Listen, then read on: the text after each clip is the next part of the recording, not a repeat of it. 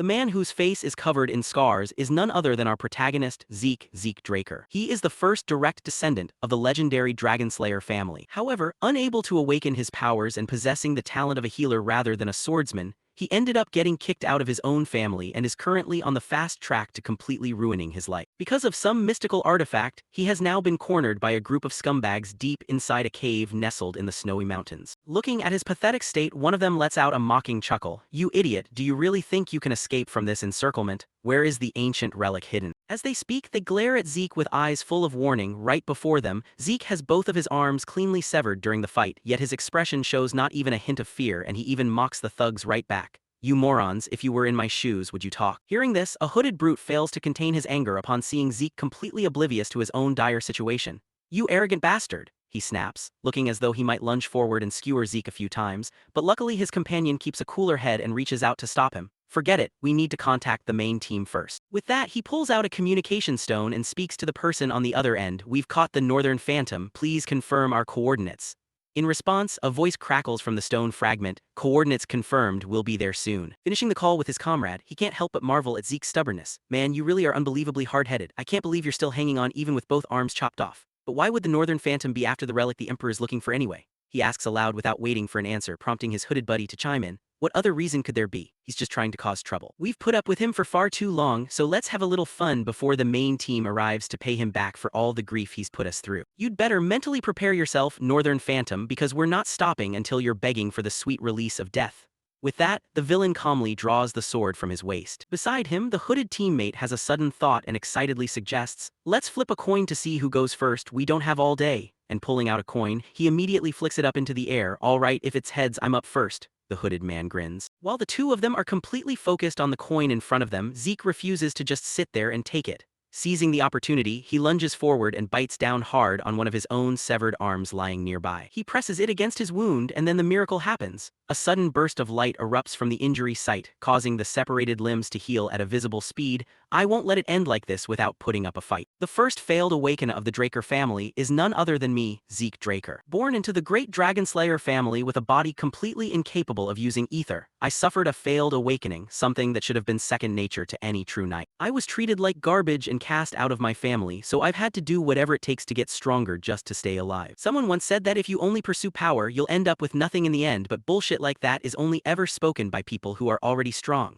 Zeke murmurs to himself internally, and the moment his right arm fully restores, he quickly snatches up a sword from the ground and dashes forward with wind-shredding speed. Oblivious to this, the two villains are still happily checking the coin toss. "Nice, it's heads."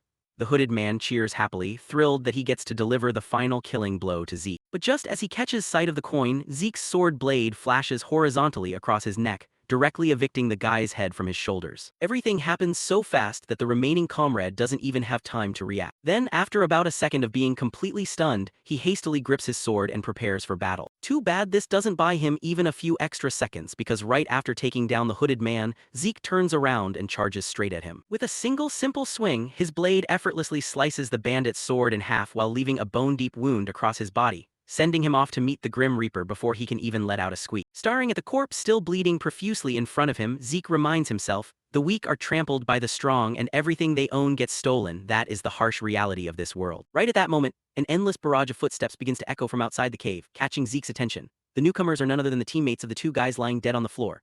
Realizing he's completely surrounded, Zeke picks up his left arm, presses it against the wound to regenerate, and clicks his tongue. "Guess I can't get out of this one." Across from him, the thugs watch Zeke reattach his arm like that and stare at each other with utter disbelief. What the hell? Did he just glue his arm back on? What a freak. Totally disgusting, but hey, he's definitely toast once we cut his head off. Murmurs begin to ripple through the crowd. Enemies meeting face to face require no polite pleasantries, and the two sides immediately crash into each other, greeting one another with exchange after exchange of flashing steel. After an unknown amount of time, the battle finally draws to a close. Scattered across the ground are the lifeless bodies of the bandits lying in pools of blood, while Zeke himself has countless swords impaled straight through his back. By this point, even with his overwhelmingly monstrous regenerative abilities, he knows he has reached his absolute limit. Damn it, looks like I'm heading off to see the Grim Reaper soon. Even though I couldn't get my revenge, I managed to steal the artifact the Emperor was hunting for. I suppose I've accomplished something after all. As he thinks this, Zeke pulls a purple crystal fragment engraved with the shape of a dragon out of his pocket. Gripping the stone tightly, his trembling hand offers an apology. "I'm so sorry, Alicia." With that final thought, Zeke's eyes slowly close as if preparing to bid farewell to this world for good. At the exact same time, blood flows down from his forehead over the tip of his nose and drips straight onto the stone.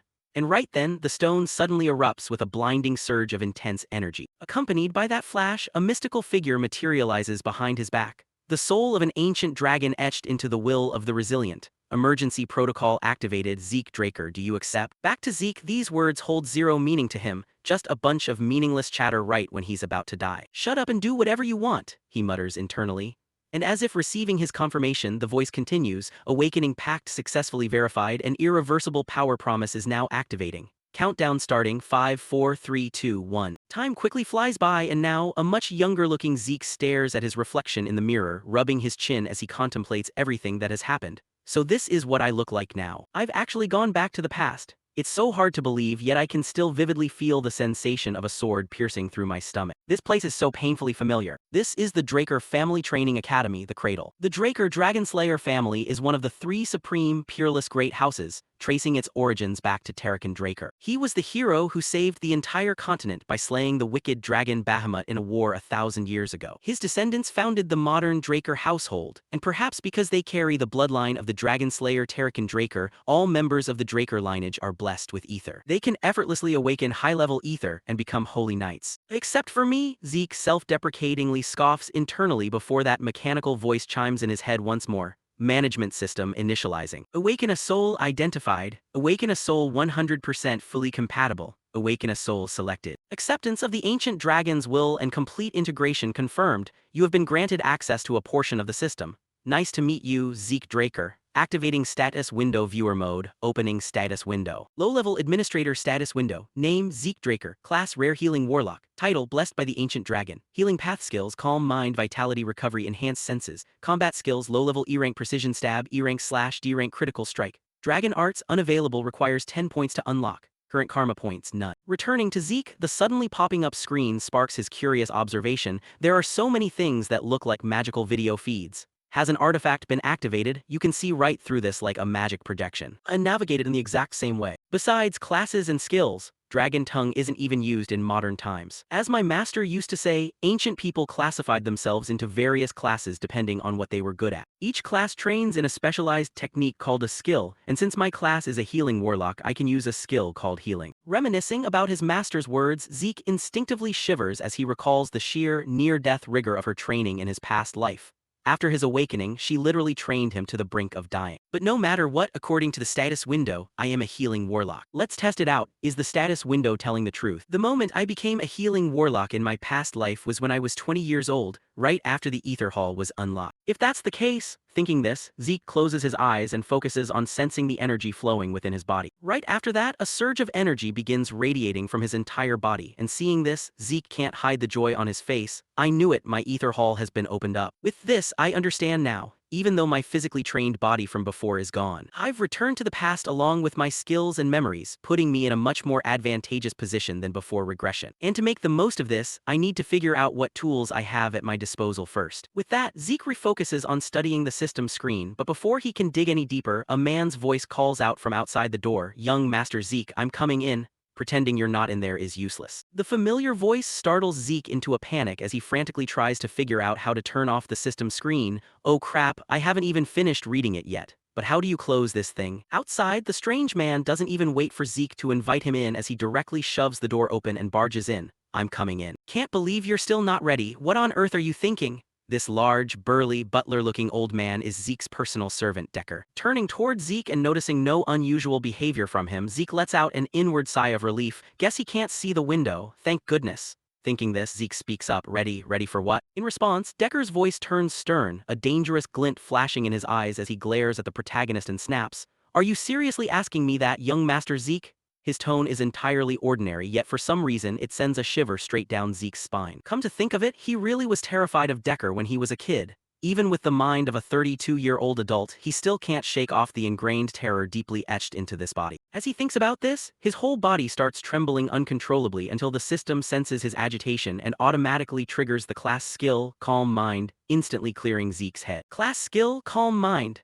The user's psychological state remains completely unfluctuated regardless of any situation, allowing them to maintain absolute composure. Back to Zeke, his anxiety vanishes in a split second. So this is a skill too? How convenient that it activates automatically. Zeke nods thoughtfully, unaware of his musings as Old Man Decker continues. I've repeated it countless times that this is a vital event. Were you even listening, young Master Zeke? In response, Zeke wears a smile. Of course, Decker. You're talking about the pancreation evaluation test, right? Speaking of this evaluation test, it stems from quite a fascinating tradition. All Draker family members must undergo a training system called the Cradle starting at age 7, spending the next 5 years enduring rigorous basic training. Instructors evaluate new students every year through swordsmanship competitions and rule-free pancration combat matches. Opponents are chosen by the instructors, though there are times when students can pick their own opponents if both parties agree. Due to the lack of rules, some matches end with severe injuries or even fatalities. But because these trials are used to determine which class students get assigned to in the academy, the kids have no choice but to fight with everything they've got. Shifting scenes to a massive arena, a group of children are gathered here to prepare for the pancration evaluation test. Up on the stage, an adult man raises his voice to address the group.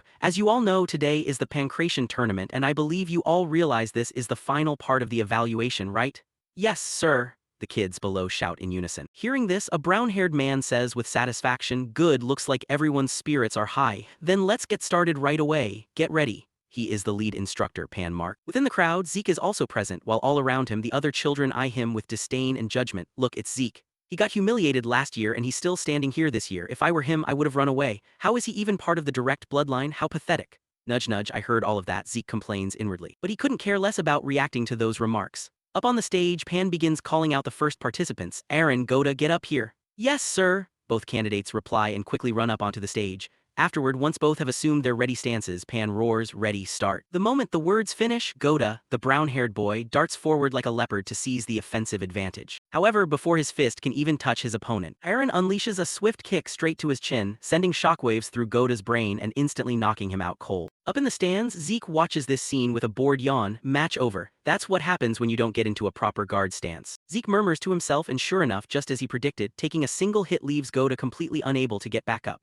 Goda cannot continue, Aaron wins, Pan announces loudly. Match after match slowly unfolds, and the more Zeke watches, the more fed up he gets. I thought I used to be terrified of this crap when I was little, but these guys are nothing. With that, he covers his mouth and lets out another huge yawn. Unbeknownst to whether he notices it or not, over in another spectator stand, a freckled kid is staring right at him with eyes full of such intense excitement that it looks like he's looking at prey, his hands trembling with anticipation. Very quickly, Zeke's turn arrives, and coincidentally, his opponent is none other than that freckled kid. Zeke, Leon, are both of you ready? Yes, sir, both reply from their respective sides. Zeke rubs his eyes in boredom upon seeing that his opponent is this pancration punk, while Leon glares at him with utter contempt. Look at you, back again. Guess you didn't get enough of my care last year, huh? His words remind Zeke of last year's tournament. When a weak Zeke had been forced to kneel and beg him to stop. I'm sorry, Leon Conrad, please spare me this time. Snapping back to reality, Zeke feels not a single ounce of worry toward him. Meh, whatever. He's always been my annual matchup anyway. I bet he pulled strings behind the scenes. His family probably feeds him some garbage logic like you have to overcome dirty tricks like this to become a true Dragonslayer. Why on earth is scum like that my cousin? In his past life, the 4 siblings of the direct bloodline never even had a chance to meet, however. There were dozens of cousins who were always ready to bully him. Thinking of this, Zeke breaks into a peculiar smile. Across from him, completely unaware of Zeke's inner thoughts, Leon continues spitting insults. I gotta hand it to you, Zeke Draker, you've got real nerve coming back here after getting beaten to a pulp last time. Or maybe you just can't learn your lesson because you're pathetic. As he speaks, the punk taps his own head mockingly. Faced with this provocation, Zeke feels a flicker of irritation inside, but it is instantly wiped away by his calm mind skill. It's been a while since I heard his stupid insults. Zeke sighs and shoots him a warning glare. Hey, I won't go easy on you if you call me that again. In response, Leon walks right up, ruffles Zeke's hair and taunts. Oh yeah? What are you gonna do about it, you pathetic little piece of shit? Hearing that, Zeke decides words are no longer worth wasting on him. In a flash, he swings his arm and lands a direct blow right across the idiot's face, sending his entire body flying through the air like a torn sack. At the same time, the system chimes in with a notification. Critical strike skill activated. D-rank critical strike inflicts critical damage on the enemy, subject to potential counterattack if the attack fails. Up ahead, Leon starts clutching his face and howling in agony like a whipped puppy. My face, he stammers out, shaking. Meanwhile, Zeke himself is slightly startled by the sheer power behind his own punch. I just meant to knock him out, but my skill triggered on a regular punch. I really still can't control my strength properly. Addressing the head instructor Pan upon seeing Zeke suddenly strike out, he questions him, "What are you doing, Zeke Draker? You attacked before I even gave the start signal." In response, Zeke sighs at the instructor's naivety. Whoever says get ready to fight on a battlefield. He who strikes first gains the upper hand, Zeke says with a cunning smile, causing Pan standing nearby to feel an invisible wave of dread wash over him. What was that feeling I just sensed? Was that bloodlust? Pan wonders to himself. Meanwhile, Leon manages to suppress his pain enough to speak up. "I'm fine, sir. Please start the match. I'm gonna rip that damn pathetic piece of trash apart." Leon snarls with a furious expression while Zeke wears a mocking smirk. "Looks like you're too stupid to ever learn your lesson." Standing nearby, seeing that the two of them are practically at each other's throats and impossible to hold back, Pan finds no reason to stop them anymore. "All right, ready? Begin." The words barely leave his lips when Leon pours strength into his legs and lunges forward at lightning speed. However, looking into Zeke's calm face ahead of him, a strange sense of dread grips his heart for some reason. What the hell? Am I actually scared because of that punch just now? But his punch didn't do enough damage. If I stay on guard, he's nothing. The one thing I need to watch out for is his left-hand counterattack. So obvious. Thinking this, Leon chuckles to himself and immediately drops low to dodge Zeke's punch. At the same time, he reaches out one hand to grab Zeke's thigh while wrapping his other hand around the protagonist's waist, shoving forward to throw him off balance. "Eat this, you pathetic bastard!" Leon roars happily as if victory is already in his grasp. But a second later, he suddenly realizes his body refuses to stand up. And when he looks back, he finds Zeke sitting a few meters away from him. What just happened? Leon demands aloud, utterly failing to process what just went down. Unlike him, lead instructor Pan, watching from the sidelines, witnessed the entire thing. And precisely because of that, he is left completely dazed. "Are you kidding me? Is this really the combat sense of a 12-year-old kid?" The moment Leon dodged Zeke's counter and tried to take him down to the mat, Pan had assumed Leon was guaranteed the win. However, Zeke struck Leon right in the chin and slipped out of his hold. It was Leon's own fault for letting his guard down the second he thought he had Zeke caught. Yet Zeke was so calm. Despite the failed counterattack, the focus and precision required to deal damage that effectively and accurately. "Is this really the Zeke Draker I know?" Pan questions inwardly, staring at the familiar yet utterly foreign figure before him. Turning back to Leon, a wave of dizziness still plagues his mind, making it impossible for him to stabilize. "Damn it, I can't do anything like this. I need to put some distance between us first." Thinking this, before Leon can even retreat, Zeke dashes forward and delivers a powerful hook kick straight into the guy's thigh, sending his entire body buckling downward slightly. What the hell? He's so small, how is he hitting this hard? Leon gasps in shock internally. Regaining his footing, he throws a punch straight at Zeke's face. "You little piece of trash, how dare you." As he strikes, Leon thinks with absolute confidence, "All right, this time I've got my strength under control." Across from him, Zeke activates his enhanced senses skill, temporarily boosting all of his perceptions. Through his eyes, Leon's incoming punch suddenly slows down to an absolute crawl. Ah, what a nostalgic feeling. "Now that I'm used to controlling my ether, time to end this match." Thinking this, he effortlessly blocks the punch. But he's not done yet. Immediately after, Zeke grabs both of Leon's arms and executes a shoulder throw. The throw is so violently forceful that when Leon's body slams into the stone floor, it shatters the pavement into countless fragments. Yet Zeke has no intention of stopping there. Right after, he activates his precision stab skill. Precision stab is a skill that strikes an enemy's weak point to deal critical damage. In that instant, Zeke's elbow strikes dead center against the idiot's sternum, causing the guy's bone structure to fracture into a web of cracks. Then Zeke sits right up on top of him and raises his fist high. "Even an idiot like you ought to be able to learn a lesson from this, right? Let's find out." Sweating a little really clears the head. "Now I can recognize who's who around here." "Stop rubbernecking. If you've got something to say, get down here," Zeke says, sweeping his gaze across the other weaklings up above with a deeply provocative look. In response to his taunt, a kid with reddish-brown hair speaks up arrogantly. "Zeke Draker, I choose you as my pancration opponent. Like you said, I've got something to say." Hearing this voice, the protagonist turns his attention to him and recognizes him as Jakin Vardek, yet another cousin of his. Thinking this, Zeke casually accepts. "Fine by me, but just you is gonna be boring." "Liam Stone, you join in too." Zeke stares hard at the bulky guy standing right behind Jakin. That guy is Jakin's personal servant. "I figure this makes the match actually fair." With that, Zeke breaks into a contemptuous smile, making Jakin grind his teeth so hard they squeak audibly. "Did you just insult me?" he asks through clenched teeth, only to be met with an impossibly cute expression from Zeke. "Yep, sure did, you idiot." He replies in a bubbly, cheerful tone which only serves to drive Liam absolutely insane with rage. "Zeke Draker, I swear I'm going to kill you." Jakin mutters to himself internally. Shortly after, both of them step down onto the combat stage. Before the match starts, lead instructor Pan anxiously reminds Zeke, "Don't do anything before I give the signal, Zeke Draker." Yeah, Zeke nods in agreement, while intensely observing the burly guy in front of him. How interesting to run into him here. Liam the Mercenary King. Even in his past life as Jaken's servant, he had participated in the Cradle and the Academy. But being a distant relative, his education had been neglected, leading him to beg for advanced studies at the Valhalla Academy. However, he eventually joined a knighthood in a small country called Baranal, and following Baranal's collapse, he ultimately ended up as a mercenary wandering around seeking power during the chaotic era. And after a long time as a mercenary, he became a red-robed knight and founded his own stone mercenary army, uniting the three largest mercenary guilds and quickly earning the title of the Mercenary King. Being hired by the Empire, Liam's stone mercenary army participated in the Continental War and fought alongside the Northerners who faced Liam as an enemy. Zeke muttered internally, completely unaware of these thoughts running through Zeke's mind. Seeing that both sides were ready, Pan spoke up to kick things off. The moment the words left his mouth, that guy Jaken launched a sudden, lightning-fast attack, his punch packing so much power that it actually made the air crack with a loud bang. However, this punch still wasn't enough to give Zeke any trouble as his fist was caught cleanly in Zeke's hand.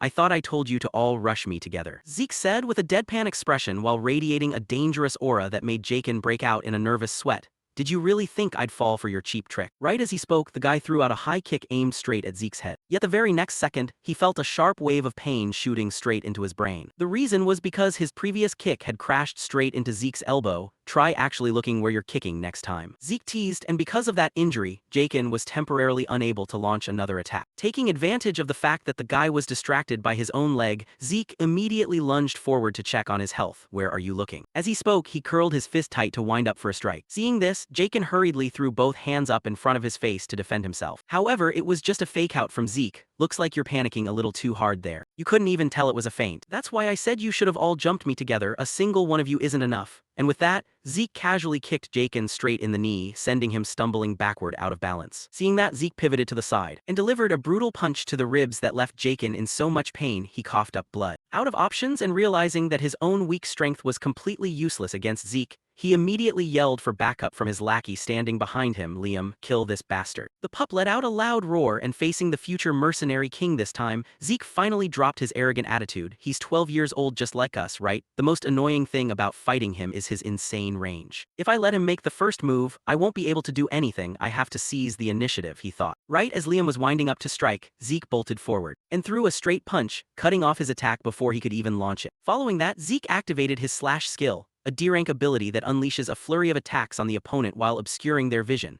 And right then, countless purple afterimages of Zeke suddenly split off, raining continuous attacks on Liam from every direction and leaving him with no choice but to curl up and defend. Seeing this scene, the expressions of the watching students slowly shifted. "Are you kidding me? What even is that?" they murmured in a daze. Out of the entire crowd, only Instructor Pan recognized the technique. "That's right, you guys must be surprised since this is something you've never seen before. It's the Northern Fist fighting technique from the Central Lands, but in a place where swordsmanship rules supreme like this. How on earth does Zeke know it?" Back to the main character, throwing attacks back-to-back placed a heavy burden on his body, and right now he was starting to curse his own trashy body. "Damn it. My body was garbage when I was little. Just doing this much makes everything hurt all over." But setting that aside, that guy's monster-like physique is the real problem. No counterattacks, no dodging, he's just holding his stance and taking everything head-on. He's even more relentless than when he was the Mercenary King, and my body is almost reaching its limit. Now I finally see just how strong his body really is. Even so, I'm going to punch right through his guard and take him down. Thinking this,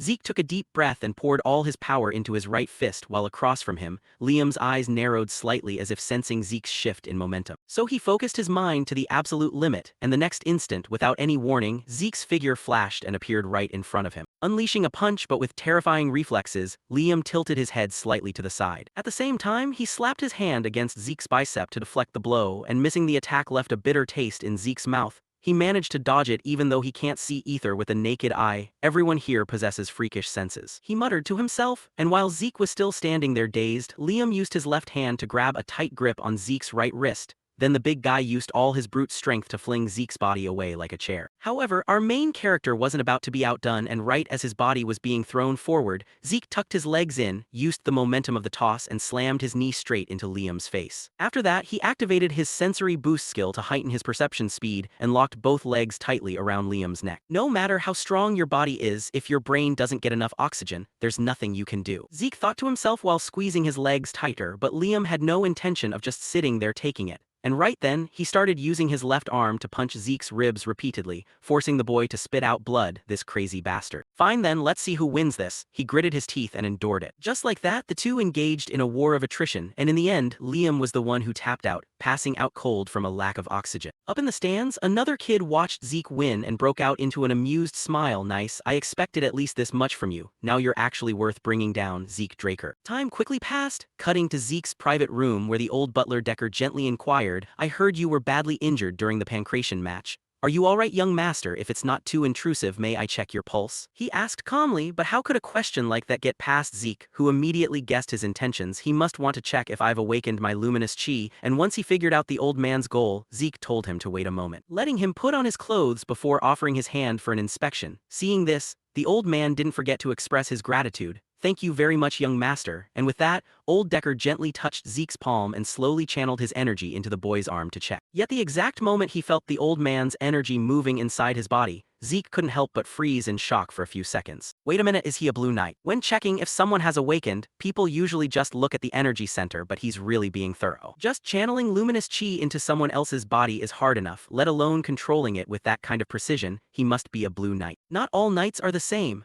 They are categorized based on their martial might and proficiency in operating luminous chi. White swordsmen are the basic rank. Most kids who haven't gone through the blessing ceremony are white swordsmen, followed by yellow swordsmen, which is the level you reach when you awaken luminous chi and open your energy center, and all trainees at the cradle become yellow swordsmen after the blessing ceremony. While once you learn to manipulate luminous chi at will, you earn the title of knight. Purple knights are at the level where you can reinforce your blade with luminous chi. Blue knights are the level where you can manifest blades of luminous chi. And the realm of transcendent beings, which was the absolute limit that the mercenary King Liam reached back then. And what I achieved before my reincarnation was the red knight. There's also the black knight, but there are only a handful of monsters like that across the entire continent. So how on earth did someone strong enough to be a commander end up playing caretaker for me? No, more importantly, there's no way he could detect my ether. Only 2 people in the entire world can use it. Zeke muttered internally, and just as he predicted, after a moment of inspection, old Decker still didn't find anything and had to stop his probing, though his instincts still whispered to him that Zeke was hiding something, young master. Is there something you're keeping from me? He asked, staring intently at Zeke with a sharp gaze. Hearing this,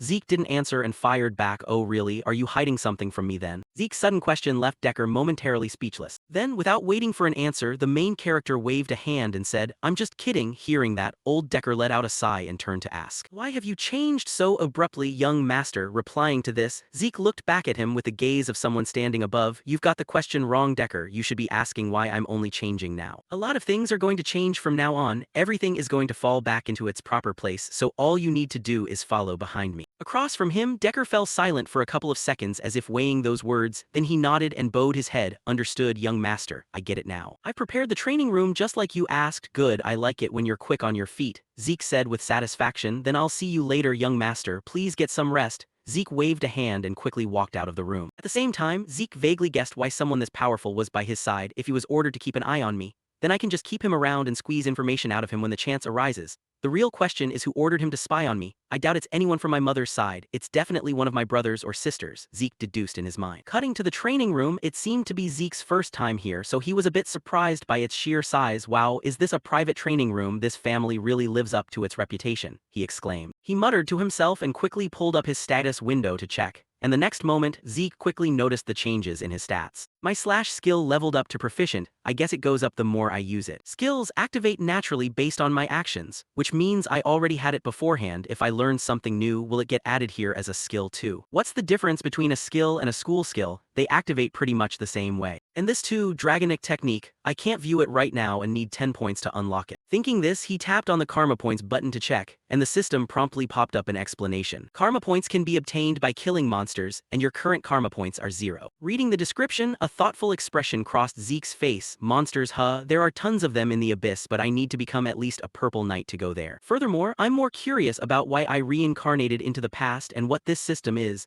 These skills and classes tell me for sure that it's tied to that ancient treasure. But I currently have way too little information. The more he thought about it, the more curious Zeke felt. Yet since he couldn't come up with any answers right now, Zeke decided to throw the issue to the back of his mind and figure it out later. Phew, whatever. As long as it helps me get stronger, I'll use it whether it's the system I'm running or a Draker family asset, he muttered, forcing himself to lift a sword in front of him. But his whole body shook uncontrollably just from the weight of it. Next, while lifting the sword, Zeke reviewed his training knowledge from his past life. There are two known powers in this world: the luminous chi of knights and the mana of mages. Knights cultivate luminous chi inside their energy centers, while mages circulate mana through magic circles. These two powers sit at opposite extremes, so once you awaken one, you can't awaken the other. However, I was unlucky enough to be unable to awaken either an energy center or a magic circle, so I was cast out by my family and met my master during my wandering days. He taught me a lot of things, but the most useful thing he taught me was healing skills and the ether chamber, and through the ether chamber developed by my master, I gained the ability to use nature's energy, ether. My master and I were the only #1 users of it in the entire world, he thought, swinging his sword frantically to train. Time flew by, and 2 hours later, Zeke was dog-tired, panting heavily, practicing for just 2 hours, and I feel like I'm about to pass out, though I guess it's fine. As he spoke, he tried to prop his collapsing body up with his sword and to shake off his exhaustion. Zeke immediately activated his healing skill to restore his vitality, making his tired body instantly feel as fresh as new. Healing is an ultra-rare skill that I didn't even know existed until I met my master. If I use it in front of people, they'll think I'm a freak. That's why I couldn't use it during the fight with Liam. I have to quickly heal myself the second I get back to my room. Now that I've recovered, let's keep going, he said, diving right back into training. Time quickly passed until evening when Zeke finally stopped because his stomach started growling for food.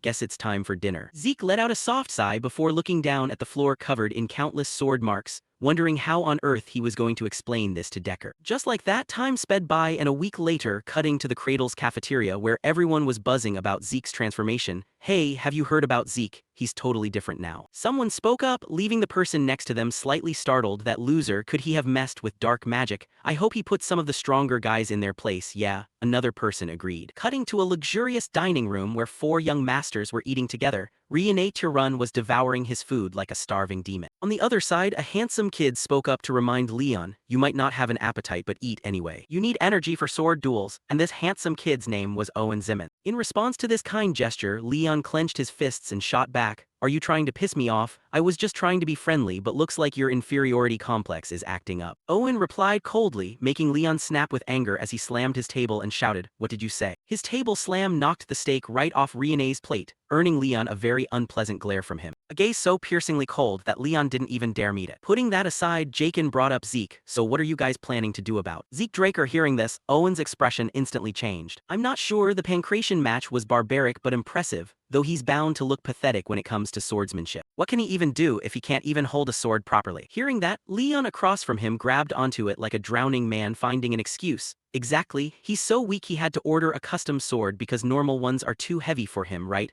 There's no way I could lose to a lowlife like that. I'm sure anyone who watched knows, he only beat me in pancration because of pure luck. Speaking of Riene, seeing these weaklings constantly making excuses for their failures, he stood straight up from his chair. Pure luck. If you actually believe that, you guys don't deserve to become knights of the Draker family. With that, too disgusted to sit with them any longer, he immediately left the dining table. A sword fight, unlike pancration, swordsmanship is used, and it's the cause of most accidents in the Cradle, which is also where the skill gap between students is put on full display. And 1 month after the current exams, the blessing ceremony will take place, the event where members of the Draker family awaken their luminous chi. Cutting to the training arena, head instructor Pan called out, Zeke, step forward. Hearing this, Zeke stepped forward carrying an absurdly long sword, and the weapon in his hand drew weird looks from everyone. What is up with that ridiculously long sword? Does he think using a big sword makes him stronger? Murmurs began to ripple through the stands, and across from him, Zeke's opponent was none other than the girl Riene. Zeke Draker, I choose you as my opponent, she said with a fierce fighting spirit. While Zeke wasn't afraid of anyone, he locked in right away. Sounds good, I accept your challenge, and with that, he pointed his sword straight at his opponent's face. Hearing this, Riene calmly drew her sword while trying to gauge Zeke's strength. He's holding a two-handed sword so effortlessly. Facing him now, I can tell this isn't the Zeke I knew, the guy who could barely hold a sword anymore. Could he have grown up? His luminous chi. The more she thought about it, the more uneasy Riene felt. Then quickly gritting her teeth, she reminded herself, what am I even saying? I can't let him intimidate me before the fight even starts. I gladly accept. And back to Zeke, despite making such a confident declaration earlier. He actually didn't find it as easy in his heart, just like I've always done, but dueling the Thunder Knight is going to be pretty tense. Riene Tirun, also known as the Thunder Knight, she's one of the knights who made a name for herself during the Continental War and is recognized as one of the strongest in the next generation of the Draker family. Since she was one of the few who awakened luminous chi before entering the blessing ceremony, she must have awakened it a few years ahead of schedule. But she didn't use it in the cradle, claiming she wanted to improve her fundamentals, Zeke thought to himself, and right after, head instructor Pan saw that both had settled into their stances and shouted, "Begin." The sound barely faded when Riene's body flashed like lightning, thrusting her sword straight at Zeke. Yet the attack was casually parried aside by Zeke using the sword in his hand. Seeing this, Riene immediately stepped back to create distance. Then she used her speed advantage to circle around behind Zeke's back and delivered another powerful sword thrust. Yet this attack was still blocked when Zeke raised his sword horizontally, though its impact was no joke since Zeke was nearly blown out of the arena after taking the blow. "She's better than I expected," Zeke praised inwardly, while Riene didn't even give Zeke a chance to think, launching a flurry of relentless attacks. Up in the stands, the idiot Leon, completely oblivious to both of their strengths, bellowed at the top of his lungs, "Stop playing around with him, Riene, finish him in one hit." Hearing this, Jakin next to him reluctantly tried to explain it to this pig-headed fool. "Are you an idiot? Does it look like Riene is playing around with him?" Back to Riene's perspective, while unleashing strikes to pin Zeke down, she was calculating how to break through his defense. "Even though it's tight, I can still feel the openings. Yet no matter how fast I try to capitalize on them, his sword meets mine as if negating all my effort. And right after that, another opening appears. Right, this feels just like a training match meant to teach me." The more she thought about it, the more suspicious Riene felt about her own senses. And then, after another clash of swords, Riene's body was pushed backward as the two temporarily paused their offensive rhythm, because Riene's face was dripping with sweat from having to attack continuously. Meanwhile, our main character didn't even break a single drop of sweat. In fact, he even felt a little bored. So this is how the Thunder Knight fights back while in the cradle. Her swordsmanship is so straightforward, as expected of someone obsessed with basics,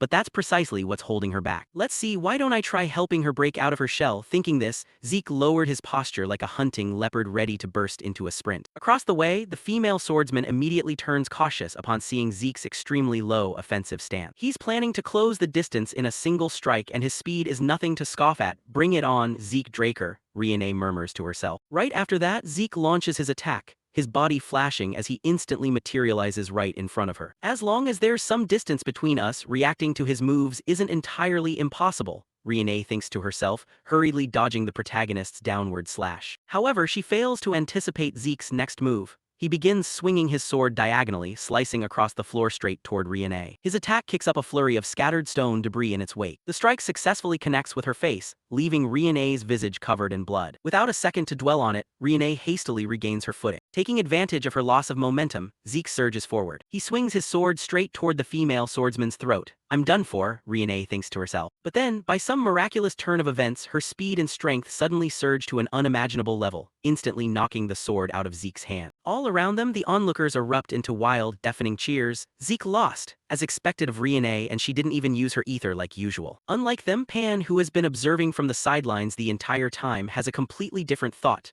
No, the students don't realize it. But when Zeke's attack closed in on Riene, she used the absolute bare minimum amount of ether, a fraction so small it was nearly undetectable. Riene, who had promised never to use ether until officially entering the academy, was forced into it by him. Pan thinks with a blank, stunned expression as he looks at Riene while nearby. Zeke seizes the opportunity while she is off guard and charges in to attack without a single moment of hesitation. "What are you doing? The match isn't over yet." With that, Zeke unleashes a strike aimed straight at Riene's throat. It immediately draws blood, forcing her to drop to her knees in front of him. Up in the stands, the crowd reacts to his actions with a barrage of condemnation. "This is supposed to be a swordsmanship duel. We won't stand for such cowardly attacks." That's right, a knight abandoning his sword. This is Riene's victory. "You don't have what it takes to be a knight. What a disgrace." Jeers begin to echo from all around, though. Zeke couldn't care less about the criticism. As far as he's concerned, a win is a win. Across from him, after a few moments of rest, Riene forces her battered body to stand back up, prompting Zeke to ask, "Do you want to keep going?" Hearing this, a wave of inner turmoil washes over her. "I haven't lost yet. He only managed to hit me because I let my guard down. Let's be real. If he hadn't been fighting barehanded and had actually used a dagger, I wouldn't even have a chance to stand here right now." Thinking this, despite feeling deeply resentful, Riene speaks up to concede, "I lose." The moment her concession drops, the entire spectator stand plunges into dead silence. Acting as the referee, Pan quickly steps up to announce the result. "Today's winner is Zeke Draker." Zeke Draker, the very same person who was being called human trash just days ago, has secured a victory against one of the most talented prodigies of a prestigious family. Shifting scenes elsewhere, within a ruined castle, countless soldier corpses lie scattered everywhere, bearing the grim aftermath of a recent monster swarm attack. While others busy themselves cleaning up the debris, two men sit inside a room drinking tea. The dark-haired man gazes at his companion with a deeply distressed expression. Abel, how can you possibly sit here drinking tea in a situation like this? Zeke, they're saying the bastard beat Riene, Abel says casually, glancing at a letter resting on the table. In response to his remark, the man named Abel gently shakes his head. William, you're always making such a big deal out of everything. How much longer until the blessing ceremony? We still have time until the next full moon. William replies, well, I suppose now is as good a time as any to pay the main estate a visit. Abel says calmly as he walks toward the door, his words causing William to startle slightly. What? You're planning to go there in person? It's piqued my curiosity. I'm interested to see what kind of awakening our youngest brother went through, Abel finishes, his gaze turning cold as he looks out the window. Back to Zeke, although his victory sent shockwaves through the entire cradle, he simply returned to his quarters and resumed his grueling training as time quickly marched on. A month later, on the day of the blessing ceremony, Zeke is still entirely consumed by his training, though the more he practices, the more perplexed he feels. I honestly don't get how my past self managed to become a Crimson Knight with this kind of body. Open status window, he mutters, and the information screen instantly materializes before him. After a month of non-stop training, Zeke's skills have improved significantly. Precision stab has reached mastery level, critical strike is now at expert level, and agile footwork has also hit expert level. Scanning the descriptions on the screen, Zeke feels a fair amount of satisfaction. Just as expected, one of my skill masteries has surpassed the proficient tier. Skill ranks and masteries reset. I even managed to raise the mastery of agile footwork, a skill I acquired during combat. Just as he thinks this, a sudden knock echoes from outside, and without even turning his head, Zeke instantly recognizes the visitor. Decker, what do you want? He calls out, and the old man has indeed come to remind him about the blessing ceremony. We depart in 2 hours, Decker states calmly.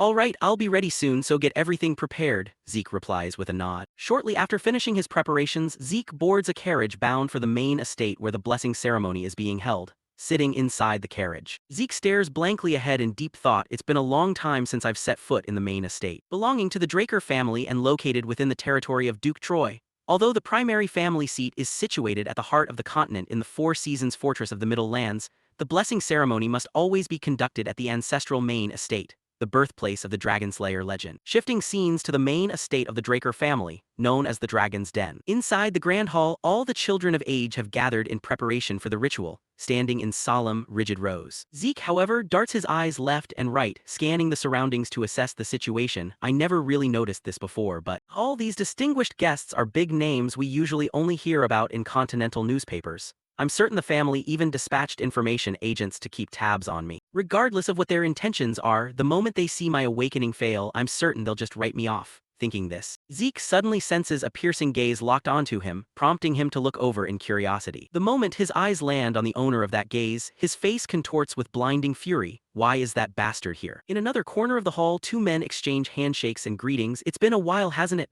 Haha, indeed it has, Abel replies. Seeing this, the man opposite him asks with mild curiosity, so what brings you to this blessing ceremony? Did someone in this batch catch your eye? In response, Abel immediately waves a hand in denial. Nah, I've got other reasons. Just so happens that my lovely little younger brother is here too, Abel says, casting a sidelong glance toward Zeke in the distance. The second son of the Draker family, the Lion's Sword, Abel Draker. Returning to Zeke, despite boiling with rage at the sight of his nemesis, he aggressively reminds himself to stay calm given the current circumstances. The Executioner Knight, Abel, calm down, I can't do anything to him right now. In his past life, Abel never once came to watch him during the blessing ceremony. Has my action changed the future? If that's the case, this might just be an opening for him. Thinking this, Zeke's hand clenches so tightly it begins to tremble. Unaware of his inner turmoil, the voice of the ceremony's host rings out. All right, we will now commence the blessing ceremony. Aaron, step forward. Yes, sir, Aaron replies, quickly stepping up to the towering knight statue holding a massive greatsword. Standing right in front of the statue is a giant chalice filled to the brim with water.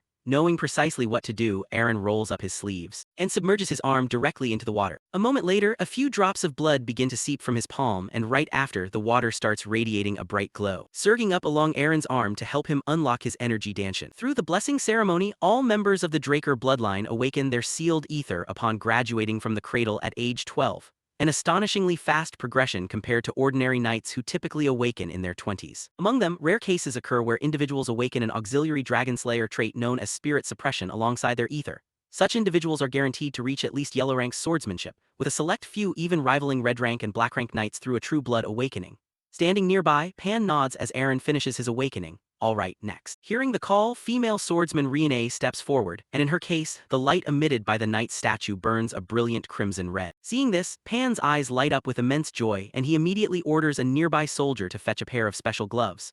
To explain this, due to spirit suppression, individuals with this trait are strictly required to wear specialized gloves crafted by their family. Otherwise, they are entirely incapable of leading a normal life. Once an individual proves themselves to be a descendant of the true blood, they are granted the prestigious Draker surname, alongside unimaginable backing and countless privileges from the family. Thus, the children step up one by one to awaken their ether, until the protagonist's turn finally arrives. Because he is a direct descendant, everyone is watching with bated breath to see what kind of awakening he will pull off.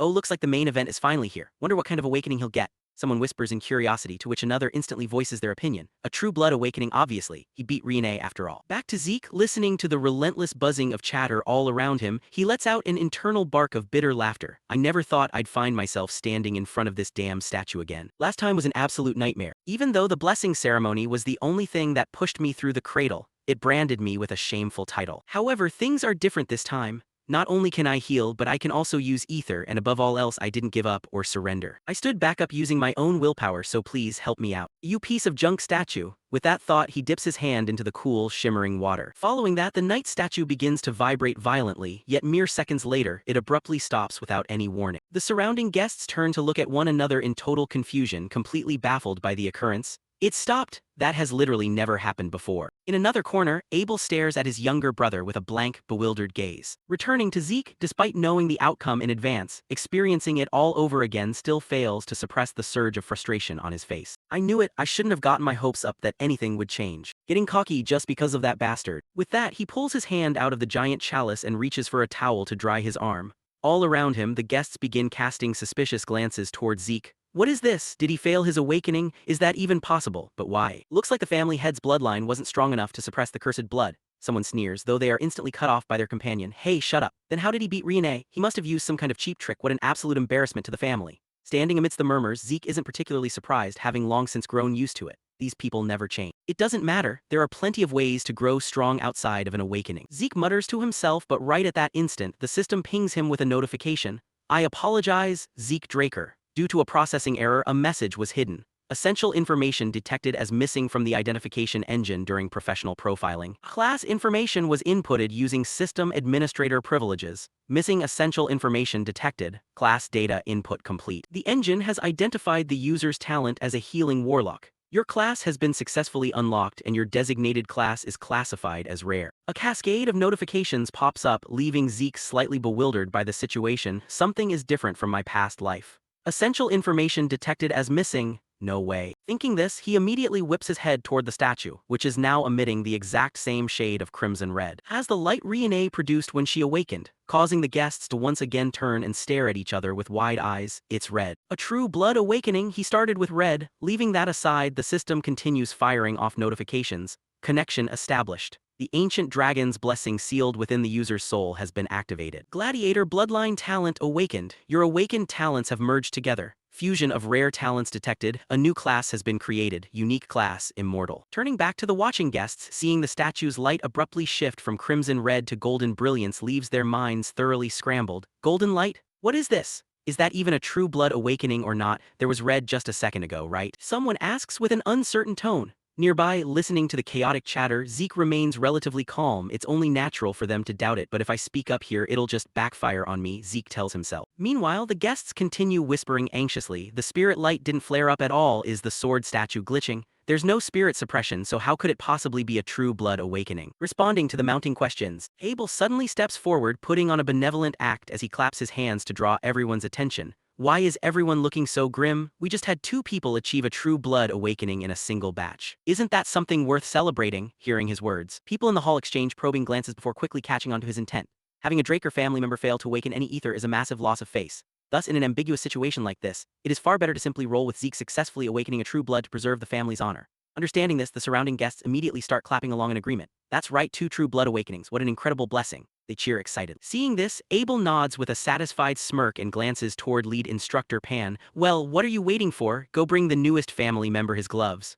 Yes, sir. Pan bows his head and hastily has a pair of gloves fetched and tossed to Zeke. Catching the gloves, the protagonist tests their weight and mutters, these are kind of heavy. With that, he quickly steps away from his spot to make room for the remaining children to undergo their awakenings. Despite having received Abel's help, Zeke only feels a creeping sense of disgust wrapping around him. Abel's intentions are blindingly obvious, but accepting help from him feels just about as pleasant as stepping in dog shit. Time flies by, and after all the children of the family finish their awakening rituals, Pan steps up to make an announcement. This concludes the blessing ceremony. A celebratory banquet will begin shortly. It's for everyone, so please enjoy yourselves. Hearing about a feast, the kids break into bright, delighted smiles, happy that their harsh lives in the cradle might finally get a slight breather. Zeke is the only one who pays it no mind, turning on his heel to walk away from the hall. A stupid banquet. There's gotta be a training room somewhere around here. Zeke mutters under his breath as he quickens his pace to search for a training room, though before he can even take a few steps, Abel's voice calls out, "Hey Zeke, the party's just getting started, where are you wandering off to?" He asks with an infinitely gentle expression, yet the protagonist feels as though he's being stared down by a venomous snake. I didn't expect him to approach me this quickly, he thinks to himself, and matching the persona of an exemplary older brother, Abel extends a hand forward to congratulate Zeke. "Congratulations on your true blood awakening." In response, Zeke forces a smile and reaches out to shake his hand. Knowing that refusing outright would instantly expose his hostility toward him, he plays along for now, just as their hands are about to touch. Zeke is suddenly struck by a painful memory from the past, causing the oppressive atmosphere around him to shift. Catching on immediately, Abel chuckles, "Haha, this is awkward." Across from him, Zeke grits his teeth internally. "Even for the sake of keeping up appearances, I can't bring myself to shake this piece of trash's hand." Returning to Abel, acting as though he is completely oblivious to Zeke's furious expression, he waves a hand dismissively. "Oh well, guess I'll just have to settle for seeing your face today. See you around, Zeke," he says, giving him a pat on the shoulder before turning and walking away. Meanwhile, the moment Abel is out of earshot, Zeke furiously wipes down his shoulder, as if trying to brush off a foul stain. "Alright, see you in hell," he grits his teeth internally. Back inside the banquet, guests continue gossiping about Zeke. Two new true bloods appeared. Yeah, that golden light from Zeke came completely out of nowhere. This is the first time something like that's ever happened, right? I honestly thought he bombed his awakening. So where did he run off to anyway? Someone wonders aloud. At that exact moment, our protagonist is safely locked inside his private room, exhaustively shedding his formal party attire. Phew, I thought I was gonna suffocate in there. Putting that aside, why am I completely fine? Every single person who undergoes a true blood awakening is supposed to suffer from spirit suppression, which acts as proof that you bear the hostility of dragons, the ultimate source of spirit energy. However, because most machinery runs on spirit energy as fuel, true bloods are universally required to wear the family's custom gloves. If I really were a true blood, I should have run into serious issues the moment I took those gloves off. Thinking this, he pulls up his status window to check his information, and sure enough, it has undergone a dramatic transformation. His class has shifted from healer to the unique class Immortal. His skills now include A-rank Rookie Spirit Reversal and A-rank Overall Buff, and his karma points currently sit at a neat 100. Staring at the data, a wave of curiosity washes over him. This is completely different from before. It's not spirit suppression, it's spirit reversal. I need to read this more carefully. Focusing his attention on the spirit reversal skill, the system quickly supplies an explanation. Spirit reversal creates a distortion field that neutralizes nearby spirit energy. Reading the description, a few pieces of the puzzle click in Zeke's mind. So spirit reversal is classified as a skill. The spirit light didn't flare up because it isn't a passive attribute. Before the ceremony, I was a rare healing warlock, but now I've become a unique immortal. Wait a minute, all the graduating students normally awaken blue-tinted ether, and only Renee awakened the red true blood. My light started out red too, but then it shifted to golden. The system mentioned that the identification engine had missing essential information. The identification engine? Does it mean that bronze statue? The moment the system injected the missing data, the stalled statue suddenly flashed red. Damn it, is that really what happened? That bronze statue doesn't determine whether you've awakened or not. It evaluates the user's innate traits and classes, red for rare classes and gold for unique ones. That bronze statue is an ancient artifact dating back even before Terrakin, the founder of the Draker family. Back then, the concept of specific classes didn't exist, so it was purely used to verify whether someone had awakened their powers. They must have mistakenly assumed that a red light, the hallmark of a rare class, was the telltale sign of a true blood awakening. Unbelievable, not a single family had ever figured this out. Well, at least I've got karma points now. Did I earn them from back then? Let's test it out. Driven by curiosity, Zeke quickly taps the confirmation button to spend his dragon art points. His balance drops from 100 down to 90 and a fresh wave of system prompts floods his vision. Dragon arts are now available for viewing. Opening Dragon Arts, Tier 1 Dragon Art Dragon's Eye, allows the user to view detailed information on a target after careful observation. Locked, requires 20 points to unlock. Tier 1 Dragon Art Dragon's Might allows the user to force enemies into submission using Ether. Locked, requires 30 points to unlock. Tier 1 Dragon Art Devour allows the user to consume and thoroughly digest anything. Locked, requires 50 points to unlock. Reviewing the skill details, Zeke murmurs to himself, weighing which ones to unlock since his current points are only enough for 2. Let's see, I have Dragon's Eye and Dragon's Might available. Better go with the reliable options over the risky ones. Thinking this, he quickly unlocks Dragon's Eye and Dragon's Might. Devour seems way too dangerous, I'll save it for later. Let's try out Dragon's Eye first. The moment the skill activates, one of Zeke's eyes instantly morphs into a golden, reptilian dragon eye. Oh man, I was expecting a lot more since it promised detailed information, but honestly, nothing even changed. Zeke said with a hint of annoyance before walking out to the balcony to take a closer look. Then the sight right in front of his eyes left Zeke astonished. Haha, this is just absurd. The statue in the middle of the garden looked as if it were right in front of him. This could actually be really useful. Zeke let out a laugh, and the next moment, the system suddenly sent him a notification prompt asking if he wanted to receive detailed information on the detected target. Looking at this, Zeke felt a bit curious and tapped the agree button, whereupon a flurry of information immediately appeared before his eyes. From the desk and chairs made of Oliver wood to the dresser crafted in the Merc Empire. Back to Zeke before he could study it much further, the light in his eyes slowly began to fade. He then felt a wave of dizziness wash over him. What's wrong, my body? Are all dragonic techniques like this? Then I won't be able to use them often, Zeke said tiredly as he slumped over the desk, but right at that moment, the healing and vitality restoration skill automatically activated, causing his fatigue to vanish instantly, though Zeke was a bit curious about it triggering on its own. What the hell? I didn't even intend to use healing. The young master muttered curiously and checked his status. And the next second, his eyes widened upon seeing the changes in his skills. Wait a second, all my school skills turned into passive abilities and their ranks went up. This is way too overpowered. Previously, healing was considered a very strong skill, but it wasn't something I could use continuously and its healing effect had limits, yet now self-healing is infinite. I've got to test this out. Thinking is doing, Zeke grabbed a fruit knife nearby and immediately slashed it across his bicep, causing blood to flow continuously from his arm. Yet just a few seconds later, the wound closed up and healed as if it had never even existed. Staring at this skill, Zeke suddenly felt like he might need to change his plans a little bit. No way, it takes 5 years to graduate from the academy. 5 years, huh? But I'll only need 2 years, Zeke let out a laugh. The Draker Academy, the greatest knight academy on the continent, where those harboring knightly ambitions are willing to pay a heavy price just to enroll,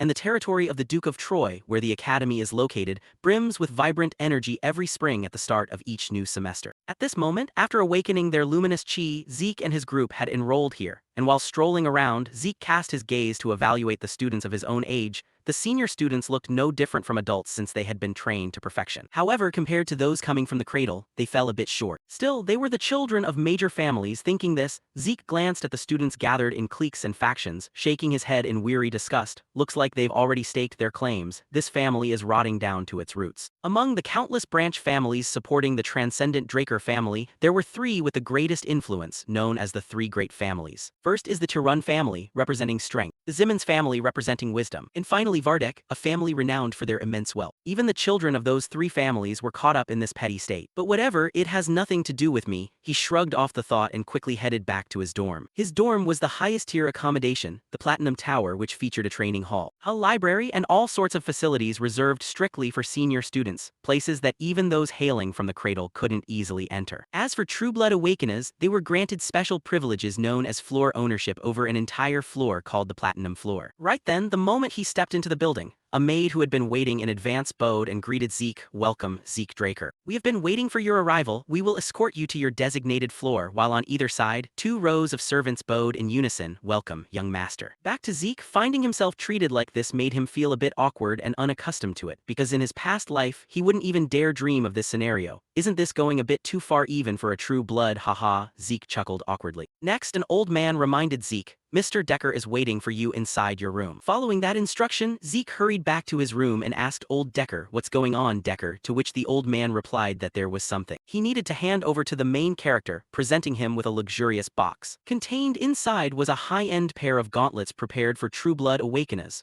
whereas the gloves he received previously after awakening were merely meant as a temporary pair. Over here, after slipping on the gauntlets and feeling the sensation they provided, Zeke nodded in satisfaction. Oh, this is on a whole different level compared to those temporary gloves. I'm glad to see you like them. Decker smiled and Zeke continued.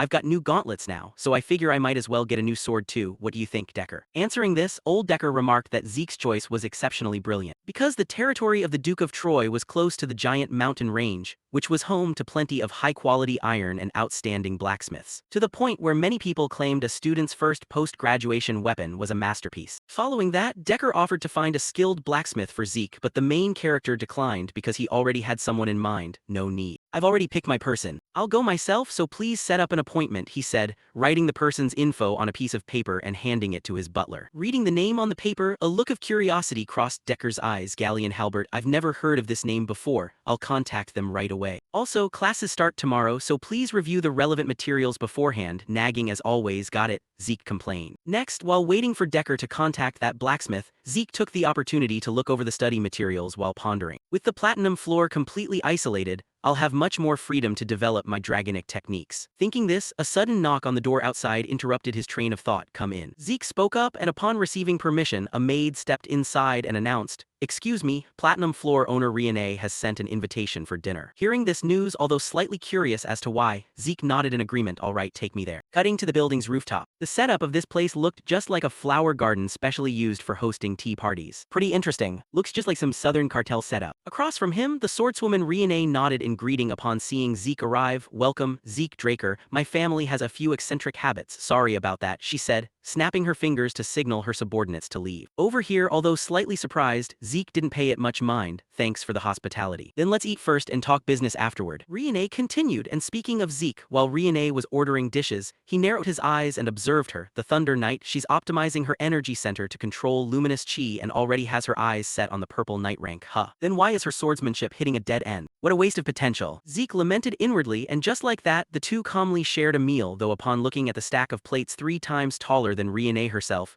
Zeke felt a genuine crisis of faith. Haha. I consider myself a big eater, but her appetite truly exceeds all my expectations, Zeke thought, looking at Riane with a strange gaze, while Riane seemed unfazed, calmly wiping her mouth with a napkin before getting straight to the point. We're done eating, so let's move on to the main topic. Accept the support of the Tirun family. Zeke Draker, hearing this, the main character's expression instantly shifted. He then offered a reminder to help Riane realize the reality of the situation. It seems you've forgotten, but both of us are true-blood awakeners. Replying to this, Riane nearly chuckled at Zeke's naivety. It looks like you misunderstand what a true-blood awakener is. It's true we receive many privileges, this platinum floor alone is enough proof of that. But we don't gain any advantages when it comes to personal growth. Centuries of academic and practical knowledge accumulated within the academy. A personal instructor to effectively elevate one's strength. Without these things, no matter how wealthy you are, you'll eventually fall behind. That's why family support is necessary. Pausing for a beat, Riane brought up a living example for Zeke to understand. Even Abel Draker, a true blood just like us,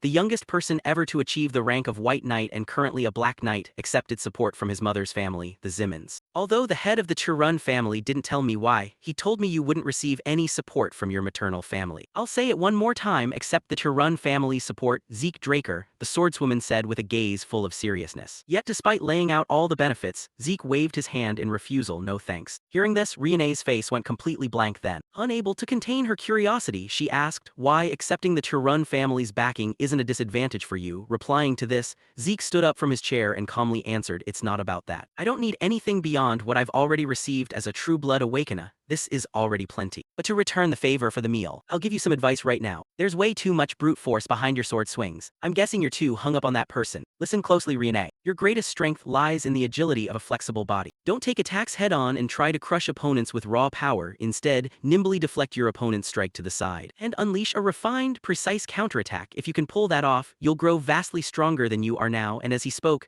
Zeke lightly waved his hand through the air, causing all the surrounding leaves to swirl into a vortex around him. Finishing this, Zeke waved goodbye to the swordswoman. Well then, thanks for the meal. Turning to Riane, upon hearing Zeke's words, her hands involuntarily clenched into fists. The Tirun family embodies strength. I'm simply following tradition. It's not because I'm hung up on anyone else. But he's right, I became obsessed with living up to the Tirun name, and as a result, that mindset unconsciously bled into my swordsmanship. He simply saw right through it. When I was little, everyone praised me as a prodigy, and no one ever gave me genuine advice. Zeke Draker, just who on earth are you? She murmured with curiosity. Back to Zeke, by now he had left the dormitory building and was strolling around the campus. All my school skills changed. Their efficiency is insane. How am I still fine after pulling an all-nighter to train? Zeke sighed. This was thanks to his infinite vitality school skill, an ability that allowed all fatigue to be rapidly offset by an endless reserve of vitality, serving as an upgraded version of the abundant vitality skill. Returning to the story, while walking around, Zeke observed the students training nearby and thought, in my past life I thought this place was hell. But now, as an official awakener, this place has become paradise. Money and power aren't everything. But nothing quite compares to this, he mused inwardly. At the same time, Owen suddenly called out to him from behind. Zeke Draker, so you're taking the special class too? Hearing someone call out,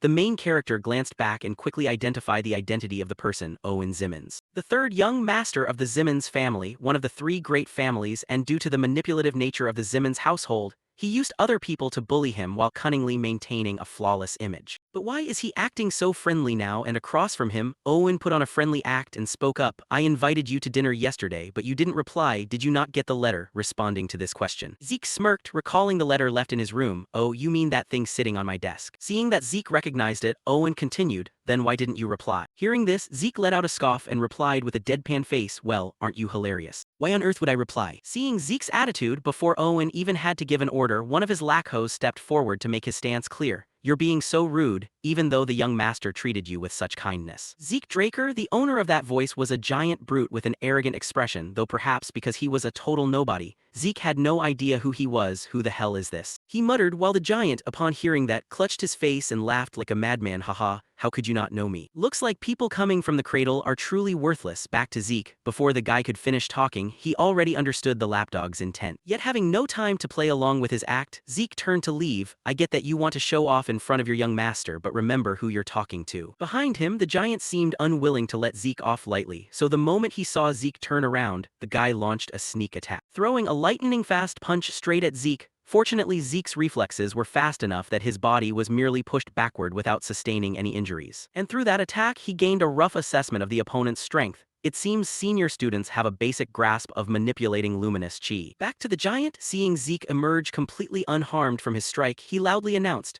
my name is Durbin Roswell, around here they call me Mighty Durbin, and on behalf of young Master Owen I'm going to teach you a lesson. He proclaimed grandly, completely oblivious to the danger enveloping him. Mighty Durbin, an unknighted student running around with a moniker. How laughable, the main character said in a mocking tone, and then his body flashed as he vanished on the spot, instantly closing the distance to Durbin. At the same time, Zeke poured all his power into his fist and unleashed a devastating mountain-shattering punch straight into the guy's gut, causing blood to spurt continuously from both the giant's nose and mouth. Next, his body was sent flying backward like a cannonball. But that wasn't the end of it. To keep these annoying flies from bothering him, Zeke glanced at all of Owen's lackeys and issued a challenge after Mighty Durbin, who's next? And challenging them, who's next after Mighty Durbin, pick already, young Master Owen. Across from him, true to Zeke's assessment, Owen, who was famous for his cunning nature, didn't show a shred of anger when his subordinate got beaten to a pulp. Instead, he calmly led his pack of lapdogs past Zeke and said, you really do love basking in the glory, Zeke Draker. Ridiculous, Zeke muttered, watching the backs of the departing group. The Draker Academy is broadly divided into two classes. There's the regular class, which teaches that if you lack talent you must overcome it through sheer effort,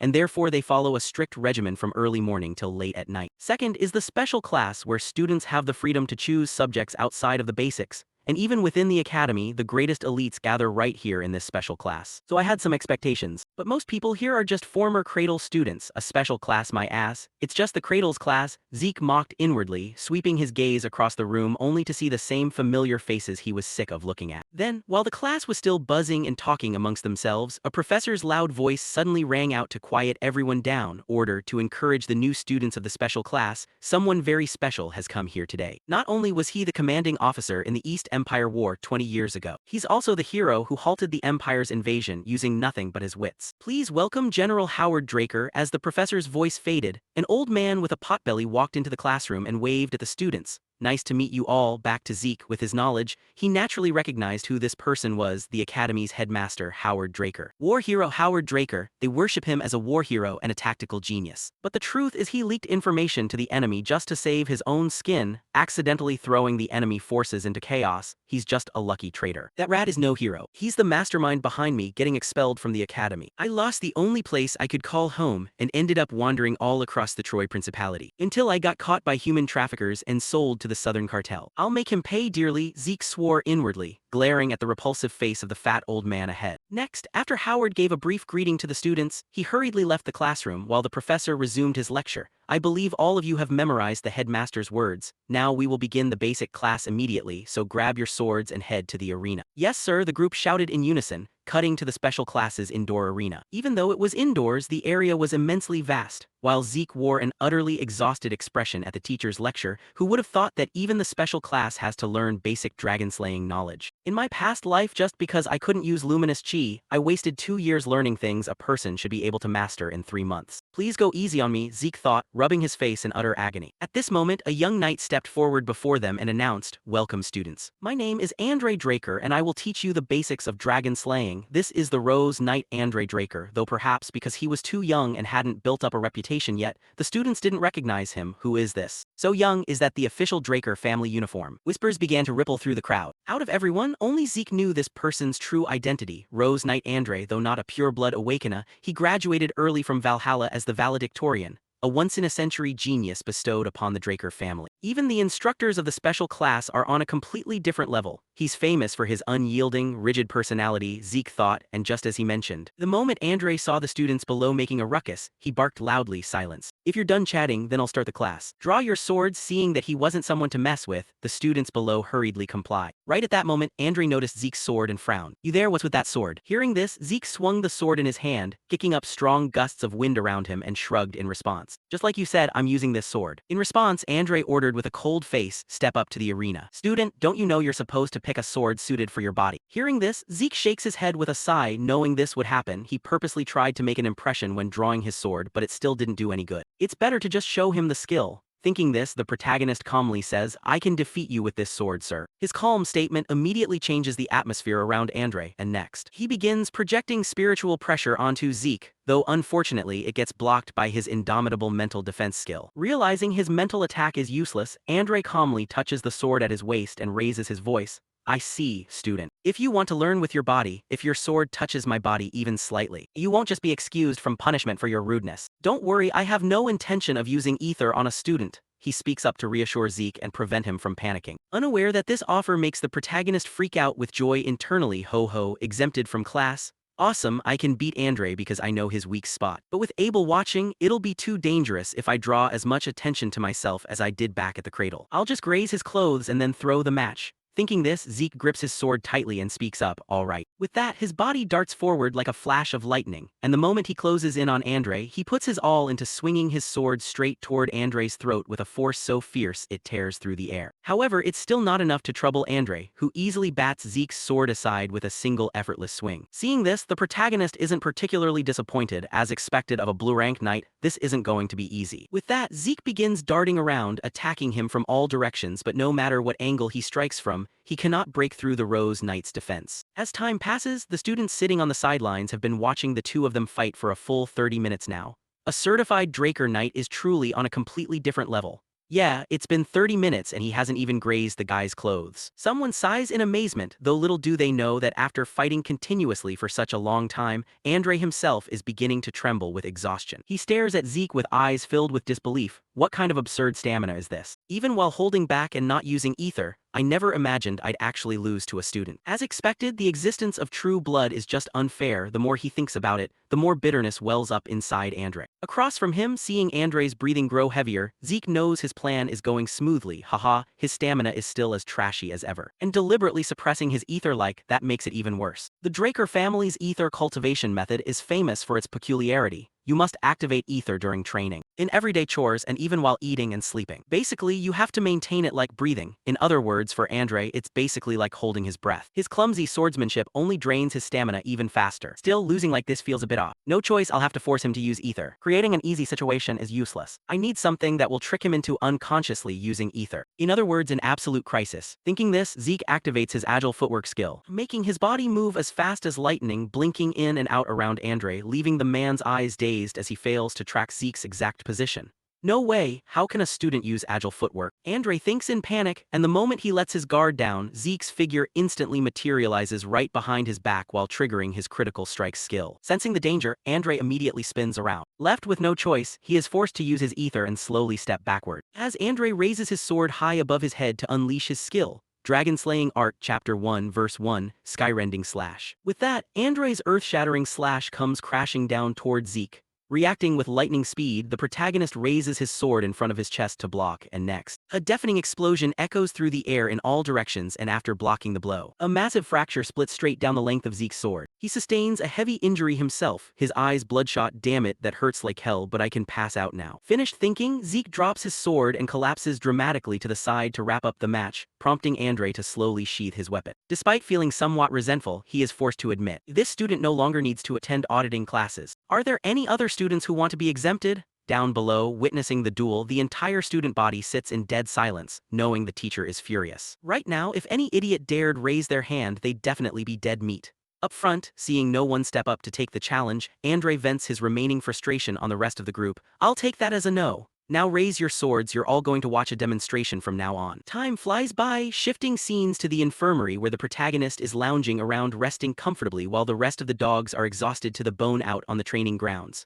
To be fair, that was a pretty good performance. Even though I didn't graze his hem, I forced Andre to use the ether he claimed he wouldn't use and acknowledge my skills. In the end, Andre got disciplined and I got some free time, so we both won. But Andre's final attack, that's the most basic move of the dragon slaying art, chapter 1 verse 1, Skyrending Slash. Since it was unleashed by a blue rank knight, the power wasn't all that special. Even so, I managed to beat a blue rank knight thanks to my physical stats and infinite healing. Still, it's not enough. To live freely, to not be restricted, I need to attain unstoppable strength, the kind of power where I don't have to bow down to anyone. Zeke murmurs inwardly. Suddenly, a reeking wave of alcohol crashes straight into his nose, followed by a voice, so you're Arthur's youngest son. Lying on the bed, Zeke is startled out of his wits to find a drunken man standing right beside him, his eyes popping wide open. What kind of freak is this? Zeke thinks as he glares warily at the intruder while the strange man looks amused. You've got the exact same eyes as that arrogant bastard Arthur. I couldn't even detect him despite reeking of booze. Not to mention calling that arrogant bastard Arthur. Does he dare address the current head of the Draker family like that? Thinking this, Zeke speaks up, who are you? Without answering his question, the red-haired man asks back, how on earth did you pull that off earlier, kid? With that, he chugs more alcohol, making Zeke feel increasingly clueless about what kind of person this is. He's totally acting on a whim, Zeke thinks before asking, what do you mean? In response, the strange man sets his bottle aside and fixes him with a sharp gaze. Playing dumb, huh? You suffered internal injuries earlier, so how did they heal up so fast? Back to Zeke, the unknown man's keen observation sends a wave of panic through him. Did he figure out my healing? I can't let myself get exposed. Nobody in the academy knows about the healing skill. Thinking this, he clenches his fists and decides to keep playing dumb. I have no idea what you're talking about. Across from him, the red-haired man isn't particularly surprised by the denial, so that's how this story goes. Without any warning whatsoever, he swings his arm to chop straight at Zeke's neck. Luckily, the protagonist always keeps his guard up around this guy, allowing him to react in time and dodge to the side. Otherwise, he probably would have been sliced clean in half just like the pillow behind him. Following that, Zeke grabs a nearby blanket and flings it straight into the guy's face to block his vision. My instincts are screaming at me, if I don't kill him, he'll kill me. Thinking this, Zeke unleashes his full power, simultaneously activating agile footwork, precision stab, and critical strike to assault his opponent. However, against his flurry of attacks, the opponent casually reaches out a hand and effortlessly grabs Zeke's sword, freezing it dead in its tracks so it can't budge even a single centimeter. The nameless man even offers Zeke a compliment. Your adaptability in a crisis is actually quite respectable. Almost like a mercenary. That hit too close to home, making Zeke scream inwardly, just what the hell kind of monster is this? Seeing his sword trapped, Zeke instantly lets go of it and smoothly steps back to create a safe distance, and then he glares warily at the intruder, questioning him, just who on earth is he? A mercenary? Does he know something about my past life? Zeke murmurs internally. Meanwhile, the red-haired guy plays around with Zeke's sword, amused, Draker dropping his sword and retreating. I think you're better suited to be a mercenary than a knight. With that, he casually flicks the sword, sending it flying back toward the protagonist, who catches it out of reflex. Still, Zeke's guard doesn't drop an inch. What's his angle? I haven't felt this kind of pressure since meeting Master, I'm certain from our brief skirmish. There is an astronomical gap between our abilities, so huge that he could easily kill me if he wanted to. He's at least a red rank knight. No, maybe even stronger. Thinking this, Zeke lowers his guard slightly because with his current strength, there's simply no way to deal with this opponent anyway. Up ahead, completely unaware of Zeke's inner thoughts, the red-haired man asks, that two-handed sword is standard issue from the cradle, right? You've got the talent for it, so why bother using a piece of junk like that? Before Zeke can answer the question, the door flies open. Stepping inside, the Rose Knight Andre recognizes the red-haired man's identity and speaks up. So you were here, Gardener Dexter. Hearing this, Zeke is struck by a wave of disbelief. Did I mishear him? That's the gardener, with that kind of power. Zeke wonders inwardly as Dexter casually picks at his ear. He complains to Andre, you stubborn pest, how'd you know I was here? You were at the training grounds earlier, Andre replies. "You're annoyingly sharp," Dexter grumbles in boredom. At the same time as Andre walks past Zeke, he coldly tells him to get lost. "If you're healed up, you can leave now, student."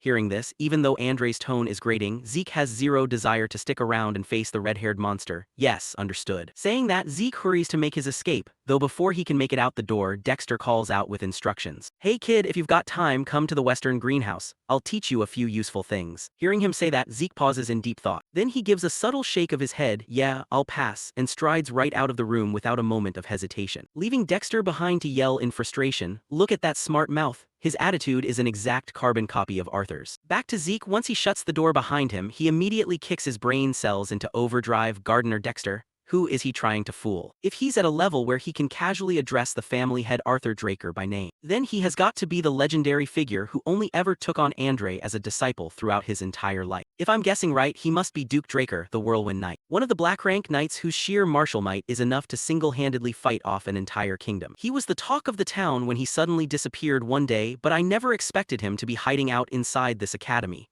No wonder Andre ended up here because of him. Duke is rumored to have a terrifyingly stubborn personality. There was even a rumor that he only achieved the Black Rank title because he just really liked the color black, though that's probably total nonsense. Right now, Duke is showing a strong interest in me, but getting ordinary tutoring just out of pure whim isn't something I'm interested in learning. If I'm going to learn anything, I want his ultimate secrets. I'm going to turn that whim of his into sheer determination. Thinking this, Zeke breaks into a cunning grin as he secretly plots how to manipulate Duke. Time flies, shifting scenes to Magic Theory class where the Academy's Magic Theory professor, Fanon, is struggling to lecture. In a situation like this, does anyone know what will happen? "No one," he asks awkwardly, glancing at the students slumped over their desks dozing off, showing zero interest in the lesson whatsoever. Fanon is forced to answer his own question, "Haha, well, when the ether formula forms due to resistance, you actually take damage," before he can finish. Zeke suddenly raises his hand with a question. "I don't understand the law of ether energy circulation you mentioned earlier." Up on the podium, seeing a student actually paying attention to his lecture makes Fanon's face light up like a flower in bloom,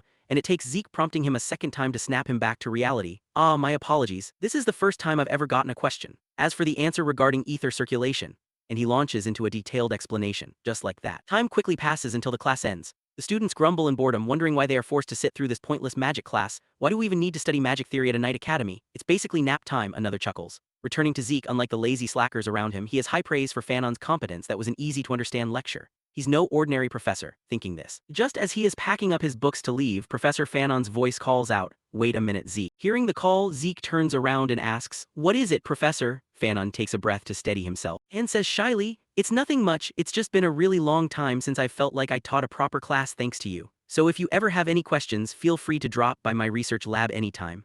I'm a scholarship alumnus from the Delphoa School of Magic, so I know a lot of things." Hearing him say that, Zeke bumps his evaluation of the man up a notch. I figured he wasn't just any ordinary mage but a graduate of Delphoa, the birthplace of magic. Thinking this, since Fanon offered, Zeke is hardly foolish enough to refuse. "Understood, Professor." He replies with a smile, counting his lucky blessings. Befriending a mage is never a bad idea. Mages are good with math and usually flexible thinkers, making them much better colleagues than knights. Fanon, let's see if he turns out to be useful, Zeke murmurs inwardly, and while he's busy pondering how to make the most of this connection, he discovers that old man Duke is already lounging on a bench looking like he's been waiting for him. He's way more impatient than I thought. It's only been about a week, right? Zeke shrugs internally while Duke spots him stepping outside and shoots him a sideways glance. "You done yet, kid? Why didn't you head over to the greenhouse? You definitely knew what I meant when I said I'd teach you useful things."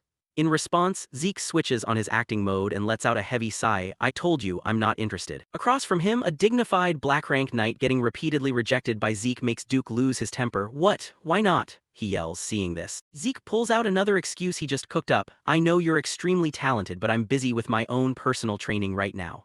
"Oh, is that so? Of course, personal training can't be neglected. You think I'd say something like that?" The words barely leave his mouth when Duke's towering physique suddenly materializes right behind Zeke's back, making the protagonist's eyes pop wide open. Before he can even react, Duke delivers a swift chop straight to the back of his neck, sending the young man's eyes rolling back as he instantly passes out cold. Time flies by, shifting scenes to the flower garden tended by Duke.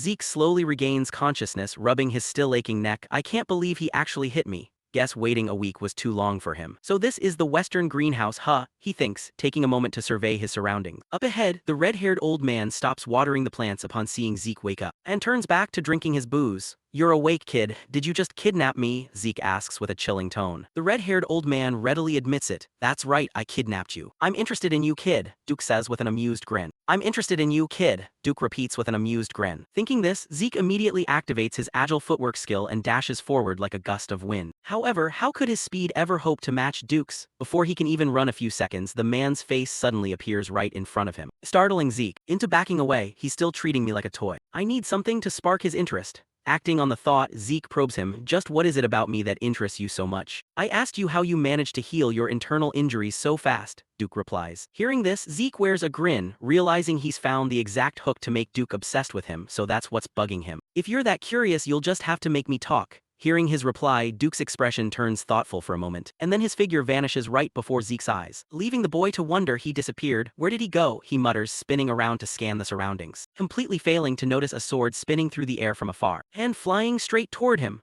Luckily, at the absolute nick of time, Zeke senses the incoming sword and frantically twists his body to the side just in time to dodge. Then Zeke grabbed his sword, turned back to ask Duke, what on earth are you doing? In response, the old uncle offered the main character a proposal. You asked me to make you answer, but that's way too easy. How about we make a bet instead? If you can even so much as graze my clothes once, I'll grant you a single wish, but if you give up during this fight, you'll have to tell me everything you're hiding, Duke said with a look like a madman. Just like that, the two locked in their wager, and time quickly passed until late afternoon. By now, the scenery inside the garden had grown hazy with dust from the clash between the two of them. After fighting for a while, even Duke muttered inwardly in disbelief, what on earth is this kid doing? It's already been 3 hours. Not only does he have great stamina and endurance, but his physical strength and wounds recover without any limits. The more he thought about it, the more baffled Duke felt, seeing that no matter how many times Zeke was knocked down, he would instantly pop back up like nothing ever happened. Turning to Zeke, though he hadn't lost yet, he still hadn't figured out a way to win either. I could keep doing this all day and still wouldn't be able to win. Thinking this, Zeke began debating whether or not he should use the Dragonic Pressure skill he had learned earlier. Dragonic Pressure felt dangerous, so he had never used it before.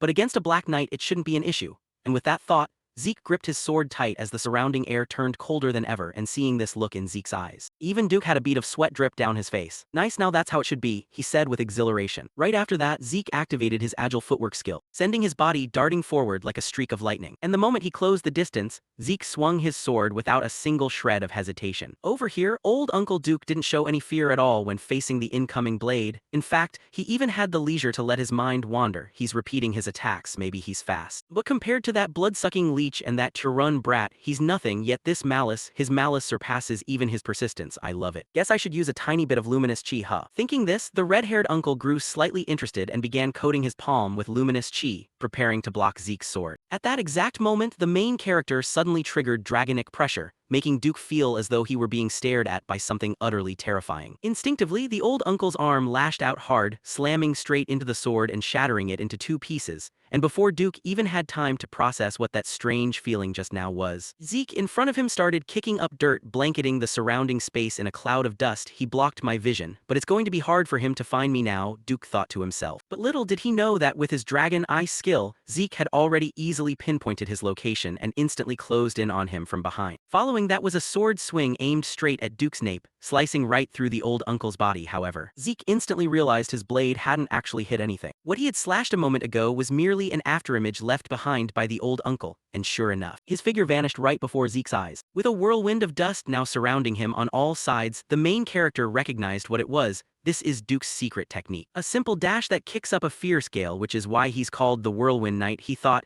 Yet even so, Zeke couldn't come up with any counter to this skill. A second later, Duke's voice suddenly rang out right behind Zeke. Hearing this, Zeke immediately slashed backward, but the old uncle's form vanished once again, suddenly appearing in front of Zeke to propose, let's call this a draw, kid. Though right as he said that, the petty uncle dealt Zeke a punch that sent his body flying backward like a cannonball. And having been pushed to this absolute limit by Duke, even his recovery skill gave up due to excessive skill usage. Your exhaustion exceeds acceptable limits. For your safety, your consciousness will be forcibly shut down while like master like servant. Damn it, Zeke muttered before his vision faded to pitch black. Time quickly passed, cutting to Zeke's private room where he woke up clutching his head. Looking around his surroundings, this is my room, did Duke carry me back? Thinking this, the main character let out a regretful sigh, damn, so close to winning. As expected of a Black Knight, I figured I did everything I possibly could, and it was still useless. I tried to make Duke let his guard down by repeating my attacks 100 times, and at the decisive moment, unleashed dragonic pressure to create an opening. On top of that, I used dragon eyes to attack him, and it still wasn't enough. The skill Duke used at the very end must have been his secret technique. Sure enough, I passed out from overusing my dragonic techniques. But even so, I managed to catch a glimpse of his secret move, that absurd high-speed movement he pulls off with a body trained to its absolute peak. That secret technique is undoubtedly what allowed Andre, despite his poor physical stamina, to reach the rank of Red Knight. It's a shame I missed the chance to learn his move, but it was still worth it. Dragonic pressure carries enough weight to rattle even a Black Knight for a split second, meaning most small fries would collapse the moment they come into contact with it. Thinking about this, Zeke was relatively satisfied with the might of his dragonic pressure, and suddenly, a notification prompt popped up before him. You have an unread message, confirmed to open. Unread message, huh?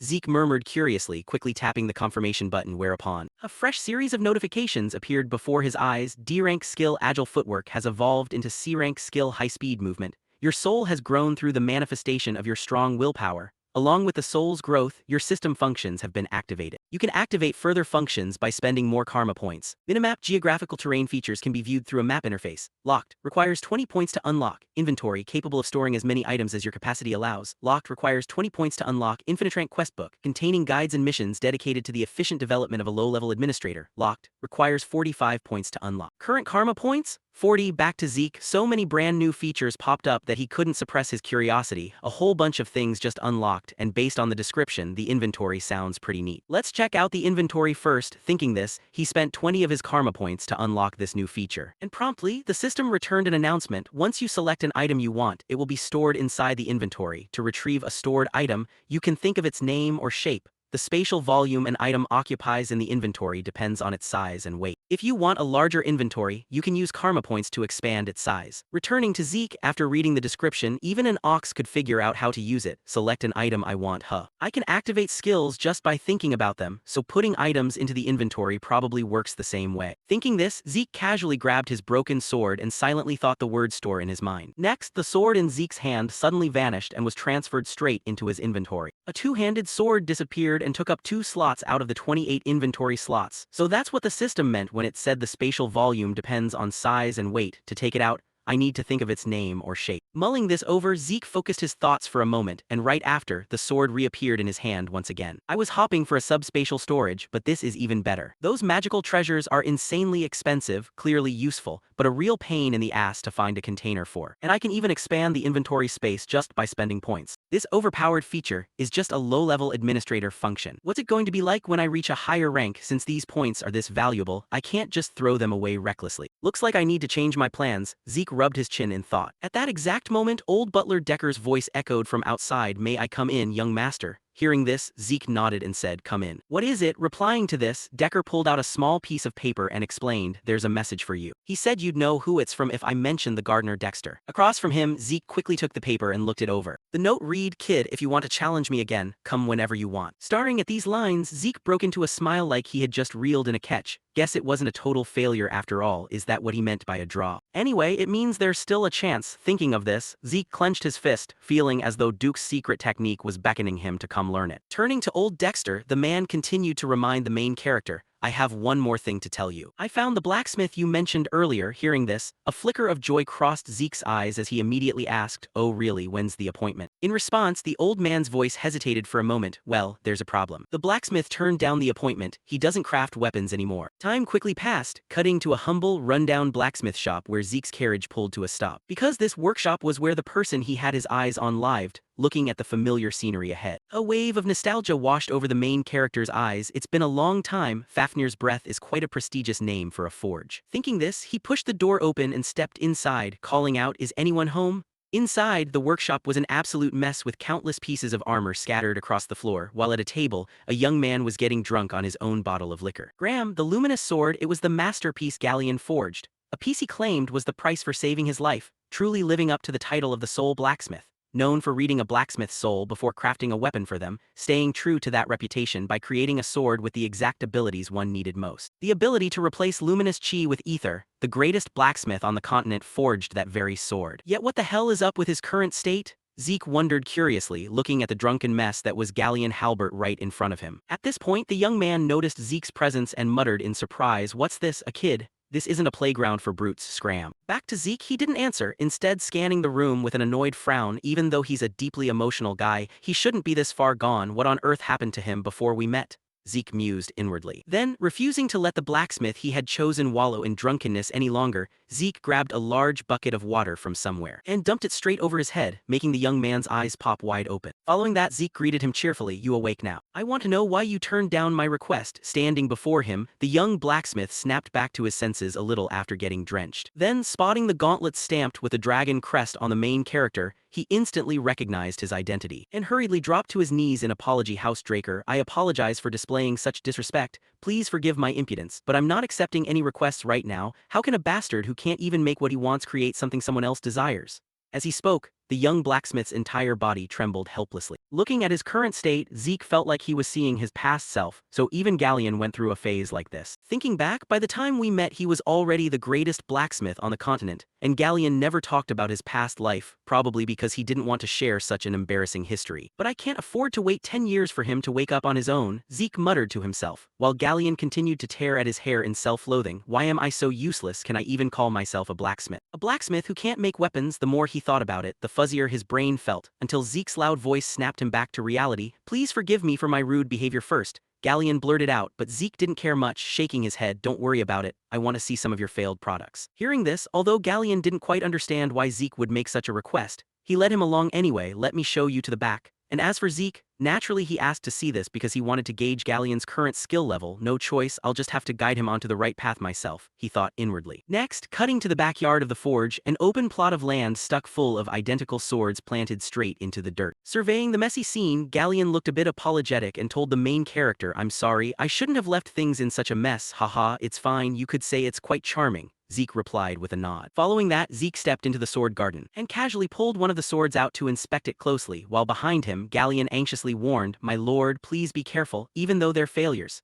they're still extremely sharp." Back to Zeke. Of course, Galleon's warnings were completely unnecessary since there was no way he'd ever get hurt by these swords. After examining a few blades, Zeke got a general sense of the quality of the weapons here. This one, that one, and even this one. None of these are failures. Their quality matches the items he forged when he was hailed as the greatest blacksmith on the continent. Thinking this, Zeke couldn't fathom why Galleon considered them failures. So to double-check, the main character activated his dragon eyes skill to inspect the sword in his hand again, and promptly uncovered a few oddities. "Sure enough, just as I thought. Your forge has a problem, doesn't it?" Zeke spoke up, making Galleon's eyes widen in shock for a second. As he hurriedly stammered, "How did you know?" Replying to this, Zeke didn't elaborate and stayed focused on the sword. "I'm asking you. You optimized your own metallurgical style, right? Looks like you mixed in some other metals to create lighter and more sophisticated materials, but the durability turned out absolute trash." With that, Zeke casually swung the sword hard, suddenly halting his arm mid-motion, and the blade shattered into countless scattered shards due to the backlash. Figuring out the reason the sword broke, Zeke muttered to himself, "In cases like this, it's caused by impurities not being properly removed during the heat treatment." Switching to Galleon's perspective, upon hearing the main character point that out, his face went completely blank because every single word was dead accurate. He not only figured out my metallurgical method but even analyzed the core flaw and its cause. If it's this person, maybe he can actually help me. Thinking this, a gut feeling urged the young blacksmith onward. Clenching his fists, he spoke with a hint of nervousness. "My lord, this is a bit very coincidental. But I have a favor to ask." "What is it?" Zeke frowned. To explain, the two returned to Galleon's private workshop, where the young smith pulled out a blueprint from a drawer and spread it wide across the table for Zeke to examine, and the moment he laid eyes on it, armed with his future knowledge, Zeke quickly recognized what it was. This is Galleon's secret, the blueprint for a magical furnace that he only revealed years later. Thinking of this, he remembered the moment in his past life when the blacksmith shared this information with him. "Haha, what's there to hide from the person who saved my life? This is a furnace whose temperature can be freely adjusted using magic. That's my secret." He had smiled warmly back then, and returning to the present, already knowing what it was, Zeke nodded in praise. "With this, your metallurgical method will function to absolute perfection." Hearing those words, Galleon's eyes lit up with joy. "I knew you'd recognize it." Next, Zeke asked why Galleon hadn't built it yet when he already had the complete blueprint. Hearing that question, the smile vanished from Galleon's face. As he bitterly explained, the most critical component component of the blueprint, the energy mana law, is still there, but building the magic tower costs 10,000 gold coins. Across from him, hearing that astronomical sum, Zeke's face stiffened. To put the value of this money into perspective, a normal family of 4 had a monthly living expense of 10 gold coins, meaning building this furnace cost 1,000 times more than that living cost. So it took him 10 years just to save up that amount. Zeke let out a heavy sigh, muttering that the price was absurdly unreasonable. And as for the young smith, he naturally understood that with the income from this tiny forge, God knows how many lifetimes it would take to save up enough for that furnace. Therefore, he pinned all his hopes on Zeke. I have a favor to ask of you. You're a member of the Draker family and a true blood awakener. So if you build this furnace for me, I will fulfill any request of yours for free and unconditionally until my dying breath, Galleon said with absolute seriousness. As for Zeke, hearing this proposal made him fall into deep thought. Because even though he was a Draker and one of the 2 true blood awakeners of this generation, it didn't mean Zeke could just throw around that kind of money. This is tough. It'd be doable if I were the family's guardian knight, but it's impossible for me even as a true blood to secure support up to 10,000 gold coins. Yet I can't just abandon Graham, the luminous sword. His problem is the energy mana law. Thinking about this, a flash of inspiration suddenly struck Zeke's mind, and a subtle smile crept onto his face. Gently rolling up the blueprint, he tucked it into his pocket and agreed, fine, I'll take it. I can ask a mage acquaintance of mine, and once I have an answer, I'll let you know. Oh, and stop drinking. Zeke waved a hand before his steps were cut short. Because Galleon latched onto his leg and wept like a child. Thank you so much. Galleon will serve you for the rest of his life as my savior, he blubbered, snot and tears smearing all over Zeke's pants. Good grief, I get it, let go, I'll let you know when it's done, Zeke yelled. Time quickly passed, cutting to the professor's research building inside the Draker Academy, where Zeke was heading to seek help from the mage Fanon. While walking, he vented his frustrations about the mage's tower inwardly. Why do those bastards at the magic tower charge such high implementation fees anyway? The structure looks simple enough. Fanon's specialty is energy mana design laws. Let's see, where is his lab again? Zeke muttered to himself, before his steps came to a halt, upon hearing the sound of a beating coming from nearby, sounds coming from inside that alley. The noise brought back some unpleasant memories from his past life, when he had to drop to his knees and beg Leon, I'm sorry, it's all my fault, please, I apologize, young Master Leon. A lowly wretch like me actually dared to touch your body, Zeke said while forcing a smile, and in response to those words, Leon didn't hesitate to stomp down. Well said, Zeke, as a reward, I'll let you clean the ground you stained. Thank you, young Master Leon, Zeke said weakly. Reflecting on these memories, Zeke began grinding his teeth in pure rage. Cutting to inside the alleyway where Leon was relentlessly throwing punches at someone while raining curses down. Trash like you is just an obstacle to everyone else's existence. Bastard, Zeke is the same way. An unprecedented golden light response, a true blood awakener surpassing everyone, damn it. Thinking of this, an overwhelming wave of fury surged within him as he kicked straight into the face of the person being bullied. Losing to that lowlife bastard was unavoidable due to that sneak attack before the fight started. But why the hell did the very piece of trash who humiliated me have to turn out to be a true blood awakener? Thinking this, Leon bit his lip until it bled out of sheer resentment. Yet, right at that moment, Zeke's voice rang out at the entrance of the alley. Wow, pimple face, already finding someone to take my place, huh?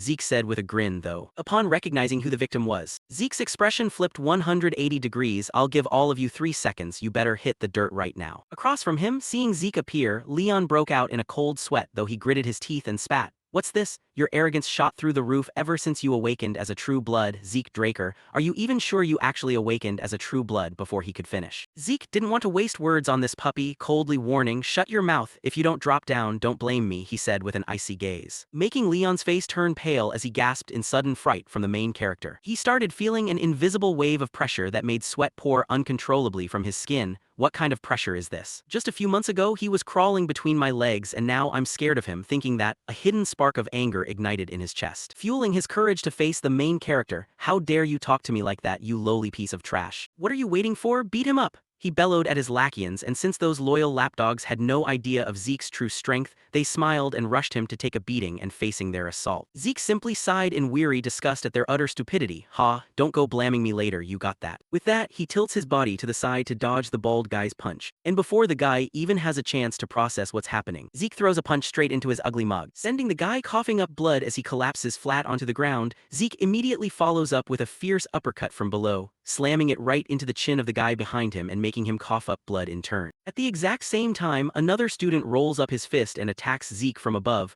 but his arm gets intercepted and caught instantly. Then Zeke executes a swift spin, hurling the guy directly into his remaining comrade. Right after, he unleashes a flying knee strike straight into someone else's face, making the guy's eyes roll back instantly. Just like that, this bunch of weakling punks starts getting mercilessly served a beating by Zeke. as opponents of this caliber only require a single move for him to knock them flat on the dirt. Standing behind, Leon watches his lackeys get taken down so effortlessly, his expression freezing in utter shock. No way. Is this bastard really the Zeke Draker I know? He questions himself internally. Meanwhile, after dealing with the trash, Zeke turns his attention toward Leon. Don't worry, I trust you already know this, it'll only hurt for a second, he says casually as if it's no big deal. Seeing this, Leon hastily draws the sword from his waist and stammers, "Stay away from me, come any closer and I'll cut you down." He talks tough, but his violently trembling body completely betrays his panicked state. Shifting back to Zeke's perspective, seeing Leon draw his sword, his gaze turns colder than ever before. "You actually drew your sword out here on the training grounds. You know what this means, right? To meet the murderous intent of Leon Conrad, who has dared to draw his sword upon the sacred training grounds.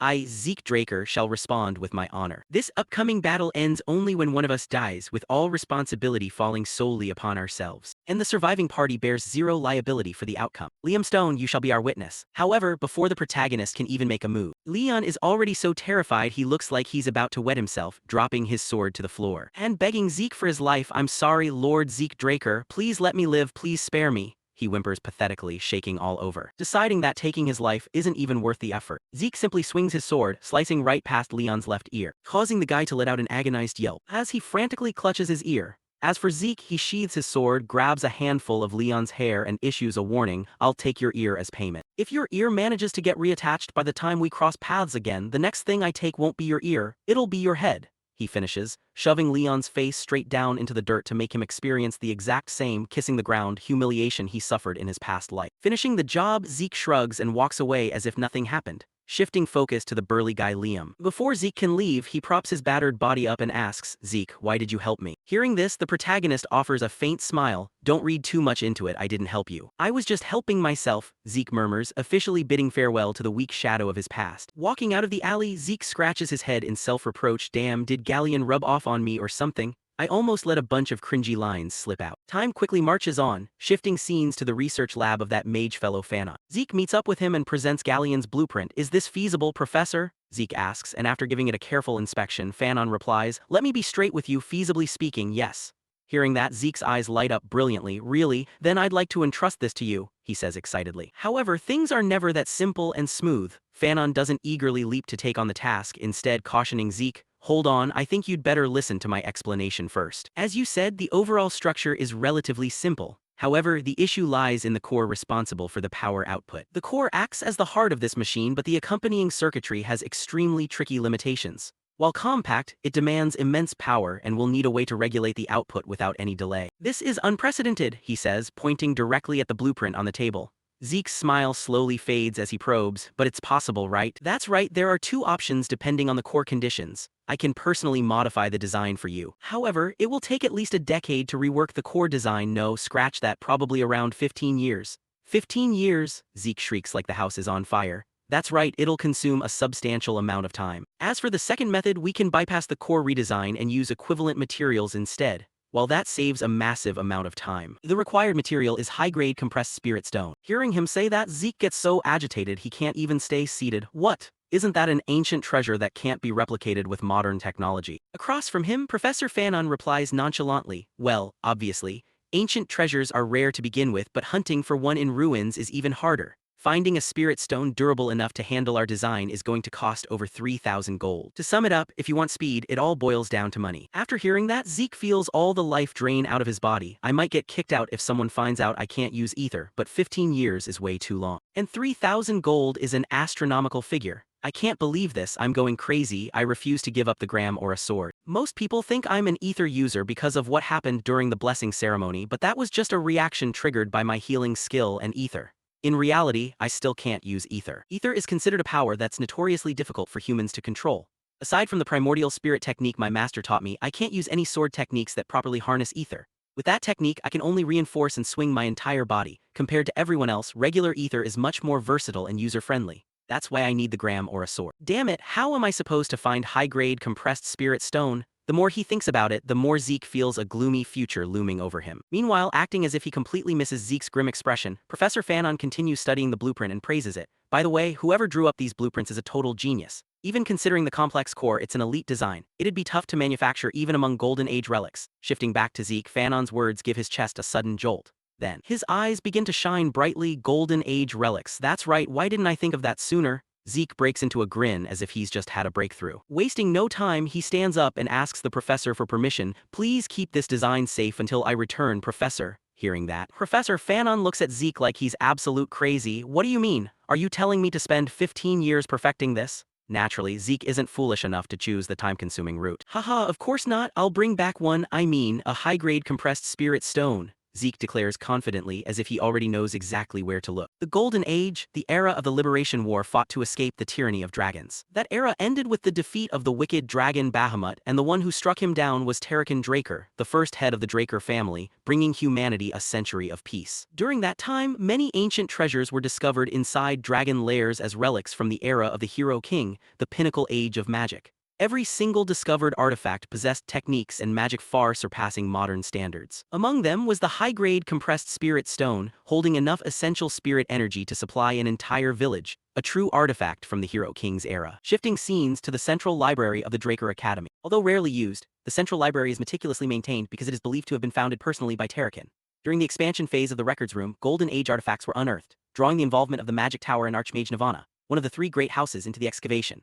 During those days, countless Golden Age treasures were found and news of it spread through continental newspapers. Or at least, that's what's supposed to happen 10 years from now. But right now, no one has discovered the treasures or even knows they exist. Thinking this, Zeke begins wandering around the records room. However, after packing back and forth for a while, he lets out a sigh. I could search all day and still not find it. Left with no other choice, he decides to activate his Dragon's Eye skill to sniff out some clues. And sure enough, Dragon's Eye doesn't disappoint. After using the skill and scanning his surroundings, Zeke spots a floor tile glowing with a peculiar red light. Hurrying over, the protagonist taps on it to test it. Here it is. It makes a hollow sound when tapped. Bingo, this is it. Thinking this, without wasting a single second, Zeke unleashes his power. The Primordial Spirit Technique, the sole application of ether for the Primordial Spirit Technique he learned from his master. Because ether materializes the user's willpower, applying specific attributes like cutting and utilizing it in various situations is entirely possible. However, it comes with a drawback. The user must consume a considerable amount of ether for any action. Right then, the energy blade in Zeke's hand helps him effortlessly slice straight through the floor tile. Still, after pulling it off, he's left drenched in sweat from exhaustion. Looks like using this is still a bit much for me right now, Zeke murmurs to himself. Next, he gently lifts the tile away, slips down beneath it, and slides the tile back into place so nobody notices. Down below lies a pitch-black underground palace, forcing Zeke to light a torch to guide his way as he complains under his breath. The papers didn't mention it being this deep. Just as the words leave his mouth, he suddenly hears someone's footsteps, startling Zeke into hurriedly extinguishing the torch in his hand. Carefully listening to the approaching sounds, he thinks quietly, at least another decade was supposed to pass before anyone discovered these ruins. Could someone have beaten me to it? He slowly peeks his head out to investigate, and is greeted by the sight of two dry skeletons holding a pickaxe and a shovel. Skeletons. They're holding a pickaxe and a shovel. Alright, so they aren't created by a lick. In that case, this'll be easy. Thinking this, Zeke pulls his sword from his inventory, triggers his critical strike skill, and charges straight at the two skeletons. In under a second, he cleanly lops off the head of the skeleton holding the pickaxe. He follows up with a downward slash, cleaving the shovel-wielding skeleton right down the middle, and the moment the two monsters are vanquished, a notification window pops up in front of him. Because you defeated two skeletons, you have received 2 karma points. Current karma points, 22. Staring at the text, Zeke feels like he's just stumbled upon a brand new treasure trove. Oh right, I can earn points from taking down monsters. I completely forgot about that while I was fixated on the artifacts. Isn't this the absolute best way to farm points? Come to Papa, my beloved points, Zeke says excitedly, gripping his sword as he sets off to hunt down more adorable skeletons and send them off to the afterlife. What Zeke loves most about these monsters is how utterly pathetic their strength is. They hand him karma points on a silver platter without posing any danger at all. Thus, Zeke comfortably begins harvesting his karma points, while pondering how best to spend them. This is too easy. Let's check the shop in case I find something worth unlocking with points. Beginner's Quest book costs 45 karma points, minimap costs 20 karma points, while Dragon's Eye, Devour, and locked Tier 2 skills all require 50 points. Looking at his current balance, he can only afford the minimap. Activating the minimap function. A simulated UI instantly displays a miniaturized map of the area, spotting the red dot representing his current position. Zeke quickly figures out how to use it. Looks like it works just like a magic map. A wave of astonishment washes over his face as his eyes catch a specific area tucked away in the corner of the map. What's this? He wonders, reaching out to touch that section. The system immediately shifts the minimap from 2D to 3D for easier viewing. Seeing the system's flexible adaptability, Zeke can't help but give it a mental thumbs up. Awesome, this is exactly what I wanted. He cheers aloud before his eyes lock onto a single room glowing with a red light. Why is only that one room colored differently? He murmurs, tapping on the room icon. The system prompts him, would you like to set a route to the selected location, storage room? His eyes pop wide open in shock. Storage room. In the past, the search team spent days trying to find this place, yet he managed to locate its exact coordinates just like that. Without hesitating, Zeke taps confirm and the system replies, now providing the fastest route to your designated destination. The moment the notification appears, the 3D map automatically maps out a path leading straight to that room. Letting out a euphoric shout, haha, no way, with this getting lost is flat out impossible. Following the map's guidance, Zeke arrives in front of a massive door. Guess I'm here, but how do you open this thing? Standing around isn't gonna make it swing open on its own. He frowns, reaching out to touch the gigantic door. The moment his hand makes contact, a burst of defensive magic activates from the door, violently slapping his hand away. Recognizing it instantly, Zeke mutters, security spell. No wonder the magic tower and Archmage Nirvana got involved. It must be because of this door. If I weren't wearing these gloves, I might have lost my hand. Phew. I'll never get past this spell on my own. System, can't you just open it for me? Zeke asks aloud, mostly just venting his frustration. But to his utter shock, the system actually replies, administrator request received, connecting to security device. Security spell deactivated. Automatic device activation failed, now switching to manual activation. Too stunned to worry about the door for a second, Zeke blurts out, wait, you're actually responding to what I just said? That is correct. Do you have any further requests, Administrator Zeke Draker? The confirmation leaves Zeke standing there dazed for a moment, completely mind-blown that he can actually converse with the system. Taking a few seconds to regain his composure, he asks the question he's been dying to know. If that's the case, why forced reincarnation? Why did you make me? I cannot answer that question, the system replies flatly. Undeterred, Zeke tries another angle. Then what even is this administrator system? I cannot answer that question. Then who created you? I cannot answer that question. Do you have any further requests, Administrator Zeke Draker? Giving up with a sigh, damn, I'm not getting answers to any of the important stuff. Zeke rubs his head and tells the system to open the door. Administrator request confirmed. Dragonslayer's tomb storage room unlocked. True to the notification, the massive door rumbles and slowly swings open. Beyond the doorway lies a gigantic chamber filled with countless wooden chests neatly organized across wooden shelves. Staring at the chests, Zeke's eyes widen as if he struck gold. Are those treasure chests? Treasure chests? Just like the name implies, chests overflowing with valuable loot and riches. Finding even one artifact is already a miracle. Thinking this, to test his theory, Zeke sprints over and pops open the nearest chest. It doesn't disappoint. Glittering jewels and gems radiate a brilliant light, nearly blinding him on the spot. Haha, are there really hundreds of treasure chests in here? He yells ecstatically, rushing over to fling open every remaining chest and scoop up all the valuables. I'll take this. Oh, this one looks pretty decent too, I'll give this to Fanon. Found it high-grade compressed spirit stones, and there are 4 of them, even better. I'll use 1 point to expand my inventory by 4 slots, but I still don't have enough space to take everything. Guess I'll just have to keep coming back here until I graduate, Zeke murmurs, stuffing all the priceless treasures into his storage space. Finishing up, he stretches comfortably and prepares to leave. That's plenty for today, he mutters. But right at that moment, he senses an unusual aura shifting inside the room, making him spin around in a start. What's with this creepy vibe? Frowning, Zeke reaches out to tap the wall to inspect it, and instantly an anomaly occurs. A complex magic circle suddenly materializes beneath his feet, and a second later the array activates, teleporting him away. Reappearing somewhere else a moment later, Zeke finds himself standing inside another warehouse-like room. Snapped into high alert by the sudden teleportation, he scans his surroundings and asks, System, where is this? The system quickly replies, Administrator is currently inside the Dragonslayer's sanctuary. Realizing the room holds no immediate danger, Zeke relaxes his guard slightly and digs into his past life knowledge. The Dragonslayer's sanctuary. In my past life, the papers never mentioned a room full of tombs. He opens his minimap to verify his coordinates, and calculates quietly. Just as I thought, it's not too far from the previous location, but there are no paths leading to the Dragonslayer's sanctuary. If that's the case, this must be an undiscovered location from my past life. I can't pass this up, Zeke thinks with growing excitement. He walks over to a stone coffin, shoves the heavy lid aside, and reveals a full body of armor resting inside. At the same time, the system chimes in with a prompt. Exclusive Dragonslayer equipment detected. Inspecting the notification, Zeke curiously lifts the armor out, inspecting it from all angles. Exclusive Dragonslayer gear. This definitely doesn't look like any Golden Age armor I've ever seen, he mutters. Before he notices a port-like slot located right at the back of the armor's neck, looking like it's meant for plugging something in. A light bulb goes off in his head and he pulls out the compressed spirit stone from his inventory. Wait, could it be?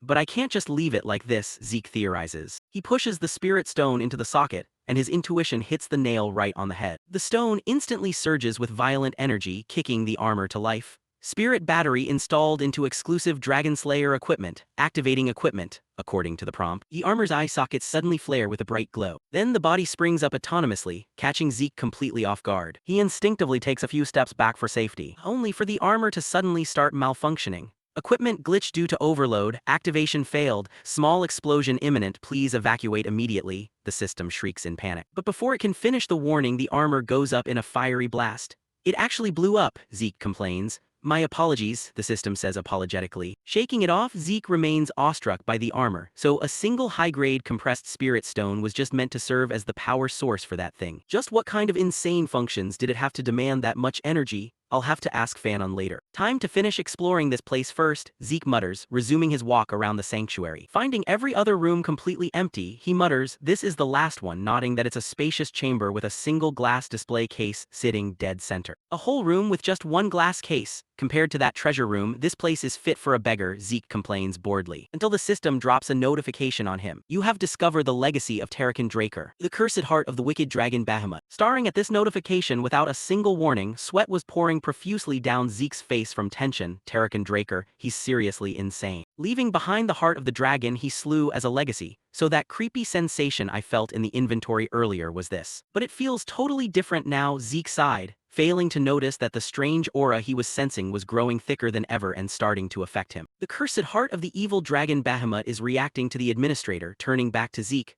The black dragon's aura began twisting his thoughts. Fine, I hear you, looks like there's no other choice, I guess I'll just slaughter them all. A bizarre kind of thought began creeping into Zeke's mind. But right at that moment, the system triggered the unyielding mental defense skill for him, clearing up Zeke's gaze and instantly making him realize that an evil black miasma was enveloping his entire body. What the hell is this? What is happening? He screamed loudly. And for the first time, the system assigned him a quest, emergency quest, Terrakin Draker's trial, overcome the powerful curse engraved upon Bahamut's heart, quest reward, ownership of Terrakin's legacy. Returning to Zeke, at this moment one of his eyes had been dyed completely black by the evil dragon's influence, and even no matter how hard the system tried to activate the unyielding mental defense skill, it failed. And right now, Zeke had to fight off the influence of that aura all on his own, as countless voices echoing in his head demanded that he ravage and destroy everything around him, making his head feel like it was about to split in two. Then, to stop this madness, Zeke slammed his head hard against the glass display case in front of him, shattering the case into pieces. Stop chattering nonstop, how annoying. You say freedom, but freedom is something you have to seize for yourself, you fools, the main character sneered with a face covered in blood.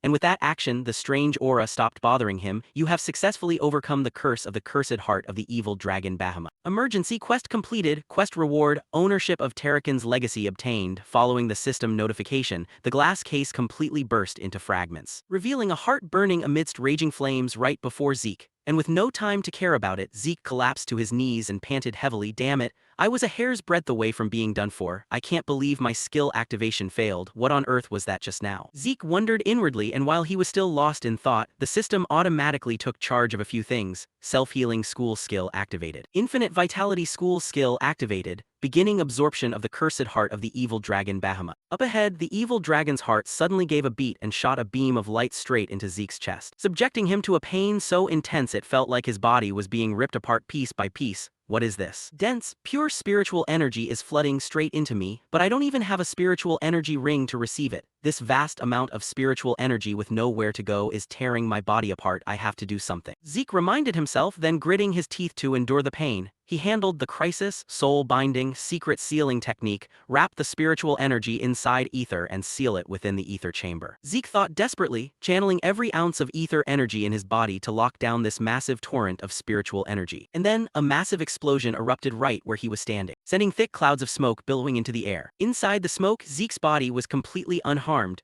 though the violent energy was still relentlessly battering him. A few seconds later, that fierce energy finally chose to quiet down, and only then could the main character let out a breath of relief. Phew, I guess I survived, he said, casting his gaze over the devastated surroundings and musing. The heart is gone. So that spiritual energy belonged to Bahamut, the male lead deduced, and right at that moment, from the reflection of a broken glass shard, Zeke spotted the tattoo of the evil dragon right in the center of his chest, prompting him to reach out and touch the tattoo in disbelief, murmuring, "Is this because I sealed Bahamut's spiritual energy?" The words barely left his mouth when a flurry of system notifications popped up before him. The absorbed spiritual energy has fine-tuned the administrator's body. The administrator's physical constitution has evolved into the heavenly bone physique, detected power beyond the administrator's handling. 95% of the power has been compressed and sealed. As the successor, you have gained access to Terrakin Draker's secure archive. Beginner quest activated, providing guidance for the low-level administrator. Returning to Zeke, so much new information appeared that he didn't even have time to process it all. Heavenly Bone Physique, Terrakin Draker's secure archive, quest guidance, another batch of weird crap as usual. I'll check it later. Let's brush it aside for now. Zeke waved a hand and said. Yet right at that moment, another screen popped up and made his gaze shift. Wait a second, hold on. Leave this one out, my ancestor really is generous. He stroked his chin with a cunning expression. Because the notification right before him read, do you wish to unlock another legacy of Terrakin Draker? Time quickly passed, cutting to Zeke's private room in the Platinum Tower. After carefully storing a few precious trinkets in his personal locker, Zeke finally had some free time to review his current status. Looks like the cleanup is almost done. Let's take a closer look, he said cheerfully, quickly reopening his status window. Next, he noticed that his information had undergone a few changes. Under the title section, a new description line was added. Successor of Terrakin Draker, sovereign of the dragon species, physical constitution, heavenly bone physique, dragonic technique, soul-speaking skill, infuse strength into your spoken words, locked, unlocks upon meeting condition. Staring at these status lines, Zeke nodded thoughtfully. So many new expansions, let's check out the rest. And with that, he began tapping on each of his new description lines to inspect them. And the system promptly provided explanations. Sovereign of the dragon species. The sovereign of the dragon species authority allows you to summon and command subjugated dragon species. Heavenly Bone Physique optimizes physical capabilities, accelerates martial arts learning speed, and enhances ether transmission intensity. Gazing at these descriptions, Zeke's eyes narrowed slightly. Descriptions alone don't tell me much, and earlier I caught a glimpse of not just Terrakin's second legacy but also a system window tied to Terrakin. System, show me the notifications related to Terrakin again, he gently requested. And in response to this demand, the system immediately outputted a reply. To access Terrakin's secure archive, data synchronization is required. Please move to a synchronization location. Would you like the synchronization coordinates to be displayed on the minimap? Terrakin's secure archive, huh?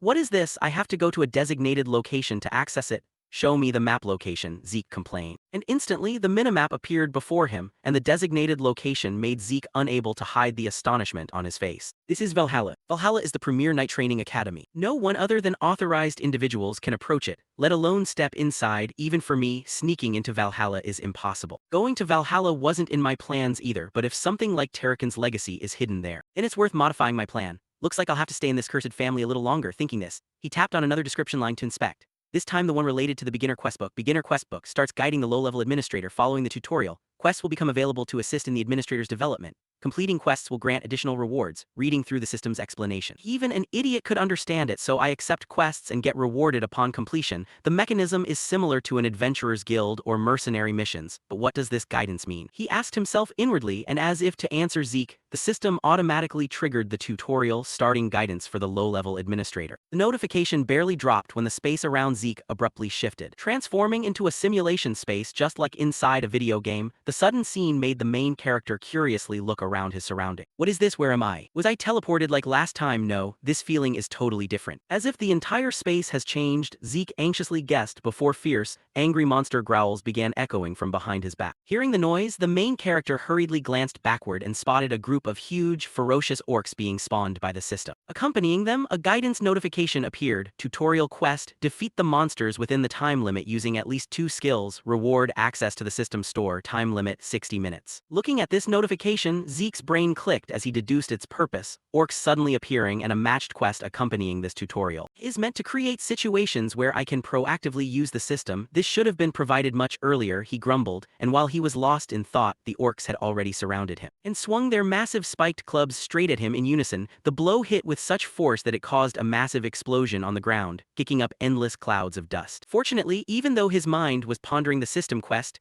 Zeke hadn't lowered his guard upon realizing he was surrounded by monsters. So the moment they attacked, he simultaneously activated high-speed movement and serial slash to dodge and counterattack immediately afterward. His blade flashed like lightning before the orcs even realized it, slicing their bodies into countless pieces. Zeke being able to pull this off so effortlessly was partly thanks to the Heavenly Bone Physique, which optimized his physical stats, sped up his martial arts learning rate, and supercharged his ether transmission. The sword in my hand feels as light as a feather, so this is the effect of the Heavenly Bone Physique. With this level, I can easily take down commander-tier enemies, he mused to himself. And after butchering the orcs, the system popped up a notification, tutorial quest completed. Following that, the simulation space around him slowly dissolved as if it had never existed. "Oh, I'm back." So it was all just an illusion, the realism is no joke. The main character nodded to himself, storing his sword back into his inventory. Then, the system issued rewards for completing the quest, critical bonus added to rewards, time bonus added to rewards, quest reward 40 points and store category unlocked. Returning to Zeke, he excitedly checked out his new feature, I can buy items through the system. What is this so convenient? Following Zeke's gaze,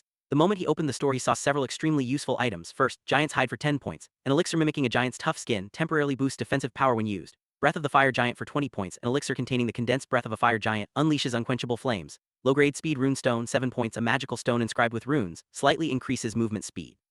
Wings of the Sky 5 points, an elixir made from bird feathers temporarily boosts agility. Staring at these items, Zeke was dumbfounded. Giant's Hide, Breath of the Fire Giant, these are all rare treasures worth hundreds of gold coins. Just reselling items from the store alone would be enough to make me a fortune. Over here, the system also provided a reminder prompt. Please place the item you wish to sell into the designated window. Items stored in your inventory can also be sold. Practice two-handed sword. This item cannot be sold. Elf dagger. Do you wish to sell this item? Selling price 4 points. Returning to Zeke, the meager price of the dagger made his hand freeze mid-motion. Selling things only seems worth it for ancient treasures. 4 points for this dagger. I could make at least 100 gold coins from it if I took it to an auction house. Selling items is pointless unless I'm desperately short on points. With that, he waved his hand to dismiss the screen in front of him and stretched tiredly. Phew, what an exhausting day. Guess I'll get a long night's sleep tonight, the male lead sighed. Time quickly passed until the next morning, cutting to the professor's research building, where Zeke sought out Professor Fanon to hand over that battery. And upon seeing Zeke pull it out, the young professor couldn't hide the shock on his face. You actually brought back a high-compression spiritual energy stone in just a day. How did you pull that off?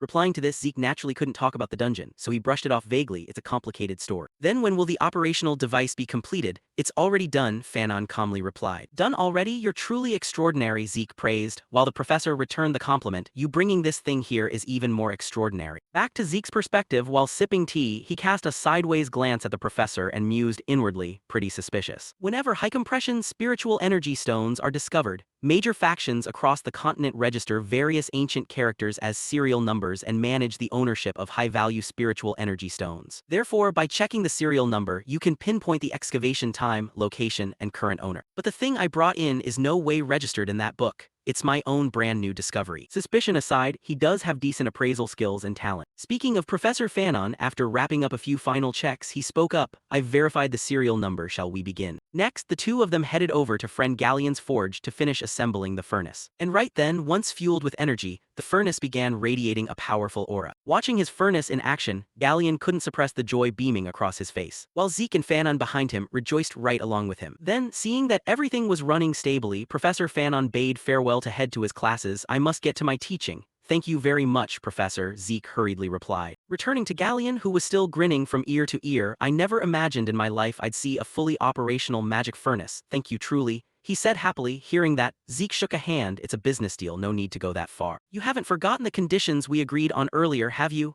Of course, please name your request, Galleon replied hastily, and the main character pulled an item from his backpack and demanded, forge me a sword using this. What he pulled out was none other than the hardest fang of the evil dragon Bahamut. With a veteran blacksmith's eye, Galleon instantly guessed what the material was. Is this a dragon's fang? Wow, with a size and condition like this, I've never seen anything like it. Where on earth did you find this? For Zeke, this was Terrican Draker's second legacy. From the dragon's heart to this fang, Zeke felt a bit like a grave robber. It's complicated to explain, Zeke softly said, before noticing that the young blacksmith standing before him was trembling like he had a fever. You didn't just build me a magic furnace, you even gave me the chance to forge a dragon's fang. I will definitely repay your trust. I, Galleon Halbert, will risk my life for your sword, he declared, radiating an aura that practically blinded Zeke. His words brought back memories for Zeke, reminding him of when Galleon said something very similar in his past life. He really is steadfast, Zeke muttered inwardly, deciding to leave everything in Galleon's hands. All right, I trust you. Let's see what kind of sword you make. I'm really looking forward to it. Cutting to Zeke's bedroom, where he was still excited in anticipation of the sword Galleon was crafting for him. Making a sword is so exciting. Zeke cheered happily before remembering the message old Uncle Duke had left him. It's been a week since I got the message telling me to come back after my bet with Duke ended. Turns out it's time to face the music, Zeke muttered to himself. And sure enough, right at that moment, old Uncle Duke's figure suddenly appeared outside the balcony, glaring at him with eyes brimming with rage.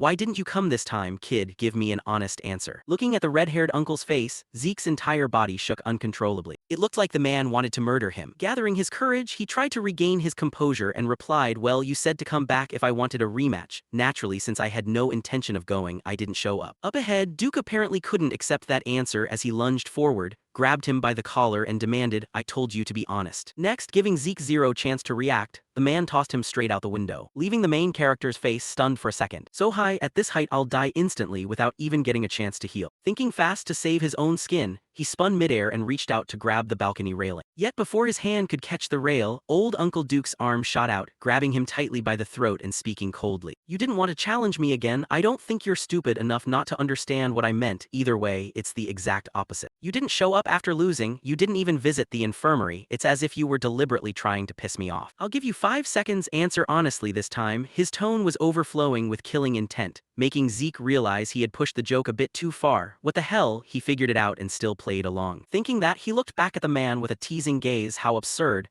You didn't even reveal your true identity. Am I wrong, Gardner Dexter? Hearing Zeke's words, the old uncle suddenly broke into a smile and casually hurled his body inside like tossing a chair, smashing the room's furniture to pieces. All right, you win, kid. I used to be a Black Knight of the Draker family. My name is Duke Draker, he said, extending a hand towards Zeke. And once he introduced his identity, Zeke placed a hand over his chest and bowed. Esteemed family elder and former member of the Black Knight's Order, I offer my sincere apologies for the disrespect I showed as a knight, he stated calmly. His complete lack of surprise made the old uncle suspicious. That I knew it would turn out this way expression. What's that about? Hearing that, Zeke quickly switched his expression to a foolish blank stare. Nothing at all. Ah ha ha ha. He chuckled awkwardly before shifting back to curiosity about what was just said. But Duke, what do you mean when you said you used to be a Black Knight? In response, the old uncle shrugged. Simple, I used to be a Black Knight, but now I'm a Red Knight. Behind him, Zeke felt his brain short-circuiting. Can that even happen? A knight's rank can go up, but I've never heard of it dropping down. Returning to Duke, as if not wanting to dwell on the subject, he cut the conversation short. Kid, don't bring that up anymore. Seeing his hands trembling uncontrollably as if trying to suppress something, Zeke quickly realized this must be a taboo topic for Duke, so he wasn't stupid enough to press further. Alright, since you were honest with me, Duke, I'll return the honesty. Following that, Zeke explained his motive for intentionally avoiding him. And after listening, the old uncle's eyes grew even more intrigued. So right from the start,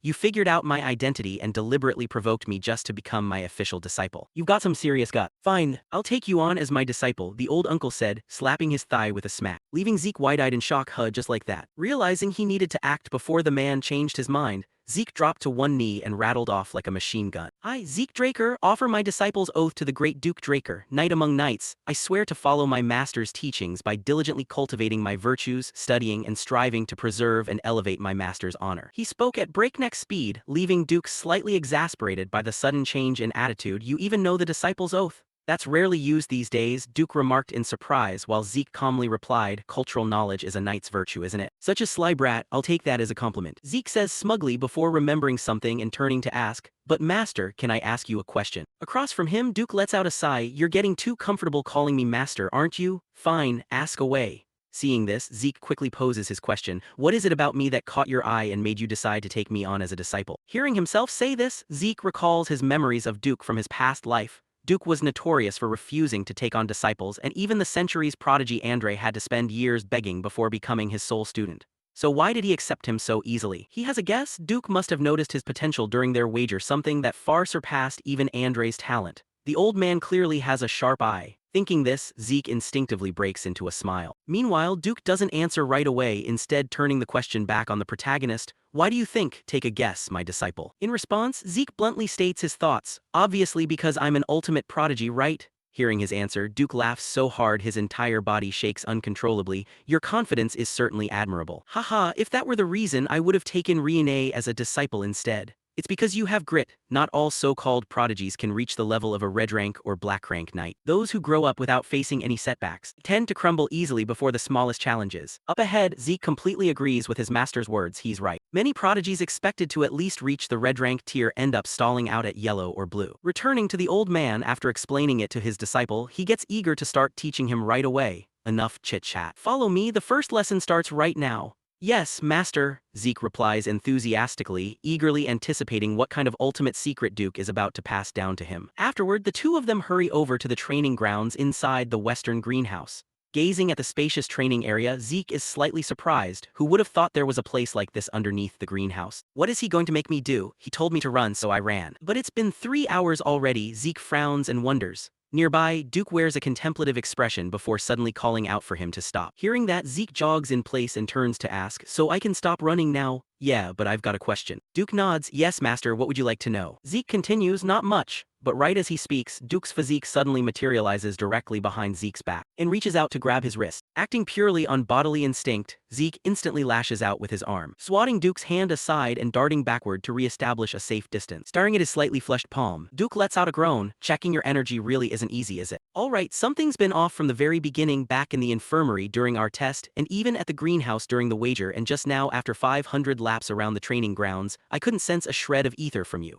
And when I tried to check your pulse, you dodged." "Kid, don't tell me you can't use ether at all," Duke guesses, making Zeke's heart skip a terrifying beat. Before Zeke can react or offer any explanation, Duke continues, "That bronze statue reacted, didn't it? An unprecedented golden light caused a massive uproar and brought you here. So why are you blocking me from checking your pulse?" he asks, staring into Zeke's face with intense curiosity while Zeke feels too intimidated to meet his gaze. After a few seconds, Zeke calms himself slightly and steals a glance at his master's expression. Curiosity, not suspicion. A Draker who can't use ether is a serious situation, but it looks like his curiosity outweighs everything else. "Lucky for me, I'm dealing with Duke. Once I get the Gram sword, nobody will ever question my lack of ether again. Until then, I need to tread carefully. No need for a long, rambling lie, unlike my past life when I was the family's first failed awakener." Thinking this, Zeke reaches a decision. He slowly slides off his specialized gloves, while activating his spirit reversal skill, causing tiny red arcs of electricity to crackle through the surrounding air.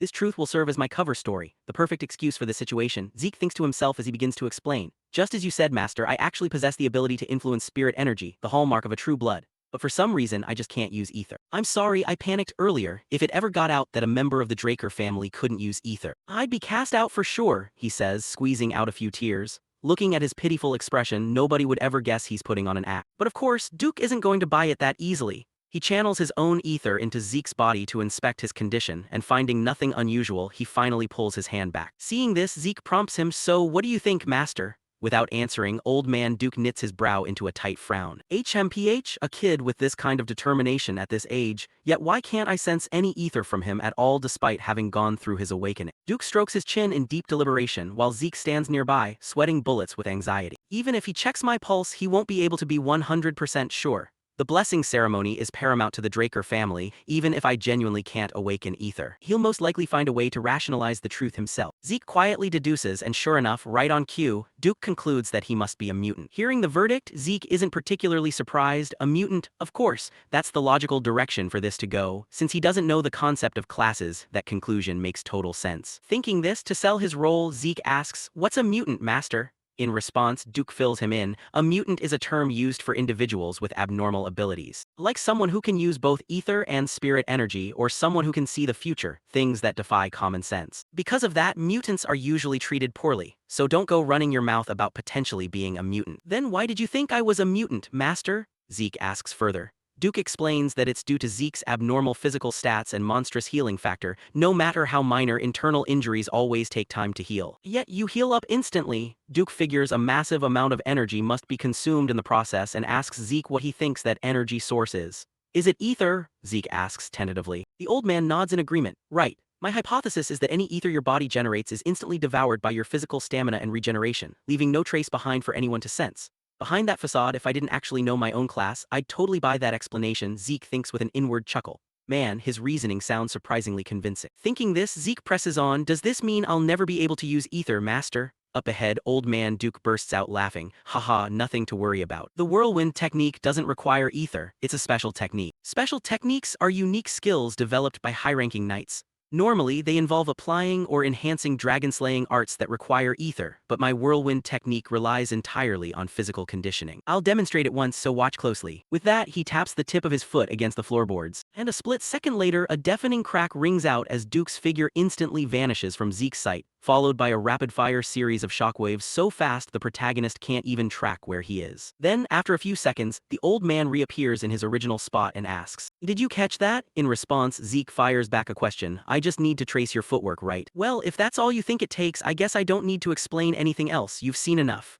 Zeke nods with total confidence, prompting a look of eager anticipation on Duke's face. Your confidence rivals that of a black rank knight. Alright, let's see what you can do. Returning to Zeke, he crouches slightly into a ready stance, channels power into the soles of his feet, and begins mimicking Duke's movements by stepping directly into the footprints left behind on the stone floor. By following those exact steps, hidden pathways and trajectories that were invisible before suddenly reveal themselves. Every single step has a distinct purpose, whether it's attacking, dodging, closing the distance, or retreating. Not a single movement is wasted, Zeke thinks to himself. Meanwhile, Duke has to rub his eyes to make sure he isn't hallucinating. No way. It's only been a week, and while he had the talent, this level of proficiency. What the hell happened in just 1 week? This kid's a certified monster, absolutely flawless, Duke thinks, a cold sweat breaking out on his face. Seeing his master's expression, Zeke wears an immensely smug grin. Guess I'm living up to that black rank confidence after all.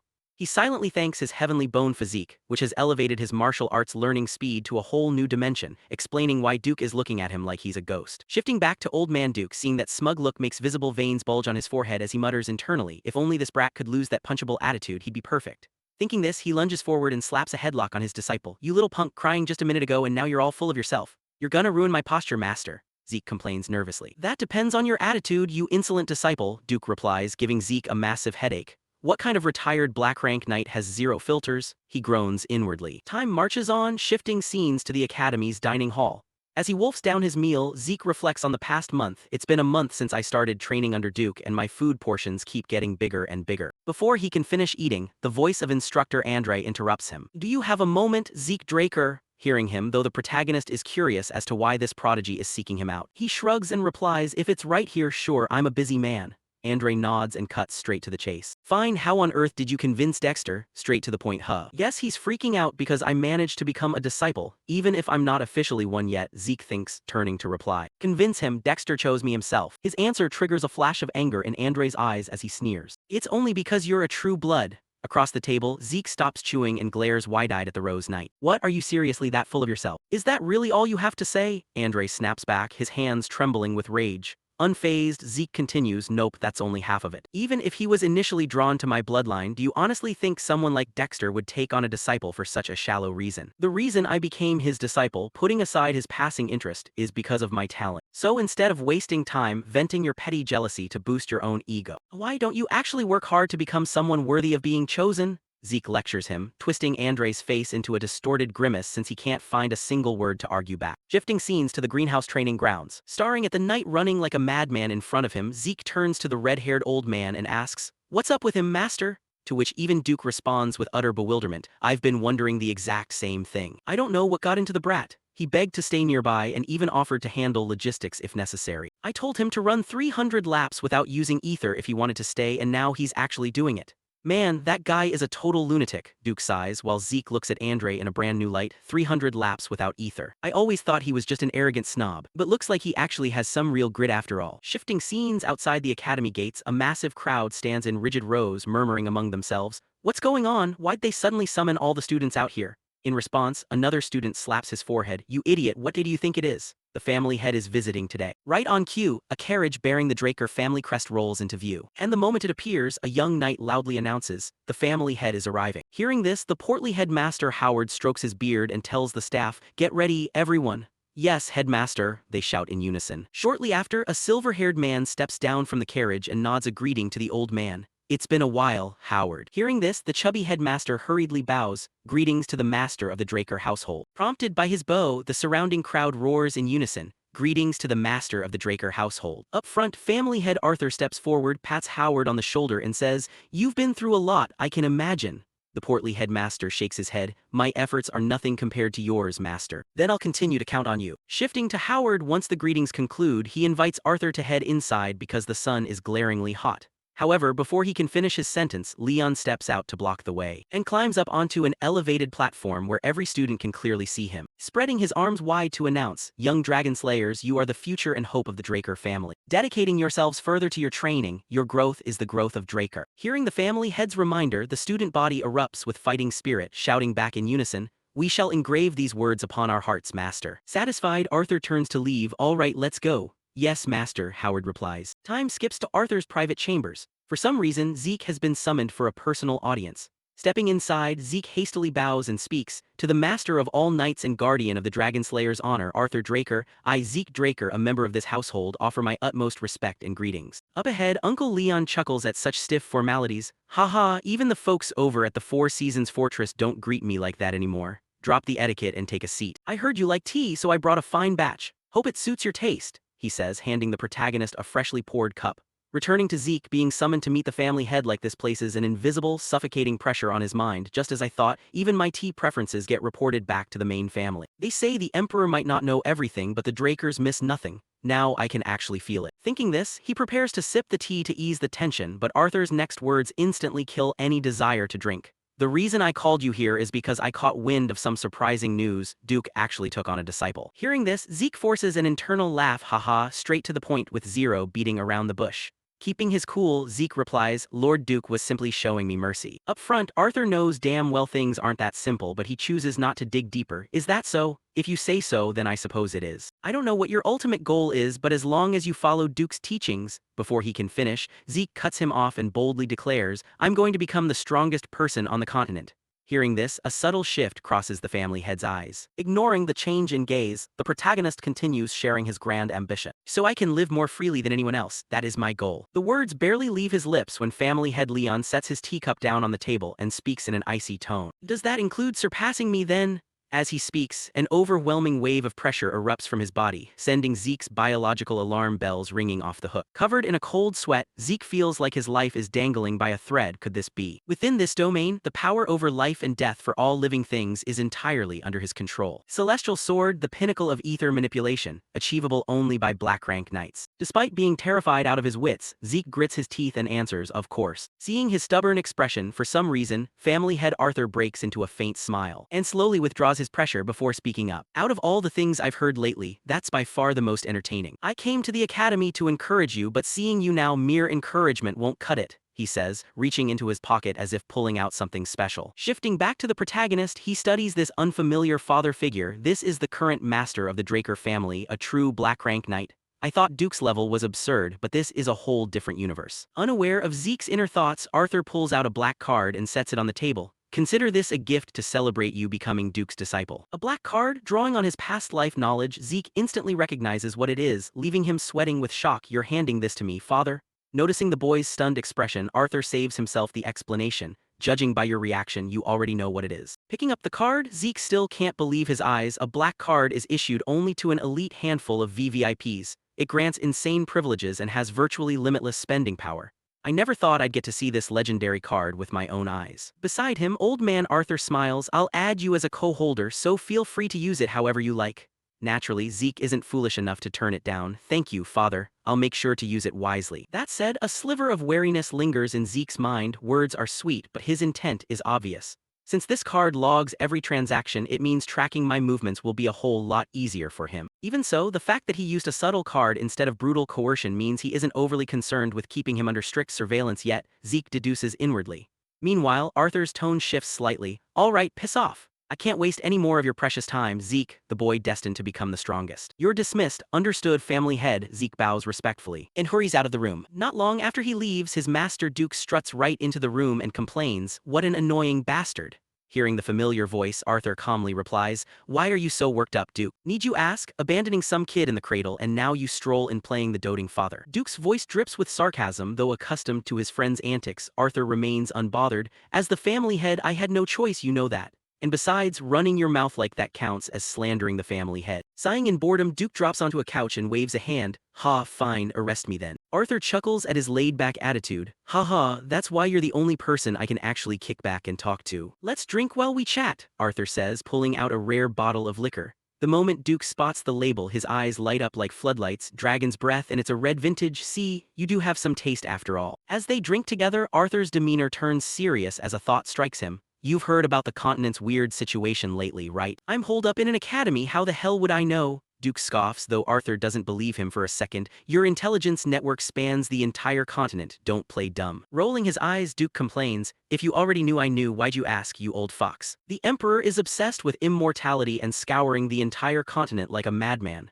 "Tell me, do you think that's even feasible?" Arthur asks, to which the old man replies with absolute certainty, "Obviously not." Eternal youth can be achieved through magic, but true immortality is utterly impossible. Across from him, Arthur nods in agreement, though hesitation lingers in his voice. I agree. But what if it's tied to an ancient dragon artifact? Hearing that, Duke looks like the booze instantly sobered him up as he yells, "What?" Around the same time, while the two of them were engaged in a serious conversation, they had no idea that every single word they spoke was being eavesdropped on by Zeke in a room not far away. Using an artifact called eavesdrop, their voices began streaming straight into Zeke's mind. If it really is an artifact connected to the ancient dragon, then perhaps, Duke hesitated and said, "Don't tell me you've actually managed to pinpoint its location." The uncle asked probing questions, and head of the household Arthur gave a slight nod in confirmation. Exactly. Exactly? According to the report from the Black Desert, the probability of it being located in the northern continent is the highest. Hearing this, Duke's expression turned pensive for a moment before he asked further. Is this information that the Empire hasn't obtained yet? Yeah, that's right, but it's only a matter of time before they find out about it. It reminds me of the old days, that crazy emperor who started a war right after ascending the throne with the desire to unite the continent. I thought he had given up that absurd dream as he grew older, but clearly that isn't the case. If that artifact can truly grant immortality. Speaking up to this point, before Duke could even finish, Uncle Arthur cut in, then the continent will be plunged into a sea of fire once again. Since this is a crucial matter, I've decided to head north myself. Hearing this, Duke panicked and hastily warned, "What? If you leave your position, that emperor will act even more freely." In response to this, Arthur looked at Duke with an expectant gaze. "That's why I came to see you." "You really are a bastard." Duke let out a sigh once he guessed his close friend's intention. Saying that, the two of them raised their glasses to each other again. As expected, "I can't think of anyone else besides you." Arthur smiled brightly, while Duke already felt trouble coming his way. "You always choose the hardest jobs for me." Returning to Zeke's position after listening to their conversation up to this point, his head hurt so badly it felt like it was about to split open. Left with no choice, he had no option but to temporarily deactivate the eavesdrop artifact. "I've been using this item for way too long.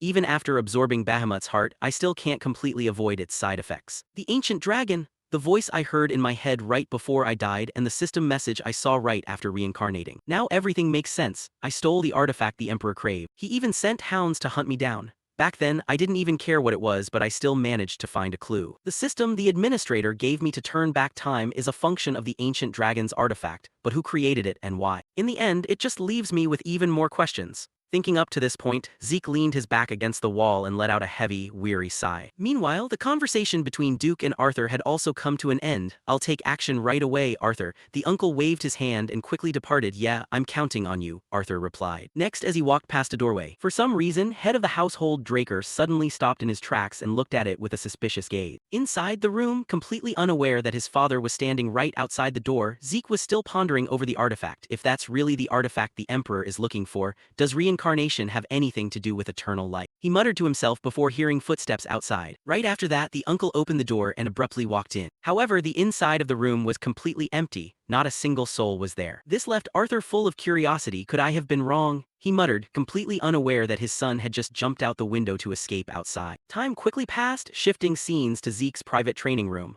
While he was training, Dexter's sudden knock sounded, leaving him with no choice but to stop and complain. "Didn't I tell you not to disturb me during training, Dexter?" In response, old man Dexter apologetically explained, "Apologies, young master, but a fellow student has come to look for you. Should I tell them to leave?" Hearing him say that, a look of curiosity couldn't help but flash in Zeke's eyes. "A fellow student? But I don't have any friends at the academy. Could it be Renee?" Thinking about this, curious about the person about to arrive, Zeke agreed, "All right." Just like that, very quickly, Zeke found out who had come. It turned out to be that burly guy Liam. Out of everyone, it had to be Liam Stone. "What? How am I your friend?" Zeke muttered inwardly while Liam knelt in front of him and bowed his head. "Please take me in." Looking at this state of his, Zeke silently blamed himself. "I should have just walked away back then." Knowing it was no use, he sighed and asked, "Take you in? You mean as a subordinate?" "Yes, young master, I swear my loyalty to you," Liam hastily said. "Then what about that guy Jakin?" Zeke asked further. Ahead of him, thinking about what that guy had done to him, Liam clenched his fists in anger. "I've given up on him. I need to get into Valhalla," he said with a pale face, looking as though Zeke was his final hope. This only made the protagonist even more puzzled. "It was the same in my past life. Why is he so obsessed with Valhalla?" "Please, take me in," Liam continued to plead. In response, Zeke waved his hand. "Are you an idiot? You should have chosen Zimin or Tirun instead. I don't have any family backing me up, meaning I'm useless in helping you get enrolled in Valhalla. And why should I believe you, frankly speaking? You could be a spy sent by Jakin." Zeke's words turned Liam's face pale once again. Next, he abruptly pulled out the dagger at his waist and directly brought it up, cutting off one of his own ears. "You naturally doubt me, but I will prove it by any means possible." If you tell me to shut my mouth, I'll cut out my tongue. If you tell me to cripple myself, I'll slash my heels. I will surrender my life to you, young master. Please accept me, Liam said with a voice filled with determination. These words of his made the protagonist start remembering his own past life.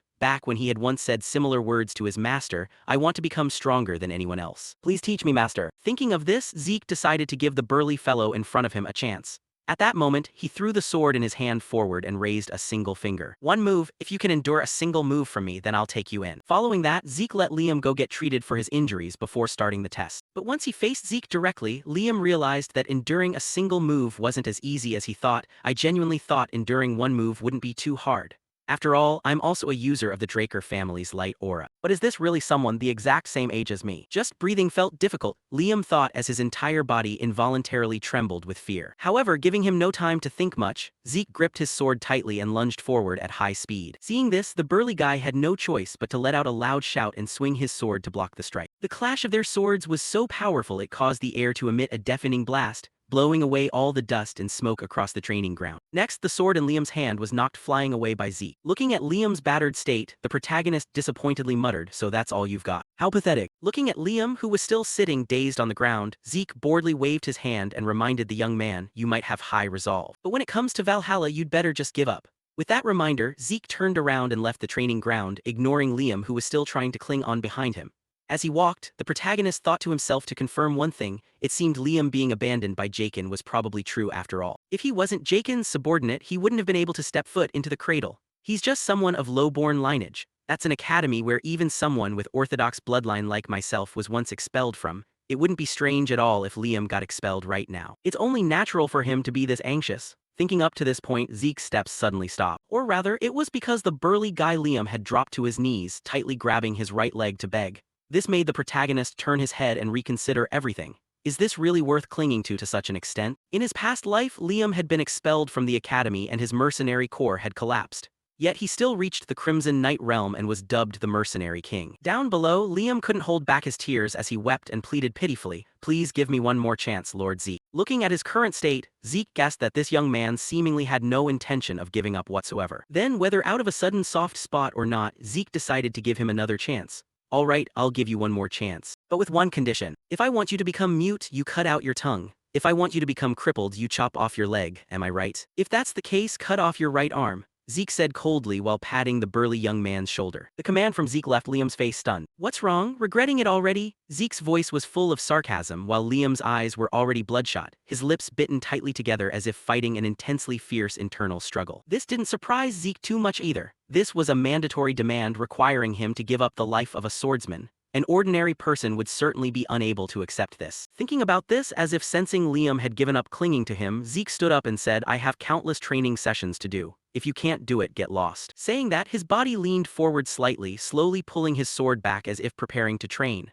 At the same time, Liam behind him, as if having made up his mind, slowly stepped forward. Seeing this, the male lead cast a sidelong glance at him and thought, "Although I don't know why he's so desperate." Don't get discouraged, Liam. Even if you don't make it to Valhalla, you can still reach the realm of excellence. That was what Zeke thought to himself. However, Liam's next action left him unable to hide his surprise. At this moment, following his gaze, Liam began grabbing the sword that had been knocked away earlier, slowly lifting it high up while extending his right arm out. His teeth were clenched tightly as if about to hack off his own right arm. Looking at the expression on the burly guy's face, the male lead immediately guessed that Liam had no intention of joking around. "You lunatic!" the male lead shouted inwardly and rushed forward to stop him. At the same time, the sword in Liam's hand swung down fiercely. Yet, fortunately for the burly guy, at the most dangerous moment, Zeke gripped his sword tightly and slashed it forward at wind-shattering speed. With just a single collision, Liam's sword snapped in two. The tip of his blade flew out of the training grounds. Looking at his right arm, which was still completely intact, Liam panted heavily like an ox from the sheer tension. However, before he could even recover his wits, Zeke strode forward, grabbing him tightly by the collar and demanding, "Hey, you lunatic.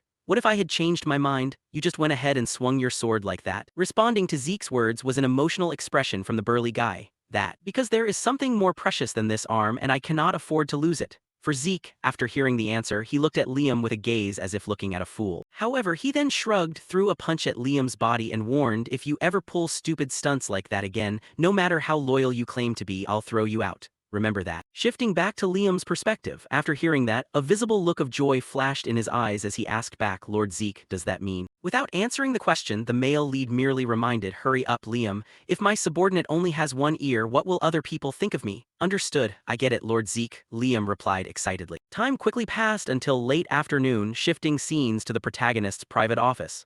At this moment, he was sitting and drinking tea with Liam. Currently, Liam's previously severed ear had been reattached by the medical staff, and the only visible trace was a faint scar at the severed spot. On this side, Liam gently raised his hand, feeling his intact ear again and asking, can I really use medicine this good? In response, Zeke told him this was an investment in his value, so there was no need to worry. Next, Zeke calmly set his teacup down and asked in a serious tone, so what exactly was it? Something more important than your right arm? No, even more important than your life itself. Across from him, after hearing that, Liam lowered his gaze slightly. After a few seconds, the guy shared his story. It's about my mother. A few days after being abandoned by Jakin, I got word that she had collapsed from a high fever. Fortunately, the fever broke quickly, but her body became covered in rose-like red spots, and her health deteriorated day by day. The village healers didn't even know the name of this disease. As he spoke, his body couldn't stop trembling with agitation while Zeke asked back, so that's why you wanted to go to Valhalla? Yes, exactly, because the medical benefits for students and families at Valhalla are the best on this continent, Liam exclaimed. Across from him, after hearing that, Zeke let out a sigh. Next, the protagonist called a servant to bring pen and paper, then slowly jotted something down on the paper. Rose-like red spots, recurring high fever. These are the symptoms of the disease that will sweep across the Midrealm over the next 5 years. It's also known as the Rose disease, a highly contagious illness with an extremely high mortality rate, which has claimed the lives of countless people, but a timely cure was eventually developed to stamp it out. Thinking of this, Zeke handed the paper he had just written on to Liam and explained, this is the recipe to manufacture the medicine for your mother's illness. It's not too difficult, so the village healer can easily brew it. In response, Liam hastily clutched the scrap of paper and stammered, thank you, my lord. But how do you know the cure for an illness whose name even the healers don't know? Hearing the question, two familiar figures suddenly flashed in Zeke's mind, the genius alchemist brothers Al and Jeff. They were the ones who invented the cure to save the decaying Midrealm. However, the greedy alchemist guild exploited the lives of desperate people for profit. Upon discovering the truth, the two brothers published the manufacturing method to the world, allowing even mercenaries like himself to learn of it, and it spread across the continent. Thinking about it, Zeke wore a soft smile and calmly said, just say you have an acquaintance who is an alchemist. Now that you have your medicine, you don't need to come to Valhalla or stay under my command anymore, Zeke said gently while enjoying his tea. Meanwhile, Liam wasn't the kind of person who didn't know how to repay someone's kindness. Right at that moment, he abruptly stood up from his chair, knelt on one knee before Zeke and swore, I swear to dedicate my life to Lord Zeke. I swear absolute loyalty to my master for the rest of my life. These words of his made Zeke somewhat pleased to realize he hadn't helped the wrong person.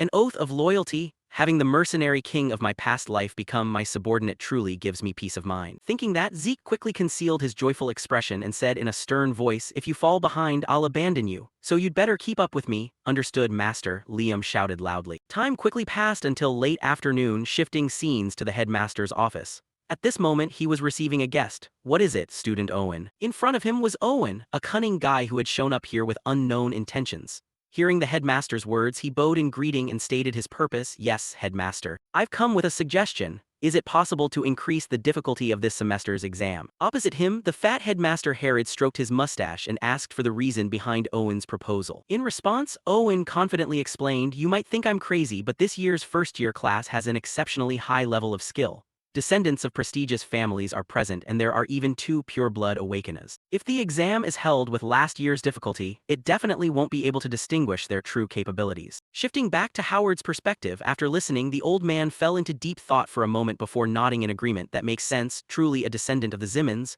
I will positively consider it. Thank you, headmaster. Then I'll take my leave. Finishing his words, the cunning guy quickly departed. If other students found out that he had deliberately sought out the vice headmaster to raise the exam difficulty, he would undoubtedly be torn apart by the rest of the student body. Over here, after watching Owen leave, Howard turned his chair around, looked out the window, and muttered in thought, bloodlines really can't be hidden. I never expected to have the same thoughts as him. If we think about future troubles, it's best to nip danger in the bud beforehand. Time quickly passed, and today was the day of the Dungeon Exploration Semester exam. To put it simply, this was the Draker Academy's semester exam where groups of 2 had to cooperate to escape a dungeon within a set timeframe.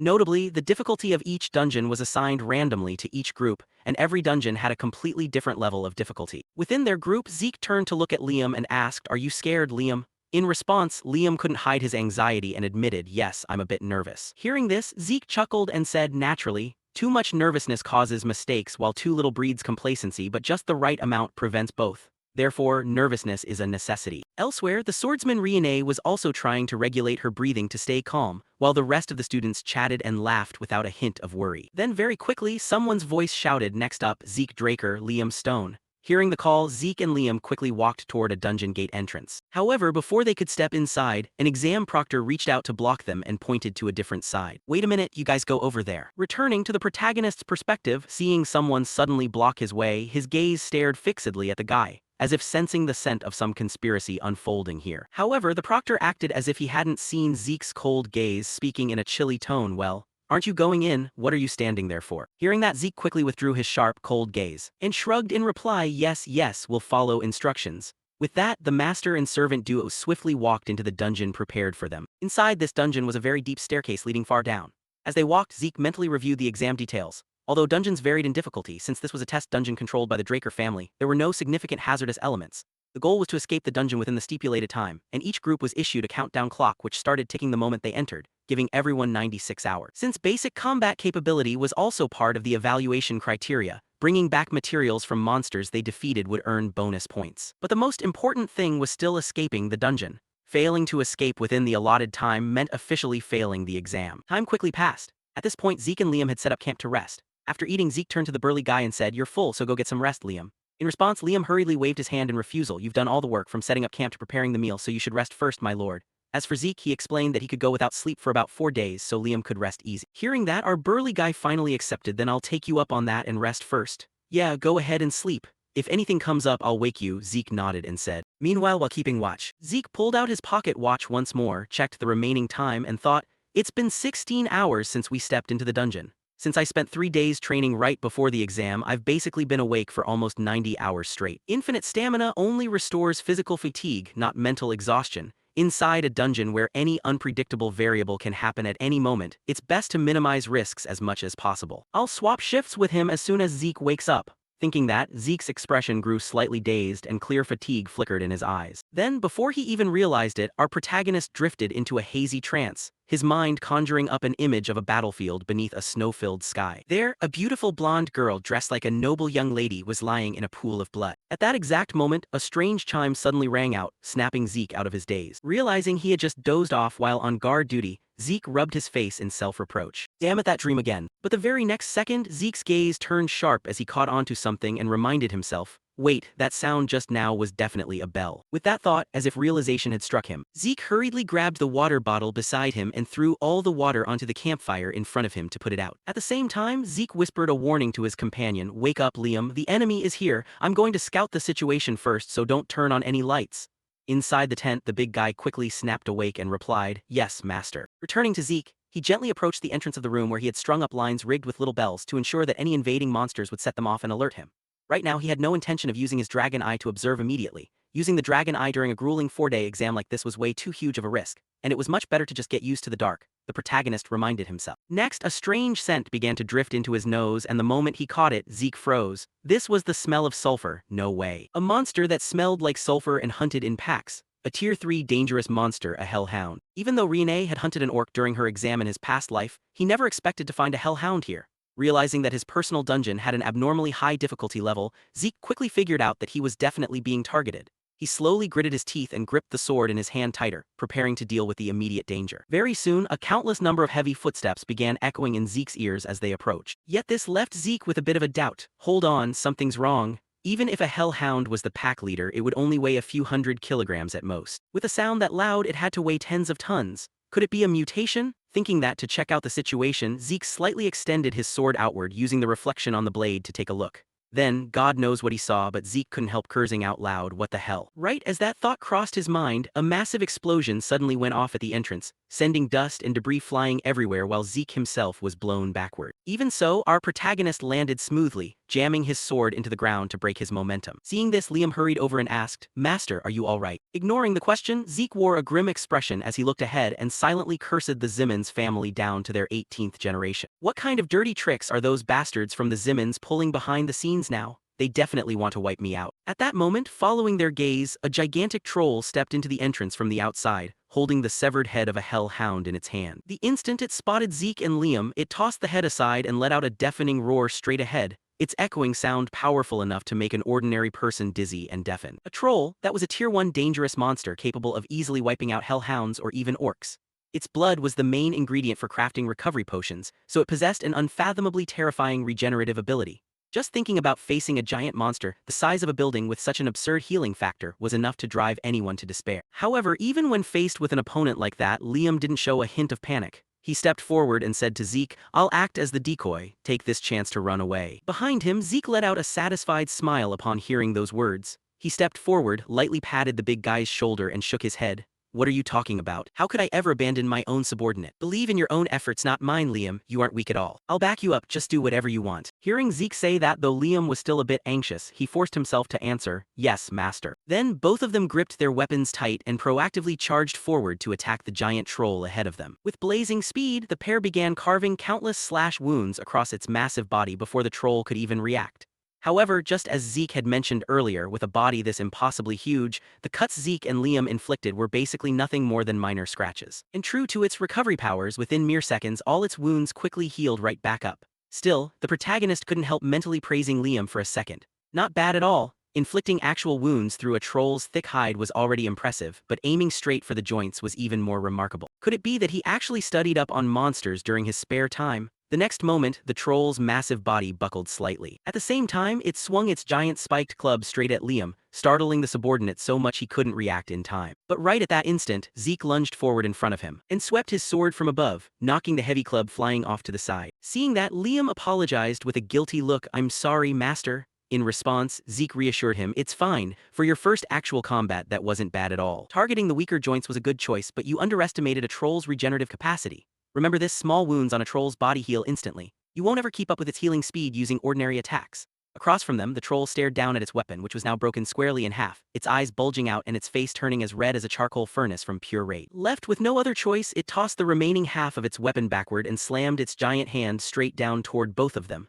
Meanwhile, Zeke wanted to finish it off quickly. "You still seem to be having a hard time. Then I'll put an end to this," Zeke muttered, tightening his grip on his sword. Time flew by rapidly, and by this point the troll's bloody skull was hanging limply to one side, completely devoid of any breath of life. For its sacrifice, Zeke was rewarded with an additional 30 causality points. Looking at the system notification, Zeke nodded in agreement and turned to Liam. "This species should net us a pretty good reward points-wise. Hurry up and pack it up, Liam." "Yes, master." The big guy hastily replied, rushing over with his backpack to harvest the carcass. At that moment, the system suddenly sent Zeke another notification. "Sudden quest, killing 2 birds with 1 stone, take down 100 monsters spanning 10 different species within the dungeon. Time limit, 72 hours. Rewards, 2 extra causality points upon completion alongside 2 random gift boxes. Current progress, 2 species/14 monsters, only monsters with offensive capabilities count."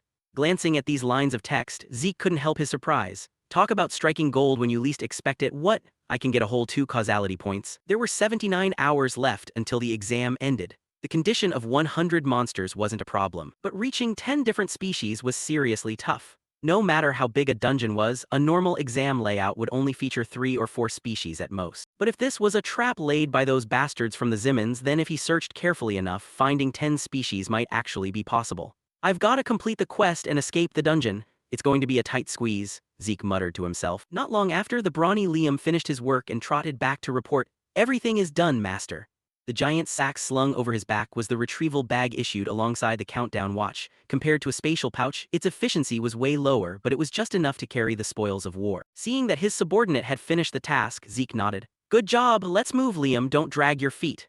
With the dual pressure of completing the system's sudden quest and passing his family's exam, Zeke couldn't afford to leisurely stroll through this dungeon anymore. The two of them sped up, going all out to conquer the dungeon. Just like that, time flew by faster than a dog running across an open field. At this point, the two of them paused briefly to catch their breath when Zeke suddenly spoke up. "How is it, Liam? After hunting so many monsters, you're starting to get used to actual combat, right?" Up ahead, Liam tied off his sack and turned to reply, "I'm still not entirely sure." A faint smile from the protagonist answered him. Understandable, it's totally normal to need a bit of time to adapt. With that, his expression grew pensive as he stared at the minimap floating before his eyes. The remaining time for the quest was 50 minutes and the current progress sat at 9 species out of 99 monsters. Having the quest stall right before the finish line left Zeke immensely annoyed. I even caught a blood-sucking leech the size of my finger and there are still only 9 species. There's nowhere left to search. Seriously, those Zims bastards are utterly useless. Why couldn't they have prepped just one more species? Thinking about it, Zeke irritably flicked his hand, dismissing the floating minimap. Then, as if answering his prayers, the ground suddenly began to shake violently. Following that, the earth split right down the middle, catching Zeke off guard and nearly throwing him off balance. He hurriedly spun around and shouted at his subordinate, "Liam, quick, drop that bag." Across from him, the big guy still looked clueless, having no idea what was going on. At that instant, Zeke lunged forward, using his sword to slice the retrieval bag clean in half. Right at that moment, a massive monster burst straight up from the depths of the earth, gliding right past their position and blasting them both sideways. Fortunately, Liam came out unhurt. However, the moment he regained his wits, he noticed that Zeke's left arm was stained entirely with blood. "Zeke, are you okay?" In response, Zeke shook out his left arm and reassured him, "Don't worry, relax, it's just monster blood. This time, just stand back and watch, Liam. I'm afraid I won't be able to look after you." Right then, following both of their gazes, the monster that had just attacked was revealed to be a colossal worm with a maw overflowing with sharp fangs. Its entire body began radiating an intensely wild and ferocious aura, forcing even Zeke to raise his guard to the absolute maximum. This is a dungeon worm, a high-level dangerous monster. It usually takes a dozen experienced purple knights just to take one down. Those damn Zimmons, they really went all out preparing this. Zeke silently cursed those people in his heart. Meanwhile, the dungeon worm had no intention of giving him time to think. It instantly lunged straight toward the protagonist, as if acknowledging that he was the biggest threat rather than Liam. Sliding forward with devastating momentum, its massive body barreled right at Zeke. Liam watched anxiously from the sidelines. A deep sense of helplessness washed over his mind as he watched his master fighting desperately while being unable to help at all. Then, as if an idea struck him, he frantically rummaged through his backpack to find a way to support the protagonist. Cutting back to Zeke, he was gritting his teeth, using his sword to block the razor-sharp jaws of the giant worm while his body was steadily being pushed backward. The feeling of being constantly pushed back was dangerous, so Zeke poured strength into both arms and swung his sword hard, swatting the dungeon worm's head off to the side. However, the worm capitalized on the opening to burrow straight back down into the earth, its movement shaking the entire cave system without stopping. And Zeke had no idea how to attack it while it was underground. Even a blue knight would hesitate if they had to face a dungeon worm in a place like this, due to its trait of moving by burrowing through the ground. If dragging out its defeat took too long, they would be buried alive instantly. At the same time, a cracking sound suddenly echoed from right behind Zeke's back. Hearing it, he hastily whipped his head around and instantly witnessed the terrifying sight of the giant worm's gaping maw bursting out from the earth and lunging right at him. Reacting with insane reflexes, Zeke ducked down low, successfully dodging its lethal bite. Next, refusing to give the worm a chance to burrow underground again, Zeke leaped forward, plunging his sword deep into the dungeon worm's body. Then, gritting his teeth and tightening his grip on his weapon, he sprinted forward, dragging his blade along to carve a deep, gaping wound across the creature's flesh. "Let's see if I can carve you in half this time," Zeke muttered under his breath. Meanwhile, taking such a deep wound, the giant worm shrieked in agony, its body violently writhing and thrashing around. Finally, it coiled up and launched itself straight into the air like a spring, dragging Zeke, who was still gripping his sword, right up into the sky with it. Seeing this, Zeke couldn't help letting out a mental curse. "You damn worm." Before he could even react, the giant worm coiled its body into a tight spiral, wrapping itself securely around Zeke. A horrific wave of pressure bore down on him from all 4 sides, causing every single bone in Zeke's body to groan in protest as he coughed up a mouthful of blood. Bound that tightly, even Zeke couldn't find a way to break free on his own. Luckily, however, he still had his subordinate Liam. The moment he saw the protagonist fall into danger, the big guy lunged forward, stabbing his own sword deep into the body of the giant worm and causing it to shriek in pain. Along with that, the pressure crushing down on Zeke seemed to ease up considerably. "The pressure's dropped a lot," Zeke cheered happily. And taking advantage of the moment while the giant worm thrashed in agony, Zeke instantly broke free from its bind and dropped back down to the ground. Thanks to his recovery ability, the injuries inflicted by the giant worm healed at a dizzying pace. Meanwhile, Liam hurriedly asked, "Are you all right, master?" In response, Zeke curiously asked, "What on earth did you just do, Liam?" "Ah, I smeared some numbing ointment on my sword," Liam replied, holding out his palm to show Zeke the jar of ointment. Hearing that answer, the protagonist finally understood why the worm had reacted so violently. "I see, the main ingredient of the numbing ointment is belladonna. It only has a mild paralyzing effect on humans. But against worms, it acts like a lethal toxin." In a critical situation, he remembered belladonna, the nemesis of worm-type monsters, and used it right away. That was an incredibly fast reaction. And your judgment and adaptability totally match your title of mercenary king, Liam. Taking him under his wing really was the right decision after all. Thinking that, Zeke smiled and instructed the big guy, Liam, when I give the signal, plunge that sword into the worm again. Finished speaking, the protagonist poured strength into the soles of his feet and sped up, running straight up the length of the monster's body. Once he reached the top of its head, he let out a loud shout to signal. Down below, understanding the cue, Liam gritted his teeth and drove his sword into the dungeon worm's body once more, making it shriek like a house on fire and even regurgitate a pool of deep purple liquid resembling blood from its mouth. Suddenly, however, the worm paused for a beat because it sensed a danger far greater than the pain it had just felt. Right in front of its face, Zeke gathered energy into his sword and activated his skill, Soul Body Art Slash, unleashing a massive blade of energy that cleaved straight through the dungeon worm's body. That deadly blade split its entire body in half in the blink of an eye. Simultaneously, to reward the protagonist's efforts, the system chimed in, sudden quest completed. Quest reward causality points doubled, 2 random gift boxes awarded as quest rewards. Current causality points, 780. Time flowed by, cutting scene to the outside of the assembly plaza.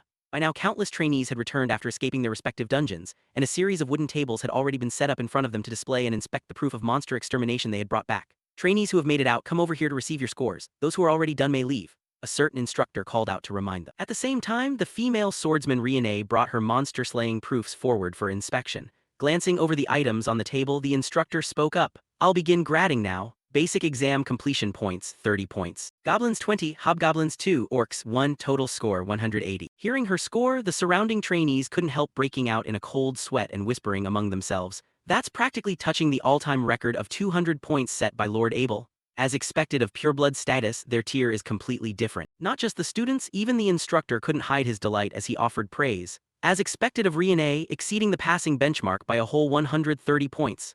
In response, Riane's group placed their hands over their chests and replied, "You flatter us too much." Next in line, the cunning Owen brought his proofs up for grading. "All right, I'll start scoring. Total score is 120, exceeding the benchmark by 70 points. Excellent." The instructor nodded. Hearing that, a brown-haired teammate in Owen's squad beamed like he'd struck gold, but Owen himself was furious. The result made his face darken like the bottom of a pot. Because compared to Riane, he fell short by 60 points, a figure that equaled a full half of his own total score. At that moment, he shot a cold, chilling glare toward Riane. "Riane Tyrun, you can't act so smug forever." "Well, whatever, if anything happens. I'll just handle it the same way I handled Zeke." Thinking that, he wore a sinister smile, figuring Zeke was probably dead and rotting somewhere inside that dangerous dungeon by now. It sounded like weaklings could only ever resort to dirty tricks to trip others up. However, there was one thing Owen never expected. Zeke's voice suddenly echoed right behind his back. "Man, how long has it been since I last saw sunlight?" Hearing the familiar voice, Owen's face instantly twisted in terror. He spun around, and sure enough, his worst fear had come true.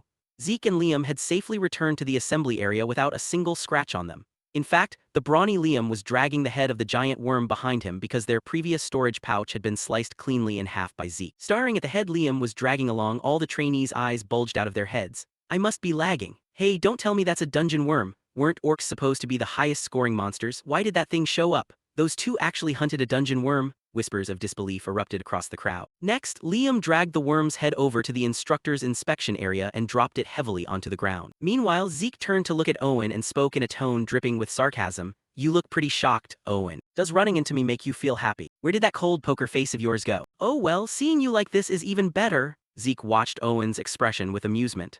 The guy had turned purple with rage, bulging veins snaking across his face, his teeth clenched tight and his hands balled into fists of pure anger. Not giving Zeke a chance to tease him any further, Owen turned and stalked off. The action left Zeke feeling a bit disappointed as he mocked after him, "Hey, heading out so early." In response to Zeke's words, Owen silently cursed in his heart. "Damn it, those damned purebloods, you bastards will definitely pay for looking down on me." Off to the side, Owen's pack of hounds saw their master storm off in a huff and hurriedly chased after him.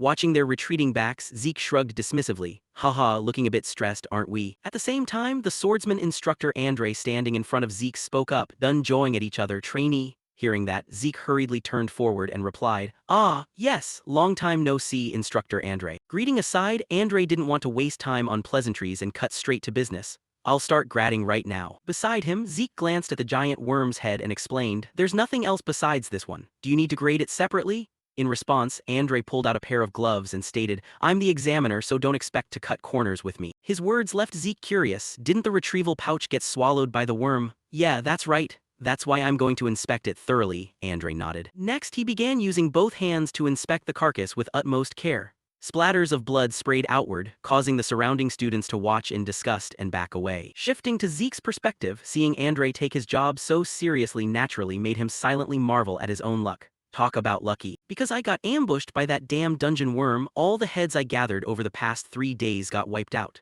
Since I couldn't afford to fail, I had no choice but to grab the dungeon worm's head as a substitute. But aside from Instructor Andre, who else would be crazy enough to inspect every single scrap of meat stuck between these teeth? Time flew by, and shortly after Andre finished his inspection, he tossed his gloves aside and announced the results. The confirmed monsters found are Gremlin, Goblin, Hobgoblin, Hellhound, Orc, and lastly Troll. What? Even a troll? The trainees murmured among themselves with pale faces. The giant worm was already a terrifying monster on its own, but now a troll was added to the mix. It made them shudder just thinking about the dungeon Zeke had stepped into. Ignoring their reaction, the swordsman instructor Andre wiped the blood off himself with a handkerchief and continued, "Judging by the amount of blood spilled, there must have been dozens of them. But if I gave credit for all of them, it wouldn't be fair to the others, so I'll treat each monster type as a single count." Furthermore, although trolls and dungeon worms aren't listed on the grading chart based on available intel, they possess strength equivalent to a group of 3 orcs and 6 orcs respectively. Therefore, I will award 90 and 180 points for them. Total score, 368. Congratulations on passing. Off to the side, the 2 remaining instructors heard the result and were utterly stunned. "Hey, how many points did we get back when we were trainees?" the instructor on the left asked. The instructor holding the clipboard confirmed, "Back in our day, we didn't even get credit for hellhounds." Elsewhere, the other students looked at Zeke as if looking at a monster. 368 points? How is that even possible? In another corner of the assembly grounds, a foolish, black-haired student who refused to accept the results stepped forward and shouted, "It's cheating! There's only the corpse of a single dungeon worm in there." In response to this question, another student began looking at him as if he were an idiot and enlightened him. "Hey, the dungeon worm alone is already worth 180 points. But what does that even mean? Think carefully, any of you guys, whether it's a dungeon worm or a troll. If you face them, would any of you actually be able to survive and make it back? Has Zeke Draker really gotten that strong?" the group murmured inwardly. Meanwhile, Zeke glanced at the weak students around him, smirked, and thought, "So noisy. This feeling is completely different from the old days when they used to mock me. Not too bad, but I've gone and done something prominent again." During this exam, the people from the Zimmons family had intentionally tampered with the test dungeon, raising its difficulty to eliminate him. But is this really just Owen's arbitrary action? No. Even if it were him, he wouldn't dare interfere with the Academy's exam. Perhaps the real issue lies with the Zimmons themselves. "It seems I'm being watched a lot more than I imagined, huh? If I conceal my strength too blatantly, it will backfire. For now, I have to keep it at a moderate level and observe the situation first." Zeke reminded himself inwardly. Sweat beaded on his face and he couldn't help feeling the pressure of being targeted so heavily. Then, while he was still feeling anxious about the future, the female swordsman Riene and her subordinates walked past him and spoke up. "Zeke Draker, you won this time," she said with a scowling face, then quickly walked away, leaving Zeke behind looking dazed and not quite understanding. "I won, but won what the hell? What is she talking about?" Time quickly passed. Shifting scenes to the familiar training grounds, Zeke prepared to experiment with a new skill he had never used before. "I should probably start from here, huh?" Saying that, Zeke looked at the system screen. The skill he was referring to was Dragon Skill Level 1 Gluttony. This was a skill that allowed the user to eat more and digest food much faster. It cost 50 points to unlock, and Zeke's current causal points stood at 780. With such rapid wealth accumulation over just a few days, Zeke decided to unlock the skill. A useless skill that I skipped in the past, but now I can comfortably invest about 50 points into it. Saying that, Zeke quickly unlocked the skill. After rereading its description, his eyes widened in shock. Wait a minute, the skill description has changed. At this moment, following Zeke's gaze, the system screen displayed Dragon Skill Level 1 Gluttony. In the gluttony state, you can digest anything and convert it into energy. Furthermore, if you digest a monster with a bloodline skill, you can absorb their abilities. After finishing the description, a drop of sweat involuntarily rolled down Zeke's face as he secretly regretted it in his heart. Absorb monster abilities? I should have activated this skill before the exam. Energy conversion? I have to test it to find out. Saying that, he pulled a piece of fresh meat out of his inventory and began activating the gluttony skill. Right after that, something resembling a dark plume of smoke rushed forward, plunging deep into the piece of meat and startling Zeke slightly. Glancing backward, he noticed that a dark mist radiating a faint golden light was spreading from his shadow. Currently, the fresh meat he had just taken out was also slowly sinking deep into this mist. What the hell is this? It's like being sucked into a swamp. The piece of meat gradually shriveled up and completely vanished into the darkness. Zeke thought with a frown. As soon as the meat completely sank in, the system sent him a notification, confirmed, energy absorbed, helping to recover the energy deficit. Immediately afterward, Zeke felt a refreshing surge of energy flowing through his entire body, making his condition noticeably better as if he had just taken a short nap. His headache had also subsided. Although only slightly, the mental fatigue in his brain seemed to have lessened. Not only that, his whole body seemed to brim with vitality once again. Even his ether pool was partially restored. These 50 points are totally worth it, Zeke thought, his heart filled with excitement. With this skill, I can minimize all the risks of the skills I currently possess. Mental fatigue can be solved with gluttony, while infinite stamina helps me resist physical exhaustion. If that's the case, even with 24 hours of no food, drink, or sleep, I can still focus entirely on training. Instantly, Zeke decided to take action. Let's start right away. He felt as though his future path was opening up wider than ever before. However, before he could celebrate for long, his smile faded, and shortly after, Zeke's complaining voice rang out. Hey, Dexter, I told you already, when I'm in the training room, don't disturb me unless it's truly necessary. The old butler Dexter immediately bowed in apologies. I apologize, young master, but I have important news that I need to report to you immediately. Zeke frowned. Important news? What is it? Dexter's steady voice continued. Your sword has been finished. Hearing those words, a smile bloomed on Zeke's face once again. After all, he needed the sword crafted for him by Galleon so he could conceal the fact that he couldn't use aura. Without a moment's hesitation, Zeke immediately rushed over to his friend Galleon's forge. Stepping inside, he anxiously asked, Galleon, the sword is finished, right? Galleon nodded and replied, that's right, please wait a moment for me. Saying that, he hurried inside, retrieved a wooden box containing the sword and tossed it to Zeke. However, upon looking at the appearance of the sword, Zeke couldn't help stroking his chin in contemplation. The item Galleon gave me in my past life was a sword crafted from mithril and pure steel. That was the sun sword Graham. Just by looking at it, anyone could tell it was an amazing sword. This time, even though dragon fangs were used as material, I figured it would definitely look like Graham.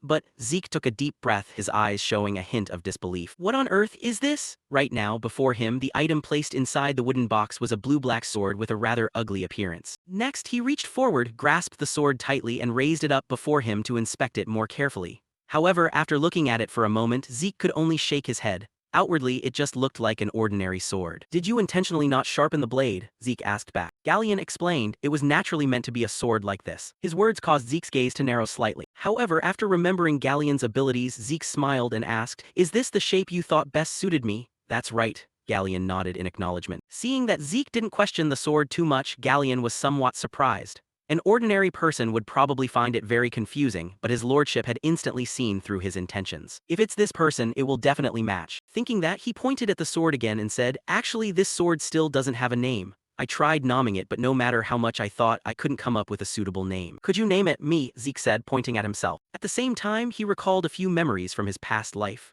Holy Sun Sword Graham was the name Galleon himself had given it, yet now Galleon couldn't name a sword. I thought this was still Graham, just with a changed appearance due to using dragon fangs as material. But it seems this is a completely different sword compared to Graham. Thinking about this with goodness knows what intention, Zeke suddenly pulled a dagger from his inventory and directly slashed hard across his own wrist, causing his arm to bleed profusely. Across from him, Galleon panicked and shouted, what are you doing? Hurry up, stop the bleeding! Paying no mind to his panic, Zeke tried to concentrate his mind to stop his wound from healing. Even though the healing factor was always active, with the skill I'm using I can definitely control it, Zeke thought to himself. And as if answering his inner call, the system provided assistance. Confirmed administrator request. Temporarily pause continuous activation of vocational skill, healing factor. After this notification appeared, Zeke's regeneration ability immediately stopped. Alright, that's done. Now let's do it. Saying that, Zeke reached his hand toward the sword to let his blood drip onto its body. Seeing this, Galleon instantly guessed what Zeke's intention was. Could this be the sword naming ritual? The sword naming ritual was a traditional ceremony of the dwarf race. In it, the master dripped their blood containing vital auras like aura or mana onto the sword, activating the ritual. Once the ritual began, the practitioner would plunge into deep subconsciousness, wandering endlessly until finding the sword's true name. But because it was too dangerous, this ritual was nearly forgotten. But he knows about the ancient dwarf ritual? How on earth did he pull that off? Galleon thought, his eyes filled with astonishment. Returning to the protagonist's perspective, just as Galleon had mentioned, Zeke was currently sinking deep into his mental world. This place resembled a deep lake with countless names floating everywhere. Among the countless names rushing in, I have to choose the single name that will advance forward with me. A new name for a new sword, Zeke muttered to himself. Just like that, he began swimming within this lake until he found the matching name, Black Sword Bahamut. At the same time, the system announced, Black Sword Bahamut has been registered as equipment. Seeing this, even Zeke felt a hint of existential doubt. The name I chose is actually the name of that evil dragon, is my subconscious alright? Returning to reality, Zeke had just finished bandaging the wound on his left arm. Meanwhile, the blacksmith Galleon praised him profusely. You're extraordinary, even among dwarves few know about the sword naming ritual.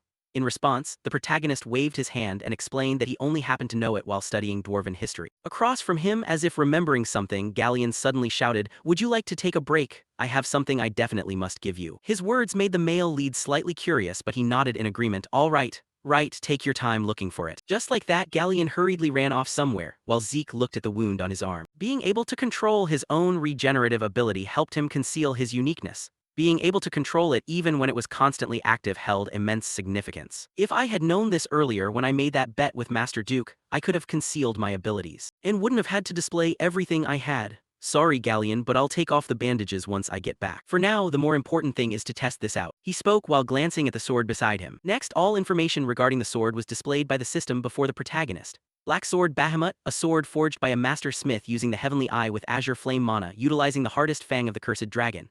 Bahamut unique skill, indestructible, aura conversion. Note, sealed will be released gradually according to the user's growth. Looking at these notifications, Zeke, despite having witnessed all sorts of strange things with his past life knowledge, couldn't help but be startled. The seal will be released as the user grows. I've never heard of a sword like this before. Furthermore, its trait is that it's indestructible. Even if made from a dragon's fang, this is still too absurd. But regardless, the most important thing was the aura conversion ability. Striving to create a mana battery for Galleon and having him forge the sword was partly due to his exceptional talent and the core function of the sword gram. Aura conversion, a special ability allowing the conversion of ether mana or any other energy type into aura. This exact ability had helped him, someone congenitally unable to use aura, reach the Crimson Realm. Thinking this, Zeke closed his eyes, concentrating energy to channel into the sword to convert it into aura. At the same time, the blacksmith Galleon returned carrying a scabbard, flustered as he said, "Ha, finally found it. I'm so sorry you've been waiting for a long time, right?" Finished speaking, he noticed Zeke's sword was enveloped in a layer of blue radiance, leaving him stunned into silence. A sharp aura surrounding the sword. Has he broken past the boundary of the purple night? Up ahead, seeing the blacksmith standing frozen, Zeke cheerfully praised back already. "This is truly an extraordinary sword. You've worked hard, Galleon." In response to Zeke's words, Galleon pushed the scabbard forward and replied, "Compared to the forge, this is nothing. But, can you take a look at this? This is a scabbard crafted by my master himself." Hearing this, Zeke frowned, stroking his chin in thought. "In my past life, I had never heard of Galleon's master. Let's see." The name engraved on the scabbard, Golan Jober, Zeke muttered. But shortly after, his eyes widened and he quickly realized the significance of the name. "What? Golan Jober? Is it Golan Jober?" The man hailed as the greatest blacksmith. Golan Jober, an outstanding blacksmith among the dwarves, currently dubbed the greatest blacksmith on the continent. His works all reached perfection and possessed special features. To collectors, those pieces were worth tens of thousands of gold coins. Thinking of this, Zeke wanted to rate Galleon even higher. "I didn't expect you to be Golan's disciple." Hearing Zeke's words, Galleon was somewhat surprised. "As expected, you can even read Dwarven script." Putting the Dwarven language aside, Zeke asked a probing question. "If it's Golan, this definitely isn't an ordinary scabbard, right?" "Of course not. If you turn the roller next to the scabbard's opening like this, it will turn into a shield. Because it's made of mithril and wyvern bones, no matter how heavy the attack, it won't suffer a scratch. If you reverse the roller on the shield's handle, it turns back into a scabbard. Compared to the favor you granted me, this gift still falls far short. But please accept it. This is a gift I want to give you," he said, pushing the scabbard forward. Seeing this, Zeke awkwardly accepted the scabbard and confusedly asked, "But if you sold this, couldn't you fund your forge?" "Haha, I can't just casually sell my master's work to anyone." Galleon smiled and said, "But it's worth tens of thousands of gold," Zeke asked back. Hearing that, sweat beaded on Galleon's face as he hadn't realized it was worth that much. "What? Are you serious? I'll take it anyway, thanks," Zeke said with a voice full of gratitude. Then he looked down at the scabbard and his oversized sword. Compared to the sword, the scabbard seems a bit small, huh? But if this is the work of Golan Jober, it'll definitely be different. Thinking this, Zeke tried inserting the sword into the scabbard. Sure enough, right after, the scabbard began to automatically change its shape, enveloping the entire sword and forming a completely different sheath. As expected, it far exceeds my imagination. "I've received an extremely precious gift. Thank you, Galleon." Zeke smiled while Galleon looked inexplicably overjoyed. "I'm glad you like it." Time quickly passed, shifting scenes to the familiar training grounds. Zeke was observing the pair of gloves he had just received. Glove info, forged from cloud steel, both sturdy and lightweight. Special ability, none. Trait, equipping the full set of cloud steel will activate a special ability. After reading, Zeke couldn't help admiring it. Cloud steel, this is an extremely rare material. This was something he received from the random gift box, a surprise quest reward. He thought it was just like a treasure chest, but it contained items far more valuable. "Alright, time to check the second box." Saying that, Zeke glanced at the remaining box and slowly opened it. However, what lay inside made him even more curious. The item Zeke pulled out from the second treasure box was a tattered map, missing multiple sections, making him wonder if it was even a real map at all. However, before Zeke could think much, the system sent a reminder notification. You have found a map containing traces of the great sword Saint Kaishir. After seeing this name, the protagonist raised his level of interest to the highest degree because the name Kaishir was too famous. If it was Kaishir, don't tell me it's the hero King Kaishir.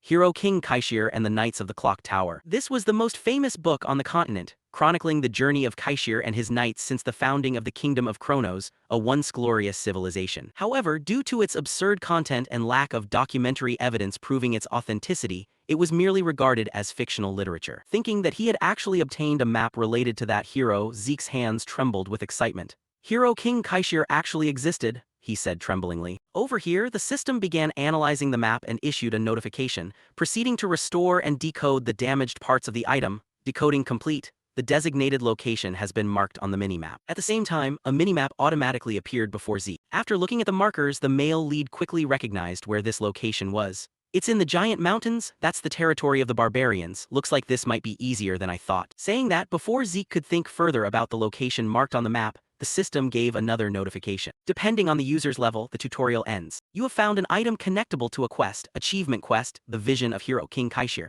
Search for Kaishir's vision at the ruins preserving his traces. Time limit, unlimited. Quest reward, upgrade system administrative authority, primary administrator upgraded to intermediate administrator. Reading up to this point, even an ox could understand, let alone Zeke. So that's how it is. The tutorial is just a system to help me upgrade to a certain level. Everything now is just the beginning, meaning from now on is the real game. The rewards are also in a completely different league compared to the tutorial. Alright, so that's how it is. I'll sweep through everything and leave nothing behind. First, let's try using the accumulated points. The male lead smiled, then made a heavy expenditure to upgrade his skills. You have used 50 points to unlock Dragon Skill Level 2. You can check information about Dragon Skill Level 2.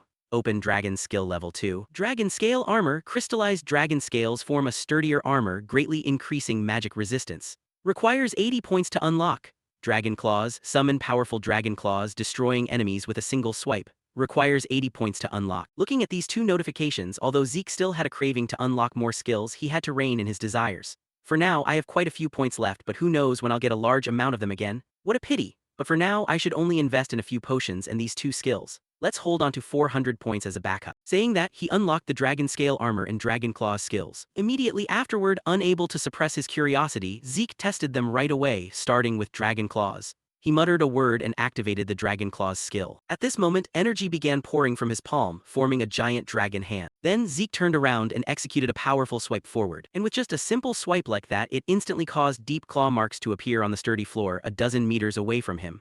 Looking at the damage output of this skill, Zeke could only give a few awkward laughs. Ha ha ha, this skill is really top tier. Alright, time to test the next skill. Finishing his words, he activated the Dragon Scale Armor skill, causing phantom golden dragon scales to appear on his left arm. To test its defensive capability, Zeke didn't hesitate to pull out the black sword from his inventory and slash hard against his own arm. However, to his surprise, Zeke's sword bounced backward from this armor. The defensive power of the skill was so strong it left the protagonist in disbelief. Even without using aura, my slash is still strong enough to tear everything apart, yet the blade bounced outward? Even though it's just bare skin, it feels no different from wearing a full heavy suit of armor. Dragon Claws for attacking, Dragon Scale Armor for defense. Simple yet extremely effective. My body is warmed up enough, let's continue. Zeke smiled, then resumed his familiar training routine. Time quickly passed, shifting scenes to the central arena of Draker Academy. Today was the day of the semester evaluation exam. At the upper section of the training grounds, numerous scarecrow dummies were arranged while the students stood solemnly below. Seeing this, an instructor's voice rang out. Today is the semester evaluation exam. Before starting the test, I will briefly explain the rules. Everyone see the dummies behind me? They are specially crafted. If you only use ordinary strength, it's hard to leave even a scratch. But if you channel aura into your strike, you can easily destroy it. However, if you can't even make a single scratch, you will fail immediately. All previous evaluations will be cancelled, and you will have to retake the course from scratch. The instructor spoke with an expressionless face, causing the students below to intake a cold breath and anxiously murmur to each other. Retake from scratch? Doesn't that mean we won't get promoted? Ignoring their chatter, once the instructor finished giving instructions, he shouted loudly, "Silence, those whose names are called step forward." First is Aaron, present. Aaron replied and hurriedly ran up. At the same time, the cunning Owen standing within the crowd secretly smiled to himself.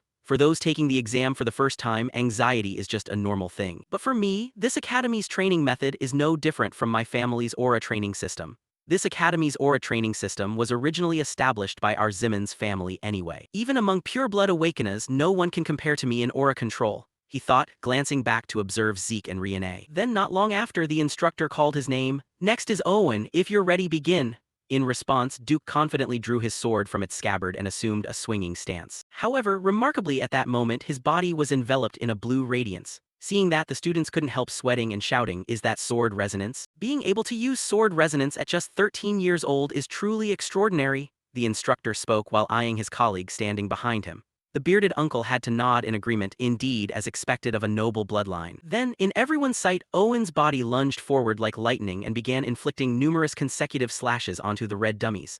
With each strike, he left a massive sword mark on the dummy. Down below, the other trainees turned pale at the sight, their mouths hanging wide open in utter shock. Then, after Owen finished his test, an instructor stepped up to inspect the dummies and praised, "Absolutely incredible, truly worthy of a Zims. At this rate, surpassing Lord Abel is only a matter of time." He smiled brightly, but unaware of how his words sounded. Owen's face turned as purple as a pig's liver. Owen bit his lip slightly and swatted the instructor's arm away, leaving the instructors somewhat annoyed. "What an insolent brat, what's wrong with him?" the two whispered to each other while Owen's face was twisted in rage. Ignoring him, the test continued as usual, and the results weren't looking all that promising. After inspecting the dummies, the instructors shook their heads and muttered to each other, "Looks like everyone's struggling."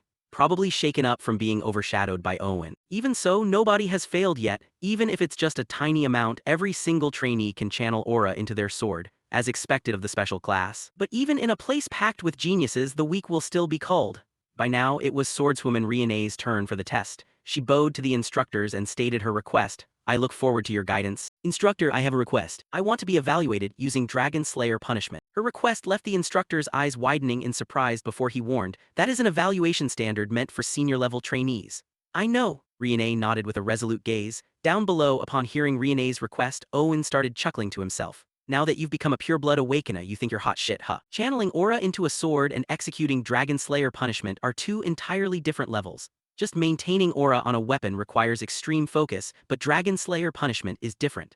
Aside from controlling the aura, it also requires regulating the aura consumption with every single movement. At best, she'll swing a few times before her aura completely scatters. "Looks like your own competitive drive just pushed you straight to your grave, Riane Tyrann."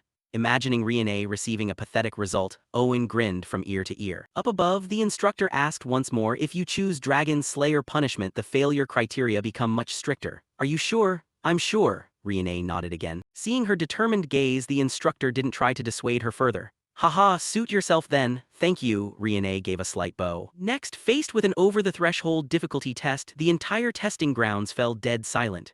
Everyone swallowed hard, locking their eyes on Riane so as not to miss a single movement of hers. Following their gazes, Riane enveloped her entire body in aura and slowly raised her sword high above her head. Then, with blinding speed, her wind-splitting sword arcs executed with lightning-fast ferocity. The attack was so powerful it didn't just leave marks on the training dummies, it directly sliced them into countless pieces. After finishing her Dragonslayer technique, Riane slowly lowered her sword while the dummies were left utterly destroyed beyond recognition. Seeing this, the trainees could only force awkward smiles, not knowing what else to do. "Wow, even the will to compete is gone. I thought Owen was number one when it came to aura control, turns out they're completely incomparable." Those whispers constantly fed into Owen's ears, leaving the idiot biting his lip hard, his eyes bulging wildly like someone about to have a seizure. But soon after, his gaze was drawn as Riane lowered her sword downward. "What the hell, damn it, is she mocking me?" Owen asked himself, but the next second his expression turned blank. He frantically shifted his gaze behind him and thought in a panic, "No way, from the very beginning she didn't even care about me."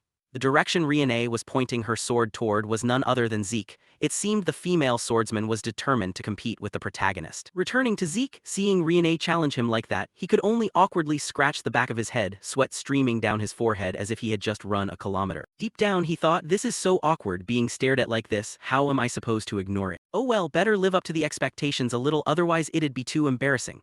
With that, Zeke took a deep breath, raised his hand with determination and shouted loudly, "Instructor, I also want to be evaluated using Dragonslayer technique." Someone nearby turned as pale as a lemon, wincing as if biting into a spoiled fruit. The instructor standing nearby approached Zeke with a skeptical gaze, speaking in a low voice. "You're Zeke, right? Did you think the Dragonslayer technique was ordinary just because trainee Riene executed it so easily? Trainee Riene is a pure-blood awakener. Before he could finish, an instructor standing beside him waved a hand to cut him in, chiming in with a firm tone. Conditions identical to trainee Riene, no problem, right? Hearing that, Zeke wore a confident smile, radiant as an angel descending from heaven, and replied, "Of course." Then, Zeke stepped up to the center, ready for his impressive display while a relentless buzz of chatter rippled through the crowd like scattered bees. "Why did you approve that, instructor? Even if his name is on the roster, I've never seen him show up to class once." A puzzled voice rang out. The instructor casually replied in a flat, storytelling tone, "That's the result of a bet between him and Instructor Andre. Well, you haven't been in office long, so it's normal not to know." An unprecedented golden pureblood awakener. The rookie who shattered Lord Abel's record in the dungeon exploration exam, that person is none other than Zeke Draker. Over here, Zeke closed his eyes tightly, focusing on sensing the powerful aura surging from within his body.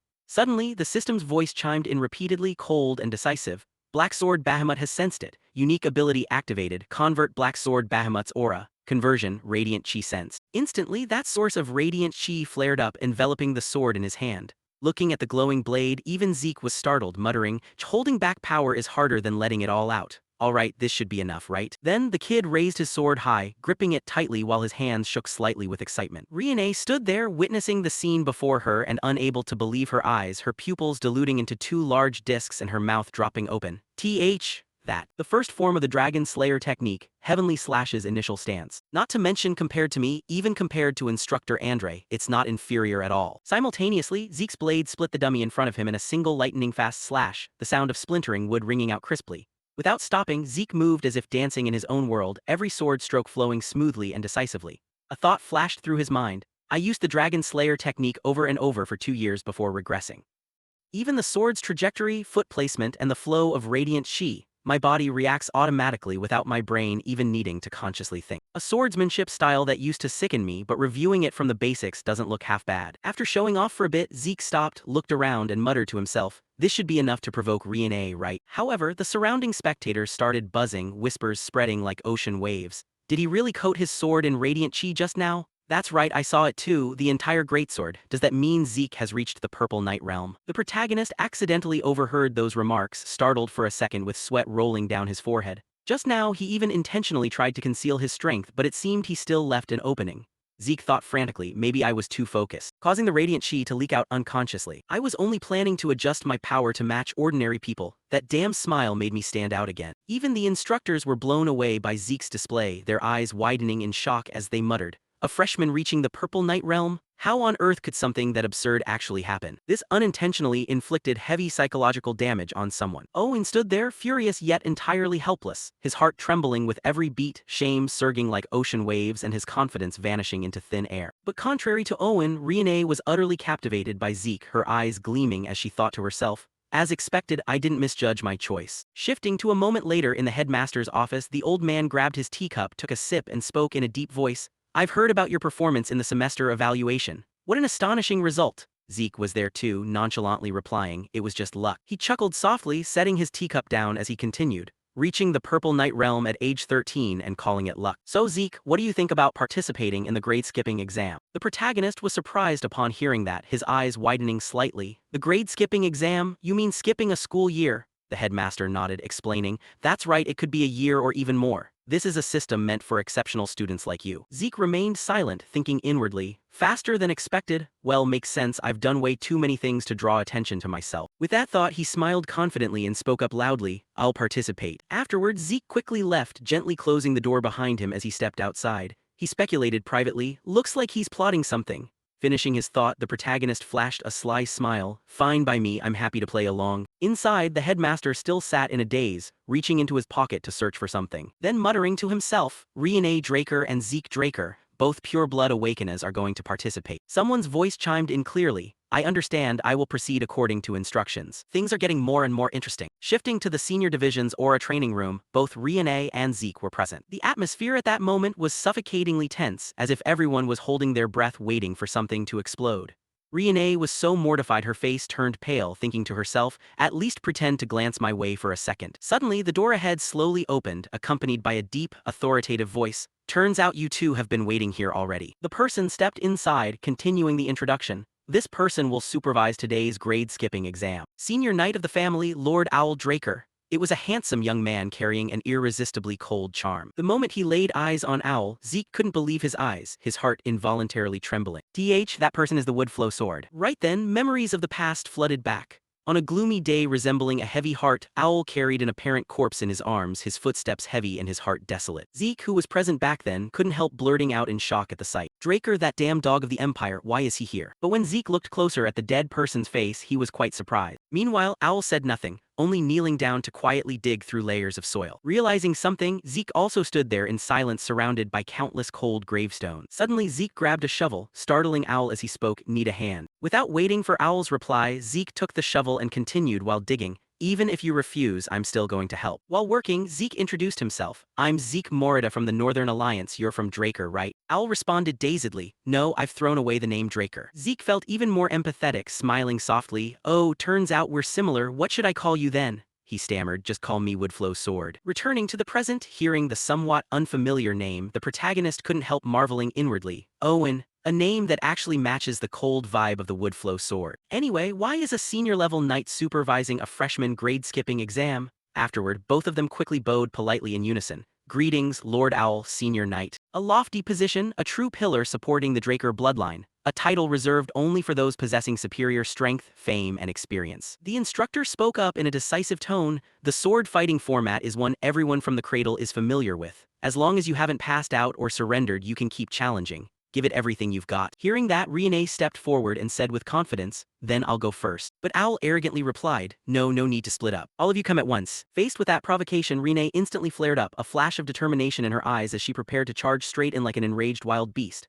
But right at that moment, Zeke reached out and stopped her, his movement as swift as catching a buzzing fly. "Don't be too hasty," he shouted, his voice both rushed and tinged with teasing. "You already know the skill gap, right? Besides, the test started way earlier. If you couldn't control your emotions and rushed in just now, we probably would have had our points docked miserably." Hearing that, Riene shot a side glance, her sharp look directed at the proctor. He was busy scribbling away on a clipboard, his feather pen dancing around like drawing spells. She let out a deep sigh, her breath puffing out like white smoke in the chilly air. Even though she hated it inside, she finally lowered her tone and reluctantly asked, "Then what should I do, Zeke Draker?" The protagonist turned, flashing a confident half-smile as he thought inwardly. As expected of Riene, famed for her tactical genius, she adapts at lightning speed. Finishing his thought, he nodded affirmatively, replying with certainty, "I've got a perfect plan for this. Let's give him a real taste of a fatal blow." After both of them agreed on the plan, the official duel began. Glancing at the supervising knight's sword, Zeke narrowed his eyes, analyzing it in his head. A strange sword with a blade only on one side, bearing the distinct style of the Eastern Empire, a Dao. "He's always used that," he muttered. Riene stood nearby with a tense expression, treating it as a matter of honor.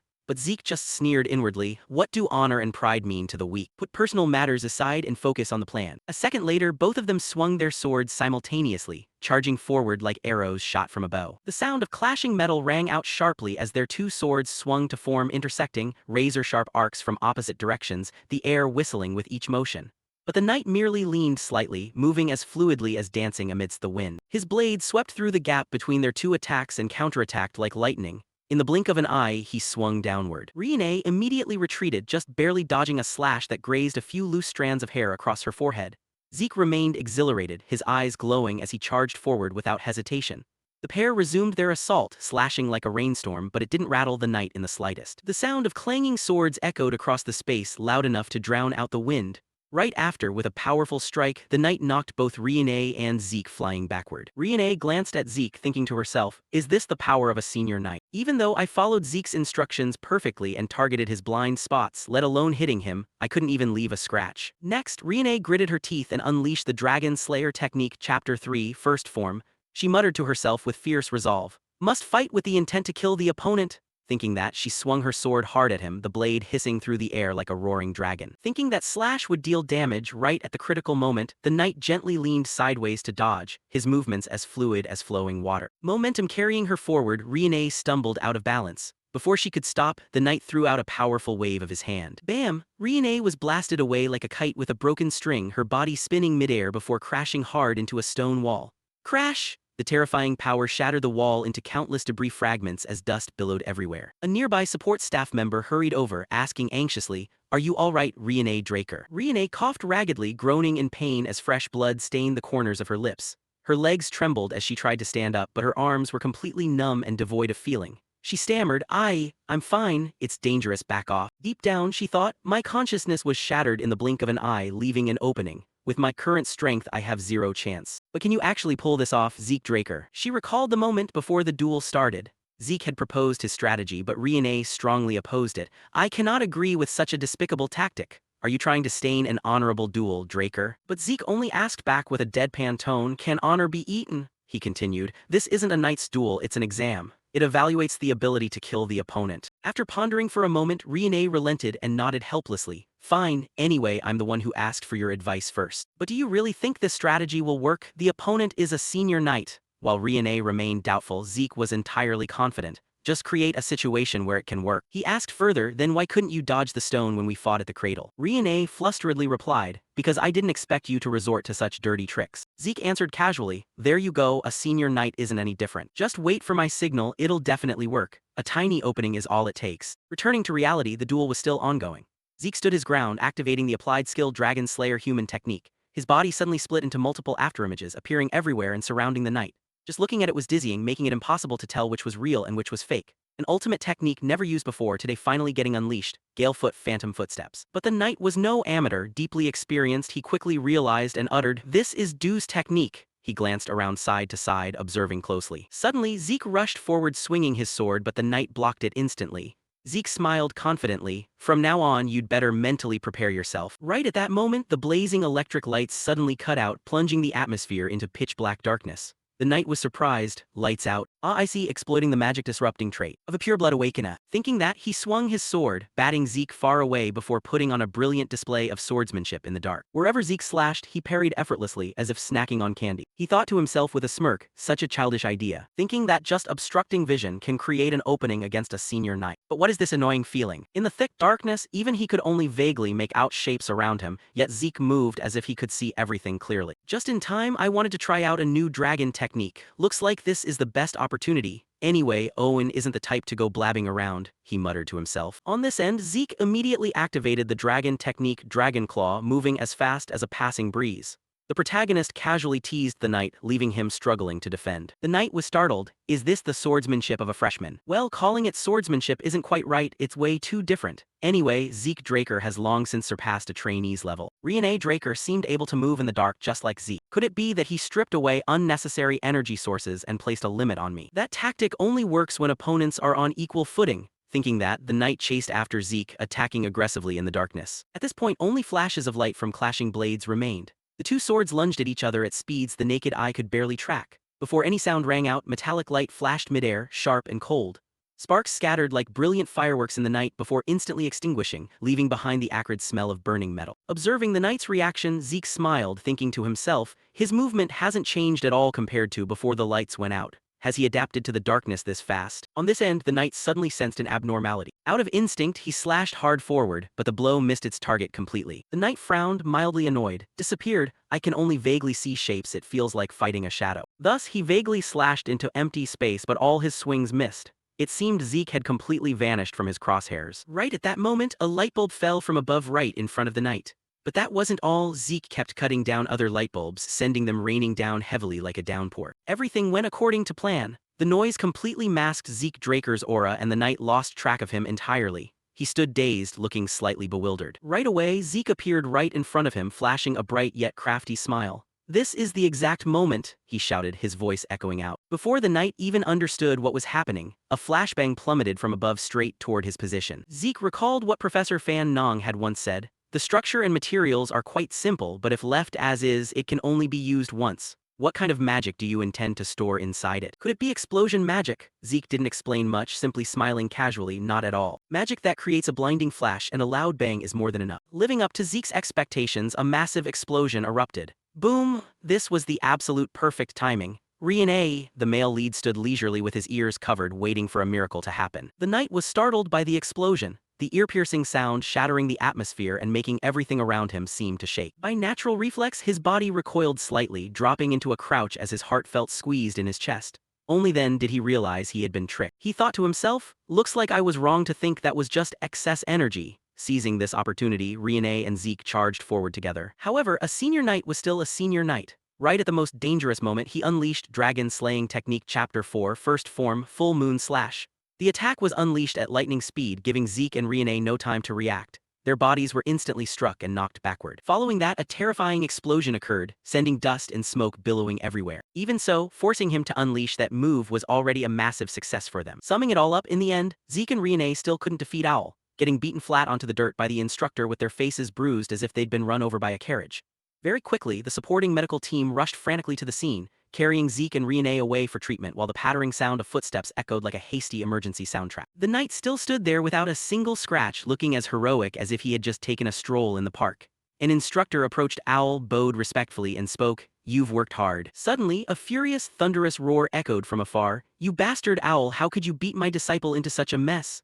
Following the direction of the voice, Owl turned his head to look, his eyes narrowing slightly as he recognized Duke. He bowed politely, his voice deep. "Greetings, Gale Knight." Duke stepped closer, slinging an arm around Owl's shoulder with ease, wearing his usual teasing expression as he grinned broadly, still as rigid as ever. "Huh. All right, how is my disciple doing?" He spoke while draping his arm over Owl's shoulder, the enthusiastic pat making Owl tilt slightly. He fell into contemplation, a trace of retrospection flashing through his eyes as he recalled what had just happened. The exact moment Zeke Draker's sword touched him, Owl had intentionally dropped his guard and maintained a defensive stance. Why didn't he counterattack when he had the chance? Was it because the goal wasn't victory but promotion? Was he only revealing as much strength as necessary? Thinking about it, Owl spoke up in an even tone, "Zeke Draker has far exceeded my scope of evaluation." A moment later, inside the meeting room, a student promotion review meeting was taking place.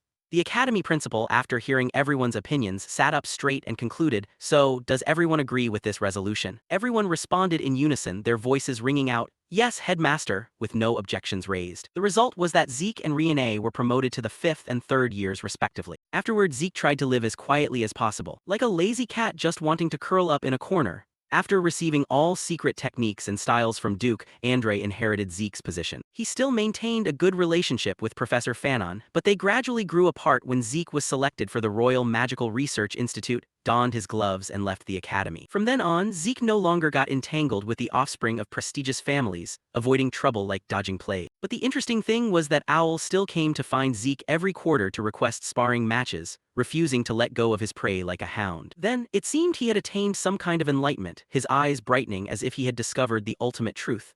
Owl immediately applied for a leave of absence, packed his bags, and joined a training dojo, leaving behind his glamorous title of senior knight. Time just kept flowing, and 2 years later, Zeke graduated from the academy. Inside the dormitory, the joyful voice of the old butler Decker echoed with excitement. "Congratulations, young master, the youngest student ever admitted to Valhalla. The head of the house will surely be very proud." At present, Zeke was no longer a naive 13-year-old kid, having grown older and more handsome into a dashing 15-year-old version of Zeke Draker. The principal had personally written an enrollment recommendation letter, something that wasn't common at all, amounting to a precious privilege. He clicked his tongue and thought to himself, "But this title of the youngest student, doesn't that mean my 2 years of peaceful living have just gone to waste?" Thinking that, he spoke up casually, "There are about 3 months left until the entrance ceremony, right?" Decker stood nearby, nodding along.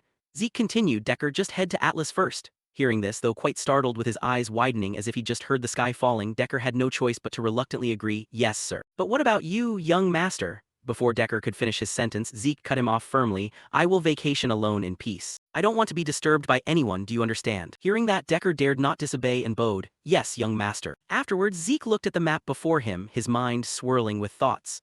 Kaishir's ruins are located in the giant mountains. Under the guise of a vacation, I'll use the Kingdom of Argus Adventurer Guild to carry out this expedition. There's no reason to reveal my destination to suspicious people. Suddenly, there was a knock on the door from outside. Zeke quickly said, "Come in." Liam stepped inside, bowing respectfully. "This subordinate pays respects to Master Zeke Draker." Zeke turned back with a wince. "Liam, didn't I tell you this greeting is way too tedious? A simple greeting is enough." Understanding the cue, Decker chimed in, "Then I shall take my leave, young master." Zeke nodded. "Yeah, and just handle the Manhwa enrollment using the black card." After Decker left, Liam asked with a curious voice, "Why did your lordship summon this subordinate all the way to the Platinum Mansion?" Zeke answered calmly, "I heard you got transferred into the special class this time, right? As your master, how could I just stand by and watch? I've compiled everything you'll need during your time at the academy, predicted exam papers for the semester evaluations, training curricula, and all necessary items for the exam." Saying that, he handed Liam a stack of papers. While Liam stood frozen in shock, Zeke continued, "Just go to the Breath of Fafnir, present this list, and they'll hand over all your supplies. Also, when you reach your 4th year, you'll really need a sword suited for you.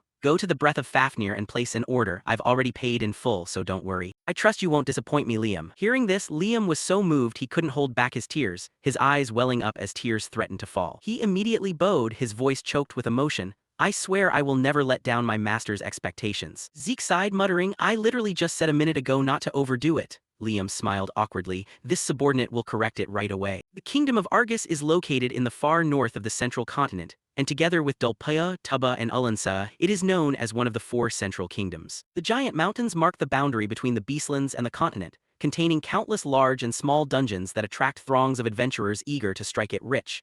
The founding king of the Kingdom of Argus, now just a faint name in history, linked adventurers with dungeons, turning it into the kingdom's core industry. With royal support, they divided the giant mountains into hundreds of areas, establishing transport routes and transit points. That was the predecessor of the Argus Adventurer Guild, an organization that has now spread across the entire continent. At the registration counter, a steady announcement rang out. Next, number 546, number 546, number 546 is not present, next person number 547. Congratulations on becoming an adventurer, Zeke Murray. Please submit these papers to the licensing office to receive your registration card. Zeke, after disguising himself with a wig and magic glasses, had turned into a completely different person.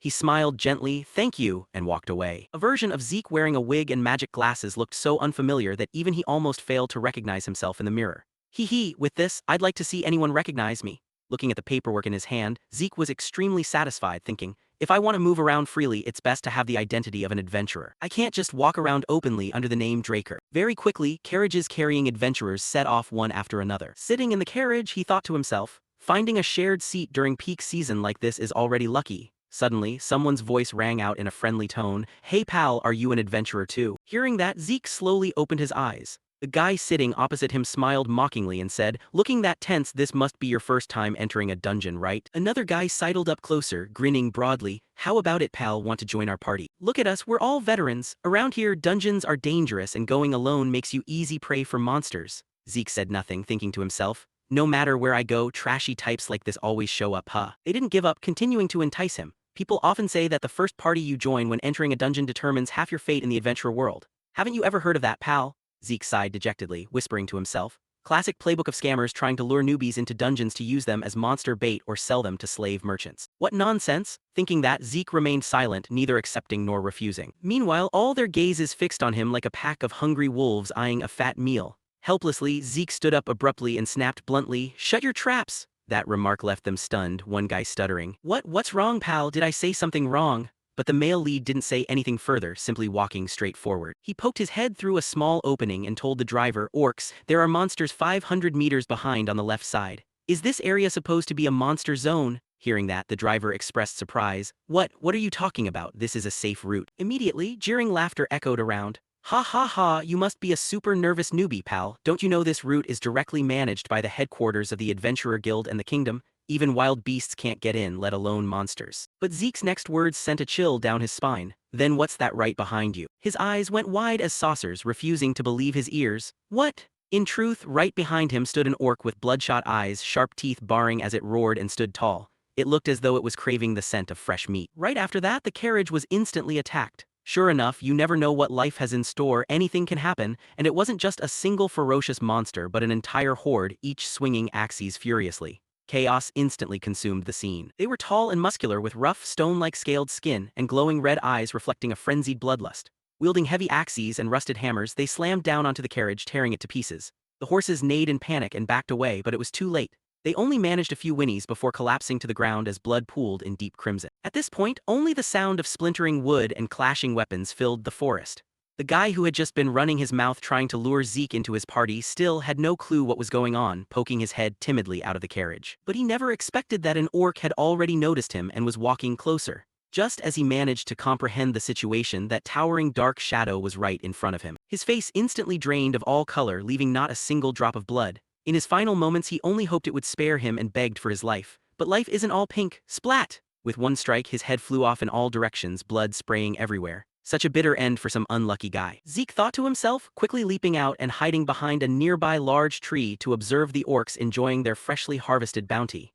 Each one chewed ravenously, making sickening smacking noises. Seeing that sight, Zeke reasoned, the fact that orcs can run rampant in a safe zone means the outpost is no longer functioning properly. I wonder how much time has passed. The monsters finished their hearty meal and quickly departed, leaving behind a foul-smelling battlefield. Zeke stepped out, surveying the surroundings where corpses were piled up like trash.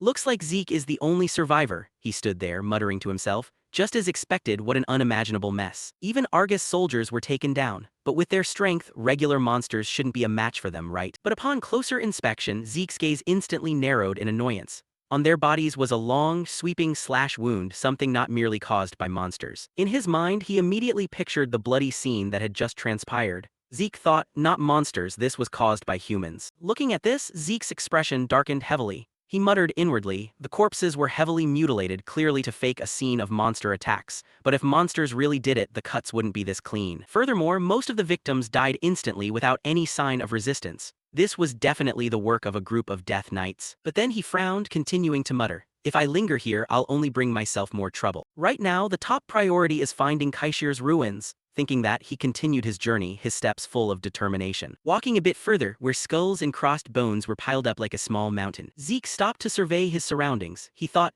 that's the barbarian territory marker right there. According to the minimap, I've almost reached Kusha's ruins. But he paused, feeling a chill run down his spine. Looks like I'm being tracked from behind. Puzzled, Zeke gritted his teeth and thought, what the hell are the Empire's hounds doing out here? Hounds, units directly under the Emperor, selecting only the elite talents among the Empire's apprentice knights, specializing in tracking and assassination skills. At this point, the Hound unit was still a secret, with few people even within the Empire knowing of their existence. But soon enough, when the Empire sparked the Continental War, they would quickly rise to become a core force. I've been closely monitoring their movements via the minimap on my way here. I could never forget this signature tracking technique, Zeke muttered. Because before regressing, these exact bastards killed me. His gaze turned icy. Furthermore, Duke mentioned that the Emperor obsessed with immortality was scouring the continent searching for something. That's right, even before my regression, the Emperor was obsessed with artifacts. The ambition to unite the continent was crazy enough, yet he was still greedy enough to chase the illusion of eternal life. He smirked, and wondered, if so, could the Empire have already found Kaishir's ruins here? Guess I have no choice but to confirm it myself. Thinking that, Zeke vanished in a split second, swift as the blink of an eye, leaving the hounds trailing behind, staring around in utter bewilderment. A man with a long scar on his face sensed something amiss, hurriedly reaching into his chest pocket to search for something. He fished out a flare gun, but before he could pull the trigger, he was ambushed by Zeke so fast he couldn't even react.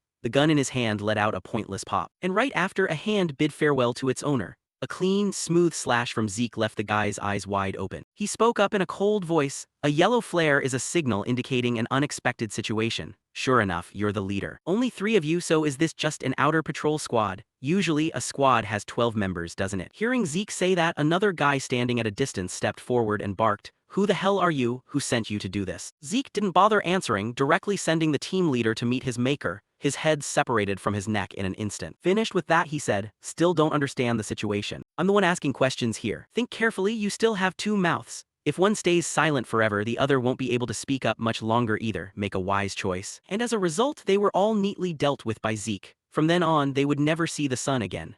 After slashing to his heart's content, Zeke opened the map to observe, muttering, is this their temporary base, so crowded? Did they turn this base into a place filled with mutilated corpses, daring to touch kingdom soldiers? Could they have really found the ruins? He smirked, well, I'll just go in and see. Anyone who dares bear a sword against me won't know peace. Over here, inside their normally peaceful base, a sentry let out a massive yawn, his eyes stinging and watery as if he'd just been crying. But then he looked down below, sighing and uttering, no way, what kind of lunatic dares charge into barbarian territory and still post sentries like this? The guy standing next to him agreed, nodding along. Agreed, that really is weird. But before they understood what was happening, one of them was suddenly attacked. The remaining guy shared the exact same fate. In less than a minute, both sentries vanished cleanly, departing without even another gasp. Someone swept past as fast as the wind. Inside, a man in black finally realized something was amiss. Another guy saw him standing frozen and growled, why are you still standing there instead of going in? He replied, wait, wasn't there some noise from the gate just a second ago? Hearing that, the other guy glanced toward the gate and said, I didn't hear anything. But he didn't know his comrade had already been attacked. Suddenly, crimson blood splattered out, the noise catching his attention. However, he only had time to glance over, witnessing with his own eyes his comrade's head being sliced off by a stranger. Shocked out of his mind, he screamed, intruder! But before he could say another word, Zeke darted forward like lightning, landing a direct punch right to his jaw that shut him up completely, preventing any further words from escaping. Without hesitation, Zeke sent him off to meet his ancestors. Within moments, fresh blood had stained his blade red. He muttered to himself, "Looking at these guys reminds me so much of back then, when I took orders from the old man who was exhausted from the 5-year factional war to attack the Pavla cartel. The feeling right now is identical." At this point, Zeke was completely surrounded by them. Standing on high, a leader spoke up. "Southern Assassin's curved blade technique, huh? Mecane or Pavla, whichever faction you're from, once you sneak all the way in here you won't survive to leave. If you surrender right now, I'll grant you a painless death." Following the voice, the male lead raised his gaze and thought, "He's the commander in charge here. At best, he's only just touching the threshold of a blue knight. Compared to the hounds I faced in my past life, you punks are still wet behind the ears." Thinking that, he wasn't scared at all, retorting sharply, "Ridiculous, huh? A painless death. Is that something a guy who just murdered his comrades should say? You should be tearing me apart and eradicating my entire bloodline to avenge your fallen comrades. The Central Continent really is full of weak cowards." Hearing Zeke's provocative taunts made them furious. The leader bellowed with an open mouth, "Damn it, grant him his wish, tear him apart while he's still breathing." With those words, they immediately launched their attack. Each of them swung their swords, targeting Zeke and hacking away like chopping firewood. But the male lead thought to himself, "Something's not right. Are the hounds really only at this level? Are they too weak, or have I simply gotten too strong? No need to observe any further." Instantly, he activated the magic reflection skill. The surrounding light was immediately snuffed out, plunging the entire cave into pitch darkness. The leader standing on high wore a blank expression, thinking, "A blackout right at this moment. Could it be Dragonslayer mana interference?" Wait, from the start he only fought barehanded and didn't use any aura at all. His swordsmanship was also the southern short blade style. Definitely an assassin, so was it just a technical glitch? Pondering for a moment, he spoke up to steady his comrades' nerves. "Don't panic, it'll recover soon, so focus on defense until then." But surprise, surprise, when the lights turned back on, a horrifying sight met their eyes. In just a matter of seconds, all the hounds below had been dealt with by Zeke. Corpses lay strewn across the cold ground with blood pooling in deep crimson. Unable to believe his eyes, sweat pouring down like rain in utter shock, he stammered, What is this?" Zeke had closed in right behind him out of nowhere, speaking up. "The Emperor's got some nerve, daring to target hero King Kusha's ruins." Trembling all over, he muttered, "Kusha's ruins? What the hell are you talking about?" But the moment he turned around, Zeke had vanished. Only his ghostly voice echoed, "Don't worry, even if you don't confess, I'll find out myself." In the darkness, with a hand full of killing intent, Zeke swiftly placed his sharp blade against the man's neck. Only then did the man realize death was closing in on him, panicking, "Wait, we really don't know anything." Zeke smirked, "So much for knowing nothing, so much for not knowing." Fresh blood splattered as the unfortunate captain met his inevitable death. After handling the situation, Zeke quietly walked toward the exit of the cave, where a blinding light poured out. He left a sword behind and thought, "Everything that happens here will be framed as the work of Mukun." The Mukun cartel, this was the southern continent's criminal syndicate that he used to belong to in his past life. A gang willing to do anything for money. After the southern continent's Gusco kingdom collapsed from civil war, the wasteland became a lawless zone, divided between the Mecane and Pavla cartels. He could have just used dragon skills to hide his identity, but he deliberately used the Southern Blade Squad's swordsmanship, even leaving behind Mecane's signature warning, because giving a clear target is actually the safer choice. He smirked, "The Empire will definitely think this is the work of the Southern gang. Even if the Empire takes action over this, it'll just help me get rid of Mecane. That makes it even better for me." Judging by the letter found inside, the Empire's emperor was way crazier than he had imagined. The Emperor's directives were basically just to search for ancient ruins, but what was shocking was the accompanying campaign map. Not only in the central continent but also in the eastern continent, which was still in a truce phase, and even the mysterious Black Sea. He had sent his hounds anywhere suspected of having ancient ruins. That means their forces have reached the scale of my past life. But it looks like they still haven't found Kaishir's ruins. I'd better act fast. Suddenly, from the hound's lair, a red signal flare shot up into the sky. Zeke, already far away, smiled and said, "A red flare. Could that be the opening signal for the Heaven Net Earth Trap?" Time passed quickly. Seeing the signal flare light up the sky, Zeke picked up his pace when he sensed that the Emperor's hounds seemed to have started tracking down the location of Kaishir's ruins. However, before he had gone far, the protagonist suddenly felt presences appearing behind his back. He glanced back slightly and thought, they caught up already. The meaning of that flare branches out into 5 parts, which is the Heaven Net Earth Trap, meaning the threat must be eliminated at all costs. Using the flare as the center, they will comb the surrounding area to pinpoint the target and then gradually tighten the encirclement. The death warrant represents the hunters. Accordingly, all hunters in the area will maintain this encirclement until the person who issued the order recalls it. That's no different from a death sentence. Just like last time, even when stealing the relic the Emperor targeted on the northern continent, I perished under the Heaven Net Earth Trap. But now I have the system. Thinking of this, Zeke immediately pulled out 2 short swords from his inventory and gripped them tightly in his hands. But now, I have the system. Thinking of this, Zeke immediately pulled out 2 short swords from his inventory and gripped them tightly in his hands. Their sword strikes began hurtling toward Zeke at wind-shattering speed. However, instead of feeling scared, our protagonist actually felt a bit thrilled inside. He muttered to himself, "This is worth a shot." With that, Zeke's hands whipped around like a machine, leaving behind afterimages in the air and swatting away all the incoming attacks aimed at him. Right after that, the male lead immediately leaped backward, breaking out of the assassin's encirclement and maintaining a safe distance. Then, after carefully observing the appearance of these people, Zeke was able to confirm his thoughts.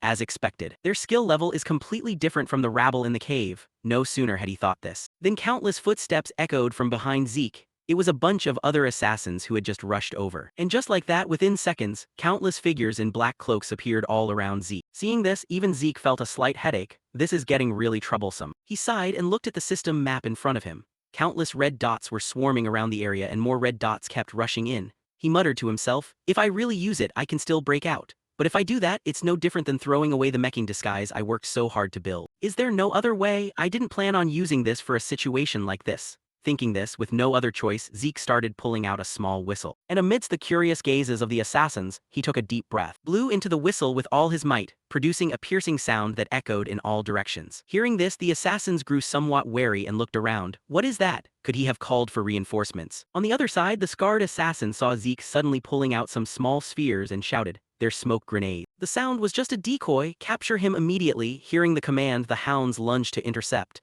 Too bad they were a bit too late. At that exact moment, Zeke threw the spheres hard onto the ground, causing them to explode and generate thick black smoke that blanketed the surroundings. Seizing the opportunity, Zeke's figure vanished instantly. Seeing this, although the assassin group's captain was somewhat annoyed, he calmly gave instructions. "Don't panic. Once the Heaven Net Earth Trap is set up, no one can escape. Hold your positions and look for abnormal movements in the smoke and figures." With that, he looked around. However, he only saw the figures of his own comrades. This left his eyes filled with a puzzled confusion. Not a single trace. Does he think just obstructing our vision means we'll retreat, or does it have something to do with that whistle earlier? Those were the captain's questions. And as if to answer that question, right afterward, the scream of some assassin in the group echoed across the area. His body was knocked flying like a tattered sack into the air, leaving the captain completely stunned as well. "What on earth is going on here?" he said as he hurriedly looked around everywhere, and finally spotted the cause of the sudden attack. It turned out to be a bunch of bare-chested, muscular guys built like forest bears who were starting to attack and crush all of his subordinates. The barbarians? What is going on here? We didn't do anything to provoke the barbarians. If it were just one or two bellicose ones, it could be understood, but this time they were attacking in a whole pack. The more he thought about it, the more puzzled the captain became. Elsewhere, an assassin in the group angrily yelled, "Lowly savages, how dare you attack us?" As he spoke, he coated his sword in aura and slashed straight at the waist of a barbarian right in front of him. However, when his sword collided with that massive body, it was no different from crashing into a block of steel. Even his sword bounced off and vibrated. Seeing this, the assassin's eyes went blank, and he blurted out in disbelief this. However, not giving him much time to think, the bald barbarian sent him off with a destruction punch, smashing his head into a bloody pulp. Just like that, the assassins began to be literally crushed. Meanwhile, the captain watching from the side felt his heart freeze with terror. "This is bad. This is the first time I've seen them get this agitated. With our current forces, this is way too dangerous." Stopping his thoughts, he immediately drew his gun. Thinking of that, to prevent the remaining subordinates rushing here from becoming appetizers for the barbarians, the captain also pulled out a signal pistol, fired it into the sky and shouted loudly to the rest, "Recall the Heaven Net Earth Trap." Meanwhile, the barbarians behind them pursued relentlessly. "Retreat, fall back immediately." Hearing this, the assassins were overjoyed as if they had struck gold. They hurriedly scrambled, running for their lives with all their might. Only when they completely vanished did Zeke appear. He crawled out of a hole he had dug for cover, and laughed, "More effective than I thought." With that, he looked at the cracked whistle in his hand. It's a barbarian horn created to quickly transmit commands on a chaotic battlefield and a tactical tool of the barbarians. In my past life, I accidentally established a friendly relationship with the barbarian Mohican tribe, and from there learned how to craft the horn as well as their signal system. The signal I just emitted with the horn means an outsider is trespassing on the ancestors' sacred ground. Barbarians are often viewed as crude savages, but in reality, they have their own traditional culture and distinct civilization. With craftsmanship this shoddy, I guess it's probably a one-time use. Just like that, with the assassins no longer bothering him, Zeke quickly moved according to the map's guidance. And before long, he approached Kaishir's ruins. However, upon stepping inside, he sensed that the assassins weren't the only obstacle, and that inside these ruins lay something even more dangerous and terrifying. At this moment, Zeke was hiding against a wall, stealthily peeking his head out to observe ahead. one difficulty after another. What he witnessed was a giant monster with 9 heads constantly scanning its surroundings. Accompanied by a notification from the system, detected corrupted dragon species eroded by filthy evil chi. Looking at this notification, the protagonist was dumbfounded. What the hell is a corrupted dragon species? According to the minimap, that door over there. System, can you open that door? He asked himself, and the system responded with a notification. Administrator request confirmed. Proceeding to connect to the control system, connected to the system manager of Hero King Kaishir's resting place. Proceeding to open the entrance. Following the notification, the stone gate rumbled open, revealing the passage from behind. However, when the giant monster discovered this, it immediately went berserk. And seeing this, Zeke could only muster a wry smile. Sneaking past it quietly doesn't seem feasible anymore. Thinking this, Zeke took a deep breath and sprinted rapidly toward the monster. Initiating wind technique, phantom footwork. His body surged forward like a speeding bullet and began dancing amidst the terrifying attacks of this giant monster. The protagonist's intention was to use phantom footwork to disrupt vision and quickly reach the entrance. Just a little more, Zeke muttered to himself as the entrance was right in front of him now. Yet how could things go that smoothly? Before Zeke could reach the entrance, one of the giant snake's mouths lunged right beside him. It opened its mouth as wide as possible, lunged forward, and crashed heavily to the side, sending rubble flying everywhere. Fortunately, Zeke managed to dodge the attack in time, and even felt a surge of anger inside. Time to teach this snake a lesson. He immediately used Chapter 7, first form of dragon slaying art, dragon head severing, creating countless slash marks on the giant snake's body, causing it to howl in agony. Its blood splattered everywhere, with a few drops landing on Zeke, and wherever the blood touched, it made a sizzling burning sound and continuously smoked. This forced Zeke to pause for a beat, not daring to attack recklessly anymore. Its blood has acidic properties. A 9-headed monster with acidic blood. Even my master in my past life barely had enough strength to destroy it. The 9-headed dragon Hydra. Alright, let's give it a try, Zeke thought as he gripped the sword in his hand tightly. Across from him, the dragon's 9 heads were staring right at him with dangerous gazes. The moment the 9-headed Hydra bared its venomous fangs, aiming straight at Zeke, he could only grit his teeth and swing his sword to block. Clang! Steel blade met sharp fang, the piercing sound ringing out like a grim reaper's death knell. Before he could catch his breath, another head roared, its emerald eyes glowing like 2 ghostly jewels, exhaling a killing intent that made the heavy air feel like a muddy swamp. He skillfully stepped back a few paces to regain his footing, muttering as if arguing with fate. Damn it, what's so great about this dragon slaying skill anyway? Dragons are completely extinct, and the closest thing to one is a dragon species monster. But it has no effect on them. No matter how I slash, it regenerates instantly. So annoying. Zeke bitterly admitted that his current strength was still not enough to take down this monster. Ahead, the gate leading to the sacred ground loomed, only about 30 meters away. Thinking his doing, he shouted loudly, "System, close the gate." The system replied, its tone as monotonous as a bored office worker. Administrator request confirmed. Closing the gate leading to Hero King Kaiser's sacred ground. Boom, the gate slammed shut, shaking the entire cave like the sky was falling. Zeke thrust his sword fiercely into the ground, the stone floor cracking apart like it was struck by a divine hammer.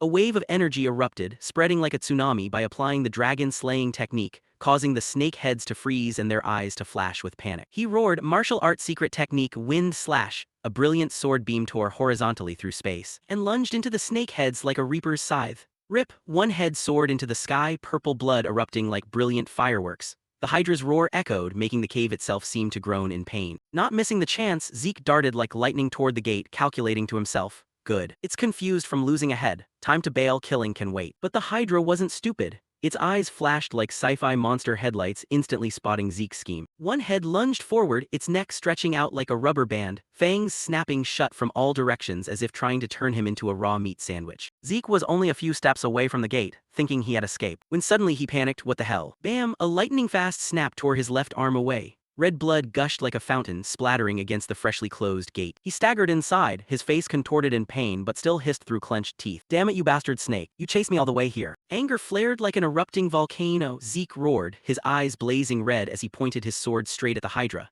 You want my arm that badly? Then come and take it? He leaped forward, charging at the nearest head, hacking away like a storm of steel.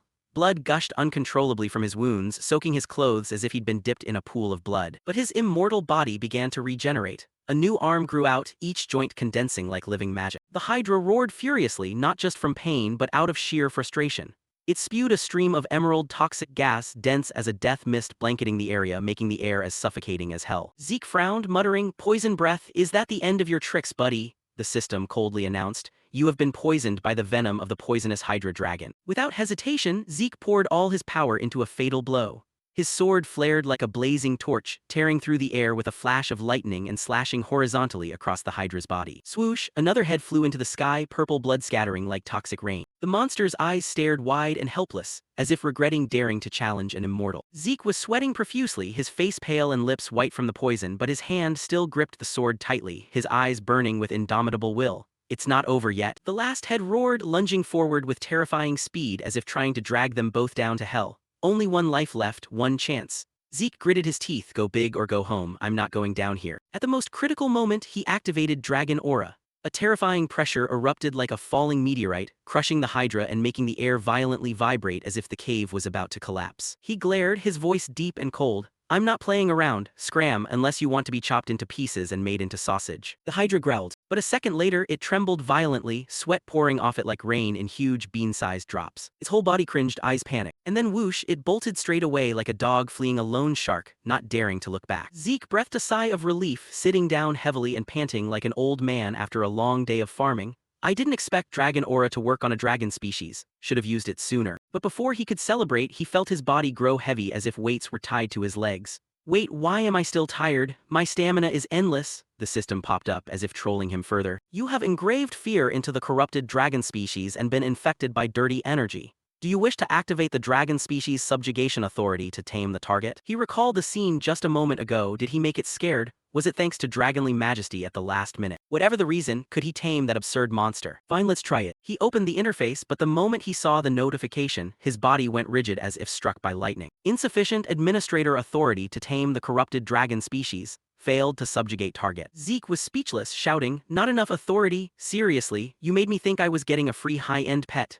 But oh well, up until now, the fact that a top-tier skill had no limitations at all would have been the abnormal part. Zeke was about to curse more, but a splitting headache struck, feeling like a dragon kicked him straight in the skull, hurting so much he wanted to cry. His face turned pale, his hands clutching his head, his whole body trembling like a puppy caught in the rain. The system announced coldly, warning, the poisonous Hydra dragon's venom has exceeded dangerous limits. Zeke hissed through his teeth, damn it, this freaky venom. Healing doesn't work against venom, there has to be a way. Suddenly, amidst the dizzying pain, an idea flashed in his mind. Right, rank 1 devouring dragon technique. In the devouring state, everything can be digested and converted into energy. If I swallow this monster, I'll definitely absorb some kind of poison resistance. A monster carrying poison, this potent must have some bloodline ability related to poison resistance. Without hesitating, Zeke activated the devouring dragon technique. The Hydra's corpse melted, smoking profusely, as if thrown into a hellish metallurgical furnace. The system updated continuously. The head of the corrupted dragon species eroded by filthy evil chi has been digested in a violent state. Upon absorbing a destroyed target, the gluttony skill has been upgraded from beginner to proficient, recovering missing capacities through absorption capacity. The system notified endlessly, absorbed the bloodline ability of the digested creature, absorbed only a portion of the opponent, gaining incomplete constitution, immunity to all poisons. In a split second, Zeke felt his body lighten as if soaking in a cool, divine spring. All toxins vanished, swept away by the mountain wind without a trace. His muscles grew firm again. His eyes sparkled like stars and his skin became smoother than a high-end cosmetics commercial model. The system confirmed, detected toxins of the 9-headed dragon Hydra. The effect of the all-poison immune constitution helps detoxify the detected poisons. The status panel flashed brilliantly like an honor roll for top students. Low-level administrator 1 name, Zeke class, immortality unique rank title, blessed by the ancient dragon heir of Turrican constitution, heavenly bone physique total poison immunity authority, dragon species dominant system functions, 100 slot inventory Manhwa beginner questbook combat skills. A rank weapon attack proficient, A rank chi reflection novice, A rank northern aspect novice rank 1 dragon skills, dragon eye proficient, dragon aura proficient, devouring proficient, dragon speech locked rank 2 dragon skills, dragon scale armor proficient, dragon claws proficient rank 3 dragon skills, unlocked requires 300 points karma points, 465. Trait, absolute poison immunity resists and neutralizes most types of venom. Zeke smirked triumphantly, from now on anyone who uses poison will just end up poisoning themselves. Glancing at his new status window, he frowned, that word most is a bit concerning. But with this skill, poison is no longer an issue. He stood frozen, muttering, gluttony went from rookie to proficient? Unbelievable, this thing almost never levels up unless. He nodded, his eyes brightening. Right, it must be from wiping out the designated kill target. Hitting the monster on the system's hit list really does drop sweet loot. Oh, this information is useful. So eliminating the exact person the system hates yields great rewards. He abruptly stood up, flicked his robe, and strutted forward with an air of absolute confidence as if he hadn't just been beaten to a pulp by the Hydra. Zeke muttered, that Hydra slowed down my whole schedule, I've gotta move fast. In his mind he thought of Hero King Kaiser, half human, half fairy, a living legend etched into lore. Born to the wise sage and the elf queen, Kaiser's life was far from peaceful. A dark witch tore him from his parents and tossed him into the forest like trash. Fortunately, a divine wolf, certainly SS rank or higher, found the newborn Kaiser and raised him as its own flesh and blood. Thanks to that, Kaiser grew up strong, sporting a six-pack, flowing wild hair, and an overwhelming aura. Kaiser rescued the oppressed people and founded a kingdom exclusively for humanity in the central continent, naming it the Kingdom of Kronos. This was the part of the story everyone on the continent knew, the very genesis of Kaiser's legend. Nowadays, not a shred of data remained. It truly had become a pure myth. Yet the undeniable proof that Hero King Kaiser and the Kingdom of Kronos actually existed. Standing before the ruins of Kronos, Zeke was mesmerized. Dilapidated ramparts stretched out, silent yet magnificent, recounting ancient legends through the whispering stones. It was right there, right before his eyes, unfolding right in front of him. Looking back and forth, he felt it was much smaller than described in the books he read. He couldn't believe the ruins of Kaiser were actually the Kingdom of Kronos itself. Walking up to the gates, he continued speaking. Now that I think about it, the Dragonslayer sanctuary actually had a very similar vibe. The system chimed like a burglar alarm. Analyzing, Kaiser's mark confirmed, opening the sanctuary of Hero King Kaiser.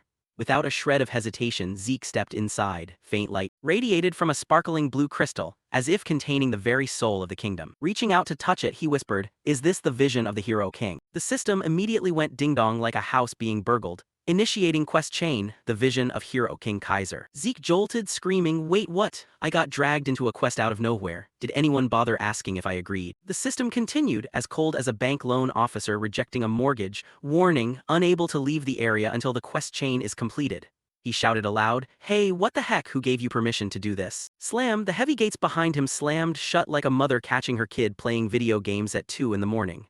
Zeke shrieked, "Huh, what?" The system displayed detailed quest info, the footsteps of Hero King Kaiser. Objective, within the ruins bearing Kaiser's traces, collect each of his progressive milestones. Time limit, unlimited. Reward, Tear of the Fairy King. Zeke frowned, rereading the final line, and muttered, "Quest chain, the footsteps of Hero King Kaiser. Tear of the Fairy King?" He rubbed his chin, his mind a tangled mess of yarn. Kaiser's mother, the entity that bestowed blessings upon humanity, and I'm going to get her tears. He looked up at the glittering crystal shining like an NPC about to hand out an ultra-hard quest, whispering, "I'm starting to get spooked. Hero King Kaiser's mother, the one who can grant any wish, and the reward is her tears." Zeke was still in shell shock, his jaw hanging wide open, muttering like a lost soul, "Even if I don't know what this is for, it's definitely an overpowered super artifact."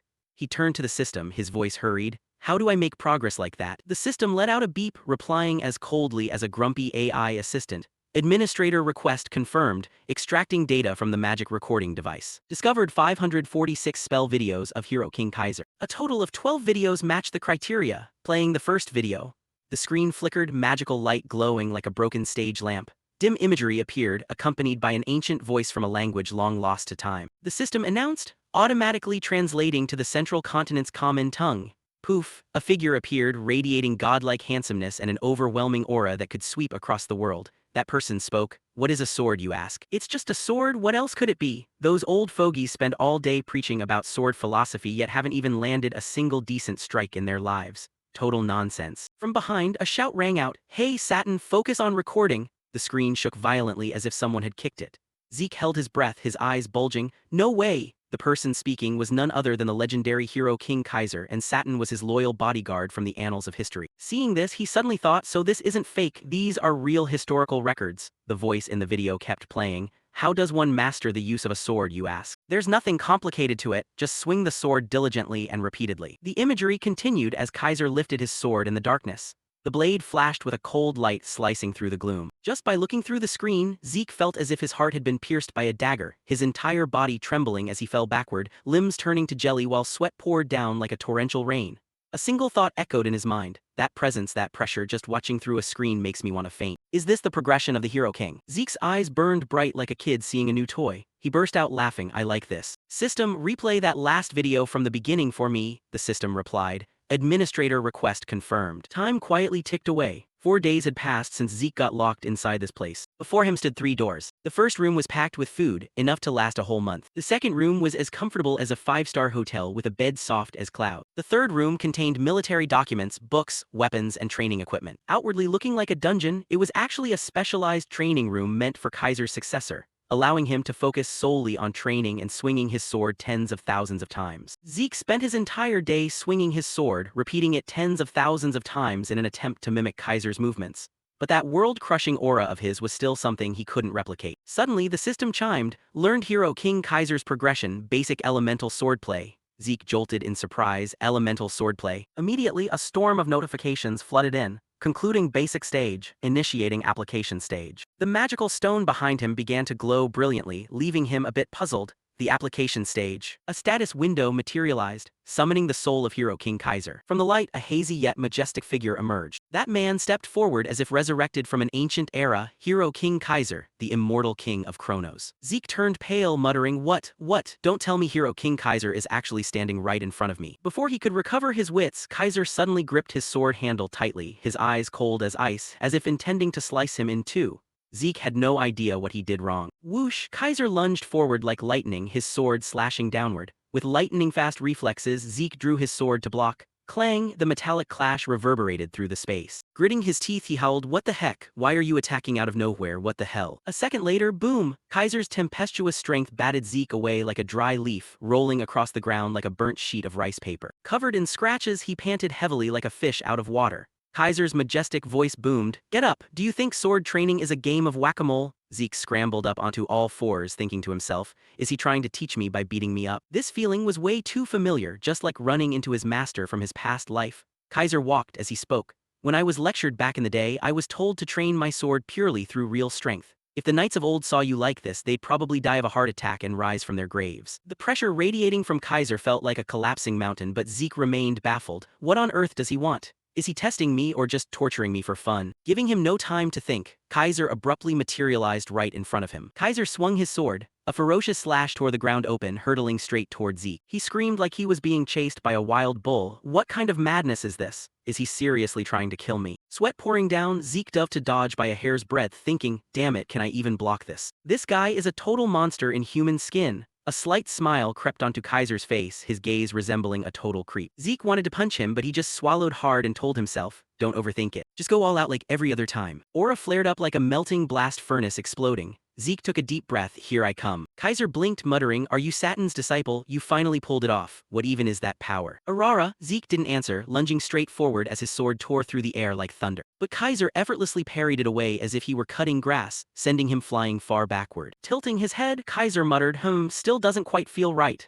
Zeke strained his muscles, his face red as a tomato, thinking to himself, Executing that move completely drains me physically and mentally. Kaiser smirked, launching a lightning-fast counterattack. Doesn't matter. As long as it's fun, come on, let's see how much longer you can stall. Boom, boom, the two plunged into an earth-shattering battle. Sword clashed against sword, light flashing like New Year's fireworks. But gradually, Zeke ran out of steam, sweat dripping as his limbs trembled. He knew he was going to lose. But he hadn't expected to be flattened like a pressed rice paper sheet. Sporting a smile, he thought, So this is the true power of the Hero King. But this guy here isn't a pushover either. Snap! Zeke activated a barrage of skills. The system chimed like a fire alarm. Activated Dragon Skill One-Hit Kill. Activated Dragon Skill Swift. Activated Dragon Skill Continuous Slash. Activated Dragon Skill Dragon Claws. In the blink of an eye, Zeke transformed into a raging dragon tempest. His entire body blanketed in aura as his swordsmanship erupted like a volcano. He charged straight at Kaiser, the heat of the battle shaking the space as if it were about to shatter. But Kaiser refused to lose, summoning a massive hand lined with sharp claws to deliver a fatal blow. Boom, dust and rubble billowed everywhere. Standing amidst the dust, Kaiser clicked his tongue. You're not a dragonkin yet you've got dragon skills, fascinating. But Zeke had slipped behind him at some point. A flash of light crossed Kaiser's eyes. Glancing over his shoulder, he muttered, Elemental Force 2. Zeke unleashed the God Spirit skill, his body morphing into countless afterimages moving like a tempest as he rushed toward Kaiser. Boom, boom, two colossal forces collided, bursting into a shockwave of energy that racked the space. Sword chi, killing intent, dragon aura, everything blended into a chaotic symphony. Yet after a fierce brawl, defeat remained the outcome. No miraculous plot armor, no magic turnaround. Zeke lay sprawled flat on the ground like an unpancake. A moment ago, he opened his eyes wide with an expression of waking up in the middle of a war zone. Who am I? Where is this? Why am I lying here amidst shattered rubble? Beside him, Kaiser sat cross-legged, as leisurely as someone sipping afternoon tea. Seeing Zeke wake up, he smirked. The weakling is finally awake. He continued at a leisurely pace. Well, you've got talent though. Satan's aptitude, the dragon clan's strength plus elemental force. A rather interesting combo. Kaiser frowned as if discovering something even more fascinating. He stepped closer, leaning down to stare intently. Wait a minute, is your soul interacting with the spirit realm? Zeke twisted his face. What the heck is the spirit realm? Kaiser continued like a university professor lecturing. You've crossed the boundary between life and death more than once. For a mere human body to pull that off, wielding elemental force makes complete sense.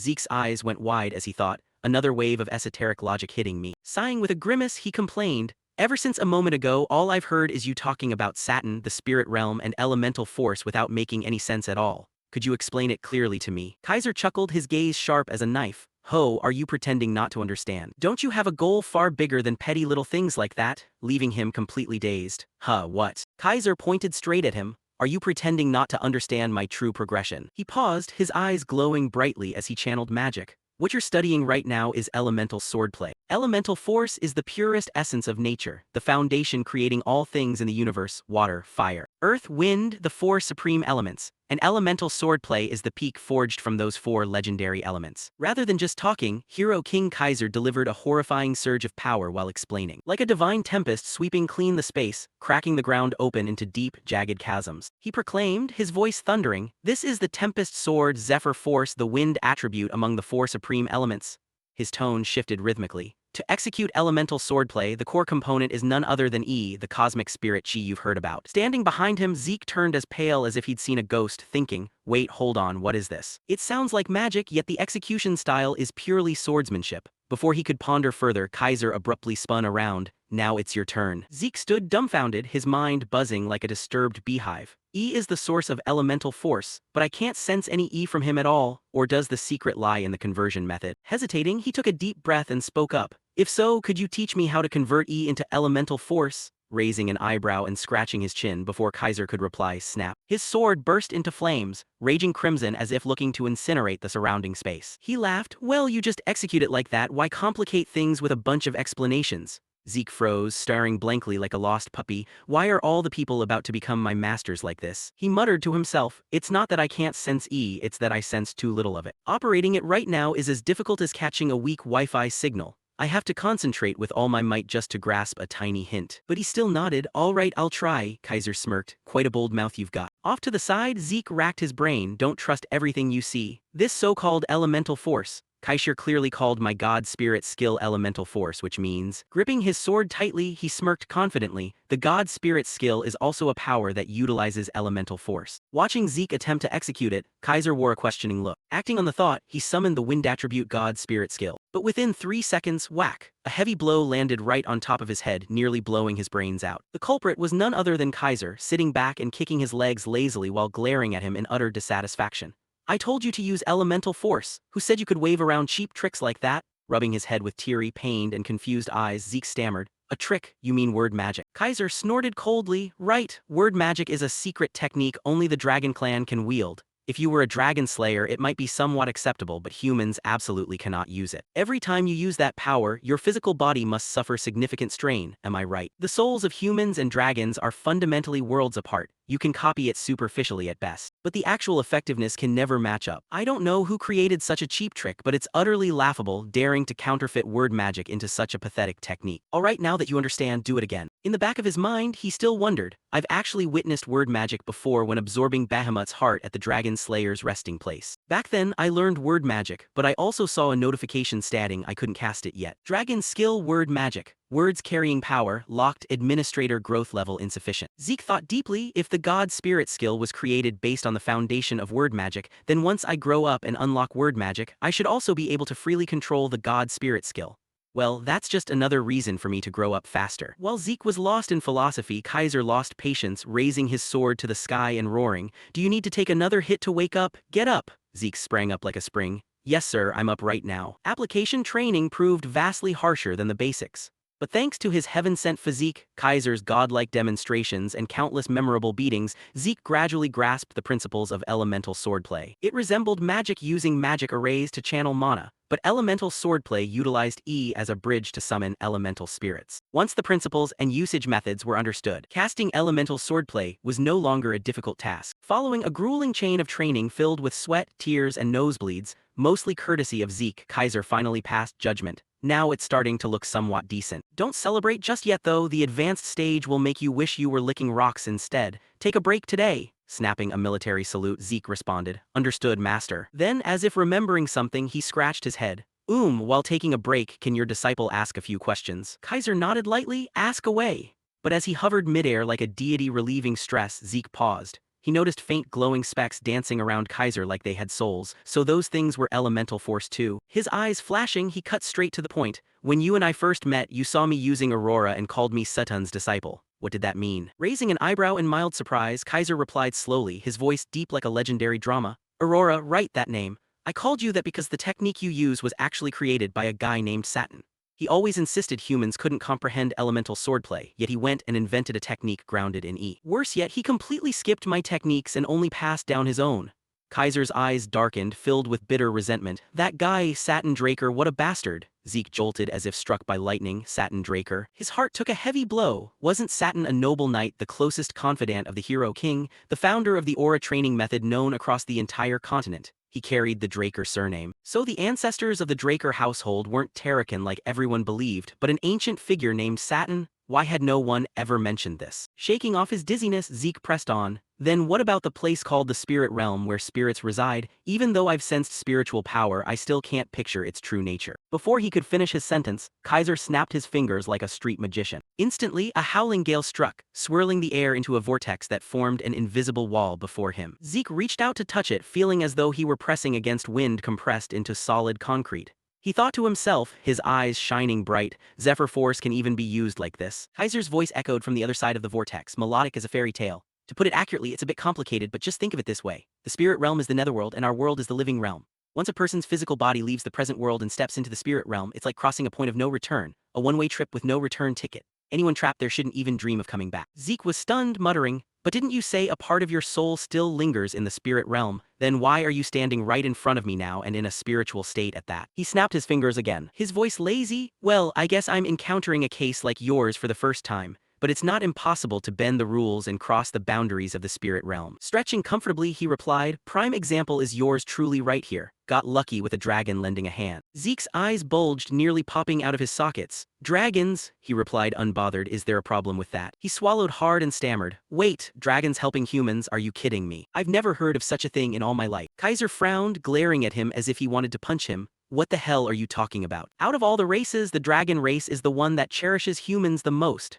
Zeke stood frozen like a stranded fish, his mind in complete turmoil. "What is this? Dragons cherish humans? Didn't prime monster bosses like Behemoth nearly wipe out the entire world?" He thought to himself, does that mean the relationship between humans and dragons in ancient times was completely different? What on earth is going on here? Kaiser stepped closer, his voice full of hidden meaning. "I don't need to explain the details because you yourself are living proof." He walked up close to Zeke and reached out to gently touch his chest. "This heart and the tooth used to forge your sword. Weren't they given to you by Bahamut's own hand?" He chuckled softly, his tone half teasing and half praising. "Even though his temper is as grumpy as a stray dog in the midday sun, he's someone who never turns down a sincere plea. Honestly, he's actually pretty adorable." Zeke didn't reply, just scratched his head and thought, it looks like Kaiser and the evil dragon Bahamut used to be close. It's probably best to hide my past crusade against him. He smiled awkwardly. "Ah, right. My family has served Lord Bahamut for generations, so we were rewarded for our loyalty. I guess I must have misunderstood." Kaiser laughed heartily. "Ha ha, he's still the same, always looking out for his people.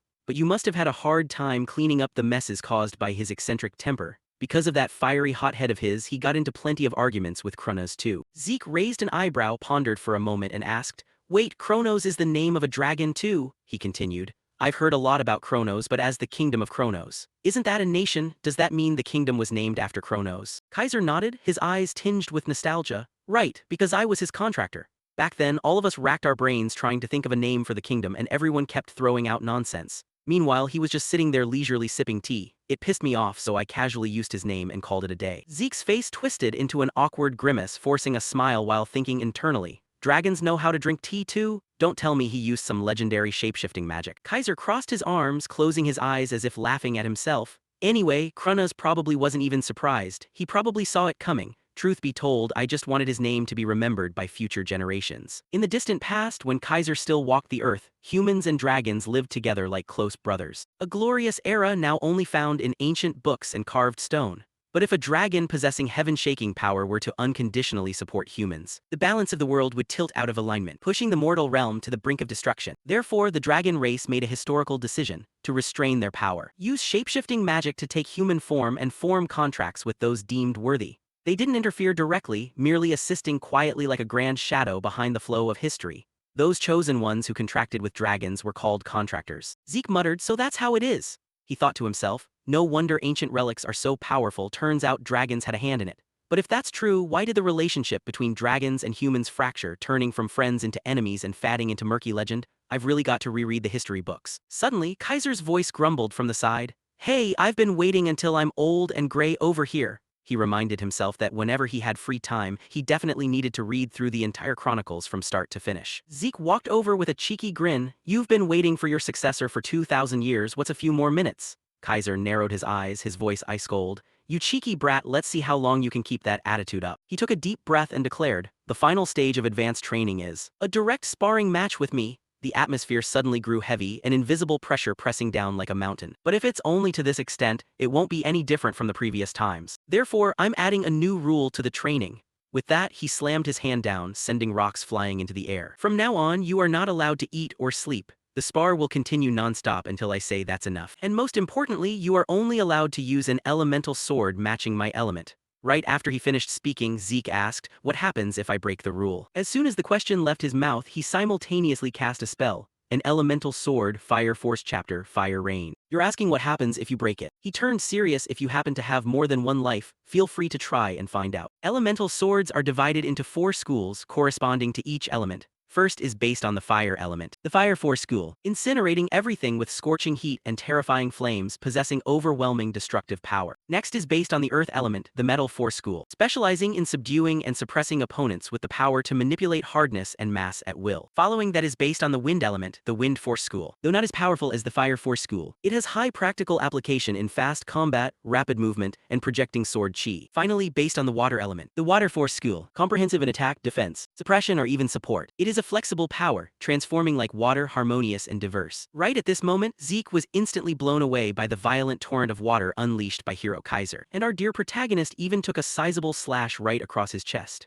Zeke's eyes went wide and he muttered inwardly, "Damn it, what the hell is going on here? Both power and scale completely eclipse mine. Why is the gap this massive?" His mind began flashing back to the moment he successfully employed the Water Force School, generating a massive pillar of water. Seeing this, Zeke had been quite pleased. Too bad his temporary master, Kaiser, wasn't happy at all. He immediately rewarded Zeke with a knock on the head that hurt like hell, prompting Zeke to grumble, "Geez, what is it this time, master?" In response to that, Kaiser cursed him out bluntly, "You idiot, that's the power of a waterfall, not the power of flowing water." Hearing that, Zeke blinked cluelessly and asked back, "Isn't it enough just to deploy the attribute?" Explaining this, Kaiser slowly descended to the ground and set the male lead straight. "The other schools only require you to manifest the attribute and swing hard enough to generate force. But how many times do I have to tell you? The Water Force School is all about softness. Overcoming hardness with softness, don't you understand that? Hey, do it again." Facing the hero's explanation, Zeke cursed silently in his heart. "Damn it, what kind of logic is overcoming hardness with softness? Because you lack the strength to fight back, you're forced to submit. Because you lack the strength to protect, you end up losing everything. To survive, to uphold trust, to repay what is precious, my entire life has been spent pursuing sheer strength alone. Yet you talk about overcoming hardness with softness. How is that supposed to convince me?" No sooner had he thought this than Kaiser didn't give him any more time to ponder, instantly coating his sword in water and lunging straight at him, forcing Zeke to hastily raise his sword to block. He muttered to himself, "Is this old man sleepwalking during a spar?" Naturally, Zeke couldn't withstand the pressure coming from Kaiser's sword and was sent flying backward. By this point, his whole body began trembling uncontrollably from the pain. That's right. After passing the 15th day, I even gave up on trying to figure it out. It's been at least over a month since this insane training started. No eating, no resting, just continuous, endless sword fighting. Thanks to that, I've realized that infinite stamina isn't a cure-all. Standing before me is a monster that completely outclasses me in ability. Damn it, my arms don't have an ounce of strength left, and the ground is slippery. Right after this train of thought, as if to prove the protagonist's words, his foot suddenly slipped out from under him, causing his body to tilt backward. At the same time, a massive explosion from Kaiser's sword sent rubble flying everywhere. Fortunately, Zeke managed to hang on through the attack, but a fascinated smile involuntarily spread across his face. I just grazed past that heavy blow, overcoming hardness with softness. Now I finally get it. From the strength to hold a sword to the strength to stand firm. When you let go of everything, you finally begin to understand Kaiser's words. The way I used to learn it. Controlling the path of the sword tip and linking combos together are actually what shackle a sword's freedom. Cut away those unnecessary chains, pouring down from above like flowing water. Letting the sword find its own path. That's right, clearly in my past life I had already felt this. The moment the boundary between myself and the sword vanished. That feeling of becoming one with all things. Sometimes fierce, sometimes soft and fluid. Right at this moment, the male lead began enveloping his entire sword in the water element. All around him, currents of water began churning violently. And opposite him, Hero Kaiser made the exact same motion. Just like that, both of them broke into excited grins and unleashed the water force elemental sword technique. Water Horizon. A flash of lightning-fast light erupted across the battlefield.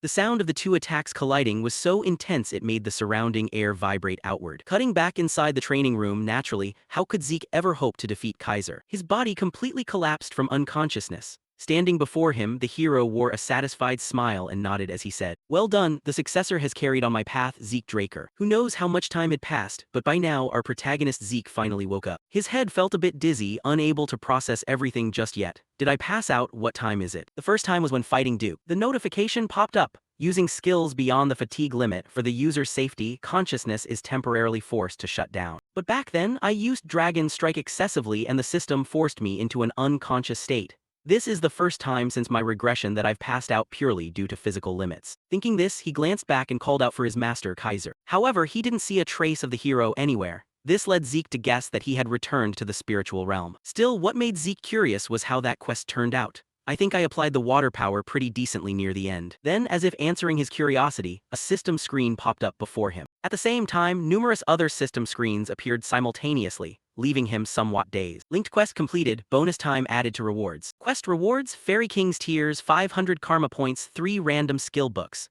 Hearing this, he was overjoyed. After going through that hell, succeeding was only natural. Achievement, quest completed, bonus time added to rewards. Quest rewards, System Administrator rank upgrade, 500 karma points, 3 random gift boxes. System Authority upgraded to Intermediate Administrator, new system features unlocked. Beginner Questbook upgraded to Intermediate Questbook, disabled equipment slots enabled. Teleportation Gate feature and minimap enabled. Administrator Soul has matured, soul growth partially unlocked. Bahamut's Heart, current seal level 90%. Looking at the countless system screens suddenly appearing in front of him, Zeke couldn't hide his surprise and muttered to himself, "There's a ton of them, just checking everything out is going to take a while." First, checking the seal level. It was 95% after I absorbed the Dragon Heart. Back then, I tried to break the seal right away, but it was locked down by the system. Naturally, from experience, I know very well what power beyond one's capacity is like. Right now, it looks like I can handle about 10%. Even Dragon Speech, which couldn't be unlocked with karma points, and Dragon Species Dominance as well. They're probably all tied to the seal level. I'll keep an eye on it for now. Next are the random gift boxes. With this thought in mind, Zeke quickly opened the 3 gift boxes, and all 3 turned out to be equipment. First are boots made of meteorite iron, strong yet light, no unique ability. Special note, set bonus, activates when wearing the full meteorite iron equipment set. The second reward is also individual gear, namely leg armor made of meteorite iron, matching the boots. The final reward he received was a pair of earrings. These are exquisitely carved glass earrings with the unique ability to increase the wearer's chi recovery rate by 15%. Special note, goes well with a red dress. Among the 3 gifts he received, Zeke was arguably most pleased with these earrings. He cheerfully remarked, selling this to a mage would net a small fortune. Plus, I already have the boots and leg armor to go with the gloves. That completes the set. And then he hesitated. What about the random skill card? As the name implies, inside this must be, could it be? So Zeke couldn't hesitate another second, immediately proceeding to gacha roll the skills. The system quickly popped up a confirmation notification. C-rank static electricity skill has been registered as a skill. Static electricity skill generates electricity to shock targets. C-rank flash bomb skill has been registered as a skill. Flash bomb skill shoots compressed energy high up, creating an explosion that releases light, blinding and obstructing vision. C-rank sound break skill has been registered as a skill. Sound break skill emits an obnoxious sound, disrupting the opponent's hearing. Looking at these 3 skills, Zeke's face darkened with disappointment. All C-rank skills? Man, if they just handed out high-tier skills for free, all my suffering would have been pointless. Next, he began testing the C-rank static electricity skill. Instantly, the dagger in his hand was covered in flowing currents of electricity. Seeing this, countless ideas suddenly popped into Zeke's head on how to apply the skill. Is this a C-rank skill? Pretty good power for its level, and I can use it in various ways. If I combine Flash Bomb and Sound Break, I can counter status effects better than the artifact I used during the promotion exam. Also, the Authority upgrade, it said it unlocked a new system feature. Here it comes. The male lead grunted. The new system feature is the toggleable equipment slot. You can use equipment inside the slot like a skill. Facing this feature, Zeke fell into deep thought, contemplating the best way to apply it. Using equipment like a skill will definitely come in handy during critical moments. Since I have infinite stamina and self-healing, I should use these slots for something other than healing potions. That was what the protagonist calculated. However, a second later his gaze shifted slightly and he shook his head. No, wait a minute, even a power considered flawless has weaknesses. There's no guarantee I won't run into someone like Kaiser again, someone my infinite stamina can't handle. I still don't know the true limits of self-healing. There's always a what-if scenario. Next, to ensure his own safety, Zeke bought a few life-saving items. You have purchased A-rank healing potion, remaining karma points, 1,465. Registering high-grade healing potion into the toggleable equipment slot. This is a masterpiece by Jababin Hassan, instantly heals severe wounds and restores stamina. Special note, due to its overwhelming performance, it will not have a second effect on the same target and carries unknown side effects. Regarding these descriptions, Zeke was relatively satisfied. Unexpected spending, but at this level it's worth it. It can act as a backup for infinite stamina or self-healing. And now the most important reward. The Fairy King's Tears, he muttered as he pulled a blue glass bottle from his inventory. The Fairy King's Tears, this is the tear shed when hero King Kaiser lost to the Dark Sorcerer's scheme. Can summon the Fairy King from the spiritual realm once by using this tear as a catalyst. After reading the description, instead of feeling joyful, Zeke's face turned completely purple, because he had thoroughly witnessed just how powerful hero Kaiser was. Summoning the Fairy King, you say? According to legend, the Fairy King grants wishes to humanity. If all the legends about Kaiser are true, could I really summon the Fairy King and receive a single wish? But there's only one chance, so I can't just use it recklessly. At this moment, he continued to stare intently at the glass bottle. Oh well, for now I'll just hold on to it. I'm sure there will come a time when I'll need it. Saying that, he tossed the glass bottle back into his inventory and swiftly departed from the ruins. Time quickly passed, shifting scenes to some corner of the forest. Suddenly, a red magic circle appeared on the ground. Next, Zeke's figure materialized inside the spell formation. Giving a quick glance to the surrounding scenery all around him, he promptly made an assessment. This place is the Adventurer Outpost, so I've actually teleported successfully. The system's new teleportation portal feature is genuinely convenient. Just selecting a location on the minimap allows me to reach it instantly. Aside from longer distances requiring more points,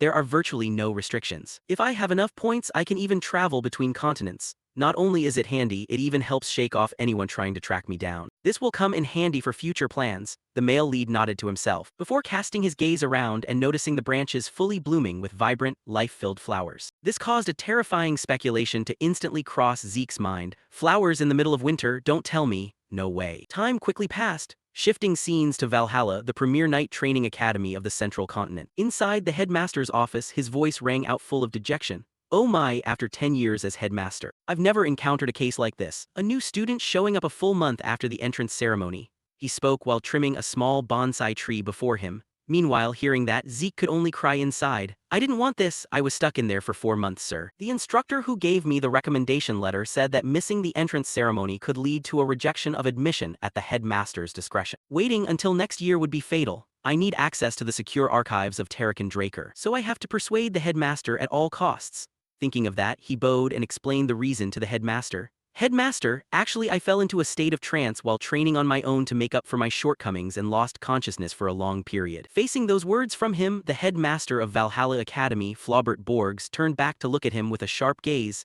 I don't see any trance here. Is that the excuse you came up with after missing the entrance ceremony? Shifting back to Zeke's perspective, he began digging up information regarding this headmaster. Flaubert Borgs, former longest-serving captain of the Tebi Kingdom's Royal Guard, a knight respected across the entire continent. The story of Arthur Draker, the current head of the household who personally invited him 3 times to take on the position of headmaster, was still very famous. This was a man who respected honor and principles. Showing emotions would come across as deeply offensive. Thinking of this, he bowed deeper and continued. I have no excuse to justify missing the entrance ceremony even if I had 100 mouths, but that is the truth, headmaster. Across from him, Flaubert's brows furrowed tightly, as if evaluating whether Zeke's words were accurate or not. After a few seconds, he continued, achieving a state of trance is no easy feat. If it were any other student, I would have accused them of lying because it sounds like utter nonsense. But you are a student recommended by the head of the academy. I will arrange a position for you. If I judge that your training was more valuable than a month at Valhalla,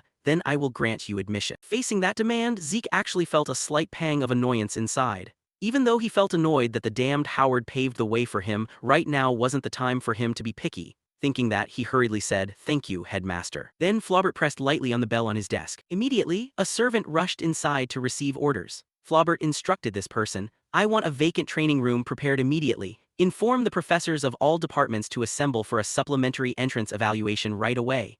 The staff member nodded and quickly ran off to announce it. Shifting scenes to the private training rooms of Valhalla Academy. At this very moment, the professors had gathered in full. Just looking at their presence alone made sweat bead on Zeke's face. He muttered to himself, "Valhalla really lives up to its reputation. Every single professor here is a renowned knight I've seen at least once in Continental reports."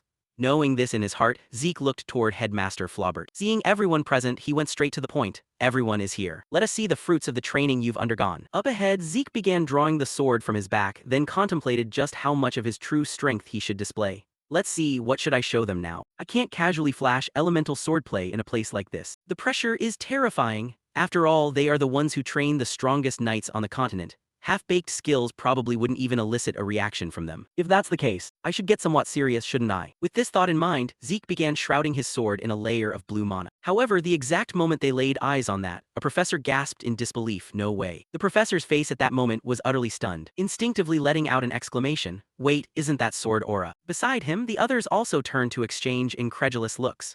To reach the realm of a blue knight at just 15 years old, before this, wasn't the youngest person on the continent to achieve that, Lord Abel at age 19. Truly living up to being a pure-blood awakened noble. Their words startled Zeke slightly, prompting him to silently blame himself. "Oh crap, I forgot. Throughout months of sparring with Kaisher, I completely forgot I needed to dial down my aura. But thank goodness they still think I'm only at the Blue Knight level." Before meeting Kaisher, his aura truly had only reached the Blue Knight tier. However, ever since comprehending the hydraulic field and elemental swordplay, he had broken past his own limits, advancing to the next realm, the Crimson Knight. The most distinct difference between a Blue Knight and a Crimson Knight was the mastery of sword aura. Sword aura was the technique of utilizing aura to hone the sword blade to its ultimate sharpness, thereby amplifying the power of imagination. While a Blue Knight could only maintain its initial shape, a Crimson Knight was superior, capable of freely maintaining and transforming forms according to their own will and visualization. Good thing I stopped at the sword aura level, otherwise it would have been a lot more exhausting than it is now. Zeke let out a sigh of relief inwardly. Meanwhile, Headmaster Flaubert also wore a beaming smile as he stepped forward to congratulate him. "Splendid. Compared to a month at Valhalla, this result is truly incomparable. An enlightenment so precious, even if it's delayed by a few months, no, even a few years, it's entirely worth it." His unexpectedly enthusiastic attitude made Zeke's scalp tingle. He thought to himself, "Looking at him right now, he's like a completely different person." Naturally, Zeke didn't dare voice that thought aloud, so he bowed and spoke in a humble tone. "Not at all, Headmaster. Please allow me to apologize once more for failing to attend the entrance ceremony due to unforeseen family matters."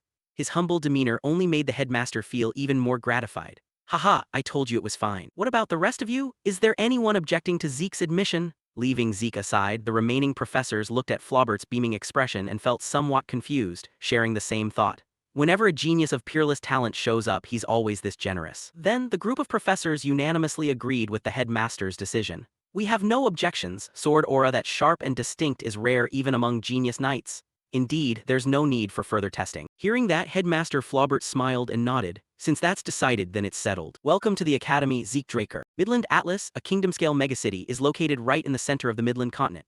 This place houses the headquarters of Valhalla, the continent's premier knight training academy, alongside the Four Seasons city of the Draker family.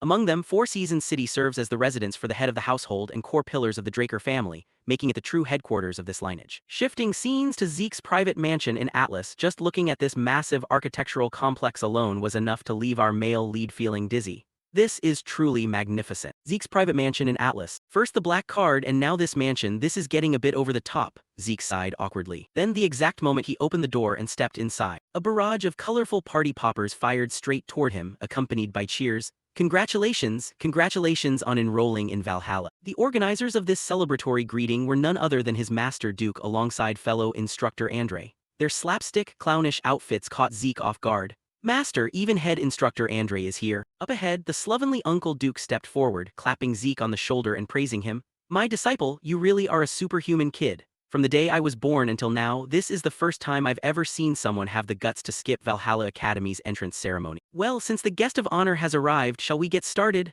the uncle spoke while gesturing inward, leaving Zeke somewhat baffled as to what getting started meant. In short, right upon setting foot in the Atlas mansion, I found Duke and Andre already setting up a surprise welcome party for my enrollment. I kept wondering why people who were supposed to be at the academy were here. Turns out, Duke received a recall order from the head of the house and returned to Four Seasons City, then shamelessly moved into my mansion and had been staying there for over a month. Meanwhile, Andre flushed as he explained his reason. I've decided to join Valhalla Academy as a teaching assistant. Sorry about this, but I guess I'll be intruding on you for a while too.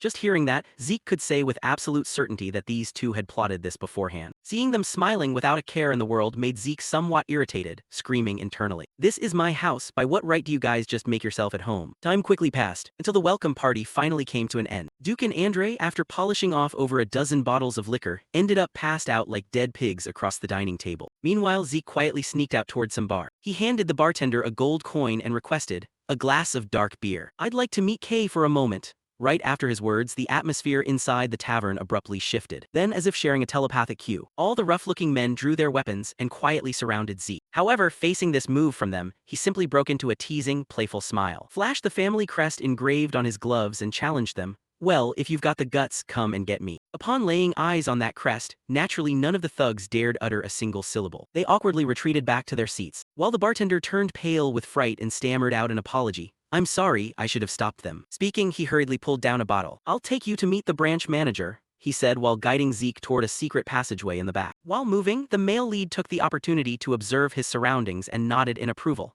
A secret door sealed with layers upon layers of security magic, truly Kay's style. Before his regression, when talking about the most powerful intelligence organizations on the continent, everyone would think of two names: the Draker family's Black Feather Pavilion and the Roman Empire's Intelligence Bureau. Yet aside from those two, there was another organization few knew about, the Syndicate. Originally, it was just a ragtag bunch of smugglers. But then, an errand boy named Kay used that very same smuggling transport network to build an intelligence industry. Before his regression, he had just been expelled from the academy and drifted into the criminal organization Mecking Cartel.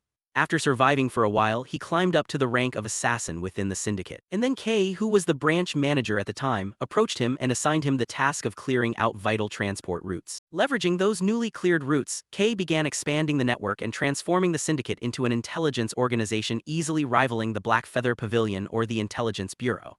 Through sheer willpower and talent, he completely monopolized the syndicate into his own private faction. And then, when he lost everything at the hands of the Empire, the fully cloaked man handed him a piece of paper and said, "Here is the information on the artifact the Emperor is targeting. Be careful, it won't be easy." Hearing that, he figured the one who actively helped him on his path of vengeance was Kay. Even if you call it the price paid for contributing to the growth of the syndicate, without Kay, he probably never would have laid hands on that artifact, let alone ended up here. Information is a weapon. Just like Abel attending the blessing ritual, no one knows how the future will turn out. That guy possessed exceptional talent. If this transaction goes smoothly and both sides maintain a good relationship down the road, he would undoubtedly become a powerful asset. Thinking up to this point, Zeke was led inside a spacious warehouse. He walked up, pulled out a chair, and noticed the lit match burning in her hand. Her tastes really haven't changed after all. Up ahead, a young woman struck a match of her own to light a cigarette, locked her gaze onto Zeke's face and spoke. So, what brings the newly rising genius of the Draker family to request a meeting with me? On this side, our male lead didn't want to waste time with small talk, cutting straight to the chase. Let's skip the beating around the bush, get straight to the point. I want to do business with the syndicate. Facing those words from him, Kay cast an intensely intrigued gaze at him and curiously asked. A promising and noble pure-blood awakener of the Draker family who reached the Blue Knight realm at just 15 years old. Why would you want to do business with criminals like the syndicate? Hearing her words, Zeke's gaze turned icy. He mentally deduced, looks like she's already caught wind of what happened at Valhalla Academy today. She really is fast at gathering info. Thinking that, he reached into his pocket, pulled something out and replied, judging by how you keep trying to bicker pointlessly, you probably have zero interest. But at least take a look at the real deal first. Saying that, he tossed a pair of earrings he received from the system onto the table. However, this item didn't seem to impress Kay much. Earrings? Her voice carried a hint of skepticism. But Zeke, guessing she lacked an eye for quality, pointed out their effect. These aren't ordinary earrings, they're artifacts. Try putting them on, you'll be in for quite a surprise. Following Zeke's advice, Kay tried wearing them on her ears and very quickly began sensing their effect. Let's see, boosting mana recovery efficiency. This cheap stuff? Before the words could finish leaving her mouth, the moment she finished putting them on, she was so startled she dropped the cigarette right out of her mouth. Her face flushing red with excitement. It doesn't boost it by 10% but a full 15%. Current artifacts only boost it by around 1% with the highest being 3%. That means this is 5 times stronger. If this kind of item had ever been manufactured, how could I possibly not know about it? He must have his own private pipeline or personally excavated this artifact. Just what on earth is this kid? She thought, casting an inquiring gaze toward the male lead. Seeing the shock on her face, Zeke wore a satisfied smirk. Well, are you starting to take an interest in this deal yet? Next, Zeke stated his terms. Just use the personal info I sent over to open a new account. I've already registered as a representative. You just need to pick up the goods at the North Atlas Bank. Shifting back to the red-haired woman's perspective, just by casually listening to the kid's request, she had already pieced together part of the story. Judging by the earrings, I can already guess. It's just another consignment deal for artifacts of unknown origin. The commission fee is 10% per item. If total profits exceed 10,000 gold, a bonus will be paid out.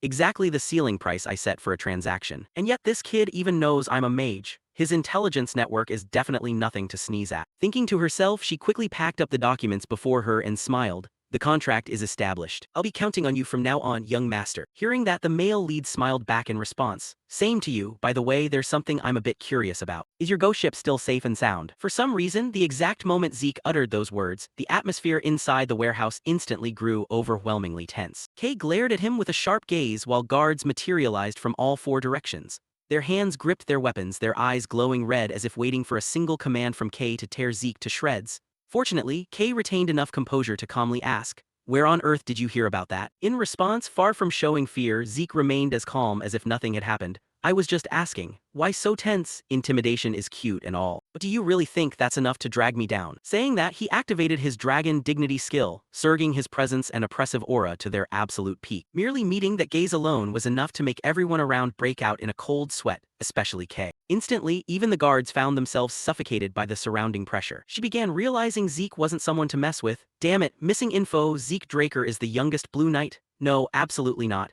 Even if every branch in Atlas, no, even if the entire syndicate piled on, we couldn't possibly beat this guy. Unbothered by her train of thought, seeing the group calm down slightly, Zeke continued. Shall we change seats now, partner? Time quickly passed, shifting scenes to the office of the syndicate's Atlas branch manager. Unlike that warehouse, this was an immensely luxurious room. In Zeke's hands was a piece of paper that amused him slightly. A blood oath, huh, this really screams mage style. A blood oath was a form of covenant commonly used by mages to guarantee safety between parties. It simply required using blood as ink and signing your name. Simple, yet infinitely powerful. Once the covenant is activated, the other party's signature etches itself onto your arm. If one party harms the other, both lose their lives. Meanwhile, for indirect betrayal like hearing an assassin, the signature simply vanishes from the traitor's arm and a non-violence curse befalls them, leaving them at a massive disadvantage. Shifting back to the red-haired woman, still seemingly annoyed, she deliberately nagged. Since you understand it well, hurry up and sign. I need some sort of safeguard for my own safety too. Who knows when you might decide to take me out? Facing those words, Zeke didn't hesitate, taking out a dagger and lightly slicing across his wrist. To draw blood and sign straight onto the paper without a single second of hesitation. Zeke remarked, as long as it earns your trust, I'll sign as many copies as you want. Once the signature was completed,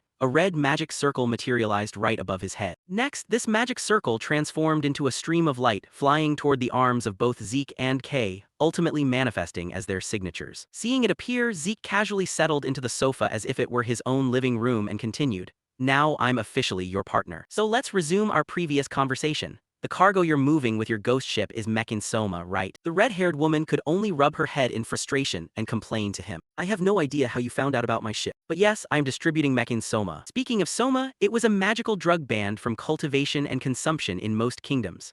But in the southern reaches of the continent, which had devolved into a lawless zone after the kingdom collapsed from civil war, it served as a colossal source of revenue. On this side, Zeke spoke with an earnest tone. "Is it because of the kill-on-sight decree recently issued by the Transcendental family?" Kay pulled out a cigarette, delicately placing it between her plump lips as she shrugged. "That's right. Even Mekin wouldn't be foolish enough to cross a Transcendental family. The only overland route connecting the central continent to the south is the desert region controlled by the Ishtar Transcendental family.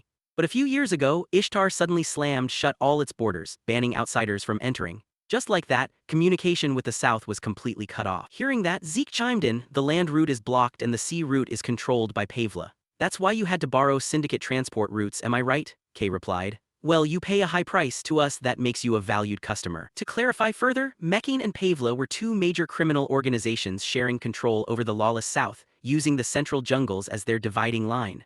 The north belonged to Mekin, while the south belonged to Pavla. Mekin profited from transporting Soma overland, but because they monopolized the pathway, Pavla had no choice but to shift to maritime routes. Then, when Ishtar closed its borders, Mekin lost its land route and rushed to find maritime access. But by then, Pavla had already seized it. Turning back to Kay, she curiously asked a question. By the way, how on earth did you know about my ghost ship? Her question prompted Zeke to pause and think for a moment. The Syndicate's ghost ship was Kay's brainchild, enveloping the entire vessel in invisibility magic. That way, it could evade both pirates and the Navy. It had become the Syndicate's most vital financial lifeline, kept so strictly classified it had never leaked to the outside world. Naturally, he couldn't tell her that she was the one who leaked it in his past life.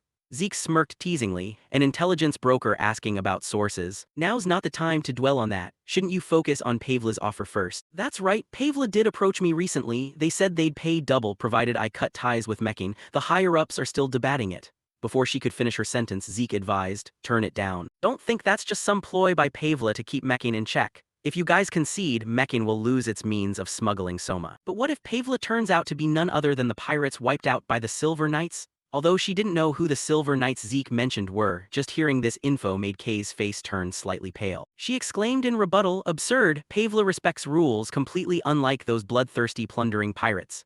Explaining this, Zeke shrugged nonchalantly, that's just the image they project to outsiders. Pavla's true goal is to seize the single secret maritime route they haven't been able to trace, the Syndicate's route. Unlike Mekin, who preserves ships for long-term profit, the moment Pavla discovers the true identity of the ghost ship, they'll immediately move in to hijack it. Over here, the more Kay listened to Zeke, the paler her face grew. She stammered, but Pavla and the southern pirates are treated as two entirely separate entities. How could you possibly? Before she could finish her sentence, Zeke slammed his hand on the table and yelled, hey Kay, first you need to pay for the info I just provided, right? What I want is simple. Help me establish a connection with Mekin's big boss. Heck, if you pull it off, I'll make you the new overlord of the Syndicate. Zeke's proposal made the red-haired woman's body give a slight jolt. Time quickly passed until evening, at which point Zeke was wandering down a street. He thought to himself, even though Kay has a pretty strong intelligence network, it's still not enough. Before regressing, the fastest way to seize the Syndicate's intelligence network was to pacify the entire southern continent and swallow up its power. Just you wait, heck. The small spark I just kindled will soon turn into a hellfire burning down your entire empire. A few Academy Knights walked back and forth, sunbathing in the Academy courtyard on the grounds of the Valhalla Knight training facility. Zeke looked up at the sky, his hands tucked into his pants pockets. The atmosphere here was indeed much freer than places like the training cradle or the academy. He wandered around, looking about, recalling that the headmaster had said he only needed to wait a moment for an instructor to come meet him. A mocking tone drifted over from behind, catching Zeke's attention. As soon as he turned his head, he saw a dark-skinned man stepping forward asking, could you be the Zeke the headmaster mentioned? The other man, who had a tattoo circling his left eye, eagerly reached out his hand toward him. Zeke pouted, his hands still tucked in his pockets, completely ignoring the outstretched arm in front of him, leaving the other man awkward. He winked, walked over and patted his shoulder, saying, our buddy Zeke here is probably not shaking that academy vibe anytime soon, huh? Zeke coldly brushed off the hand resting on his shoulder, asking, are you the instructor the headmaster sent? The other man didn't look angry, looking around constantly. He mocked his tone. Are you the instructor the headmaster sent? Why are you using such a tense voice? He flashed mocking hand signs saying, don't put your quills up like a hedgehog, peace, let's walk together in peace. Just like you said, I'm the one personally assigned by the headmaster to show you around every nook and cranny of Valhalla. While Zeke looked up, silently evaluating him, he doesn't stop talking for even a second before the other man continued. Almost forgot to introduce myself. The name he dropped made Zeke freeze, his pupils contracting as he said, I'm Diego. The other man kept making hand signs, opening his mouth to reveal a gleaming silver piercing on his tongue. A propagator of new age music blending medieval melodies with traditional southern rhythms. That's me, Diego Villa, looking forward to your help, bro. Zeke spun around saying, yeah, looking forward to it, Diego. He trotted along behind. Oh, the atmosphere suddenly softened up, huh, Zeke bro? While Zeke walked straight ahead without a care, you're just imagining things. Zeke rolled his eyes, glancing at the guy chatting endlessly beside him, silently assessing the rhythm knight, Diego Villa. To think I'd get the chance to meet a talent who would later be called one of the 5-Star Knights. The 5-Star Knights was the title given to the 5 knights who made monumental contributions in the Continental War before his regression.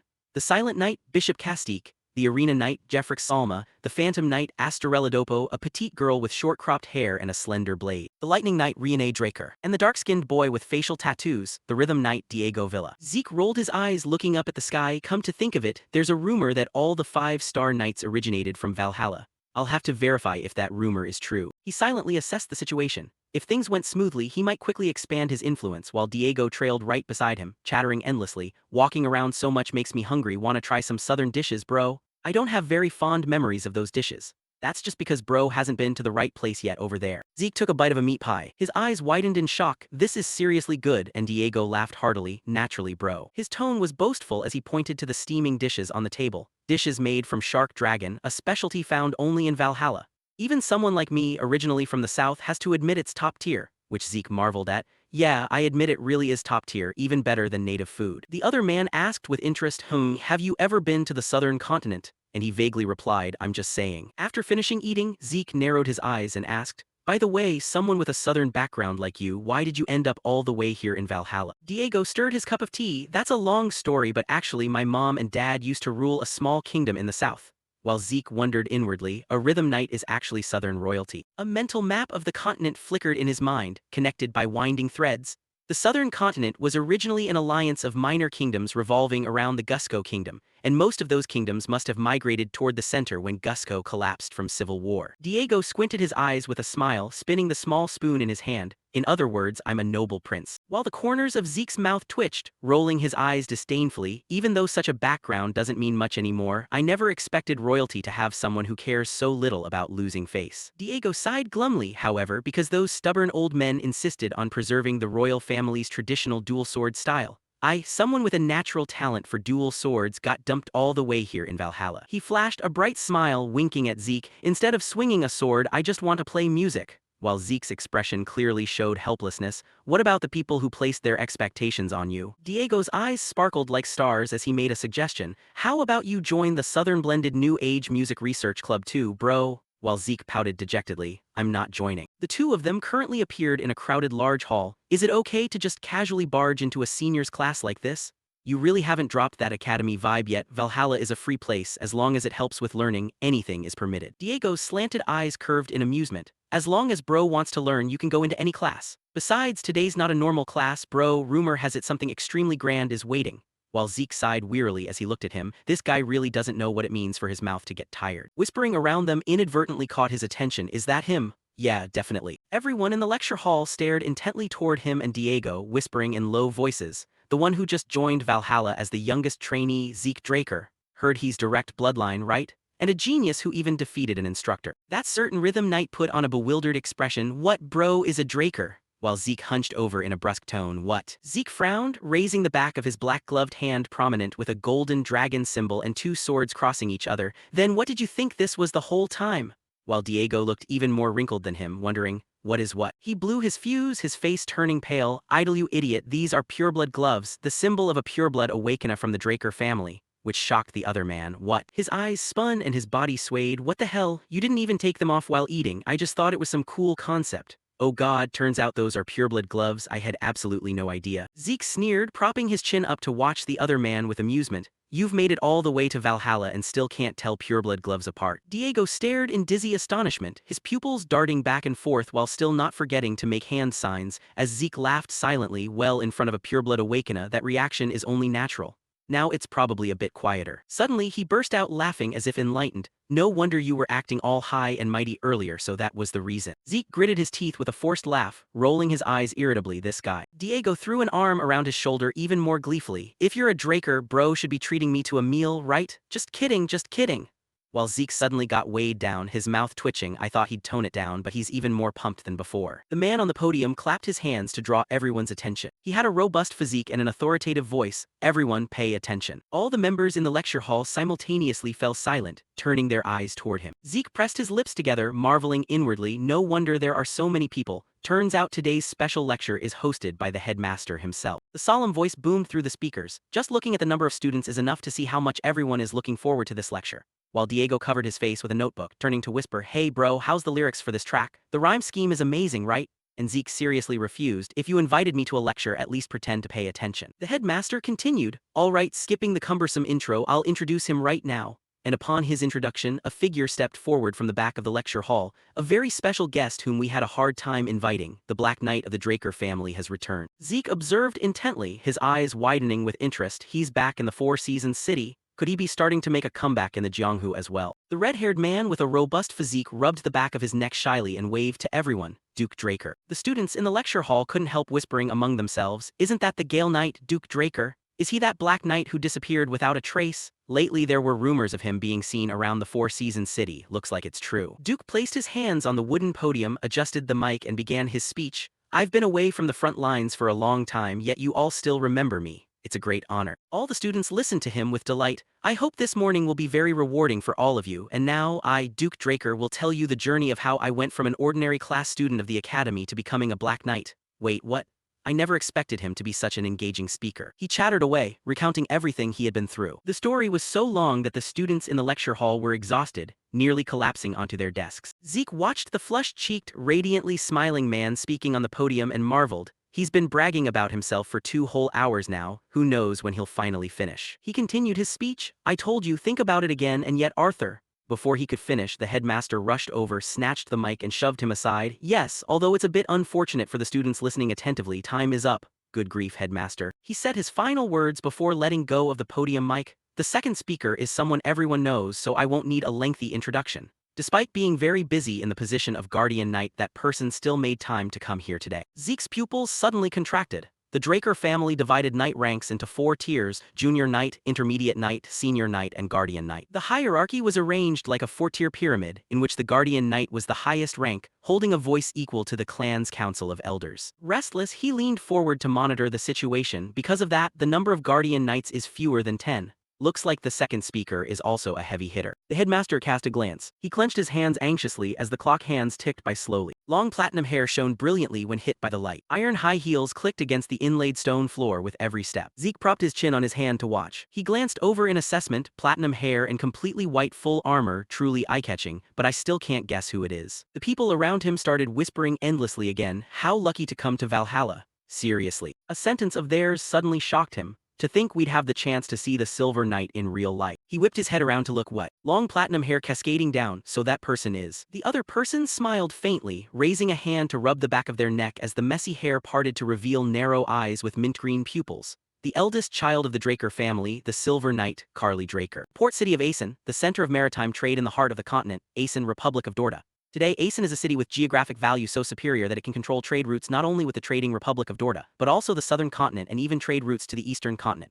The eastern continent. Yet, just over 10 years ago, the situation was completely different. At that time, Asen had been seized by southern pirates, turning into a lawless land where all kinds of crimes ran rampant. Right after becoming an official knight of the family, Carly Draker began a campaign to eradicate the pirates. And by the 5th year since she started her sweep, not a single pirate appeared in Asen anymore. Since then, under the protection of Carly Draker, Asen was revived and rose to become the largest port city in the region, while the surviving pirates had to retreat to the south of Dorda, hiding out in the Dead Sea. Thanks to the feat of reclaiming Asen, Carly was appointed the youngest Guardian Knight in history, a grand achievement that even Abel, who once held everything in his hands before regressing, had never attained. Carly stood proudly before all the students in the lecture hall. Zeke was momentarily stunned. I thought it was some heavy hitter, but I never expected the person who showed up to be my eldest sister. He stared intently at his older sister standing before the podium. Furthermore, a direct family member who was directly clashing with Abel Draker in the war for succession. Zeke propped his chin up, muttering incessantly in his heart. The fact that I didn't recognize her face is also understandable, because before I regressed, Carly Draker had. Carly closed her eyes and took a breath. Her fingers tapped against the wooden podium. An authoritative voice shouted out, "Order." The bunch of students in the lecture hall couldn't help trembling in fear. Zeke propped his chin on his hand, glancing over at Diego shaking violently beside him.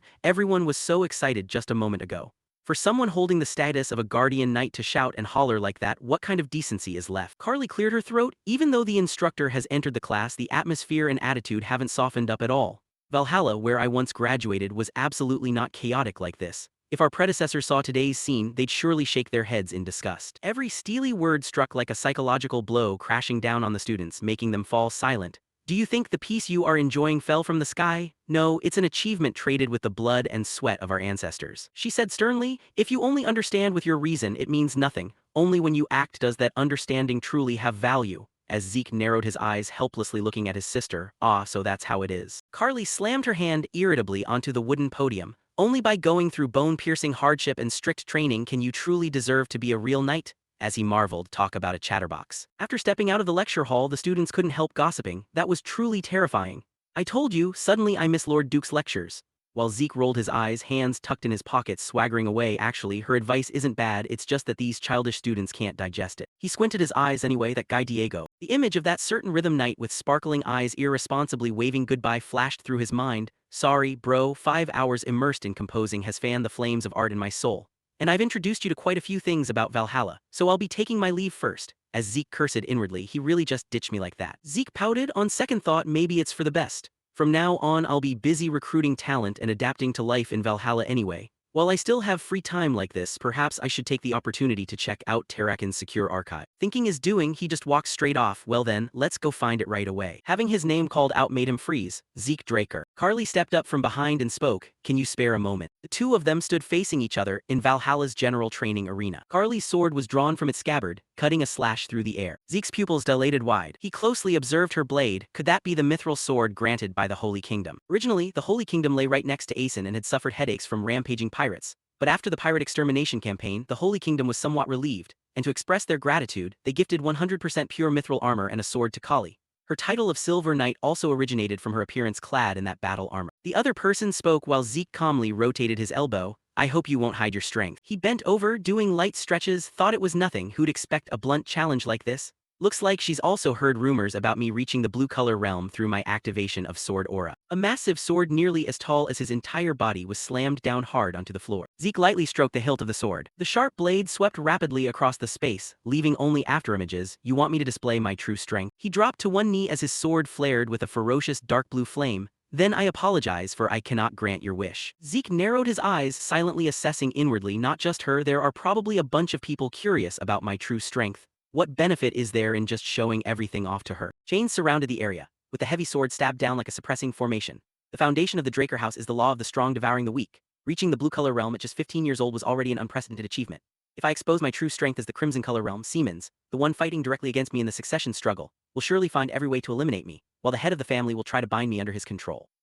If I have to lay my cards on the table, it must be after I surpass even the family head. A bleak, cold atmosphere enveloped the two of them. What I need right now is just the title of descendant of a transcendent family. Don't expect me to obediently let the people in the family do whatever they want with me. The two of them rushed forward simultaneously. Their blades collided, causing sparks to burst out crackling. Carly used force to slash horizontally across his sword. She closed in, pinning Zeke's sword straight down to the ground with a single strike. Her blade flashed upward rapidly, startling him. The sharp blade swept past his eye, sending blood splashing all around as a notification rang out. Administrator request confirmed, temporarily halting the continuous activation of class skill. Healing element. Zeke's eyes darkened with murderous intent. The opponent is a guardian knight. The possibility of her recognizing the healing element is entirely real. He recalled the red-haired guy's eyes looking at him and his arrogant words. How come he recovered lightning fast? As Zeke's pupils dilated, I won't repeat the same mistake as with Duke. The two of them exchanged blows continuously, one parrying and one blocking. Zeke sprung up into midair. The corners of his eyes slanted up as he dove downward. Carly swung her sword at the same time, the shockwave from the strike generating a ferocious tsunami-like blast of air that enveloped Zeke. He glanced down, one of his shoulders already injured with blood splashing backward as expected of the crimson color realm.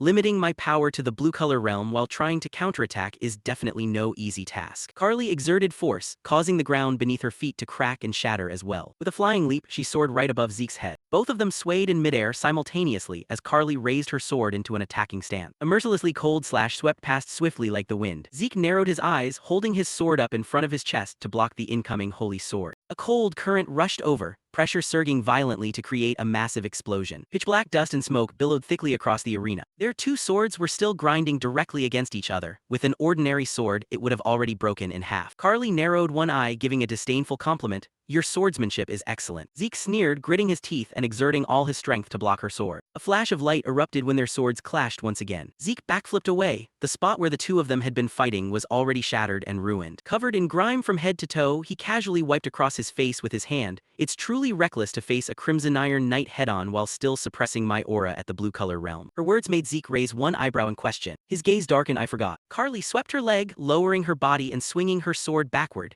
Even before earning the name Silver Knight, Carly Draker was famous by another moniker, the mighty sword, because the aura sword she swung was no different from the blade of a giant. Her sword slashed horizontally across his shoulder, causing Zeke's body to ache with agony as he coughed up blood. The stone ground of the arena all around shattered, the impact so powerful that dust and smoke billowed blindingly. The black smoke gradually cleared, revealing the massive sword planted in the ground. An invisible shockwave with immense pressure blasted out all around, dense and mixed within the hazy smoke. Carly frowned. I overdid it. Suddenly her pupils dilated wide. Smoke rolled up into the air. Covered in wounds all over his body, Zeke staggered out from the debris. He leaned against the wall, but all things considered, this performance wasn't half bad. Sneering, Zeke wiped a trace of blood from the corner of his mouth and muttered, well, are you satisfied with this? Amidst the ruins and debris, plumes of dust and smoke rose into the air. Carly stood amid the smoke and dust, retracting her blade as she spoke. Truly magnificent, Zeke. She looked over at Zeke, who was trembling as he stood before her, and praised, you actually blocked that sword strike. You far exceeded my expectations. Suddenly, Carly knitted her brows and took a deep breath. Looking ahead with hesitation, she said, Zeke Draker, to be honest, there is something I'd like to discuss with you. But Zeke had already reached his limit. He collapsed straight to the ground, taking her completely by surprise. Panicking, Carly rushed over to his side and cried out anxiously, Zeke, are you all right? Supporting Zeke's body, she observed his condition and thought to herself, his internal injuries are severe. Could it be that he overextended his aura? With that thought, Carly immediately reached into her waist pouch. She pulled out a vial of divine potion and popped the cork off with her thumb. Pouring it slowly into Zeke's mouth, she tried to reassure him, this is top-grade restorative potion from the family, drink slowly, don't rush. After swallowing the potion, a red glow emanated from his entire body, and his complexion instantly flushed with health. Suddenly, the system notification rang out, administrator request confirmed, activating the healing class skill in permanent passive mode. After observing for a bit, this should go completely unnoticed, right? Lying there, Zeke pondered his situation, pausing and then reactivating the healing element. It was all just an act. Right down to suppressing his power just enough to look like he had barely reached the Azure Realm, and even when that greatsword came hurtling at him. Instead of blocking it, he had intentionally used minimal defense to get caught up in the slash. For some strange reason, right before the blow landed, a bizarre void had opened up, thanks to which everything else went smoothly. Next came taking Kali's aura into his body, which inherently couldn't channel aura, naturally creating internal injuries. That way, Kali would completely believe he knew how to use aura, and would rationalize the internal injuries as a result of power overload. Finishing his thoughts, Zeke pushed himself up into a sitting position, and Kali, sitting nearby, anxiously asked, do you feel better now? He offered a calculated smile in response and replied, yes, thanks to you, thank you so much, Kali. Seeing that Zeke was doing better, she nodded and stood up. Then, extending a hand, she said, just call me big sister to keep things comfortable, Zeke. In a secluded alley on the outskirts of Atlas, a carriage stopped on the street. Inside the carriage, Kali walked over, handed him a cup of tea, and spoke, I heard you like tea, so I prepared some. It's a variety shipped all the way from the eastern continent. I hope it suits your taste. Zeke, flustered and grateful, replied, oh yes, thank you. An image flashed through his mind as he quietly recalled, even the head of the family said something similar. Just how far has the rumor of my love for tea spread? Looking out at the city outside, Zeke wondered, is this really the inside of a carriage? Looking at the exterior, nobody would ever imagine it looks like this on the inside, and Kali quickly explained, it's camouflage magic. The carriage of an elite bodyguard knight tends to draw too much attention. Hearing this, he thought to himself, she dragged me to the dojo just moments ago, and now she's whisking me out of the city in this carriage, before lifting the teacup in his hand and asking, I suppose you have something so sensitive to discuss that you couldn't let anyone else overhear. The moment Kali uttered the name, the massacre knight, Abel Draker, Zeke and the cup in his hand froze. As the image of that man surfaced in his mind, her resolute voice rang out clearly, I need your help to stop him. Kali gazed at him with an unwavering, serious expression as she pleaded. Puzzled, Zeke asked back, what did you just say? Isn't Lord Abel the second young master of the Draker family? Lowering her gaze to her teacup, she said, I apologize for being so abrupt. I'll explain everything step by step. Taking a sip of his tea, he listened as Kali's steady voice continued. Right now, Abel is acting against the oath of neutrality, one of the most sacred rules of the family. That oath forbids any involvement in conflicts between nations. And yet, he is standing with the Empire and meddling directly in the war between the Roman Empire and Alencia. Setting his teacup down on the table, Zeke thought, Abel has made his move this early. Then he spoke aloud, does the Council of Four still have no idea about this? Kali quickly answered, no, they know, but they're turning a blind eye. She recounted with a grave expression, the Council of Four is currently fractured. Some members of the Elder Council have already sided with the Empire and thrown their support behind Abel, prompting Zeke to wonder, you mean the Elders have all been manipulated? Kali immediately replied, a few still maintain their neutrality. And hearing this, he continued, even a conservative Elder Council like that isn't raising objections and is merely staying neutral. Then it's only a matter of time before they're completely subdued, and she nodded in agreement, yes, that assessment is accurate. She then added, we are currently investigating what methods he used, but we can't just sit around waiting for concrete proof. If we leave Abel to do as he pleases, war will break out soon enough, and that is inevitable, causing Zeke to furrow his brow and marvel inwardly. His prediction was completely spot on. Old memories rushed back and he recalled, it has been 3 years since my regression, and in 7 more years when Draker falls into Abel's hands and he joins hands with the Roman Empire, a full-scale war will swallow the entire continent. The number of dead and wounded would be countless, the sky scorched black and the earth dyed red with blood and ash. Kali continued, and that is why I've made up my mind. Extending her hand with eyes full of fierce determination, she emphasized, we must build a force strong enough to stop Abel. Kali explained the current situation. Right now, Abel is gradually taking control of the upper echelons of the Draker family, believing that if he controls the leadership, everyone beneath them will naturally submit. But a true knight never yields to mere power. They only bow before ideals and justice. Concluding her thoughts, she said, therefore, I will act upon my beliefs and gather the commoner knights who are the true core of the Council of Four to rise up for our ideals. However, I won't force you to take my side. You are young and a pure-blood awakened one with a bright future and countless paths ahead of you. Taking a sip of his tea, Zeke pondered with a thoughtful gaze. Now I finally understand the true nature of Kali Draker. He quietly observed and evaluated her, a person possessing an iron will yet soft enough to bow for the sake of justice, an upright and pure soul. Zeke recalled the earlier clash, that opening in the greatsword slash earlier. Could it be that she was worried about me? It was as if Kali possessed two completely contradictory sides. She wore a tough, righteous exterior true to the Draker bloodline, but deep down she was unbelievably soft-hearted. Lifting her teacup, she continued, if things fall apart we could be branded as traitors, which is why I told you to think carefully, and he replied with appreciation, thank you for worrying about me, while the hooves of the horses outside continued to clatter rhythmically. Inside the carriage, an oppressive tension blanketed the air. Zeke's voice rang out clearly, but I've already made up my decision. Kali listened intently to his confession. Though I am young and lacking in many ways, please allow me to stand by your side and support your knightly ideals. Hearing this, the corners of her lips curved upward slightly, and she said cheerfully, thank you, Zeke. Shortly after, Zeke arrived at the Valhalla Research District, walking while looking at the system interface in front of him and thinking, even in my past life, I always kept up with the family's latest news through K, but I never imagined the rot had begun even before the Great War broke out. Reminiscing, he had long intended to leave the Draker family in his past life, aiming to escape Abel's suppression and secretly build his own force to prepare for the Continental War. But now, having someone who shared the exact same ideals, he no longer had any reason to leave. Zeke resumed his steady stride, sinking deep into thought. On the contrary, this is an ideal opportunity.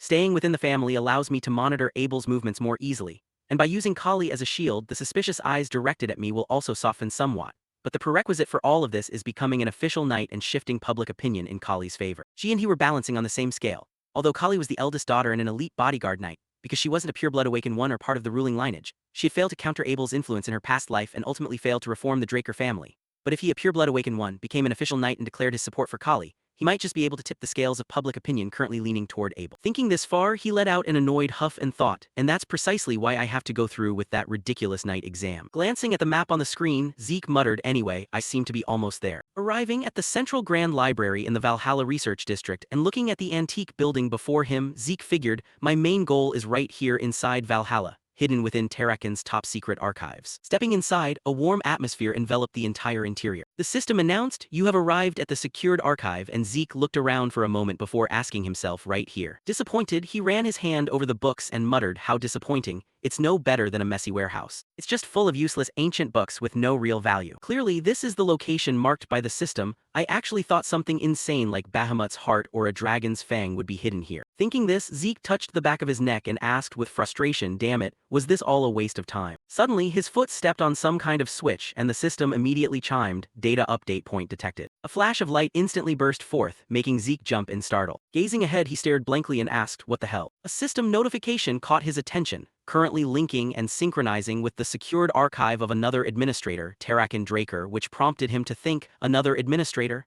Does that mean Terrakin used the system just like me? Looking at the bookshelf that had just materialized before him, Zeke mumbled, if this is a bookshelf that only responds to system interference, it's no wonder nobody else has found it until now. Suddenly, system notifications rang out one after another. Information from the secured archive of Terrakin Draker has been linked and synchronized with the system of Administrator Zeke Draker.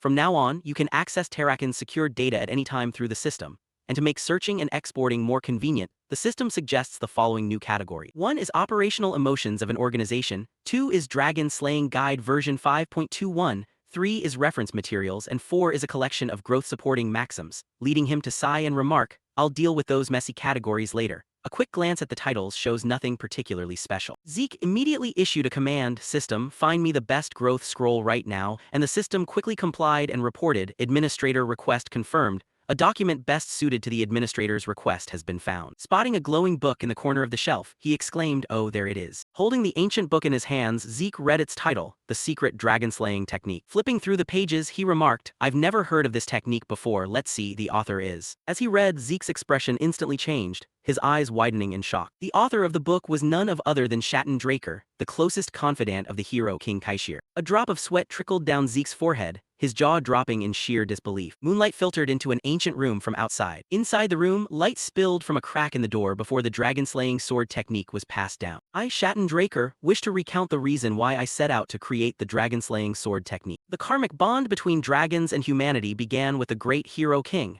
Thanks to him, despite their weakness, humans were able to forge pacts with dragons, the supreme beings. And yet, dragons do not help humanity out of any noble reasons. They merely pity humans because compared to all other races, humans are forever weak and lacking in every aspect. From that point on, the number of pact makers grew at a rapid pace, and centering around them, an independent civilization blossomed across the continent. But that very rapid growth filled me with unceasing unease. I fear dragons. If a transcendent species like them helps humanity merely out of pity, then they can also turn on us at any moment and annihilate mankind with ease. And if that fear were to ever become reality, then humanity would undoubtedly perish overnight without even a chance to resist. Because of this, I began searching for a way to fight back against dragons. The very first thing I thought of was magic. But magic was the initial gift bestowed upon humanity by dragons. Human hearts naturally cannot generate mana, and it was dragons who carved magic circles into human hearts to allow us to use magic. Therefore, trying to use magic to fight dragons is essentially using the dragon's own power against them, which is utterly absurd. The next thing I thought of was the Hero King's elemental sword, a power fierce enough to make even dragons cower, but that power is bestowed only upon those carrying the bloodline of the Elf King. Therefore, I poured all my effort into discovering a completely new source of power belonging solely to humans, trying everything to surpass human limits, from primitive northern swordsmanship to mysterious Eastern arts. Ironically, the person who helped me most enthusiastically in this research journey was none other than Kronos, the Hero King's dragon pact holder. When asked why, Kronos merely replied that he was doing it for fun, but in his eyes I saw that it wasn't just a joke but a profound determination. The research dragged on, and finally Kronos and I discovered a new source of power called aura, neither an element nor mana, but a power that only humans can unlock and utilize. Having found that clue, after the Hero King passed away, I continued to pour my heart into researching aura, and before long that research bore fruit. I systematized all knowledge regarding aura, from its concepts and application methods to the swordsmanship utilizing it. I then compiled it into the secret dragon-slaying technique and sent it to various kingdoms. And yet, in a world where people could easily grow strong simply by using artifacts bestowed by dragons, the dragon-slaying sword technique, a swordsmanship demanding grueling discipline through one's own effort, received no attention whatsoever, though fortunately up to the moment I write these lines, the fear of dragons betraying humanity has yet to come to pass. But I am certain that one day this swordsmanship will undoubtedly become necessary. Standing before the large bookshelf, Zeke continued reading aloud, "If anyone manages to find this secret tome, I hope that on that day you will understand my earnest wish and devote yourself to mastering it." Right at that moment, a system window popped up and caught his attention. Achievement quest displayed. The successor of Shatten, comprehend the dragon-slaying sword technique of Sword Saint Shatten Draker. Time limit: 3 months. Reward: the coordinates of the kingdom of Kronos' treasury, prompting Zeke to ask himself. It pops up right after I finish reading it. He smiled with amusement, putting the book back with his other hand. The treasury of the kingdom of Kronos must be filled with artifacts far exceeding anything I've seen so far. Saying this, Zeke touched his chin in calculation. The problem is the 3-month time limit. Does that mean it's even harder to learn than the elemental sword? Looks like for the near future, I'll have to focus entirely on mastering the dragon-slaying sword technique. Leaning on his hand, he muttered, but then again, Shatten was right in the end. Envisioning the historical moment, Zeke thought to herself, though it's unclear how much time has passed since the Hero King's era, everything has unfolded precisely as he feared, and the consequence of it all is the War of Liberation. With that thought, he looked up and asked, "System, is there any other useful information in the top-secret library like Tarakan's diary, for example?" The system immediately chimed, "Administrator request confirmed. A document matching the request has been found." Playing back the magic visual record of Tarakan's diary, the notification vanished and the space around Zeke abruptly shifted, leaving him stunned. Gazing around with utmost vigilance, Zeke realized, the space around me is changing along with my movement. It's identical to the tutorial when everything suddenly deformed. A block of rings exploded right after. Zeke was transported to an unfamiliar place consisting entirely of wasteland, and he wondered, where is this? Channeling his power, his eyes flashed with sparks as he thought, it seems like a space created by the system. Suddenly, a beam of light struck downward, reflecting Zeke's silhouette. He gently lifted his foot. Releasing a surge of energy, he assumed a defensive stance against a monster suddenly erupting from the ground. Suddenly, the system rang out, activating the tenacity of will-class skill, and Zeke turned pale with a wry smile, marveling inwardly. It feels so real, just like living in actual reality. That evil dragon appeared, sending dirt and rocks flying in all directions. Seeing this, he marveled. No wonder it was called the peak of all creatures in the past, a dragon. A voice rang out, startling Zeke Bahamut. Looking up at the massive evil dragon before him, he understood, so that's how it is, he is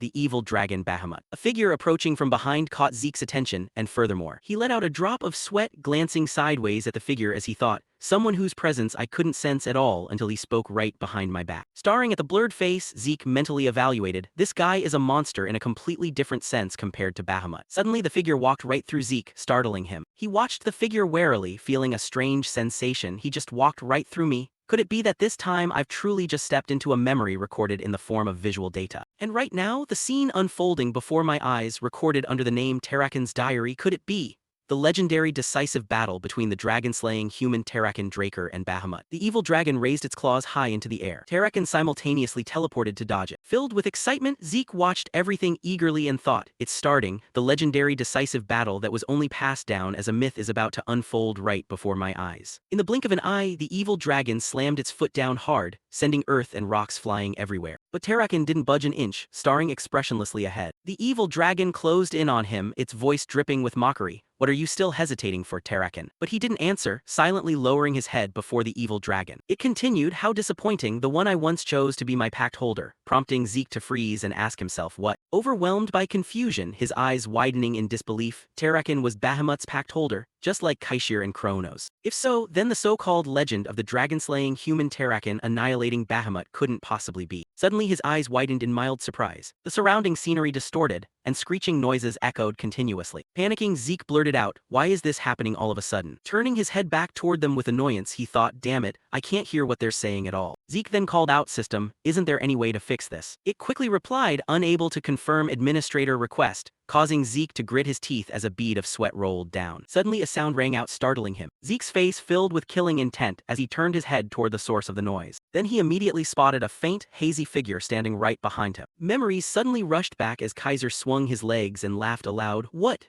A bound dragon actually harming its contractor? That is beyond ridiculous. He was entirely convinced that a dragon could never betray a human, and if there ever was any betrayal, it would solely come from the contractor's side. As soon as he finished speaking, the evil dragon radiated a frantic purple aura, its eyes widening as if it couldn't believe anything happening. Right after that, the evil dragon turned into purple dust and gradually vanished. Seeing this, Zeke's face suddenly turned pale, unable to believe his eyes as he thought, Bahamut's corpse is turning into ash and slowly dissolving. Dust rose into the air, leaving behind only Terrakin's silhouette. Something appeared and startled him, that a dark purple heart and black claws hovered amidst the red energy, and Zeke instantly recognized them. Bahamut's heart and claws, which he had acquired from the Dragonslayer sanctuary. He felt strange and wondered, wait, when a dragon dies, shouldn't it normally leave behind just a little bit before dissolving into ash? Zeke raised his own hand to examine it and thought, if pureblood armor is made from dragon skin, then Bahamut might just be a special case. Suddenly, the surrounding space vanished, leaving only a pitch-black void that left him puzzled. The scenery abruptly turned stark white, with intermittent black streaks drifting away. Returning to the room, Zeke asked in surprised wonder, does the video end here? He sat down on the floor, lowering his head in a gloomy sigh. I really don't understand what's going on. Glancing at his system board, he suddenly recalled, ever since I visited Valhalla's research district, I've linked the system with Terrakin's secure study, allowing me to check any records from anywhere. I immediately replayed Terrakin's journal, but it still glitched out right at the very end just like before, so there's no way to know what the two of them discussed at the final moment. Naturally, he hadn't gained anything, but thanks to reviewing the data in the secure study, he had discovered something new. That was the true dragon sword art being the original source of the Dragonslayer technique. Terrakin had simplified the true dragon sword art and reinvented it into Dragonslayer techniques to make them easier to learn. But because it was easier to learn, its destructive power also dropped significantly, to the point where that skill didn't even seem to deal heavy injuries to the true dragon species, hardly worthy of the name Dragonslayer technique at all. However, if combined with personal characteristics to create custom applications, it could still land effective blows, so despite losing raw power, it could still be regarded as a success in terms of practicality. Yet right now, what bothered him more than anything else was that the contents of Terrakin's journal differed vastly from the currently circulating legend of the Dragon Slayer. The Dragon Slayer legend known to the world today went like this. Terrakin defeated Bahamut, ushering in an era of peace and prosperity, a classic heroic tale that could be found in any era. On the surface, it didn't differ much from Terrakin's journal, but the fact that Terrakin and Bahamut were actually contract partners did not appear anywhere. No, this definitely wasn't just an omission. Shaking off his train of thought, Zeke carefully examined the piece of paper in his hand. The magical letters glowing upon it read,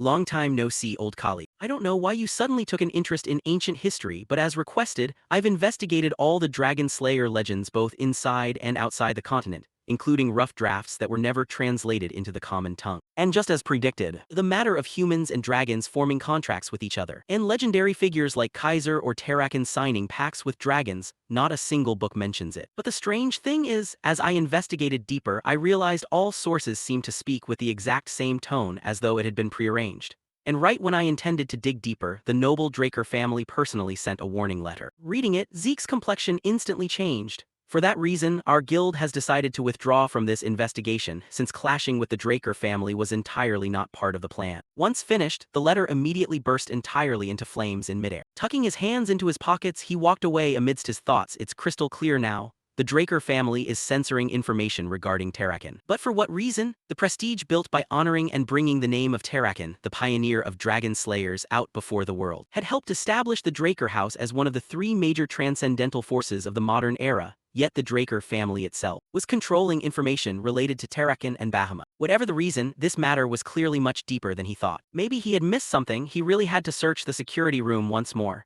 Thinking of this, Zeke pushed open the door and stepped inside. Glancing to the side, he called out, "System." Suddenly, Zeke's gaze turned filled with killing intent. He looked around, cautiously waiting to see what was unfolding. But everywhere was empty with nothing out of the ordinary, and he suddenly snapped to his senses. Striding down the corridor, Zeke sank into deep thought. Today is clearly Decker's day off and all staff members are absent. Duke and Andre also reported they'd arrive late due to a mission. So then who is that person? Thinking to this, he mentally commanded, "System, open the minimap for me." The system immediately chimed with a notification, "Administrator request confirmed."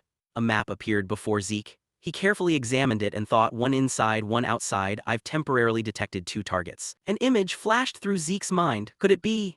A bead of sweat trickled down slightly as he wondered, did the predators from the Great Mountain Range track me all the way here? No, that's not right. Back there I didn't even use my greatsword, let alone Dragon Slayer techniques. Even if they are bloodhounds, they couldn't possibly trace me from that. Thinking as he shoved his hands into his pockets and walked up the stairs, so the important thing now isn't them, but rather who gave the order to target me. After weighing it over and over, the most likely possibility was, just as he thought, opening the room's door, a masked man was lying in ambush along the wall. Zeke acted as if he didn't know the guy existed and slammed the door shut. The masked man gradually revealed himself to observe. Suddenly, the window behind his back flew open, the moonlight outside casting Zeke's shadow, and he called out, "Did Abel send you?" Shocked to find himself discovered, the masked man abruptly turned his head toward the window. Zeke dropped to the floor, hands in his pockets, walking forward in thought. He found out about the alliance between me and Kali and sent an assassin. Viewed that way, everything matches up quite coincidentally. Pulling a dagger out of his coat pocket, he said, "Not wanting to answer is fine too." Afterward, a cry echoed throughout the room. Startled, the masked man whipped out his blade to block Zeke's unexpected attack. His long-scarred eyes widened in surprise as Zeke faced him, his eyes glowing brightly with killing intent as he spoke.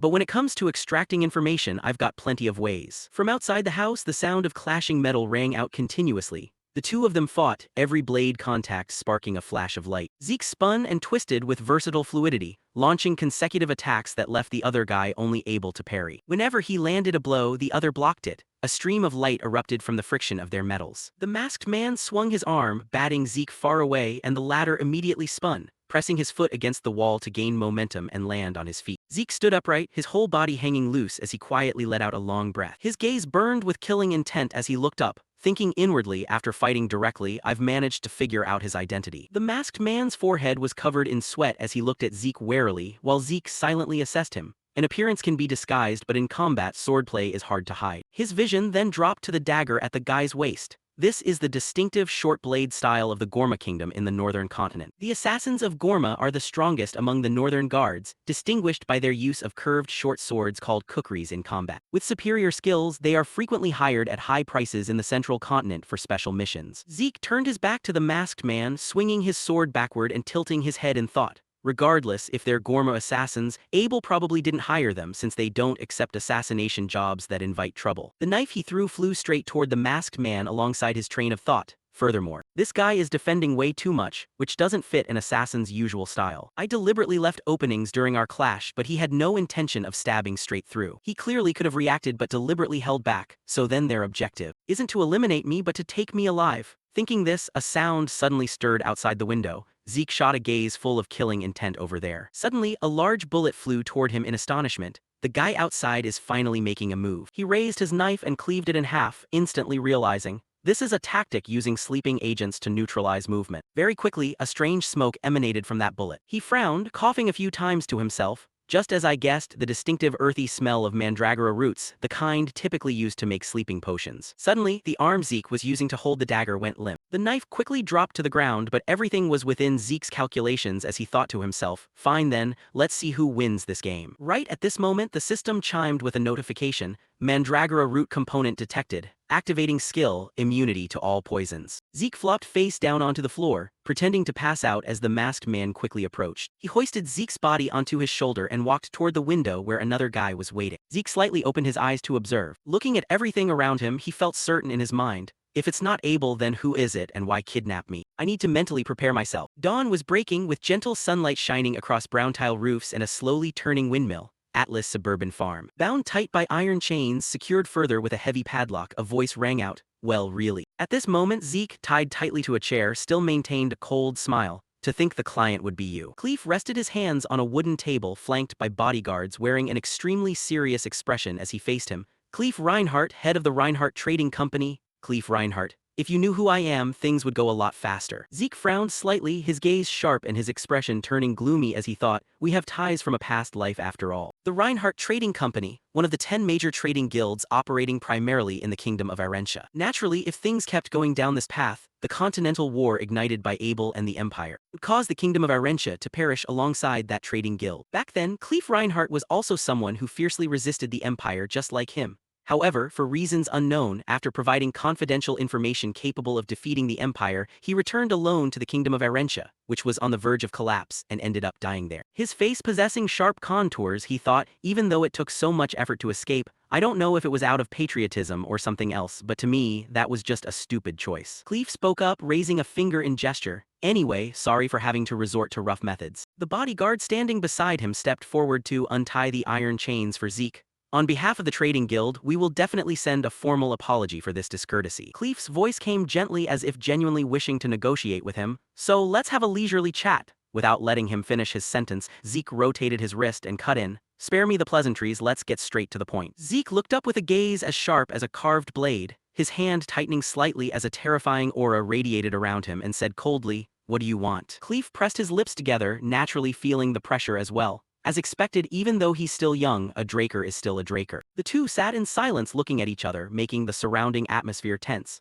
The others watched closely. No matter how seasoned a knight is, facing a situation like this makes it hard to avoid tension and vigilance, yet this person hasn't shown a shred of panic from the very beginning. Cleef frowned, biting his lip in frustration. Despite setting up the scenario to seize the initiative in the conversation, his momentum was completely overwhelmed and he finally spoke up. All right, before getting to the request. He pushed a carefully wrapped file folder across the table towards Zeke and continued, could you take a look at this document? Listening to Cleef while unrolling the folder to examine it carefully, Zeke noted, this is a list of people infected with the new contagious disease spreading across the southern continent lately. Flipping through the pages, Zeke asked, and why bring this to me? His eyes widened slightly, his sharp look gradually tinged with surprise. Cleef quickly noticed Zeke's fleeting expression. He gripped the document tightly, staring at the familiar photograph upon it. Elena Stone. Zeke recalled the first retainer who had ever followed him, the mother of Liam Stone, his first retainer.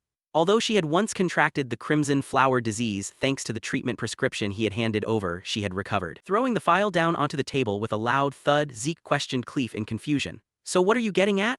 Cleef folded his hands together and replied seriously. In that region, this disease is notoriously known as the Crimson Flower Disease, a painful and terrible affliction with a 100% mortality rate. Then Clef placed 2 fingers on her photo and continued, yet, the sole survivor who even recovered is Alina Stone. When I asked the doctor in charge, I only received silence. His tone suddenly turned cold and low as he countered, do you know anything about this? Zeke calmly let out a faint smirk. I caught the scent of something unusual from the start, yet you pretended to probe me, truly a merchant through and through. He felt a bit perplexed, wondering, if so, is the goal to monopolize the cure for the Crimson Flower Disease? Given the mortality rate of this illness, it's certainly worth pondering because its value is enough to rake in mountains of continental wealth. Zeke closed his eyes to silently assess and calculate. Still, from what I know, this guy isn't the type to be blinded by money. He isn't crazy enough to recklessly kidnap a pureblood family member just for profit. Opening his eyes, his gaze was both cold and powerful enough to terrify anyone. Since that's how it is, Zeke finally replied, of course I know. Confident to the point of certainty, it left Clef smiling with a mixture of triumphant joy and unease.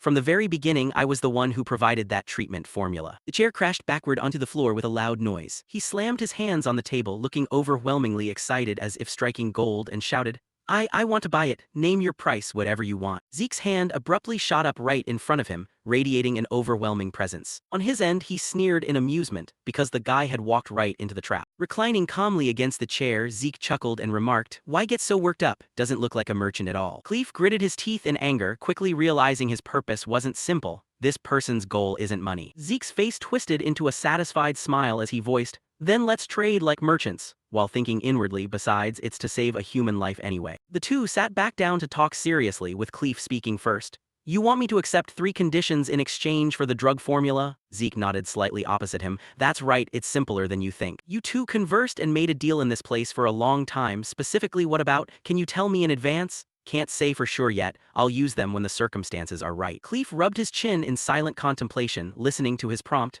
Don't worry, I won't ask for anything beyond the trading guild's capabilities. Zeke lowered his head slightly to hide a cunning, triumphant smile at Clef's words. As long as it's within mutually acceptable limits agreed upon and clearly written down, it's fine. Afterward, he focused on watching Zeke jotting something down. Picking up the paper and handing it to Clef, Zeke said, here, just do exactly as written on this. Clef eagerly stretched out a hand to take it. Oh, is this it? Suddenly, Zeke snatched the paper back, making Clef grab at empty air. Before that, I have a private question. Smiling casually, he continued, who is the person who genuinely needs this medicine? Leaving him frozen in place, dazed. Clef stammered, his face covered in sweat and his eyes betraying clear panic. What do you mean? The trading guild is merely trying to acquire a high-value commodity. Zeke calmly laid everything out without leaving a single thing out. You mobilized Northern Rangers to kidnap someone from a pureblood family, and on top of that reacted with extreme agitation without a shred of composure. That is not the image of the Reinhardt Trading Company I know. Clef rested his arms on the table, burying his face down into a deep silence. Then Clef slumped heavily back into his chair. Clenching his hands on the table into fists, he gritted his teeth and said, it's the royal family of the Kingdom of Arentia. Zeke smiled in feigned surprise. Oh, specifically which one of them? Hesitating slightly, he replied, I can't tell you that. Dissatisfied, Zeke pouted and exclaimed, do you even know how many people are in the Arentia royal family? Suddenly, Zeke's eyes went round as he realized something. He reminisced about the past, planning to return to the Kingdom of Arentia. Don't be so foolish. Both the Kingdom of Arentia and the Reinhardt Trading Company have collapsed. Going back is a death sentence. Seeking refuge in the northern continent is the wisest choice. Thank you for the advice, but I'm tired. I want to end my remaining days in Arentia. Clef's image from his past life flashed through his mind, contrasting with who he was now. Sorry, I can't say anything more. Zeke frowned in deep seriousness, thinking, his gaze right now is completely different from that hollow, soulless stare before. Must be someone very important to him. He continued to recall what Kali had said during their conversation. After all, the Kingdom of Valencia is still at war with the Empire. The conflict between the Roman Empire and Valencia is growing increasingly tense, and the Empire is actively intervening. Not to mention, the scramble for control over the joined tribes' residential district has only added to the chaos, with the Kingdom of Valencia, the joined tribes' territory, and the Roman Empire all experiencing a weak monarchy that is surely fracturing from internal power struggles. Zeke offered a subtle smile as he slid the paper back forward. There's still some time before the Continental War breaks out, so establishing a connection with the Alencia royal family now will definitely come in handy later. Cleef took the paper back, his voice carrying a rather whimsical tone. Fine, if you don't want to talk about it, then don't. Zeke spoke up calmly, causing the man opposite him to fall silent in mild surprise. Good, then the contract is established. Cleef's hand gripped the paper tightly, trembling intermittently. He clutched it against his chest and let out a soft sigh of relief. Suddenly, Zeke's voice rang out, causing Cleef to freeze with his eyes wide in astonishment. Sorry to interrupt this emotional moment, but can I make my first request right now? Hastily tucking the paper inside his coat, he stammered, oh of course, ask for anything you like, as long as it's within the Chamber of Commerce's capabilities. Clenching his fists with an excited smile, Zeke replied, excellent, then first of all, let me work inside your Chamber of Commerce. The peaceful scenery of a village basking in the soft sunlight appeared as a familiar voice spoke up, applying for a job or planning to do some trading. And Zeke's voice replied, strictly speaking, I need a temporary identity to use. In a wooden room bright with sunlight, Cleef sat with his arms crossed and asked dubiously, if that's all, you didn't need to go through us for it, to which he calmly responded, I plan to use it on the southern continent where everyone is a seasoned criminal, so a half-hearted disguise won't cut it. Zeke rolled his eyes and raised his voice, but the Reinhardt Chamber of Commerce is a place trusted and used by the cartels, am I right? He nodded, his voice trailing off with a hint of hesitation. Yes, though I'm hardly happy about it. Cleef frowned, lowering his gaze while bringing a hand to his chin in a pensive gesture. All right, anyway, I understand what you're getting at. If it's just that, just use my cousin's name. That bunch won't dare to question it anyway. His expression instantly lit up with joy as he responded cheerfully, wonderful. Furthermore, I need a regular means of transportation back and forth across the southern border, along with a house, and it needs to be big enough because I'll be using it for storage. Zeke rattled off a long list of demands nonchalantly. That covers my first request. Oh, and since you guys dragged me here, you must have already prepared a way to send me back, right? Hearing this, Cleef forced a smile while a visible cross-shaped vein throbbed on his forehead and the cords on his neck bulged. What a brazen little brat. Cleef let out a light chuckle, ultimately resigning himself to the deal. Fine, I'll contact you when everything is ready, and the Rangers will take care of your safe return. As Cleef slowly stood up while Zeke remained seated with his arms crossed, his eyes darted around as he thought to himself, I never expected the Reinhardt Chamber of Commerce to agree to a deal so easily. That person must be incredibly important to them. Shortly after, Cleef and the mysterious figures in black cloaks walked out the door and departed one by one. A voice called out toward Zeke, making him turn his head. Hey. Two bulky bodyguards standing in front of Zeke pointed backward and said, follow this way. Stepping outside, a sturdy horse stood ready, snorting aggressively and looking quite fierce. He smiled and walked toward the horse led by the two bodyguards. Oh, this warhorse actually looks pretty decent. Wearing a calculating smile, Zeke stepped between the two bodyguards, tapped one of them lightly on the back and said with confidence, I'll make good use of it. In a flash, he hopped effortlessly onto the horse's back. Seeing this, the two men turned to leave, glancing back coldly as one of them spoke, we're done here, we'll take our leave. Zeke raised his voice, causing the two bodyguards who were about to leave to freeze instantly, their faces darkening. So I suppose the contract with Reinhardt is officially concluded then, right? One of them turned around, furrowing his brow slightly as he remarked, you speak Gorkin? Your Draker family even teaches people that. He smirked with an underlying meaning, let's just call it a hobby, but anyway, getting back to business, I have a job I'd like to hire you for. The brown-haired bodyguard frowned seriously, crossing his arms and slowly repeating in disbelief, rescue a captured Meccan individual. He then fell deep into thought, his expression carrying a heavy sense of hesitation. Sitting on the horse's back, Zeke tilted his head and asked, what's wrong? Is my offer not attractive enough? The man shook his head in a hasty denial and continued, no, the price isn't the issue. In fact, if the terms match what Reinhardt offered, we'd actually make a profit. The bodyguard furrowed his brow with evident worry. The problem is your identity. Our king doesn't like dealing with transcendent families. Raising an eyebrow in bafflement, Zeke gave them a deadpan stare and clicked his tongue. Seriously, you're hesitating over something so trivial. Zeke's expression turned serious again as he reminded them in a low voice, didn't Reinhardt prepare a fake identity for me? Just use that name to forge a commission letter and send it to Gorka, and that'll be that, which somewhat eased his anxiety, though he still hesitated for a moment before replying, fine, as long as it doesn't get exposed. Zeke let out a sound and spoke up, causing the bodyguard to tilt his head in confusion. First of all, we still have a score to settle, don't we? Sitting on horseback with a smug smile, Zeke tossed out two daggers which plunged straight into the ground right in front of them. Their expressions shifted from calm to terrifyingly astonished. The two sharp daggers were deeply embedded in the dirt. To the Rangers of the Kingdom of Gorka, a kukri wasn't merely a weapon, but something bestowed only upon those recognized as true warriors. At some point, those daggers had slipped from their belts and ended up in his hands, and to the Rangers they were companions to the soul, as precious as their own lives. That was because as he brushed past the two bodyguards, Zeke had casually slipped the two daggers away and kept them on himself until now, meaning the fact that he could take them without their owners even noticing implied he could easily take their lives at any moment. The atmosphere among the three of them grew tense, his words swords carrying an invisible, terrifyingly heavy weight. Consider this a return gift for daring to kidnap me. An absolute disparity in strength. The bodyguard clenched his teeth tightly, beads of sweat dotting his forehead. What kind of freak is this? Squinting his eyes as he glanced at them, Zeke spoke in a mocking tone. You speak Continental Common pretty fluently too. See you later, my friends. After leaving the meeting place and returning, a complex, contemplative expression crossed his face. After meeting Reinhardt, I officially entered the phase of gathering companions. My targets are the heroes once dubbed the 5-star Knights due to their brilliant exploits in the Continental War before my regression. If I can befriend them now and pull them to my side, they'll undoubtedly make for an exceptionally high-quality force. Fortunately, thanks to the help of Headmaster Flaubert, who held a very favorable view of me, I investigated and found out, just as the rumors said, that all of them hailed from the Valhalla Academy. The only issue is timing. The Silent Knight Bishop Castique has already graduated and is currently a member of the Thebine Royal Knight Order. The Black Tortoise Knight Jeffrick Salma is in his final year and busy with field internships. Aster Aladov, who is still studying, dropped out due to severe insomnia. Zeke knitted his brows in deep thought. Riene won't enroll until next year, but since we both belong to the pureblood lineage, there will be plenty of opportunities later. He sat at the desk, hanging his head and clutched his fists, feeling thoroughly distressed after all. Sitting alone and quietly in his chair, Zeke let out a helpless voice. Is only Diego left? A little later, he found himself in a room filled with various musical instruments, jamming out with them and Diego. With a pair of drumsticks still in his hand, Zeke stared blankly with a dazed and bewildered expression. Wait a minute, what on earth am I doing here? He tried to retrace the fragmented memories of walking to this room to meet him,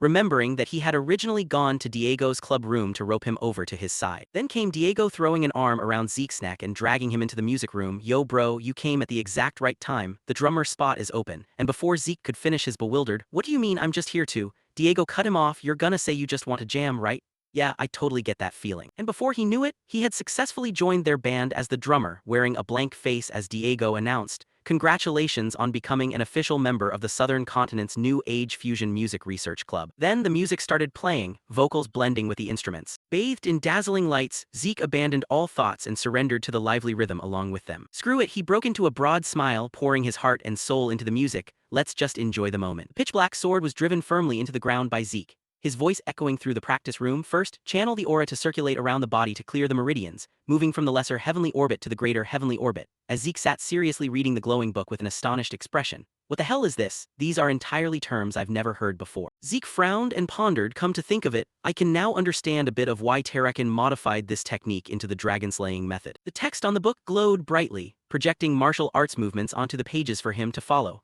Because every single move in the dragon-slaying sword technique takes compressing a massive amount of aura and releasing it outward as its premise, something ordinary techniques could never accomplish. The sword was yanked out decisively, a swordsmanship not created to fight humans but literally meant for slaying dragons, which is why its power could rival the elemental sword. Gripping the sword tightly with both hands, Zeke raised it in front of him and focused intently on it. His eyes suddenly shifted color, burning with a fierce purple glow. Lunging forward with his entire body radiating killing intent that made the surrounding air feel frozen, he whispered with utter confidence. Within the stances of the dragon-slaying method, every single movement is amplified to the extreme. A single strike is enough to slice a giant dragon in half, compressing an astronomical amount of aura to its absolute limit, and then bringing the blade down. A quiet footstep approached, despite the surrounding air having been churned into a gentle breeze. The elderly butler silently observed Zeke's training from afar. After images of him were left all over the arena as Zeke swung and slashed with countless powerful strikes, creating a chaotic scene. He chuckled inwardly, haha, this heaven-sent body is truly no ordinary thing. The heaven-sent physique allows for optimal physical performance, superior technique comprehension speed, and heightened ether conduction within the body. A wide grin spread across his lips. Zeke frantically unleashed countless more sword strikes, thinking to yourself, it's like a map opening up right before my eyes, clearly pointing the way to perfect the technique. I can feel it, the more I repeat this. Frowning as his sword blazed with a blue flame, Zeke finally brought down one last powerful and mighty strike. The faster I master it. A shift in his perception made his eyes widen in shock. What's this? I just barely crossed the red wall as Zeke stood before a massive stone wall and stepped into a new realm, yet I've already reached the black wall. He tightened the muscles in his arms, bracing his posture. They say training too hastily will only make the barrier blocking the path to the next realm higher. But Bahamut's heart resting within the ether core is resonating violently with the dragon-slaying sword technique, continuously gushing forth power, followed by a barrage of sword strikes slashed down by Zeke. Before I lose this feeling, I have to swing my sword one more time. A red mark suddenly appeared on his chest. Clutching his face, Zeke's eyes turned pitch black as his heart beat heavily and rapidly. Bahamut's heart is reacting to Shatten Draker's dragon-slaying sword technique, recreating the memories deeply etched within Bahamut's heart. Glancing around in astonishment, Bahamut's memories. A dark void enveloped Zeke's entire body. It's too dark, I can't see anything. He stared in surprise as he noticed a strange presence. Someone is coming. A mysterious figure draped in a black cloak with his hood pulled tightly over his face spoke up. Ruler of Twilight Bahamut, I have a favor to ask of you. A massive, fierce-looking black creature listened in silence. The man reached into his chest pocket. Pulling out an ancient book, he said in a low voice, I wish to entrust the dragon-slaying sword technique, a technique I created myself, to your safekeeping. The majestic, powerful black dragon stood tall, finally speaking in a low, deep tone. I know you're an annoying bastard, but I never expected you to be crazy enough to do this, Shatton Draker. Zeke watched everything unfold from the side and thought, as expected, that person is Shatton. He put the book away again, listening in silence to the dragon's deep, eerie, and mocking voice, creating the pinnacle of dragon-slaying techniques for a dragon to keep. At that moment, the mysterious cloaked man replied, right, even Kronos agreed to it. The reason why is something you should know better than anyone, Bahamut. The ground cracked open with a violent noise, sending sand and rocks flying from the dragon's powerful step. Black killing intent filled the surrounding air. Lowering its head, it let out an angry roar alongside a barrage of spears pointing straight down.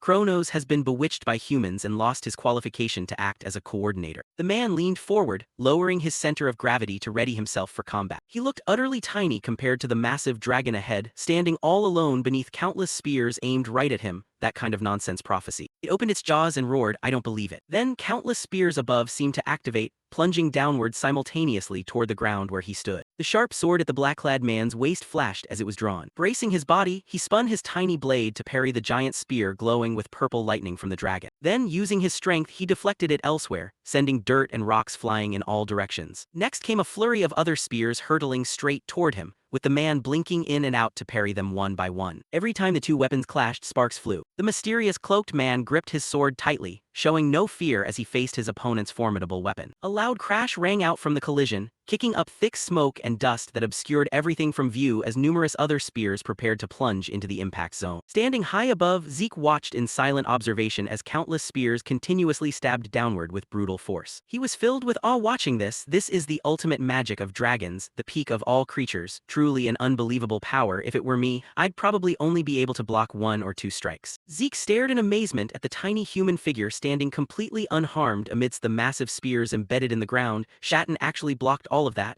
That human is also a monster operating outside all normal bounds. Amidst the thick purple smoke and shaking earth, while a barrage of pitch-black spears rained down to pierce everything, the dragon's majestic voice echoed, "Get out of my territory right now, Shatton Draker," followed by a cold warning, "Otherwise my next spear will target the kingdom of Kronos." Standing amidst the surrounding dangers, Shatton calmly continued his negotiation. "Are you sure that's a good idea? Doing that will bring karmic retribution down upon you too." The dragon let out a contemptuous laugh as a chilling killing intent surrounded him. Karmic retribution? Ridiculous. Raising its claw to conjure a black magical orb that sucked in all the surrounding killing intent. It shouted loudly, "What do you puny humans know to talk nonsense like that? Even if I slaughter a swarm of crawling bugs like you, there's no reason for me to be punished." Shatton drove his sharp sword into the ground and spoke, "In the end, everything is playing out just like Kronos' prophecy." Shatton then pulled out a necklace with a very unique pendant. Seeing this, the dragon's burning golden eyes widened in shock as its pupils constricted. It shifted slightly and drew a purple-black sword, larger than any other weapon, pointing it at him as it roared, "Do you really think you can control me with Kronos' power?" Amidst the gray sky and swirling gales, the giant purple glowing sword plummeted straight down from the air,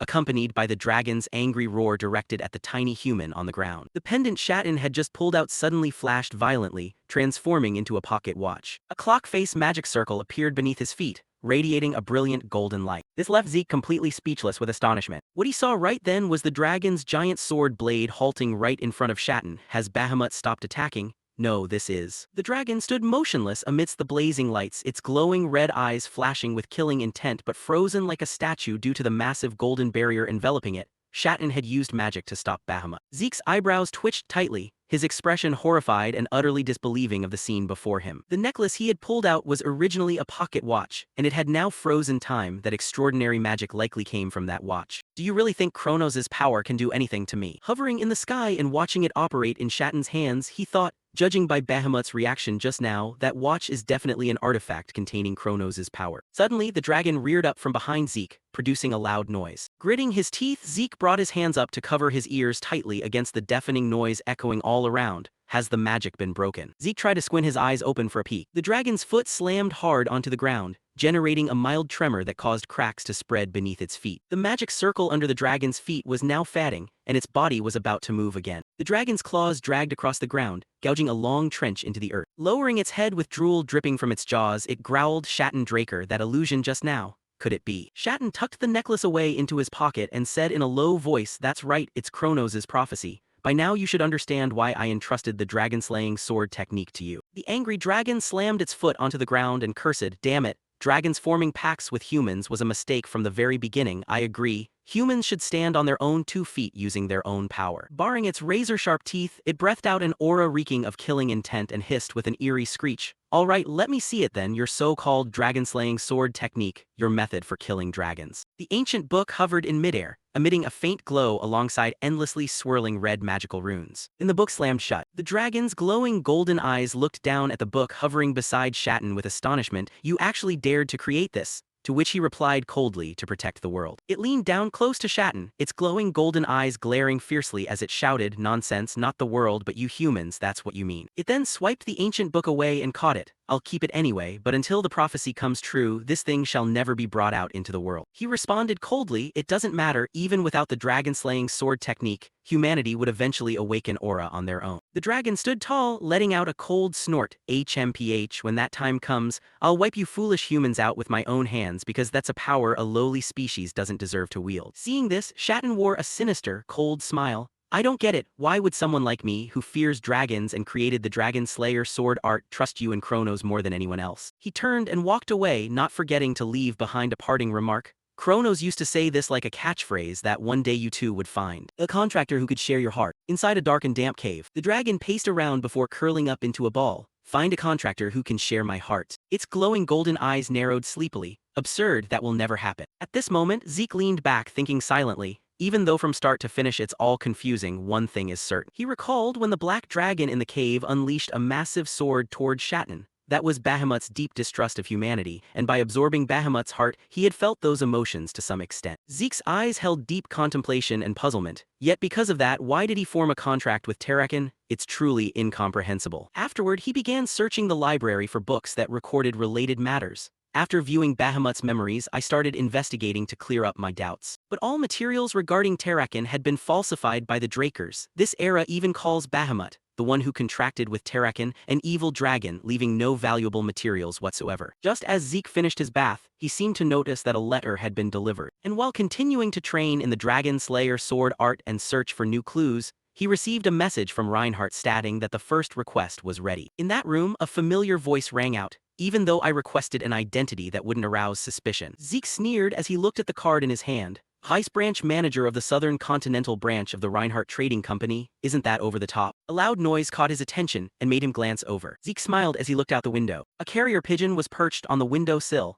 It seemed Kato had finally made a decision. In a towering building shimmering with magical, enchanting golden light, the secret garden under the management of the Atlas branch of the syndicate. Kay sat on a luxurious sofa, smiling as she greeted him. "Welcome, partner, to the VIP room of the Secret Garden Hotel Bar." He stepped over with a soft smile and sat down in the opposite chair. "Now you're really calling me partner, that feels genuinely fresh." Then he turned to look at the brilliantly lit city through the glass window beside them. Kay looked rather puzzled at his action. The two of them sat inside the room looking out at the glowing city under the night sky. "Even though I've been in Atlas for a while now, seeing it with my own eyes like this still feels so unfamiliar." The city's scenery abruptly turned blazing with rampaging fires encircling everywhere. Naturally, the image more familiar to me is the desolate ruin left by the Continental War, so feeling strange about this makes sense. Then he turned back and shook his head slightly. The wine glass on the table was quickly filled up. "I didn't expect Atlas to have a place like this." What, mesmerized by the scenery. Kay poured wine for him while speaking. "Magnificent, right? This hotel is one of the sideline businesses of us in the syndicate. Underworld operators always need a private spot to chat." As he reached out to take the cup and replied, "Well, hold on, as for the wine, I must decline. Preparing tea next time would be much better." She covered her mouth with a cheerful, teasing smile. "What? Don't tell me you're refusing because you're still a minor. Never knew you could be this adorable." He made a helpless gesture of exasperation and answered, "Good grief, I just don't find drinking special in any way, that's why I'm passing." Zeke recalled being coaxed into drinking last time and couldn't help feeling worried. Back then, during the celebration party for becoming a new trainee, I got carried away by the atmosphere and drank a little, but just as expected, immunity to all poisons treated alcohol as a toxin and automatically detoxified it. Afterwards, the system immediately popped up a notification. Before regression, I used to drink to get drunk. Alcohol detected, activating immunity to all poisons, detected toxins will be expelled. Now that I can't get drunk anyway, I might as well drink the tea I like. The red-haired woman smiled and turned away. Fine, fine, in short you don't like alcohol, right? Anyway, let's drop the small talk, I've got something to show you, as he cast a deadpan, helpless look at Kay. You really don't pay attention when people talk, do you? Afterwards, the red-haired woman took out a file folder, placed it on the table along with a few photos and said, "That guy you're backing, Pavla, actually has a background as a pirate." Kay gestured forward, their reflections casting onto the glass panel beside them. I investigated it and the evidence is countless. The strange thing is, up until now nobody else has noticed it. The red-haired woman leaned forward, pointing at the photos on the table and continued. More importantly, the timing of when the Silver Knights swept through the pirates and they vanished completely coincides perfectly with the time Pavla started experiencing explosive growth. Not only that, I reaped information beyond expectations. Seeing this, Zeke's eyebrows twitched slightly with deep gravity. Then Kay pointed straight at a photo in front of her and continued. Joaquin Fernandez, nicknamed El Mencho, he's the number 2 figure of the Mecking organization, yet he's secretly traded with Pavla, who is supposed to be his rival. The moment the red-haired woman lifted her hand away, he reached out and snatched the photo back to review it. This is quite shocking, so I haven't reported it to superiors yet because it would definitely cause chaos within the syndicate. Sometimes staying in the dark is the better choice. Kay bowed her head slightly, glancing upward toward Zeke with a slightly hesitant voice. Ah, as for that antique you asked me to sell. A low, mocking voice echoed, filling the red-haired woman's face with sheer terror. You've rendered a tremendous service, Kay. At this moment, with a different expression, he wore a sinister, creepy smile and continued. Starting now, I will explain the plan to make you the new leader of the syndicate. Amidst heavy rain, steam locomotives successively puffed out smoke and hissed heavily. In an alley where raindrops ticked down, Zeke held an umbrella while looking at a notification on his system board. Activate portal at the designated location. Good, the preparation phase is complete. He paced down the rain-drenched alley. Even though it consumes quite a bit of karma points if I use the minimap's portal function, thanks to that I'll completely avoid being suspected, even if it's just the slimmest possibility. Among the 3 major transcendental families proficient in magic, the number of people who can use teleportation magic is extremely rare, and moving between cities at least requires using the magic tower's grand portals. In other words, this plan will be flawlessly disguised as an ordinary accident. Zeke twitched his lips into a smirk and muttered softly, just thinking about that bastard old man's expression makes me unable to hold back a laugh. He stepped out into the bustling street under clear blue skies and spoke gently. Tonight's going to burn fiercely, Don Juan. When night fell, a roaring, blazing fire swept through, burning everything down as panicked screams echoed, plunging the whole neighborhood into chaos with drifting ashes. Fire, fire's broken out, someone call the fire mages. Panic-stricken crowds jammed together in front of the blazing red alley, their screams ringing out amidst the scarlet flames, while a familiar figure slipped into the crowd. Otherwise, the fire's going to spread to the adjacent building. Has the owner of that building been contacted? When are the fire mages arriving? Inside the room, cigarette butts piled up in an ashtray. Kay clenched a cigarette between her lips, lit it with a flame and thought, that guy, regardless, he's got that true Draker quality, what a remarkably bold kid. She recalled the vortex of fire generated before surging violently. It's not just simply bold. The red-haired woman with a cold gaze, sweat trailing down her cheek, took a slow drag of her cigarette and frowned grimly. He's completely, truly insane. Kay recalled their recent conversation when she had slammed her fist on the table and yelled, "What, you intend to burn down all the Soma warehouses owned by Mecking in the center of the continent?" Compared to the flustered Kay, Zeke remained extremely calm and replied, "That's right, so give me the locations of those warehouses." The red-haired woman's face filled with anxious panic as she spoke. "That's top-secret information. Only Mecking, high-ranking syndicate officers and myself know it. Doing this will definitely get us exposed immediately." He reached forward and immediately retorted, "Even better, I never intended to hide it in the first place." Zeke pointed a finger at a man in a photo. "Because I'm pinning all the blame on El Mencho. The fewer people suspected, the easier it is to handle. Besides, up until now the syndicate still doesn't know Pavla used to be a pirate, right?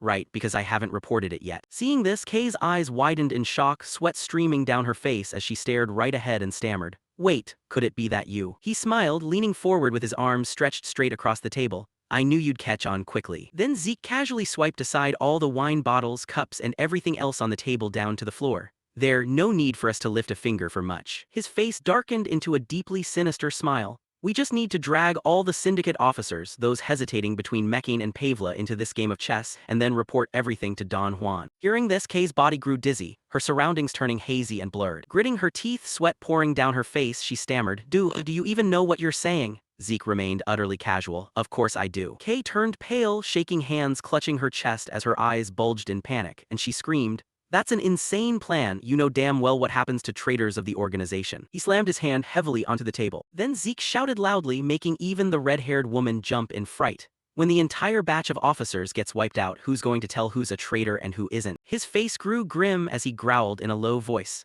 Do you intend to spend your whole life acting as a lackey for the organization? Didn't you already accept the proposal to make you the leader? Zeke gripped the wine bottle on the table, his eyes blazing with fury as he looked ahead. From now on there are no folds, it's either call or raise. Make your choice. Kay widened her eyes in astonishment as she looked at his expression. The red-haired woman clenched her hands over her chest, biting her trembling lip as she thought, "He's right, I didn't join the organization just to remain a lackey forever." Zeke Draker, possessing extraordinary intelligence capabilities that tracked down Pavla's true identity without anyone knowing. And not stopping there with those information-gathering skills, he even found unannounced ancient ruins and completely seized massive quantities of high-quality artifacts intact.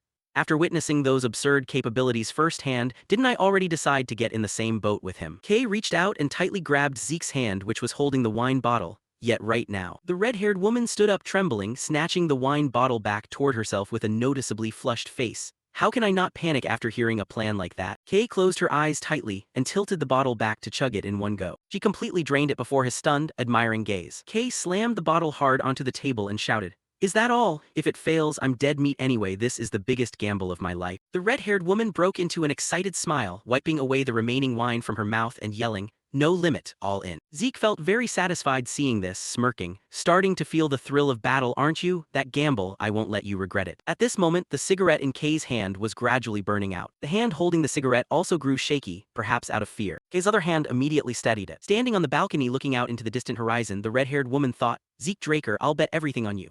On the table inside the room lay a newspaper. A series of fires breaks out in the Continental Center. Coincidence or intentional crime? Last night, multiple fires broke out simultaneously across various locations in the Continental Center. Local investigative agencies unanimously agreed that due to geographical distances, it is hard to view this as a planned crime.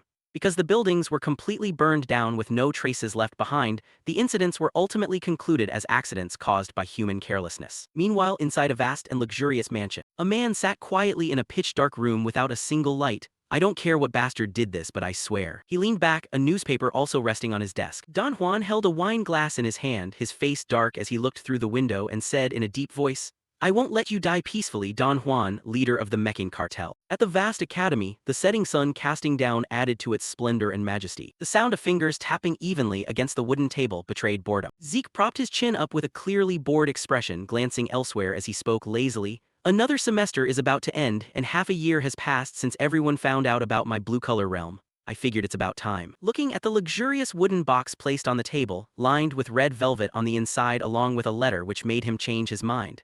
Yet when you actually receive the promotion banquet invitation, it still gets your heart racing. A promotion banquet? That was a celebration ceremony for young members of the Draker family who surpassed the Yellow Sword user realm and stepped into the Night realm. Even as a Draker, one usually had to reach around 20 years old to attain the blue color or purple color Night realm, so this ceremony was also known as the Draker-style debut. Zeke closed his eyes to reminisce about an encounter from long ago, thinking, meeting the family head again after nearly 3 years since the last time, let's hope nothing happens. Evening sunlight pierced through the giant glass frame, shining down onto the marble floor of the solemn banquet hall. The banquet hall, the central hall of the Four Seasons City's spring garden. Many distinguished guests and nobles were present, chatting and socializing happily and lively. Footsteps approached accompanied by a warm, polite voice. "I pay my respects to the master of the Draker family." He turned around and smiled in reply. "Oh, you've arrived." Abel stepped forward with a corporate smile carrying a fake friendliness. "Abel, have you been well lately, Lord Family Head?" While the banquet continued lively, the two stood apart to talk, with the latter speaking first. "By the way, this is the first time I've seen a promotion banquet with so many important figures." He nodded in response. "Indeed, indeed." The family head turned to look around the joyful banquet and continued. "Well, after all, he's the youngest blue-collar knight on the continent, so having all eyes focused on him is only natural." Abel narrowed his eyes slightly as he looked at him, a flash of indignation surfacing in his gaze. Even though he knows full well the youngest blue-collar knight before Zeke was me, he still deliberately brings it up. Then the family head turned back, extending a hand politely. "Well, it looks like Zeke is about to arrive. I must go prepare for the ceremony. It's been a long time since we met and we couldn't talk much. My apologies." The other bowed low in respectful response. Please don't worry too much, Lord Family Head. He walked away without forgetting to tilt his head, smiling as he left a reminder, make sure you take advantage of and enjoy this precious banquet. Abel maintained his bowing posture as he answered, I understand, my lord. Waiting until the man walked far away, he slowly lifted his head. His blue eyes flashed, his face now darkened and looking exceptionally terrible. Over on this side, Zeke reached out to tug slightly at his collar, complaining uncomfortably, man, this is suffocating. Walking down the luxurious corridor with Duke, he pulled slightly at his gloves and vented. It's getting hard to run into Master lately, huh? The lazy uncle walking ahead replied. Don't even mention it. Retired only to get dragged back and worked like an ox, can't even go home. Duke frowned as he walked, his face showing clear annoyance and irritation.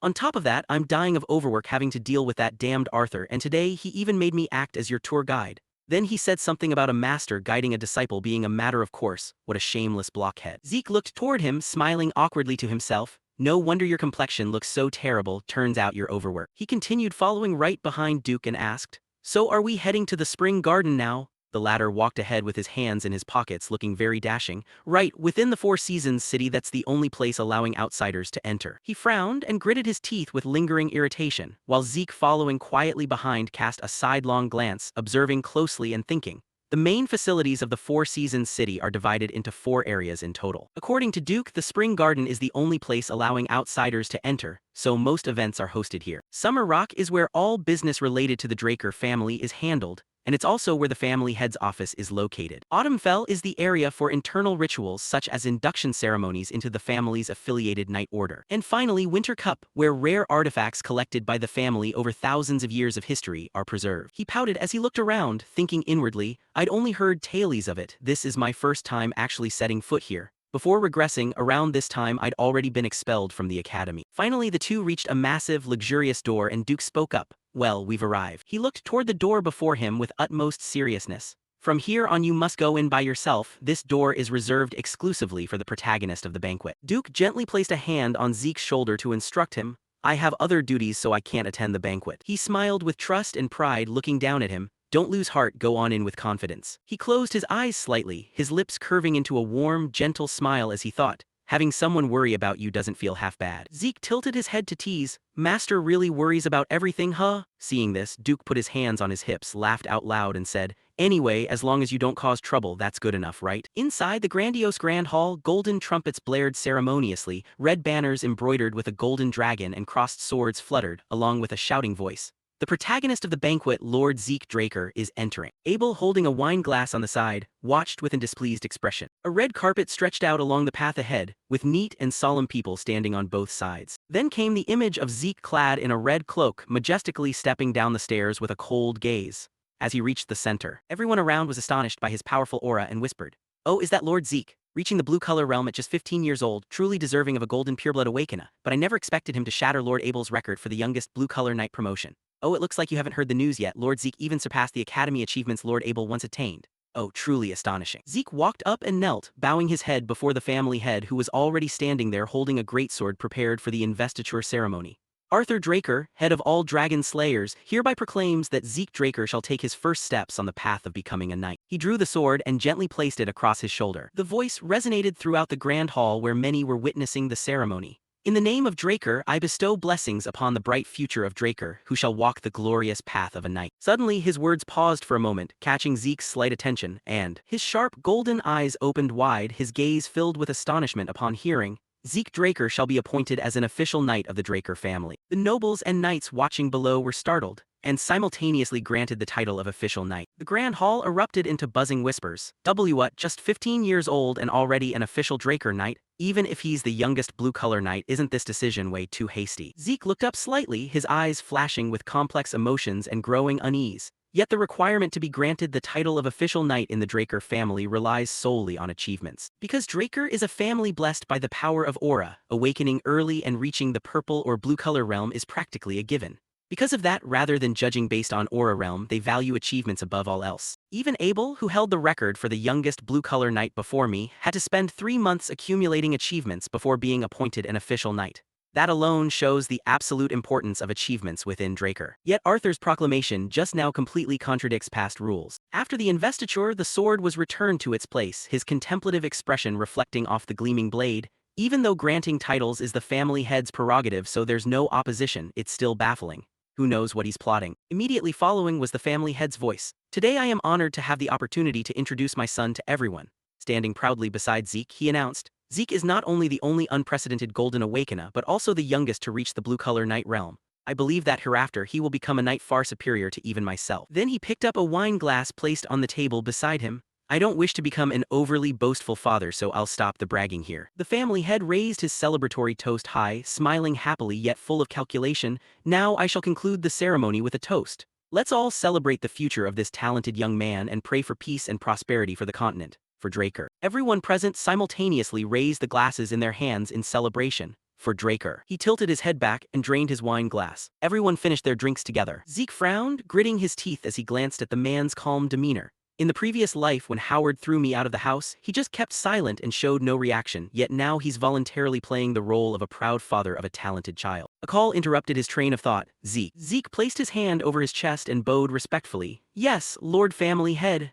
The family head placed his emptied glass back on the table, turned toward him and spoke, let's move somewhere else. He wore a fake, affectionate smile and said, I want to have a private conversation between the two of us, father to son. Afterwards everyone dispersed, each going their separate ways. The blonde-haired young man wearing glasses frowned slightly, turned to Abel, who was standing behind him with a cold glare, and said, Hey Abel, don't you think you should keep your facial expression under control? His face was already darkened, his mood worse than terrible. That was not the look an older brother should have when congratulating his youngest sibling. His face was already darkened, his mood worse than terrible. That was not the look an older brother should have when congratulating his youngest sibling. Abel remained silent, pressing his lips tightly together. He finally ended up asking, Where is the prince? To which the other replied he said he'd come after these boring ceremonies wrap up, he should be here soon. The two stood side by side chatting away like that, Abel's voice carrying a hint of danger. Well then, we better seize the moment, and the guy beside him nodded slightly, I think so too. The luxurious door swung open and Zeke stepped through it before closing it behind him, his gaze fixed intently on the token in his hand. As he walked, he examined it thoroughly, a heart full of doubt weighing on him, a token that can be exchanged for one of the family's treasures.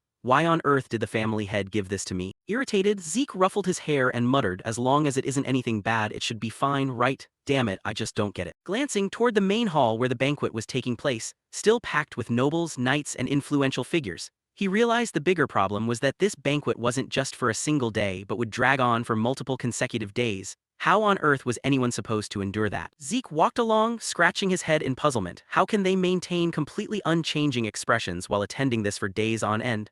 Living among the upper class really isn't something just anyone can do. Suddenly, a voice called out, making him tilt his head in curiosity, Lord Zeke Draker. Lifting the edge of her gown slightly, a hand delicately raised as she spoke, This is my first time laying eyes on you directly. Melissa placed a hand over her chest and bowed her head with utmost politeness. I am the first princess of the kingdom of Alencia. Melissa Alencia. Seeing this, Zeke frowned slightly, making a silent mental assessment. Isn't she the leading candidate for the next throne of the kingdom of Alencia? She is currently stepping in for the sickly and incompetent king, introducing numerous groundbreaking policies aimed at the commoner class. And as a result, she has earned overwhelming support from the people. Because of that, she frequently clashes with the Alencia nobility, but once she officially ascends the throne, it's only a matter of time before those nobles try to ingratiate themselves with her. And yet, before the regression, that once promising princess, when the conflict with the empire escalated, halted all foreign activities and then mysteriously vanished.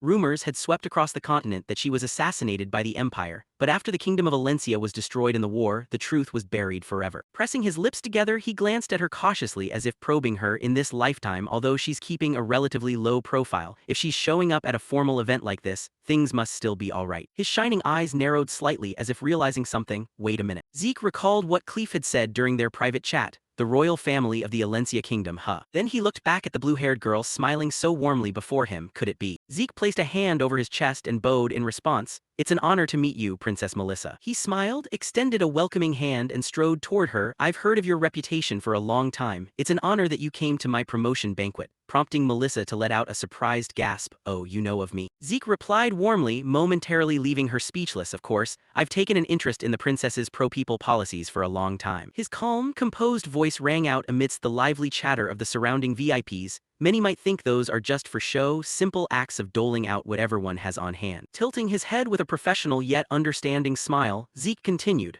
but in reality, everything from the budget down to the smallest detail has to be meticulously calculated, doesn't it? His spot-on words left Melissa stunned, completely at a loss for words. The blue-haired girl covered her mouth with a smile, thinking to herself, just as the rumors say, he really is different from other knights. Looking baffled, Zeke hurriedly waved his hands to explain, did I accidentally commit some discourtesy toward the princess? To which she replied cheerfully with an unceasing smile, not at all, I just didn't expect anyone to understand my struggles, honestly, I'm a little moved. Melissa then bowed politely to take her leave, well then, I shall take my leave now, it was a pleasure meeting you, Lord Zeke, leaving a bewildered Zeke to quickly call out, huh, you're leaving so soon. The blue-haired girl smiled amiably and answered, I'd love to chat more with you, Lord Zeke, but I can't monopolize the guest of honor, while Zeke merely frowned, casting a cold, sweeping glance around the room, fair enough, even if no one is saying it out loud. Although everyone was caught up in their own conversations, strange gazes were still lingering on the two of them, and those starring eyes clearly made her feel uneasy. Melissa's sweet and gentle voice rang out, leaving him slightly confused, even so, you don't need to feel too regretful about it. She covered her mouth with an amused smile.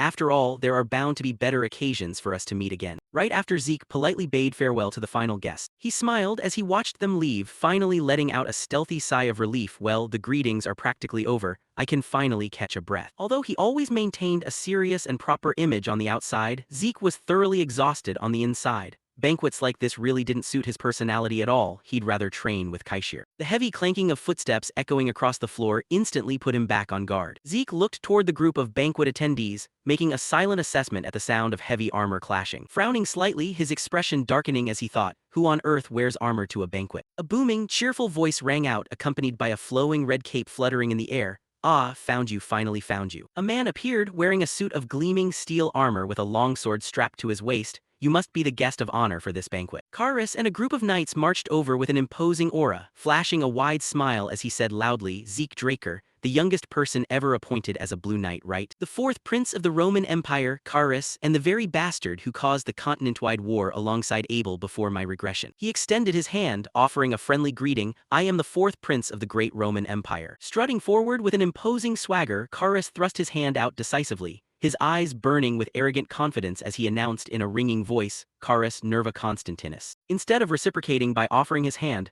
Zeke lowered his head slightly. Placing one hand over his chest and the other behind his back, he replied with respectful formality, It is an absolute honor to meet your Highness Karis. Thank you for attending my promotion banquet, which instantly made the prince's face darken completely. Karis froze, standing stiffly in place at the rejection of his gesture. Then the corners of his mouth curled upward into a smile. Acting as if nothing were wrong, Karis slung an arm around Zeke's neck and pulled him in close with suffocating familiarity. Come on, don't stand on ceremony, let's share a drink together. Giving a deadpan stare at the arm wrapped around his neck, Zeke was momentarily left speechless while the prince loudly commanded with high spirits, Hey someone bring us wine. Bring the absolute best vintage worthy of this historic encounter between Karis, the most dashing man on the continent, and Zeke, who's bound to become the continent's strongest knight in the future. Red wine was poured into a glass, sloshing and spilling a few drops over the rim. Then came Karis's booming, commanding voice as he raised his glass with a radiant smile. Now then, this is wine bestowed by the Empire, don't let a single drop go to waste, bottoms up. The surrounding crowd watched in alarm as Zeke boldly accepted the glass, whispering among themselves to accept the fourth prince's offer just like that. Talented Blue Knight or not, he's still far too inexperienced, while Karis remained quite thrilled with the stunt ho-ho bold choice, prompting further murmurs about the prince himself. But that prince is far too arrogant, considering the influence of the Draker family. He really should have exercised more caution before pulling such a rude stunt. Karis smiled with amusement and spoke loudly, excellent, magnificent. I really take a liking to you. Today, let's drink together until we can't even stand when suddenly a voice rang out, Your Highness. Before anyone knew it, Abel had arrived, placing a hand over his chest and bowing deeply, Congratulations, Your Highness, the rising son of the Empire, prompting Karis to pat his shoulder with an oh, Abel, will you be joining us for a drink too? To which Abel replied with all the respect he could muster, I am deeply honored by your invitation, Your Highness, but I have an urgent matter that I need to discuss with you in private. At those words, Karis's smile vanished, replaced by a frown, a matter to discuss? Go ahead, and Abel replied mysteriously, there are far too many prying eyes here, I believe it would be best if we moved elsewhere. Zeke, who had remained silently observing their conversation all along, thought, well, if you're going to put it that way, I'll gladly step aside. Karis then strode away smoothly, his red cape fluttering majestically, pausing to tilt his head with a smile as he said, Apologies, Zeke, I was the one who invited you, yet I have to leave early. Next time we meet, we'll raise our glasses all night beneath the moonlight and share our views on epic poems praising the legend of the Dragonslayer. With that, he and his entourage departed alongside Abel, leaving the rest of the banquet guests trembling in awe. As soon as Karis left, the crowd immediately broke out into whispers, a guy like that is actually an imperial prince. Well, the Roman Empire has always lacked a sense of legitimacy anyway, but I must say Lord Abel's handling of the situation was truly impressive. It's no wonder he holds such a stellar reputation. While Zeke cast a sidelong glance around the room, taking in every single word as he thought, nothing but praise for Abel, huh? Well, true enough, if you didn't know the inside story, you'd just think he was smoothly cleaning up the mess for a flustered prince. He frowned, his expression hardening into one of severe gravity. However, the fact that the fourth prince and Abel are interacting is happening much earlier than the timeline K provided before my regression. Zeke recalled how the two of them interacted just moments ago. Furthermore, the way they treated each other looked as though they had been close for a long time. Right now, the two of them were sitting together having a private conversation in a room, looking awfully cozy. The Continental War might be much closer than I thought. At the Grand Estate, the sunlight only served to enhance its powerful and solemn aura. Zeke sat in deep thought, staring at the token in his hand, a token that can be exchanged for one of the Draker reports. He recalled his private conversation with the family head. Well now, how is your plan to become the strongest person on the continent coming along?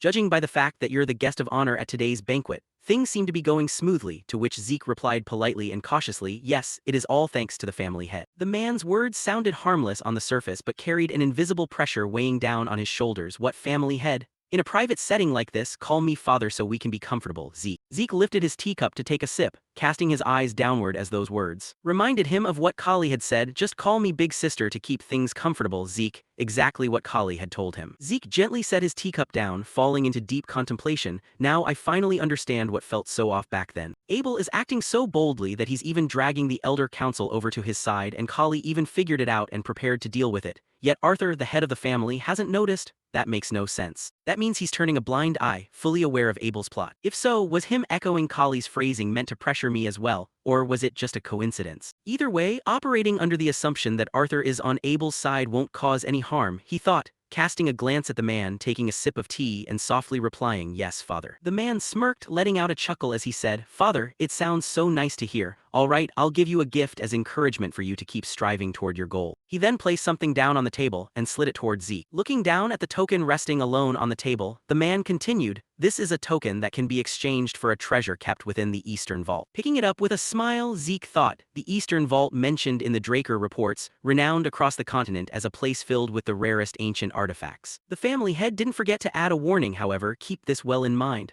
Alongside truly priceless treasures, there's also plenty of junk mixed in that's just dressed up to look flashy, to which Zeke obediently replied, I will keep that in mind, father. His footsteps finally came to a halt. Standing inside a dimly lit room, Zeke muttered, what on earth is he scheming by giving me this? But still, the report on the Dragonslayer inside the Council of Four's Eastern Vault. Clenching it tightly in his hand, a fiercely excited smile broke across his face. Whatever I can make use of, I'll exploit every last bit of it. Standing before a massive gate, a young woman noticed his arrival and spoke up. I've been waiting for you, Lord Jack. Before you enter, I will briefly explain about this archive. Would you care to follow me this way? According to the Draker reports, this place houses roughly 17,000 rare relics, and the items can be exchanged based on quantity. There is no time limit for choosing, but once you leave, you won't be allowed back in. Please keep this in mind.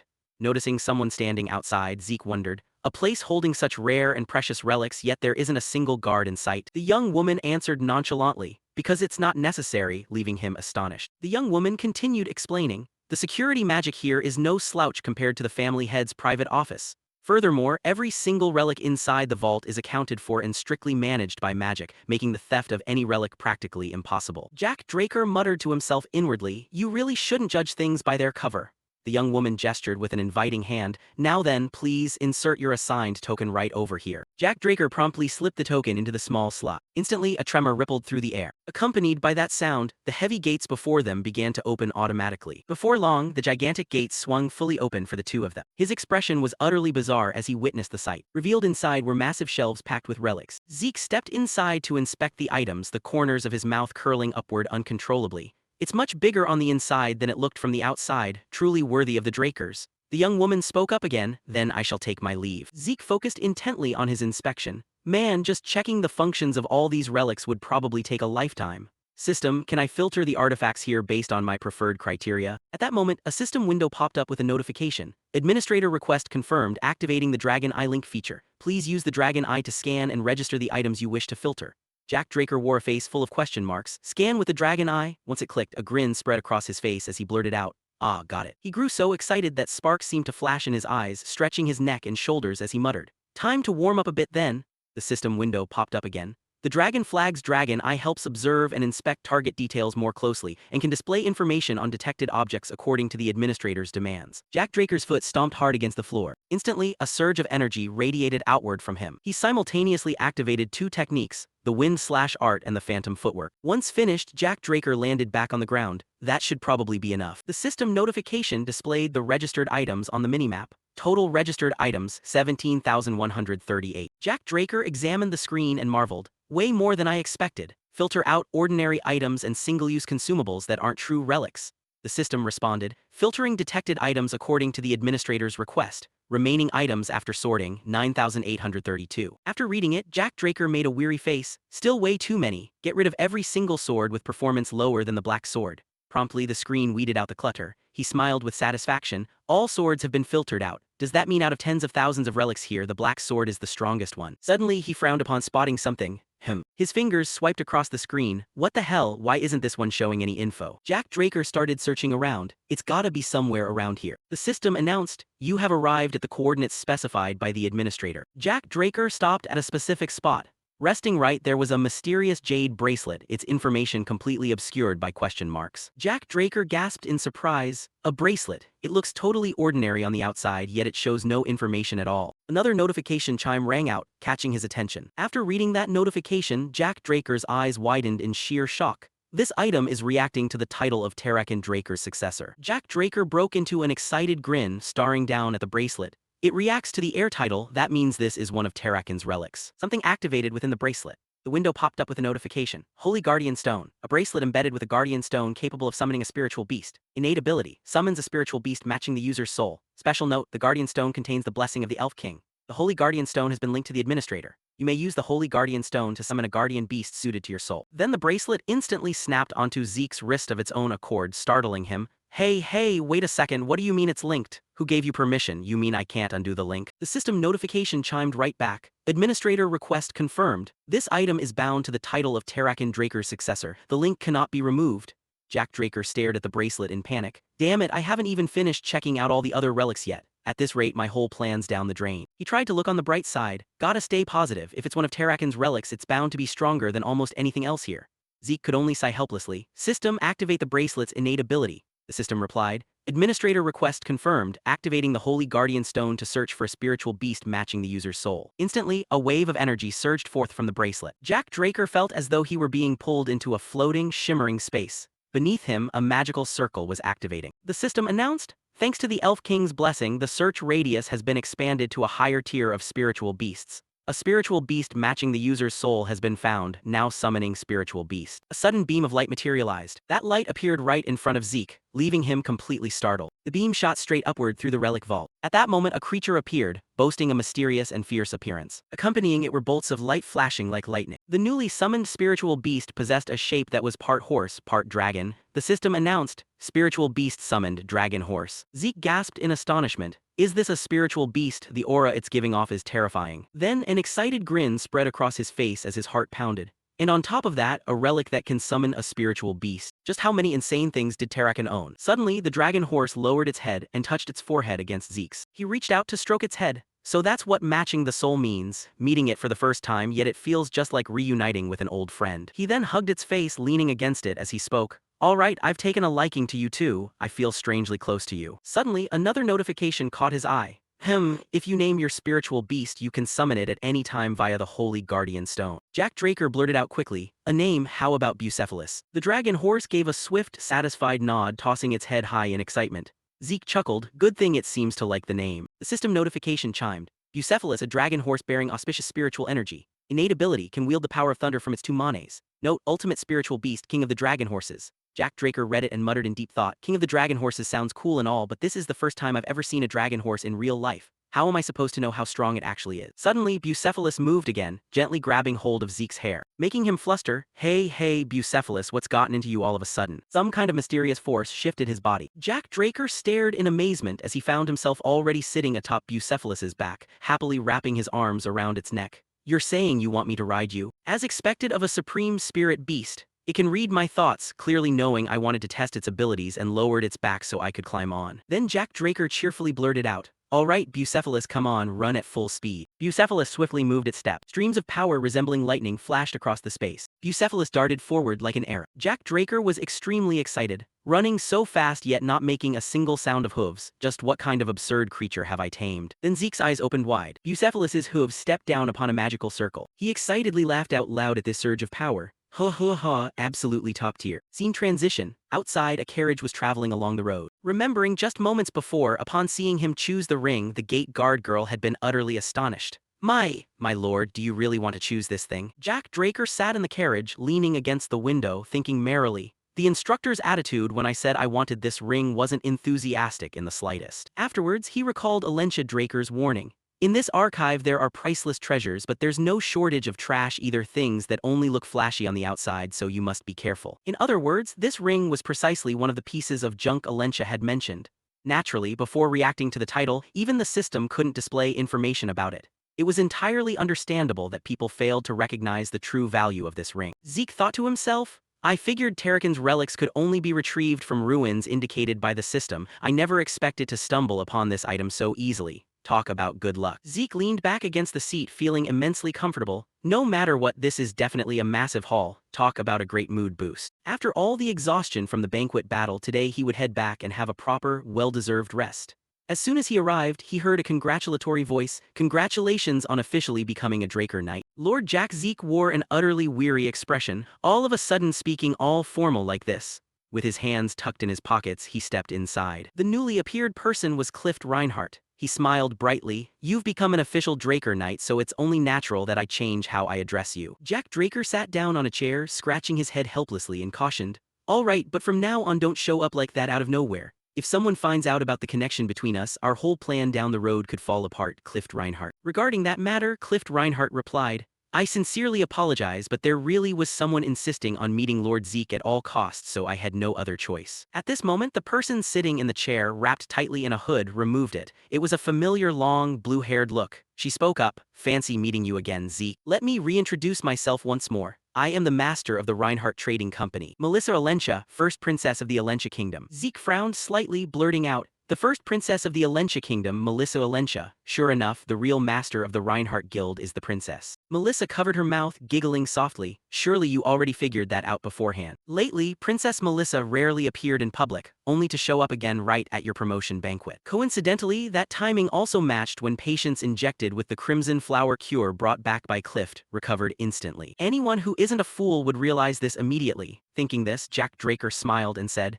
yeah, true. Melissa raised her hand and continued, then I'll skip the introduction and get straight to the point. The reason I urgently sought you out is because I want to ask for your help. While speaking, she produced a document folder. He questioned, help, specifically what is it? Melissa replied, first of all, could you take a look at the documents I brought? This is information on the recent progression of Crimson Flower cases, mostly concentrated in Alentia's border regions, along with the analysis results of the Crimson Flower conducted by the Transcendental Nirvana family. Jack Draker immediately focused on reviewing the documents. Suddenly his gaze halted on a page. With a gloomy expression, he asked, are the things written here true? The Crimson Flower disease. Looking extremely grave, he uttered, it's a pathogen created through magic. This is the analysis result from top tier 3 Transcendental family Nirvana, so there's definitely no mistake. Upon hearing the answer, Jack Draker gritted his teeth in fury. The Crimson Flower disease is actually a man-made illness, and its spread rate is even faster than previous rare outbreaks. Could my regression have caused things to change? While his anger hadn't subsided, Melissa spoke up again. That's not all. As you can see in the documents, the Crimson Flower disease first broke out in villages near the border between the Rome Empire and the Alentia Kingdom. Yet it didn't spread toward the Rome Empire. While speaking, she pointed across the map. Melissa held a piece of chalk and marked a location on the map. Instead, it only spread in the direction of the Alentia Kingdom. Jack Draker looked incredulous, blurting out, wait a minute, you mean? Alentia, with a sharp gaze, confirmed, that's right, I share the same thought as you. It's highly likely that the Rome Empire created the Crimson Flower disease and intentionally spread it toward Alentia. By now, the map was pinned full of markers. Zeke's expression was filled with panic. This matter is truly serious. The reason the Alentia Kingdom easily fell to the Rome Empire before my regression was also because of the Crimson Flower disease. Turns out that was why the princess needed his help. Finishing his thought, he laid the document folder down. What the princess wants is likely the manufacturing and mass distribution rights for the Crimson Flower cure, right? Wearing a cold expression, he challenged. Melissa simply replied calmly, yes, exactly. Zeke then analyzed, In our previous contract, our guild only acquired the manufacturing principles. Distributing the medicine on a nationwide scale requires a supplementary new contract. Furthermore, the princess has put forward a very interesting clause. Even so, I have no intention of breaking the contract. Melissa cheerfully affirmed, naturally, I'll do the same.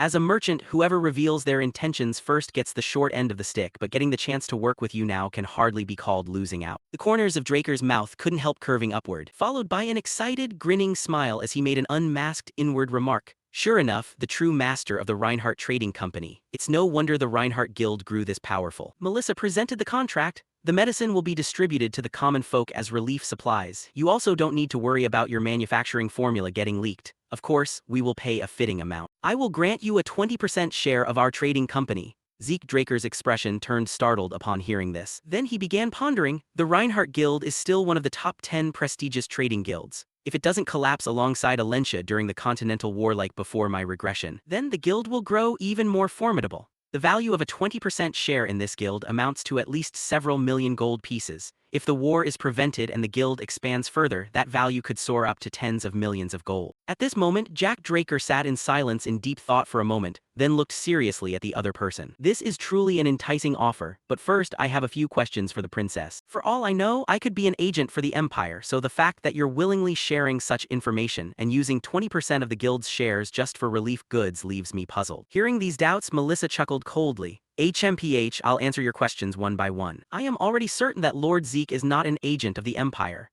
If a princess has any strength besides her title, let me tell you, it's keen intuition forged through enduring many wounds. She continued, actually, after parting ways with you at the banquet, I didn't head straight back but watched from afar. Though subtle and hard to notice, you treated people associated with the Rome Empire coldly. Most importantly, you refused to shake hands with the fourth prince of the Rome Empire, Caris. People might think Lord Zeke simply chose a polite alternative to greeting instead of shaking hands, but in my eyes that was an instinctive resistance and aversion, as if wanting to avoid contact. Therefore, I am certain you are not with the Empire. Hearing this explanation, the corners of Zeke's twitching mouth tightened. The princess's observation skills are truly sharp as a god's. Suddenly, Melissa's expression turned serious. The second question needs no lengthy explanation. With just 20% of the guild's shares, if it saves people's lives, this is undoubtedly a profitable venture. Hearing this declaration, Zeke was momentarily left speechless. Recalling his past life, loud voices echoed, Alencia, please don't push it anymore, we have to retreat. Even if we stop the Empire right now, what meaning is there if the ruler dies? That's right, Zeke, that's your job. For the sake of the future, retreating right now is probably the right choice. Zeke argued, you understand it clearly too. The girl interrupted, but Zeke. The girl continued, just trading my life to buy time for the refugees to escape. That same girl in the past life also turned away with a confident remark, uttering, that is definitely a profitable venture. Presently, Jack Draker cradled his head in utter helplessness, not knowing what to do. Damn it, I tried so hard to prevent this from happening, yet she said the exact same thing Alencia said back then. He found it immensely difficult to make a decision. Then Jack Draker blurted out, all right, it's a deal. Hearing this, Melissa clapped her hands in joy. Really, good decision. He cautioned again, but be careful, don't let my identity leak. She reassured him, rest assured I can guarantee that. Very quickly 2 weeks passed. In the basement training room of the mansion, sword auras swept up into midair, as the training ground was continually battered by striking attacks. Jack Draker diligently practiced his swordsmanship without rest, executing tremendously powerful techniques. He rushed forward repeatedly to perform them. Dust billowed thickly from his powered movements, generating a massive vortex. After a while, Jack Draker's sword auras finally came to a halt. Suddenly, a notification window popped up. Successfully comprehended the beginner tier Dragonslayer sword art. Reading through it, Zeke let out a long breath. Finally done, took about a month, huh? Other notifications followed shortly. Completed the mission conditions for Shatten's successor achievement. Completed achievement mission, completion time added to the reward. Mission rewards include Chronos Kingdom Treasure Coordinates, Title Sword Art Inheritor, 500 Karma Points along with 2 random fruit boxes. Intermediate Administrator Status, Name, Zeke Class, Immortal Unique Title Blessed by Dragon, Descendant of Terrakin Draker, Successor of the Sword Saint. Powers, Dragon Shield. Physique, Poison Immune Saint Body. System functions. 100 slot inventory. Minimap, portal teleportation. Intermediate quest count, shortcut bar, potion flasks, class element skill, mental healing beginner tier, infinite stamina, realistic combat sensation, mastery of wind skill grade A, mastery of elemental sword grade S, beginner tier Dragonslayer sword art, mastery of static electricity grade C, mastery of lightning grenade grade C, mastery of discordant chord grade C, dragon skill phase 1. Mastery of Dragon Eye, Mastery of Dragon Majesty, Command Spell Toggle upon condition fulfillment, Mastery of Gluttony, Dragon Skill Phase 2, Mastery of Dragon Scale Armor, Mastery of Dragon Claw, Dragon Skill Phase 3 Unviewable, unlocks at 300 Karma Points. Current, 1095. Draker broke into a triumphant smirk. Oh, 2 random fruit boxes? Well, the points I spent burning down Mekin's warehouse are practically reimbursed now. Alright then, let's start by checking this out first. Immediately, a spherical object appeared in his hand. Chrono's Kingdom Treasure Coordinates. Administrator request confirmed, but currently unable to read these coordinates. Zeke was stunned upon seeing that notification. Need to find the seal to activate the coordinates. If you collect and piece together the scattered seal fragments, the coordinates will be activated. The locations of the seal fragments have been linked and displayed on the minimap.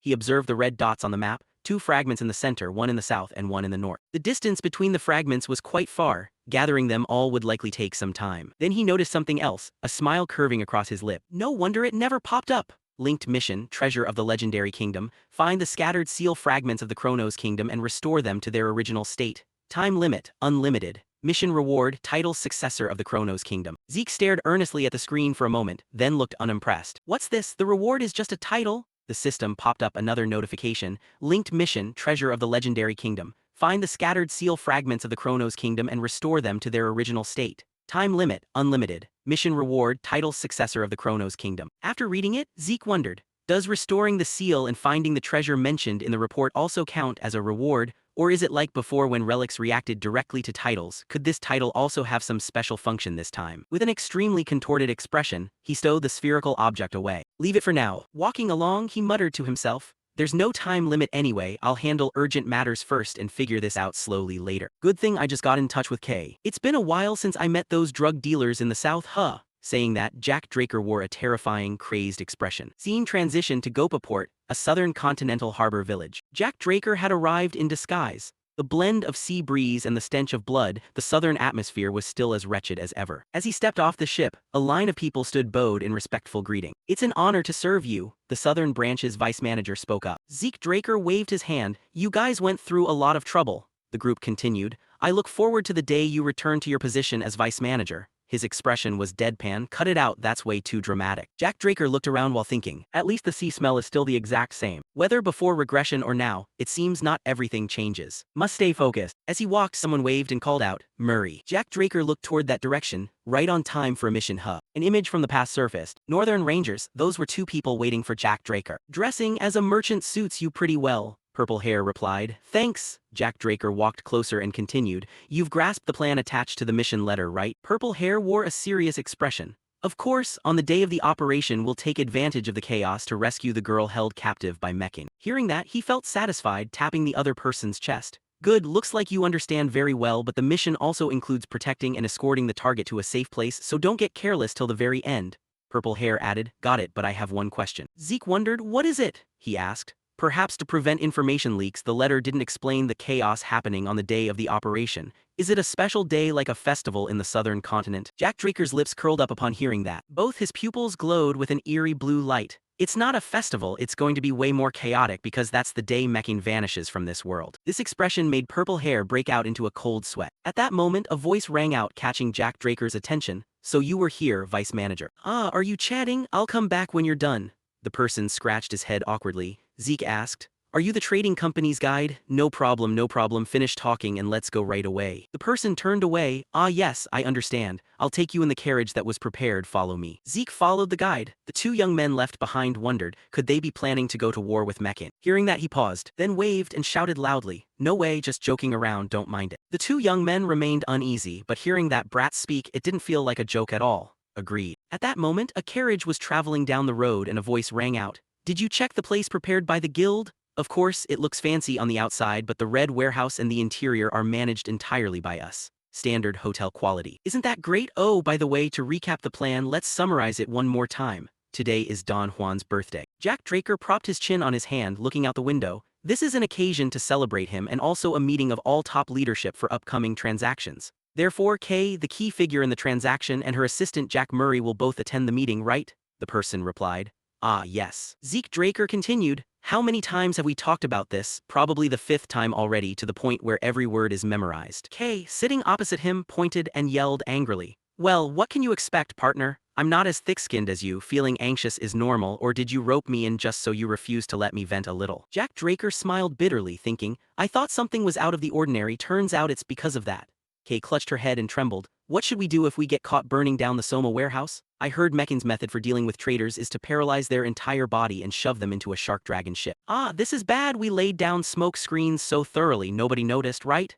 Her face was deathly pale with immense fear. Seeing this, Jack Draker amusedly thought, seeing her this worried makes me want to tease her even more. Then he spoke up, Kay, you're a mage, you'll be handled differently, so don't worry. Hearing that, Kay was curious. Handled differently how? Zeke flashed a dazzling, handsome smile and blurted out, down south, legend has it that possessing a mage's body can ward off curses so nobody wastes them as chum. They'll probably just break down your entire corpse and sell it off to settle debts. Hearing this, Kay's body went limp and twisted with shock, and then her terrified screams echoed out from the carriage. So those rings the Mechan members have been wearing all this time aren't models, they're actual fingers? Ah, oh no, what's going to happen to my fingers? If that actually happens, partner, please collect my corpse and bury it somewhere warm and sunny. But wait, how on earth do you even know about this? Jack Draker silently looked out the window thinking, there's no way I wouldn't know. I understand the southern continent better than anyone, and as a hired assassin, I'm the one who guided Mechan's prosperity and collapse. He recalled his past life, his grievances with Mechan before regression, starting from being expelled from the academy and captured by slave traders, then being sold to Men's Soma Farm. Men's Soma Farm wasn't just a place to grow soma on command. It was sometimes used as cannon fodder in factional wars,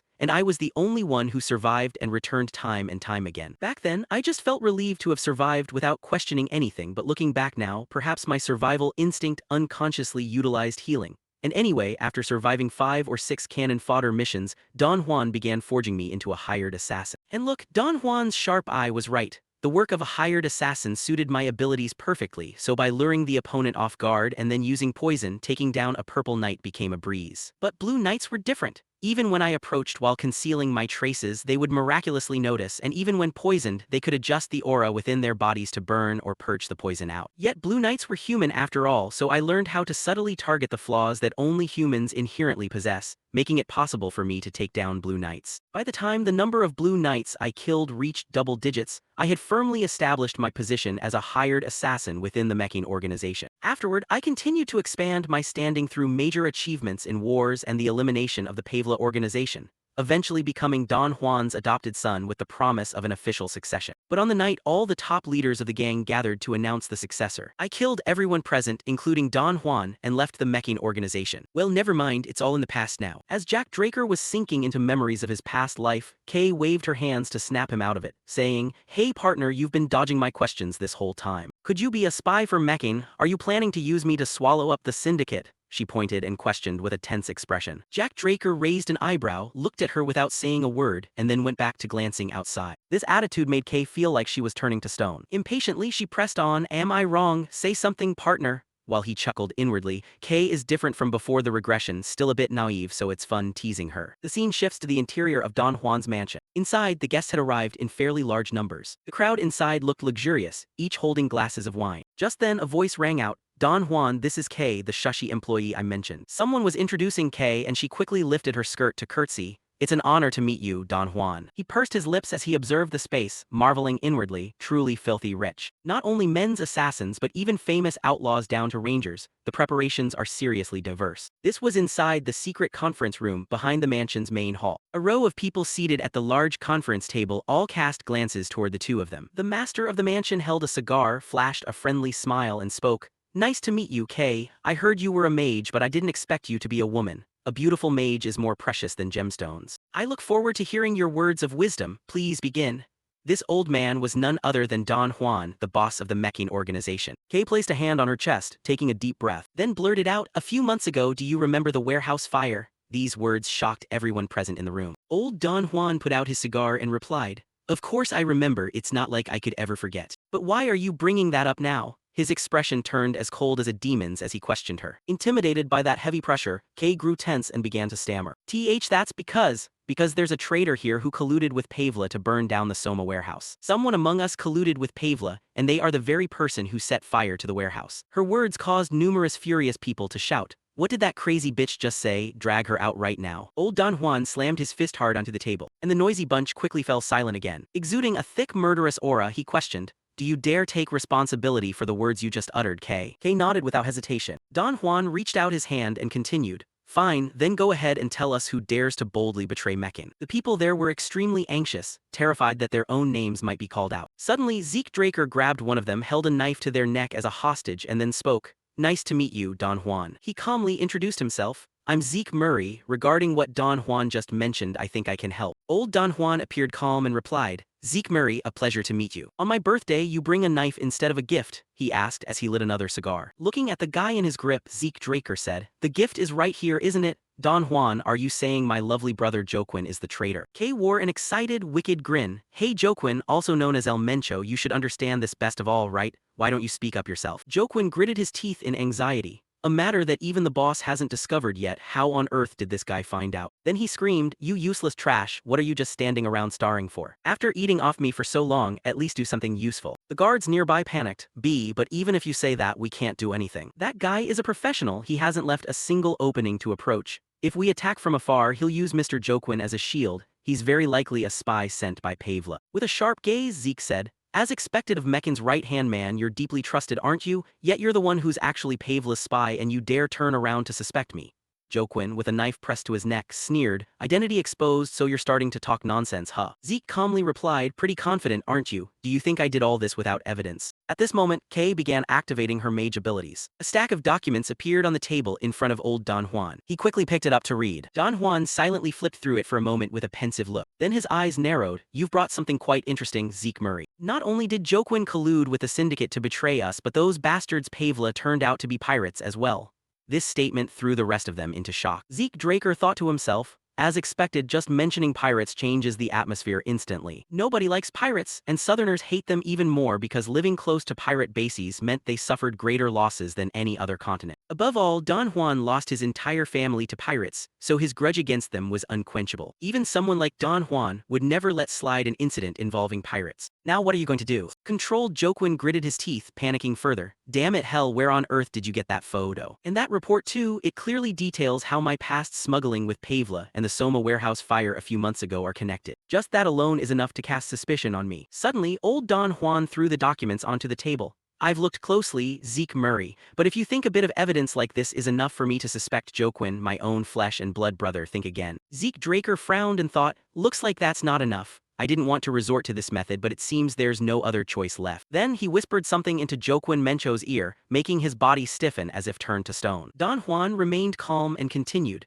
If that's truly all there is to it, then you've insulted my brother in a way I cannot tolerate. Then Joaquin gritted his teeth and blurted out, Boss, Zeke Murray is right. The one who secretly colluded with Pavla is me. At that moment, his pupils shrank lifelessly as if he lost his sanity. The space grew so silent you could hear a pin drop. Old Don Juan lowered his head, propped himself up, and stood. So that's how it is. I never expected you to betray me. How shameful, since you've confessed like that, you must receive treatment fitting of your sins, right? He said as he walked over. Suddenly Zeke's eyes widened, and old Don Juan threw an axe toward Joaquin, causing fresh blood to splatter everywhere, spraying even onto Zeke Draker. Just like that, a headless corpse and a massive pool of blood appeared in the conference room. Zeke Draker swallowed hard, looking down at the axe blade embedded in Joaquin's forehead, thinking, to think Mekin's right-hand man met such a pathetic end. Southerners really are bizarre. Recalling what he whispered into Joaquin El Mencho's ear earlier, confess that you're the traitor. If you do as I say, I swear before God I won't touch your hidden family. Zeke took a towel to wipe the blood off his face.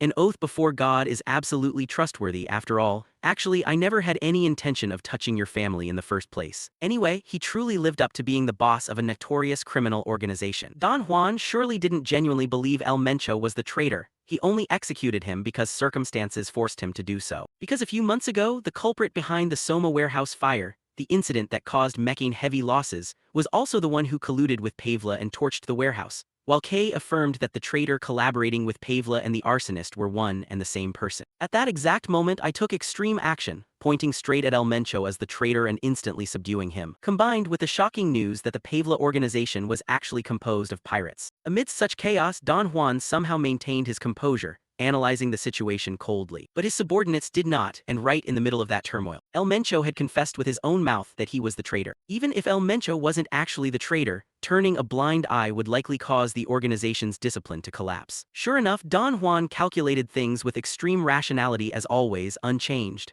He pursed his lips and stared toward the opponent. Old Don Juan pulled the axe blade out of the corpse, dragging along a gruesome stream of fresh blood. A bizarre, eerie aura surrounded him, and his cold gaze looked upon them like a predator eyeing its prey. Then he spoke again. However, if Kay's report is correct that Jokwin was the traitor, then those who worked closely and allied with him must also be traitors. This startled the remaining subordinates in a panic. Old Don Juan chopped down hard onto the documents.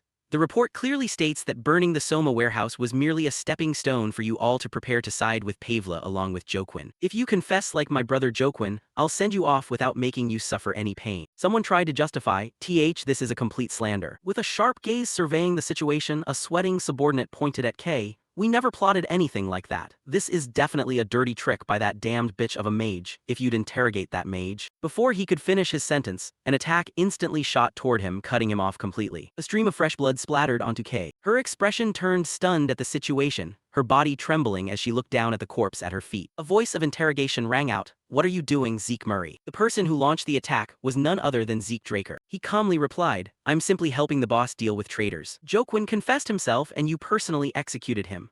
As for those who allied with him, they were already in collusion with him, so there's enough legitimate justification to kill them now, isn't it? Old Don Juan glanced over at him, thinking inwardly, I kept wondering what on earth this brat was plotting. It turns out his ultimate goal was to use my hands to eliminate the syndicate. Still keeping his head lowered, old Don Juan muttered, justification, sounds nice, but Zeke Murray. His cold eyes fixed on Zeke. Are you a messenger of God sent to help me or merely a minion of the devil sent to destroy me? The corners of Zeke Draker's mouth curved up as if everything was going according to his plan. Placing a hand on his chest, he confidently declared, not a messenger of God nor a minion of the devil. I'm just a business partner wanting to propose a new deal. Don Juan looked perplexed hearing this. A business partner. He reaffirmed, that's right, I think just like you. Boss, you want to wipe clean the syndicate's order and restore command, right? However, with Ishtar's deportation order and Pavla's control over sea routes, Mechan's only Soma distribution network right now is through the organization. You're clear-headed enough to see all of this plainly, boss. That's why you hesitated to punish them even after knowing they betrayed you. Hearing him speak, old Don Juan thought in astonishment,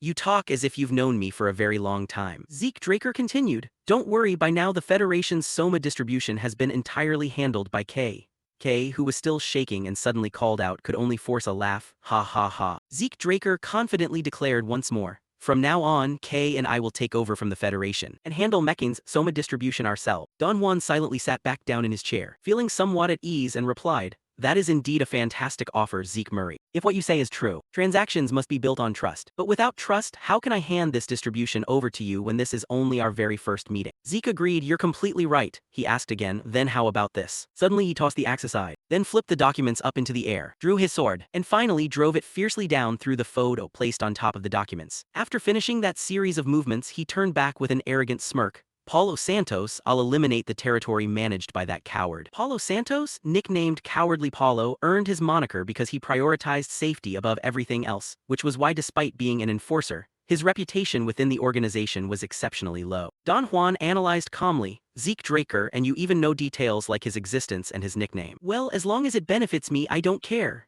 Finishing his assessment of pros and cons, Don Juan stood up and spoke, all right, that brat has earned my trust. But even though I'm impressed by your boldness and nerve, that place is still too dangerous to ambush alone, so I'll send Mechan's elite assassination squad to support you. Zeke thought to himself, support my ass, they're definitely just going to spy on me, he continued, and while you prove your courage just as a precaution, young lady here will be under my protection.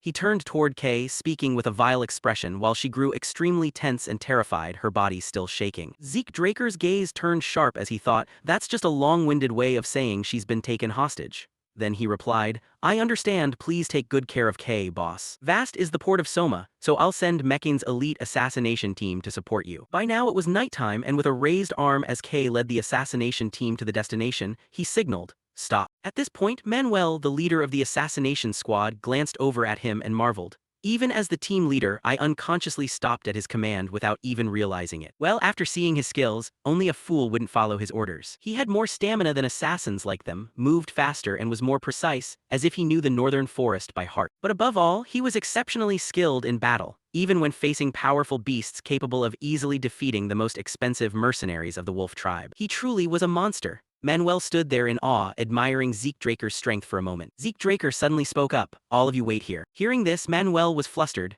But we came here as observers and aren't supposed to help directly. Zeke Draker looked back with a cold gaze. This is the only spot where the factory can be clearly seen. Stop saying things you don't actually mean and just focus on observing. With that, he quickly vanished from the front. Manuel anxiously called out after him, Master Murray. Manuel felt helpless dealing with this guy. One of the team members asked, "What should we do, leader?" Manuel replied, "We'll do as he said and keep observing here. Just like he mentioned, we're only here to monitor, no need to follow him into battle. From now on, hold your positions and make sure we're properly camouflaged so we don't get spotted." Just as he spoke, a fire suddenly started raging down below. Manuel broke out in a cold sweat at this rapid pace of action. He's already charged in. Down below, a massive fire was spreading outward. People gasping for breath from the fire lay scattered across the ground, looking utterly horrific. Then a column of fire began swirling around the space. Screams rang out, "There's a mage among the attackers, we can't handle this alone. Request backup from the magic weaponry squad immediately." Zeke Draker was holding a small sword emitting flames. Such reactions were obvious when seeing an elemental sword for the first time. Someone who spotted him yelled out, "The intruder has been sighted." Zeke closed his eyes and sighed.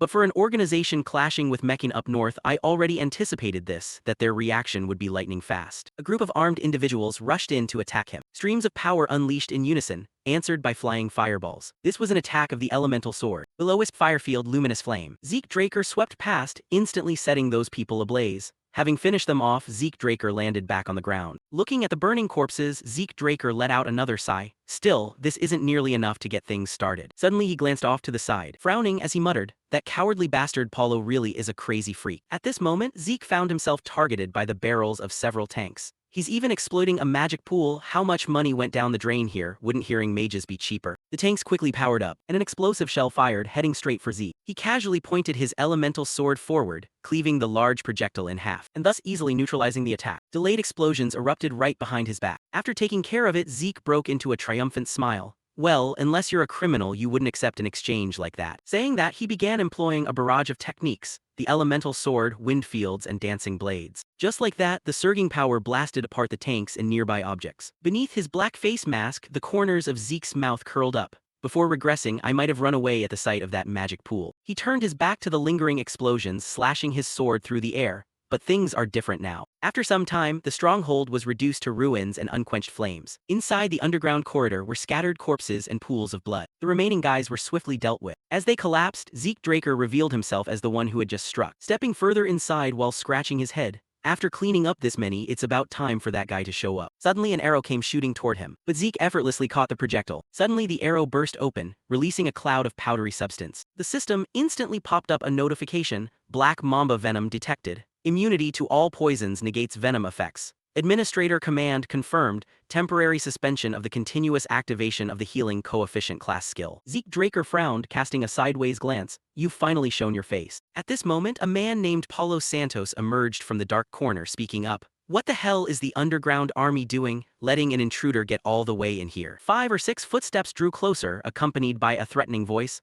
"What you just inhaled is lethal poison. Even an aura user can't do a thing against this extreme toxin." He walked forward carrying an antidote vial, laying down a condition. "I'll give you a chance to trade information about your accomplices for the antidote." Pavla Organization Officer Paulo Santos. Paulo began mocking Owen while the latter was in a tight spot. "Looks like this is a diversion, but seeing the ground so dead quiet, your accomplices must have all been subdued already, right? How about a smooth trade before it's too late?" But Owen swiftly saw through his intentions. "Want to trade using a bluff that doesn't even exist? Do you take me for a fool?" Just by looking at the venomous arrow on the ground, he understood its lethal danger. To Southerners, the fact that Black Mamba venom had no antidote was far too basic knowledge. An ordinary person infected would die in minutes, and even a blue-collar knight would struggle to filter out the toxin without suffering lasting aftereffects. Truly a deadly poison. Furthermore, Owen understood pharmacological properties extremely well, so he had luckily avoided part of it. And with immunity to all poisons, it had zero effect on him anyway. Black Mamba venom detected thanks to the effectiveness of immunity to all poisons, body unaffected by toxins.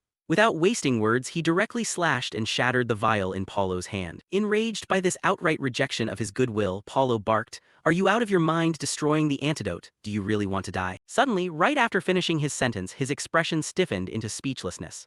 Owen exuded utter confidence, spilling the whole truth to him. "Rest assured, my physique is naturally immune to poison, plus he can even transform into another form that looks fiercely aggressive." His eyes lit up as he went on to threaten him. The reason the ground is so quiet is because I wiped out all your accomplices. Paulo was left utterly dumbfounded and speechless by these words. What? He still stubbornly argued his point. Stop talking nonsense. They're elite forces of Pavla equipped with magical weaponry to boot. Owen kept provoking him. If you're curious, go check for yourself, of course, assuming you still can. Paulo roared. Who the hell are you? Who put you up to this? He casually retorted. You've probably guessed a little by now, haven't you? Paulo gritted his teeth hard, trying to guess his identity. Could it be Mekin? Owen confirmed. Quick on the uptake, aren't you? Based on certain personal deductions, he'd logically arrived at that answer because the only one capable of rocking Pavla to this extent was Mekin. But I thought both sides respected each other's boundaries. Why pull a stunt like this out of nowhere? Owen didn't hesitate to toss a sarcastic jab at Paulo. Talk about having zero shame. Paulo asked in surprise. What? Dismissing further pleasantries, Owen chewed him out straight to his face. What so-called mutual respect? Isn't it just Pavla sneaking into the other's distribution lines, waiting for a chance to smuggle goods? Owen dropped a series of proofs, adding threats that made Paulo sweat with anxiety. Pavla crossed the line, and that alone is reason enough to declare war. The boss has vowed not to stop until the Pavla organization turns to dust. He even swore to sweep every last filthy pirate off the southern continent. Realizing all his secrets were blown, Paulo panicked and bolted immediately. He even knew their pirate routes, damn it. Owen swiftly gave chase right away. You think you can run away from here? After hunting Paulo for a while, Owen wandered into a vast, sprawling chamber. He crept deep inside and cautiously checked his surroundings. The chase should end about here, but where on earth is this? Totally different from that underground mine. On the other hand, along that path, Owen hadn't had a smooth ride. Dealing with traps had been quite a chore. Moreover, on the way here were countless hazards. I had to fake triggering them just to avoid arousing suspicion. What a pain. As a sharp and knowledgeable individual, Owen instantly sensed the presence of those traps. Those weren't native ruins traps, they looked like someone had freshly laid them out recently. Cursing his enemies in anger, those damned Pavla bastards, what the hell are they up to here? As Owen pressed forward, a mysterious figure lay in ambush right behind him. Charging like a gust of wind toward him, Owen took advantage of the blind spot, drawing his sword to make a quick end of him from behind. Sensing danger just as the guy swung his blade, Owen nimbly dodged out of the way. Leaning close to the fellow's face, he spoke in an icy tone. What kind of freakish bastard are you? Terrified and shaken by Owen's move, the assassin hurriedly pulled back his blade, staring with horrified, deeply resentful eyes. The sword in Owen's hand flared with light, and he casually treated the guy right in front of him to a few parting sword strokes. His eyes rolled back, his body riddled with injuries. Owen merely cast a cold glance at the corpse, his heart completely unperturbed. He resolutely stepped right over the body lying on the floor. Advancing further, Owen simultaneously noticed more guys identical to the previous one. Run into these scumbags everywhere I go. He finally came face to face with their troop and leader. Damn it, Imperial Hounds. The leader put on an arrogant swagger. That's why I hate cooperating with Southern scum. They should have kept things contained within their own borders. Dragging all these little rats in here, what are they trying to pull? He ground his teeth, threatening Owen. Anyway, since you've made it all the way here, don't dream of leaving alive. Based on his analysis, Owen formulated a hypothesis. On the combat maps of the hounds I ran into at the giant mountains, southern continent ruins were clearly marked. So this place must be one of the ruins the Emperor is searching for. Owen gripped his sword tighter. The arrogant leader cautiously instructed his subordinates. That dagger looks ordinary on the outside, but wind clearly gathered around it before he swung. Treat it like an artifact and handle it with extreme care. A soldier acknowledged, understood. He locked a sharp glare on him, noticing something in his hand that caught his attention. A magic scroll. The leader frantically barked orders to the squad below. It's a magic scroll, get into position. Owen reassured them. No need to be that scared. He explained the purpose of the magic scroll he held. Simply put, for the next 30 minutes, whatever happens here won't leak outside. Staring straight at them, Owen remained completely unfazed during the confrontation. No need to worry about getting exposed. Besides, opportunities to test equipment don't come around often, so enjoy it to the fullest. He thrust his arm straight up into the air and shouted loudly, isn't that right? The leader started to panic in confusion at Owen's predicted claims. The spatial pouch feels a bit weird. It doesn't look like an intermediary portal connecting to another dimension. It looks like it was generated directly out of thin air. He continued questioning the opponent's strange gear. And that weird weapon from earlier too, clearly a mage yet able to use a sword. Suddenly he froze, his eyes widening in shock. Distinct changes rippled across Owen's hands, emitting a peculiar glow. In a split second he wielded a divine sword surging with sublime power. Or a sword. The leader shuddered in terror. Could that guy be a blue-collar knight? A sharp sword arc flashed past, accompanied by a sudden streak of light across the space. Backed by the sword saint, Owen confidently handled an entire squad without burning too much energy. Dragonslayer Sword Art Chapter 1 First Form Heavenly Slash. The leader didn't escape a tragic fate either, falling victim to Owen's lethal technique. The door maintained by the magic spell likely began dissolving once Owen finished wiping out his opponents. At this point the place lay in devastation, with a bonfire burning in the middle. Anticipating the current situation, Owen had devised a brilliant strategy. If the corpses are burned to ashes, it'll be nearly impossible to trace evidence. Plus, it'll make people think Mekin hired not just knights but mages for the raid. That way, the conflict between Mekin and Pavla would escalate even further. A hard-to-explain premonition welled up in his heart. Pondering over a series of thoughts, he muttered, "Come to think of it, why did Pavla and the Rome Empire show up here together? If I had to guess, it must be an alliance to hunt for ancient ruins in the south." Recalling the past, Owen immediately deduced the most likely outcome prior to his regression. "When I came looking here, there were no such signs at all. Makes sense, that was about 3 years later than now, so maybe they'd already found the artifact and retreated." Walking past the dust on the floor, Owen felt satisfied with his own handiwork. As long as the results are good, that's all that matters. Even if I just stumbled into this, I've still wrecked that Emperor's plan. Seeing everything settled, he leisurely turned to leave. Guess it's really time for me to head back. But suddenly realizing something else, he turned back for a sidelong glance. As the leg of a red robot stepped into view, grumbling, "What a pain." It stepped out with a majestic, robust air. "I sensed a powerful, ferocious aura, but then it vanished like magic, so I came out to check." Owen could clearly feel every footstep and presence right behind his back. A stern voice rang out, carrying heavy murderous intent. "Turns out we have an uninvited guest." The surroundings brimmed with an oppressive aura. Zeke turned back to take a look, recognizing the familiar shape of the armor before him. Then hazarded a guess. "This armor looks just like Hersian, the magical armor bestowed upon the Red Knight of Draker." Mental images and related info flashed through his mind, one of a kind among treasures. Hersian is engraved with all sorts of auxiliary magic, from weight reduction spells to self-regeneration magic. After a moment of observation, Zeke simultaneously noticed the difference between the two sets. Wait, his Hersian looks slightly different from the Imperial version. Zeke bravely questioned him directly. "Who are you? The armor you're wearing looks a lot like Hersian. Could you be an Imperial Red Knight?" Before he could react, the guy pressed a sword against his throat to threaten him. Left with no choice, Zeke drew his own holy sword to counter. Both sides clashed in a hard-fought battle of equals, matching in strength and stamina. A fierce blue light flashed in the knight's eyes while Zeke braced himself to push back against him. The battle grew even more intense as the red-armored knight turned the tables with a vicious, aggressive strike. Zeke nimbly dodged the classic shockwave attack, getting blasted straight into the wall behind him, but he refused to give up. As the ironclad knight leaped high for the finishing blow, Zeke already had his defense set. Their collision generated a powerful tremor across the ground. Zeke and the Iron Knight resumed fighting, neither side willing to yield an inch. Zeke realized his endurance and iron will firsthand. Damn it, is this strength even human? A sinister premonition suddenly arose in his mind. Could that Hersian be reinforced with strength-enhancing magic too? Zeke was left with only one option: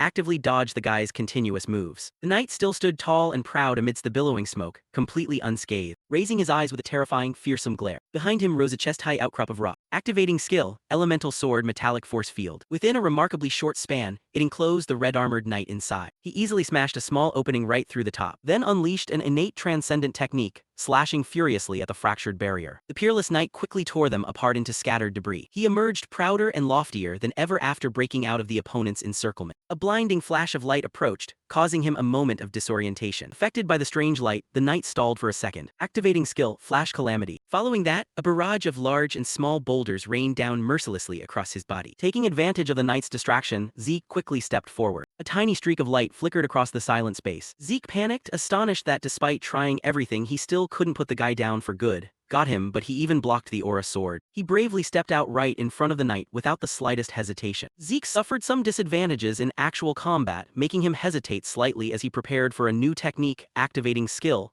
Dragon Race Dragon Scale Armor. Activating skill, Dragon Race Dragon Scale Armor. He still resolved to rise up with the sword saint by his side, while the knight remained bound in chains. For safety's sake, Zeke temporarily decided to hold a defensive position in one spot to be secure. Zeke used a contemptuous gaze to mock him. "Turns out you've got plenty of weird tricks up your sleeve after all." The knight paused for a moment, echoing the question he had mentioned earlier. "Just now you asked who I am, right?" Zeke frowned, looking as though he eagerly expected the guy to reveal his identity. "With your strength, at least you should let me know your name." The knight finally uttered his alias. "I am Cain Siemens Constantinus." He began to harbor suspicions regarding that name. His name isn't just Siemens. It seemed Zeke had realized an abnormality concealing a secret. And even Constantinus too. The origin of his lineage had also been updated beforehand.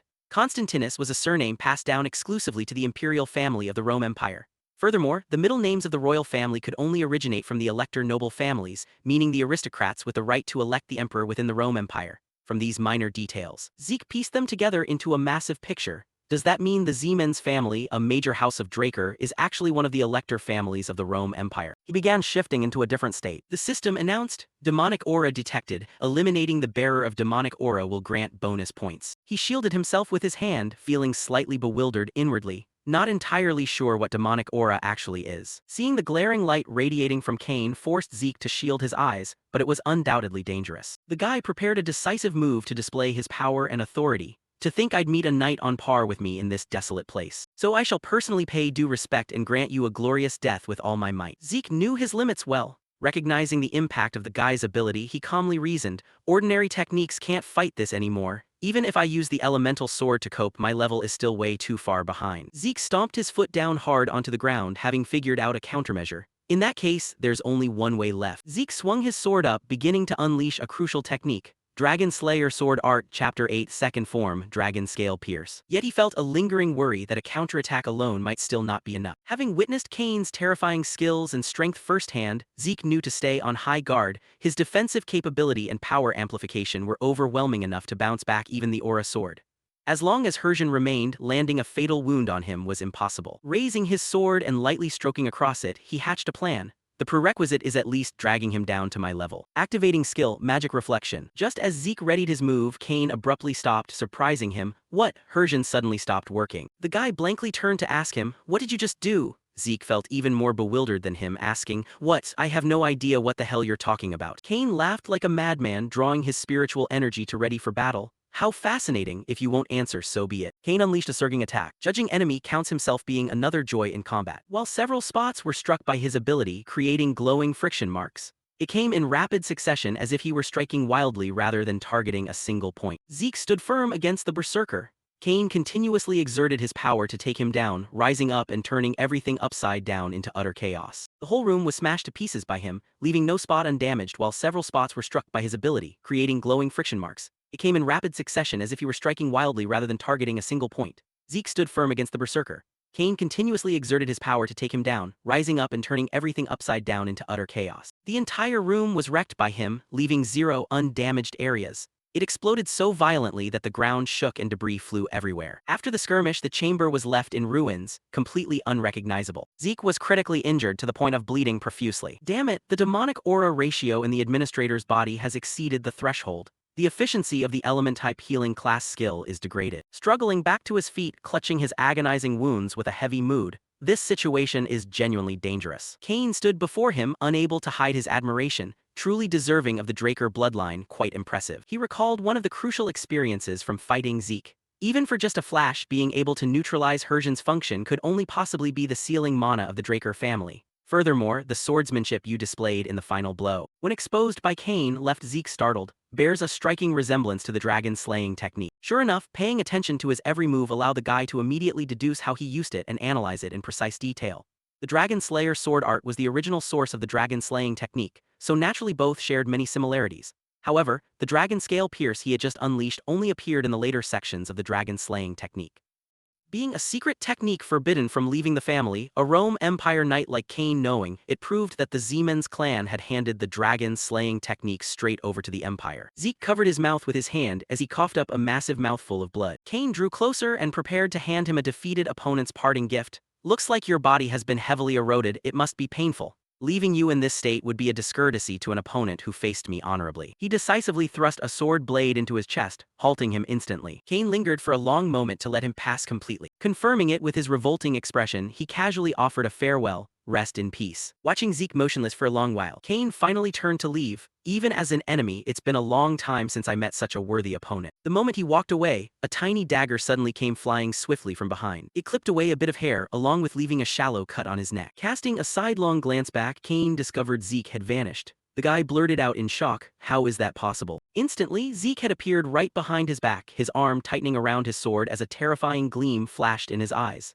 The system has used a lifesaver, the highest grade recovery potion, significantly restoring the user's stamina and wounds. In the split second of his lowered guard, he effortlessly took the guy's head with a single featherlight slash. Right after the strike, his own body could no longer hold its ground. Dropping to both knees on the ground, he coughed a few times, muttering inwardly, "Good thing I kept a recovery potion ready in the shortcut slot." The lifesaver system is a masterpiece by Jabalu Ibn Hassan, the ultimate recovery potion that instantly heals fatal wounds and stamina. Note: Due to its overwhelming efficacy, the potion has no effect on those who have already used it, and certain unknown side effects may persist. His body began trembling from the pain. He mumbled to himself, I almost bought the farm just then. But it seems internal injuries caused by aura can't be healed. The system blared continuous warnings, caution, skills used in excess. Due to excessive skill usage, fatigue has surpassed the danger threshold. He muttered to himself, if I patch up the columns like this, though he thought that his mind could no longer hold out. His entire body went limp, losing consciousness as he collapsed to the floor. The system, to ensure safety, the administrator's consciousness will be disconnected. With only a few fading flickers of consciousness left, he told himself, no way, I need to heal more. Casting his gaze toward the scattered recovery vials littering the floor, his voice carried absolute determination. Right now, by any means necessary, I have to do it. Suddenly, the image of a dragon's head flashed across his mind. His whole body went like a snapped kite string, slumping to the earth. In an instant, a colossal surge of energy violently erupted outward from his body, swallowing. The Dragon Race Gluttony skill system has been activated. Kane's entire body was currently being scoured by the energy radiating from his form. The system swallowed the fallen demon tainted by demonic aura. Exhausted stamina, mind, and mana were being replenished. The remaining potential energy inside Kane's body gradually integrated into the mana he emitted. Right after that, all that mana returned to Zeke's body, beginning to heal him. A cracking sound echoed through the silent space. System, absorbing the architectural abilities of the devoured demon. The C-tier active static resistance skill has evolved into the A-tier electroshock skill. Once healed, that golden mana began fatting away into the air. Abruptly, his eyes snapped wide open, panting heavily. Sitting up slowly, he checked his body's wounds with his hand and cursed under his breath. Damn it, thought I was a goner for sure, good thing I remembered gluttony. Then his gaze shifted toward a suit of armor floating before him, wondering, is this Kane's armor? The system received Anonymous's armor, do you want to register as the armor's user? Zeke pondered it complexly for a moment, puzzled why it had no name. Without a shred of hesitation, he selected yes on the system info panel. The system registered him as the armor's user. Yet the moment his selection finished, the armor lunged forward to wrap around his body. His entire physique now looked no different from Kane's earlier. The system, the illusion shape can be customized to the user's will. Out of the 28 grand magic circles engraved on the armor, 3 can currently be activated. Looking at the armor, which looked cumbersome yet felt unusually light when worn, Zeke found it thoroughly delightful. Such a sweet set of armor. Wearing this around will just get me spotted by the Empire's bunch. Better stash it for now, change appearance later before using it. More importantly, I gotta get the hell out of here right now. Then he suddenly caught a whiff of a certain scent diffusing through the air. That smell is, looking toward the source of the odor, he muttered, the stench of blood and corpses, figures. Tracing it to inspect, he discovered this was a human experimentation site. Countless researchers were carrying out experiments right here. Gritting his teeth in fury, he cursed under his breath. Those damned imperial bastards. The moment he appeared, the mages blurted out, intruders, capture him. True to their words, countless vials of poison in their hands were unleashed outward. He angrily raised his voice, to dare take human lives for experiments. Summoning via the system chimed. Toxins synthesized via poison magic detected, surpassing the effectiveness of the poison-immune physique, afflicted with poison status. The poison rapidly coursed through his body, but he instantly produced an antidote vial. The system, high-grade antidote used, he angrily declared. In that case, you lot had better prepare yourselves to pay with your lives too. Following his words, the entire laboratory was thoroughly demolished by him, swallowed in a sea of flames. Clutching a stack of documents in hand, he began inspecting the situation. Gotta collect the research materials from this lab. Being an imperial facility, who knows, it might connect to the crimson flower disease. While he was investigating, a voice suddenly piped up from behind. Is that you? To think you've wrecked my laboratory like this. An old man stepped forward, glaring at him with blazing fury. Without a second of hesitation, he tightened his grip on his sword, charging straight at the old man ready to attack. Seeing the light flashing upon his sword, the old man let out a low murmur, sword aura. Instantly, the old man also raised his hand to summon a magic circle. But Zeke's speed was no slouch either. Moving with blinding swiftness, he easily cleaved the old man's body in two with a single strike. A neat block was delivered, but his body was like a pile of sand. After being cut in half, it regenerated in mere moments. Observing it, he deduced based on the magic patterns that it was the Desert Scorpion clan specializing in forbidden arts, 6th Circle Officer.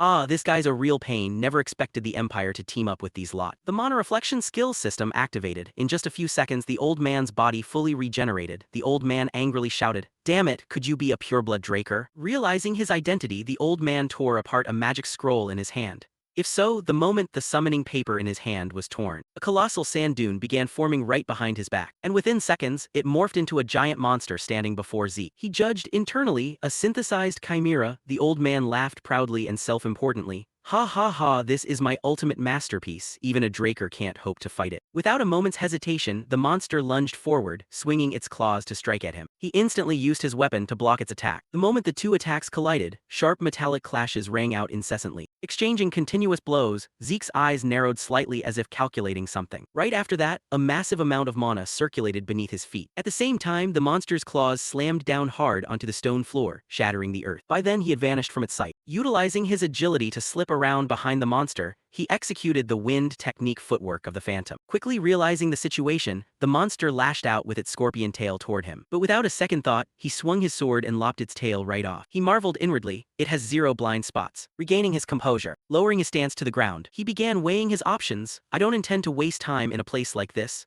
Dragging this out will only bring their guards running. Yet right now he had no other choice than to battle the monster before him. Then he glanced at the system screen in mild surprise. The system can activate the inherent power to dominate the dragon race. Would you like to subjugate the dragon race target? He felt a bit skeptical at the moment. Dominate the dragon race. Without an ounce of hesitation, he activated the dragon race's dragon majesty skill. Behind his back materialized a giant eye radiating immense pressure. He commanded, submit. Gazing into that eye filled the monster with utter terror. Meeting its maker, its attitude flipped 180 degrees, now resembling a stuffed toy. The system aroused fear from a lower-class dragon race. The effectiveness of dragon race domination has increased. He thought to himself, both dragon majesty and dragon race domination worked. Turns out when the chimera was created, part of the dragon race's traits got mixed in. System, activate dragon race domination to subjugate the target dragon race. Do you agree? Reaching out to touch the system screen, yeah, subjugate it. The moment he confirmed, 2 golden chains suddenly materialized, wrapping around the monster's body and filling it with dread. System successfully subjugated lower-class dragon race. Glancing at the notification board, he cheerfully declared, nice catch. Stepping up to stroke it, he praised, as obedient as a puppy. Noticing his summoned beast suddenly acting affectionate towards Zeke, the old man hiding behind the wall was utterly astounded.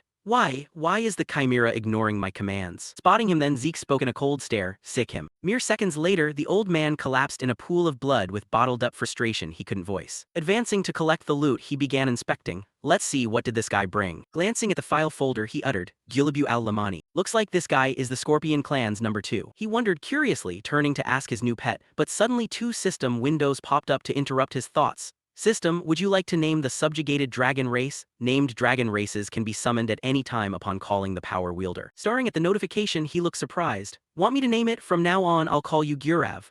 The system registered the summoned beast, Gurav. The beast's expression turned gloomy instantly. Narrowing his eyes, he asked back, what, don't like it? Well, I'm done with it anyway. After finishing his work, he headed back to Don Juan's mansion. Seeing him return safely, the man applauded in praise. Truly astonishing, beyond astonishing. Zeke Murray, I never expected you to handle cowardly Paulo. He nodded in agreement. Indeed, you've proven it, I can't not believe it. He answered indifferently, I always keep my word. Indeed, you've proven it, I can't not believe it. A valiant warrior deserves respect. I always love and cherish strong warriors like my own children. I want to treat you just the same. Truly astonishing, beyond astonishing. Zeke Murray never expected you to handle cowardly Paulo. Hearing these words made Zeke ponder for a few seconds. He recalled images from his past life, cursing inwardly. Children, you mean the kind of children you can freely use as tools. You dare say that to me? You motherfucker, I'm definitely going to kill you with my own hands. He stepped forward then, wanting to show him something. Zeke Murray, take a look at this, a gift I've prepared for you. Following his words, countless gift boxes were stacked up, and they were still stained with numerous fresh blood marks. This caused his eyes to narrow slightly, showing a bit of surprise. He continued, didn't you want to become my business partner? Then don't you need matching proof of trust? He stepped forward and began inspecting the boxes. After observing from the outside for a moment, he marveled inwardly. Sure enough, with this size and weight. As he spoke, he opened one of the boxes, and immediately, the images of the syndicate members appeared in his mind. And that was the leadership of the syndicate. Seeing him stay silent for a long time, he probed,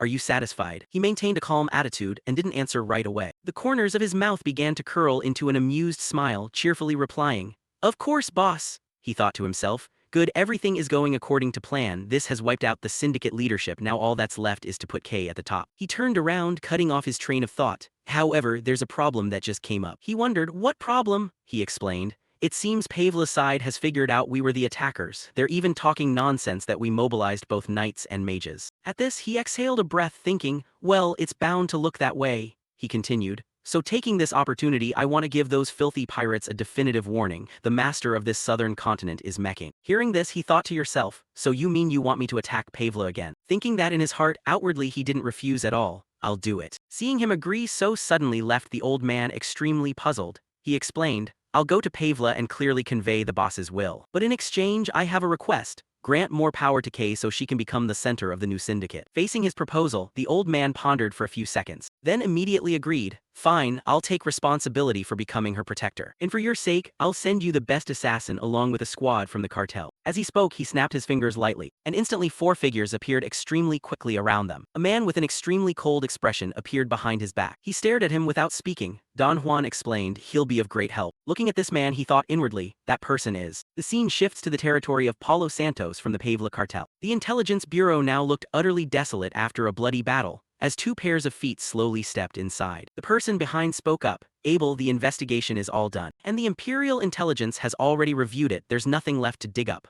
We've already gotten the results, haven't we? The people here included at least a squad of knights and mages and they fought fiercely. Ignoring his words, Abel leaned down to inspect the situation. He found a lingering trace of magic power on the ground. Facing this strange action, the person behind him questioningly called his name. Abel immediately explained, no, there was only one person here. This shocked the blonde youth immensely. What did you say? Only one person, there are both sword marks and traces of magic. Abel asserted, someone at least of Red Knight rank or higher. That person alone cleared out everyone here. There are signs that the Intelligence Bureau rushed to clean up, meaning there's something even we aren't allowed to know. We have to find out what the Empire is hiding. This statement suddenly made the youth behind him break out in goosebumps of fear. He stepped forward to stop him. Wait, you're planning to investigate the Intelligence Bureau, what about the consequences? Facing his anxiety, he reminded William, right here is something I absolutely cannot miss. My instincts tell me it's right here. And you know how much I've yearned to make Draker and the Empire my own right. Shifting scenes to the port of the Pavla cartel, the eyes of the pirates were focused on a small boat preparing to dock. One guy stepped out from the crowd and spoke up. A small boat, whose faction do you belong to? At this moment, Zeke didn't hesitate for a second, his hand tightening around his blade. Immediately leaping up extremely fast, rushing forward to give the guy who asked a swift, clean slash, sending him off to the other side. Down below, Simon observed the pirate's body falling into the sea. Without a single shred of hesitation, gripping the sword in his hand, his eyes flashing a ray of determination. Once he identified his target, he threw his sword forward, neatly pinning that pirate straight into the wall. This decisive action made Zeke praise inwardly, handled very neatly, dropping straight into the water without a sound. After finishing, he pointed behind him and reminded,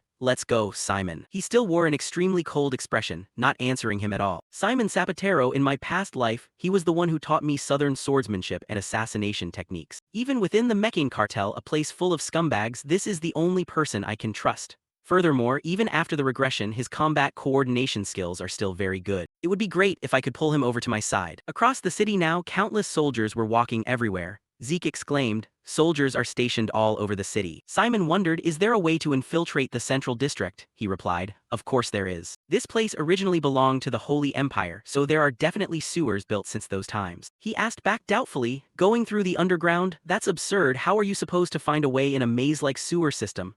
Zeke shoved both hands into his pants pockets and answered confidently, just watch in silence, there's a way for everything. The system then sent a notification, guiding to Mateo's room sewer.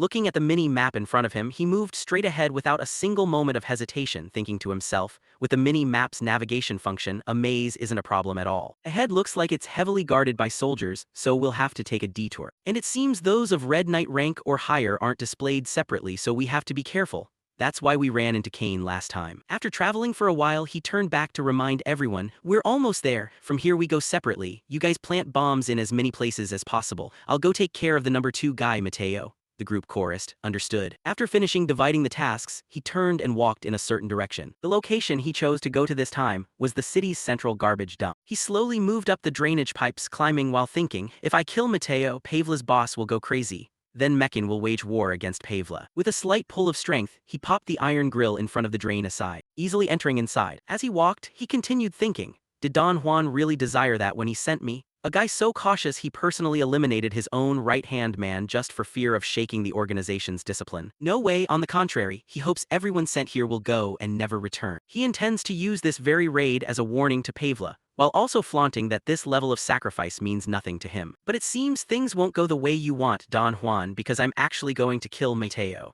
At this moment, he was moving toward the end of the tunnel. Instantly kicking the manhole cover outward, The soldier startled and blurted out, "Who is it?" Without a second of hesitation, he dropped down, moving as fast as the wind, treating each guy to a sweet slash right through the center of the chest. After dealing with a few small fries, he sensed something unusual. Strange, Pavla teamed up with the Empire. Why isn't a single Imperial soldier here? The mini-map doesn't react either. Just as his thoughts ended, a sudden blinding light appeared ahead, obstructing his vision. Just as he regained his sight, countless Imperial knights and mages appeared all around, shouting, "Capture him alive." 3 soldiers rushed toward him, preparing to attack. He immediately swung his arm to grab one guy, taking advantage of the momentum to leap into the air, then turned and kicked hard, his blade piercing straight through another soldier's head, sending him packing for good. The mage in the back gave the order, and the mage squad fired immediately. The system sent a notification, dash skill activated. His speed was multiplied many times over, easily dodging the mage's recent attack. He dashed toward them at lightning speed, gripping the sword just taken from his inventory tightly in his hand. Using the wind elemental sword skill, with a single very simple move, he easily wiped out all the mages. Looking at the remaining mages, he coldly spoke up, "I'll give you one last chance."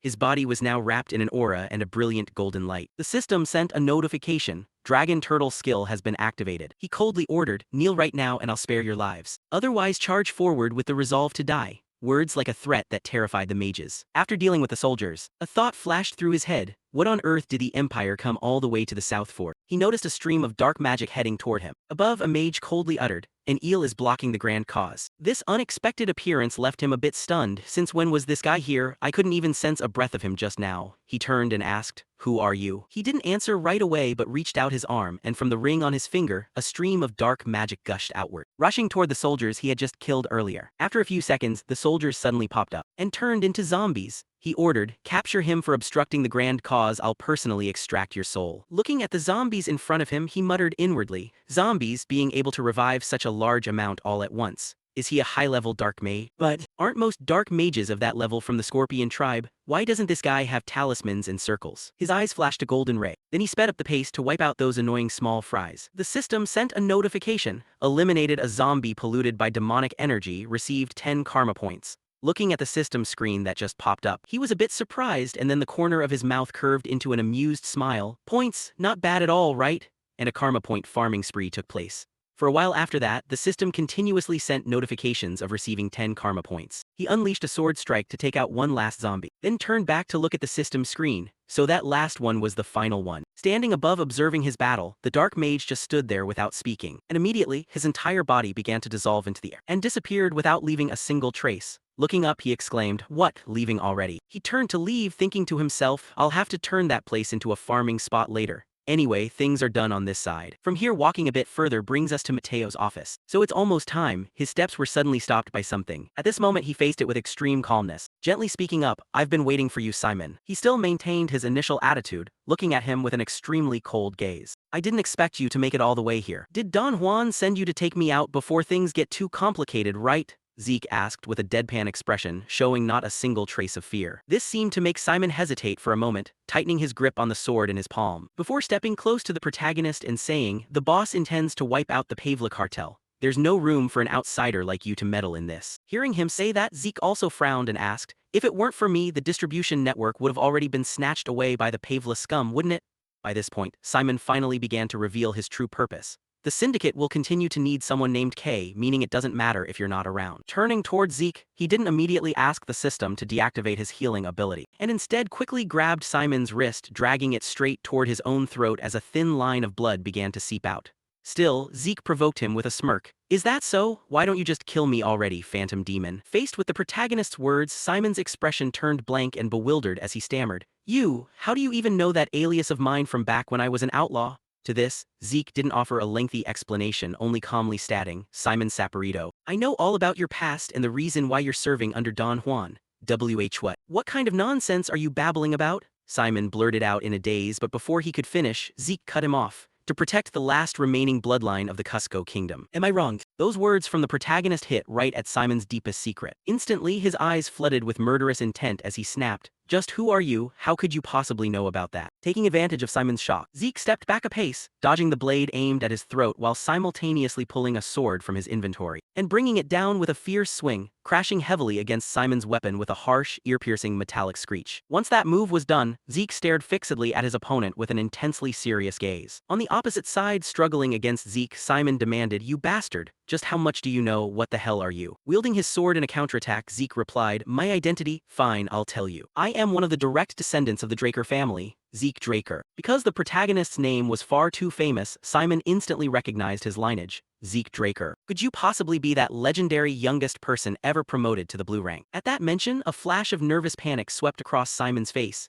If the Draker family gets involved, the entire southern continent will be affected. Luckily for him, Zeke clarified further, "No, this has nothing to do with the family. I'm acting on my own accord, you don't need to worry about that part." His explanation only left Simon even more bewildered as he asked, "Then, why are you revealing your real name so easily? You could have easily kept it hidden until the very end." Turning back to Zeke, he seemed to have lost his patience with Simon's clueless demeanor, giving a flick of his hand that easily batted Simon's sword away before he glared and shouted, "Simon, stop being loyal to Don Juan, pledge that loyalty to me instead. Not only will I protect the Cusco bloodline, but I'll also help you rebuild the kingdom." Hearing this, Simon froze in absolute shock, letting out a breathless, "What?" Zeke continued weaving his seductive persuasion. "I know it's hard for you to believe this right away, but haven't you already figured it out? If you keep clinging to Mekin, there's simply no hope left. Just think about it. What if you actually killed me right now just to follow orders? What would you do about the Pavla horde closing in? Has Don Juan ever sent reinforcements to you and your subordinates?" Simon pondered for a moment before giving a slight shake of his head. No, we've always had to fend for ourselves." Seeing this, our protagonist pressed on with his pitch. "Besides, ever since the kingdom of Cusco fell, the ones who swallowed up those lands were the cartels, nobody else. Don Juan is practically wishing for former royal knights like you to just vanish out of his hair, so he can sell off the lone surviving princess to the Cusco rebels for a hefty price." With that, the protagonist quickly recalled the events of his past life. 10 years ago, when the kingdom of Cusco fell, Simon had fled to the borderlands with the newborn princess. The reason he became an outlaw there was to build up his strength, so that one day he could drive out the rebels and restore the princess to her rightful throne. And his reason for joining Don Juan's ranks as an assassin was much the same. Except Don Juan had caught wind of Simon's past. In the end, during the previous timeline, Don Juan deemed him a liability and had him eliminated, while the princess was sold off to the rebels. Before dying, Simon had entrusted the princess to him, but by the time Zeke found her, there was nothing left. "That's why I have to get you out of Mekin."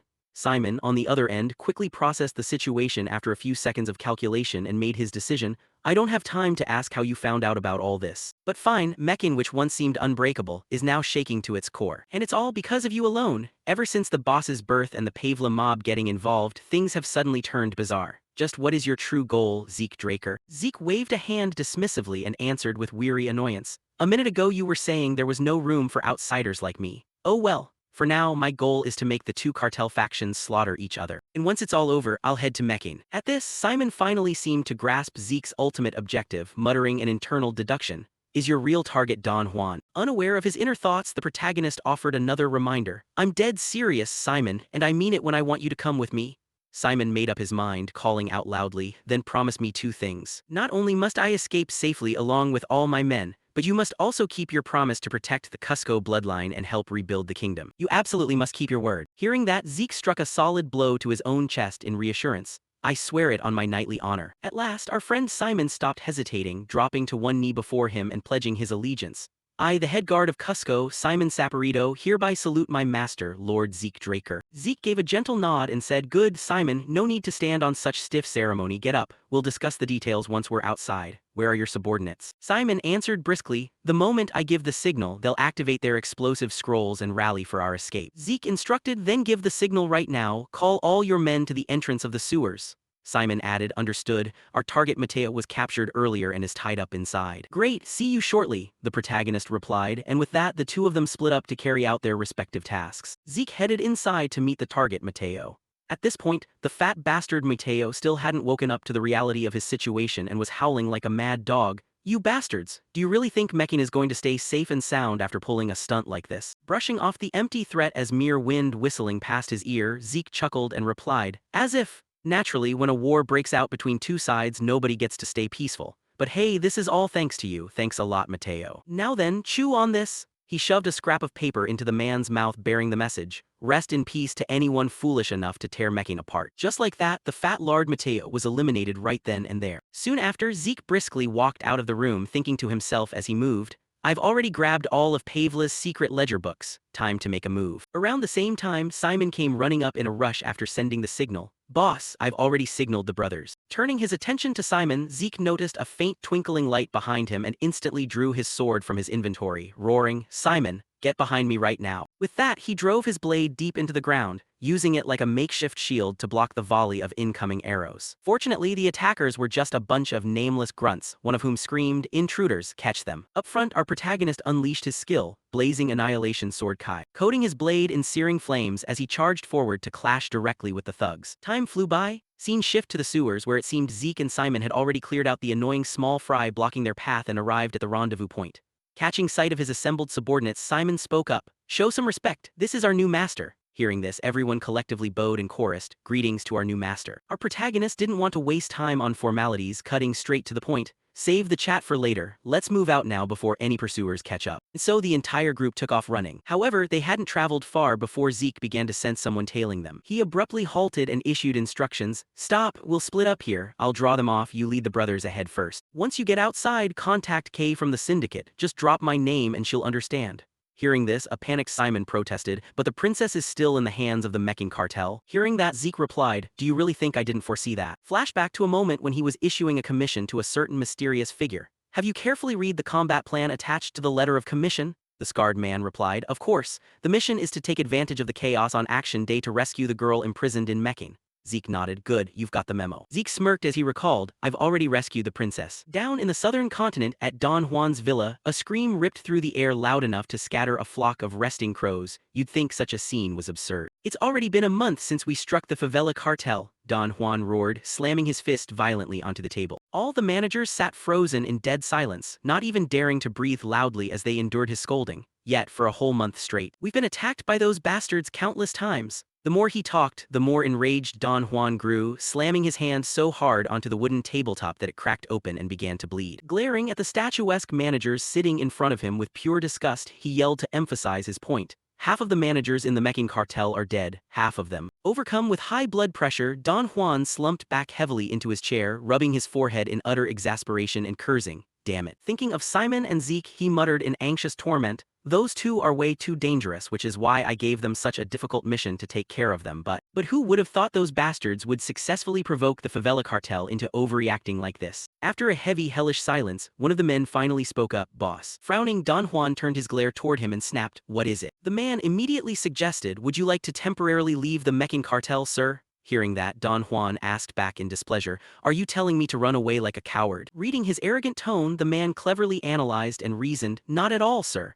Those frantic pirates are currently blinded by a desire for revenge. They don't know their place and will soon attack the Mecking cartel. We should use that to our advantage." Pausing for a second, Don Juan instantly caught on to his scheme and asked, "So, lure them here and wipe them out entirely?" The man eagerly replied, "Yes, and you can command everything safely from the Tahuani villa." Hearing this brilliant proposal, Don Juan gave a satisfied nod of approval and praised him. "Very well." Straightening his posture with an air of dignified authority, he spoke calmly to everyone present, "As you all know, crises only make us stronger and this time will be no exception. Am I right?" The managers instantly leaped to their feet and shouted in unison, "Yes, boss." The meeting adjourned and everyone cleared out one by one, leaving only the man from earlier behind. Just as he was about to stand up and leave, Zeke, completely shrouded in a face mask, somehow materialized right behind him out of nowhere. Pressing a sharp blade against the man's neck, Zeke mocked him with chilling sarcasm, "You guys sure talk a big game."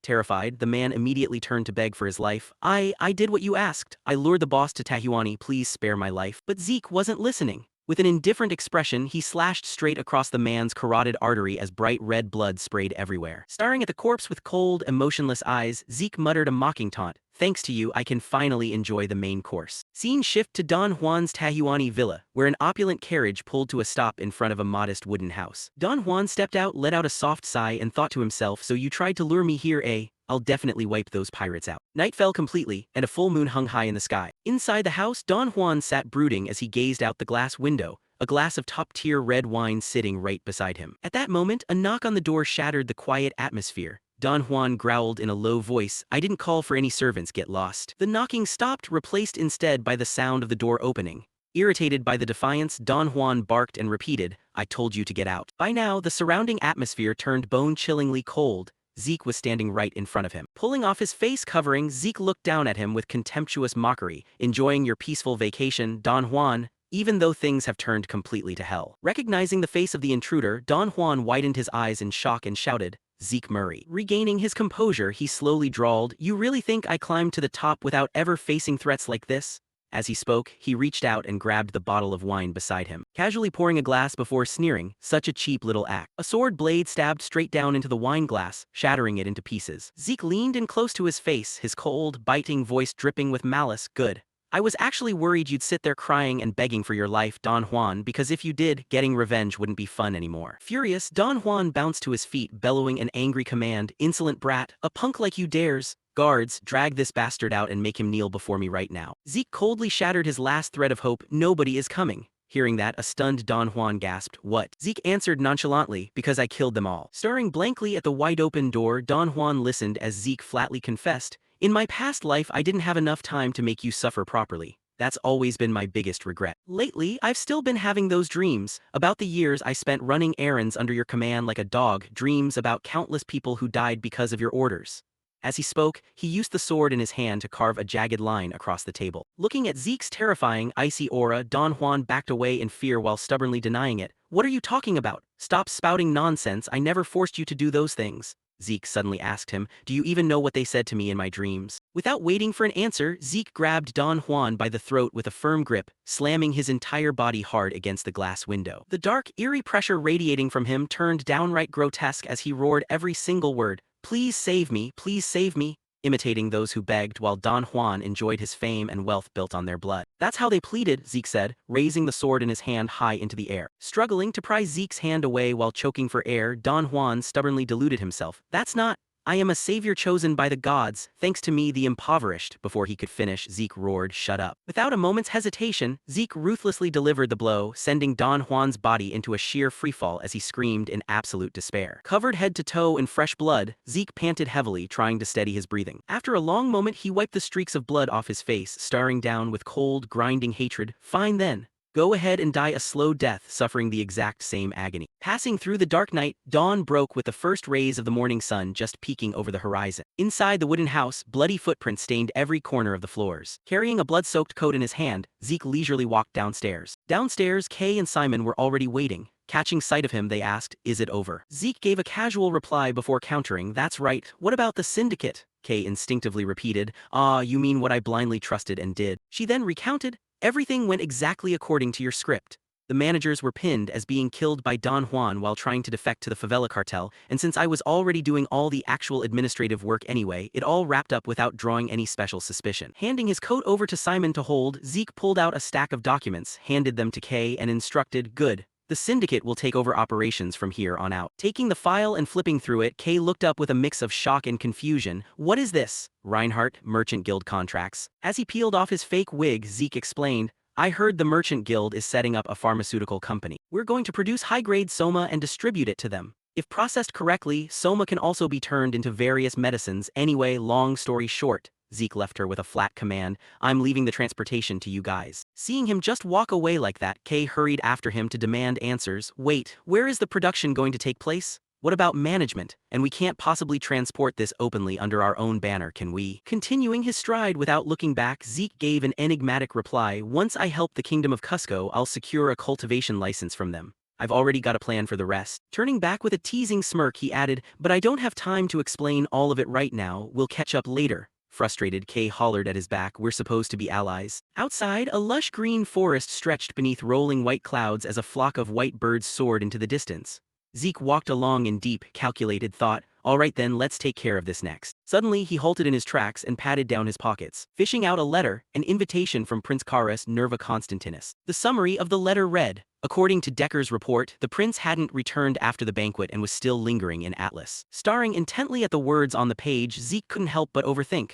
But it takes at least a few days to reach the center of the continent from here. If I arrive late, the prince or someone close to him might grow suspicious and figure out the real reason why I'm late right now. Before anything even happened, his overactive imagination had already brainstormed 49 different future catastrophes. But his worries weren't entirely groundless, considering Zeke Draker might currently be linked to the collapse of the Meccan cartel. The more Zeke thought about it, the more anxious he grew, spinning up various worst-case scenarios. What if the prince already suspects me and summoned me back? Stop letting your mind wander, he mentally scolded himself. Even if it's just a hunch, better safe than sorry. I need an alibi. With that thought, his fingers flew across his virtual screen with practiced speed. Zeke let out a wave of relief, muttering, "Found it. Please specify destination coordinates." Destination confirmed, Atlas Ruins. Atlas Ruins required points 600. Utilizing the system's teleportation gate function and spending 600 points, Zeke vanished from the forest in a blinding flash. High up in the lounge of the luxury Atlas Hotel, the sky had already faded into dusk. As Zeke hurried in, someone spotted him and shouted loudly, "Look, Zeke's here, over here, Zeke." Karis waved his hand to signal him over, but Zeke's gaze was locked entirely on the person sitting beside him, thinking, Karis,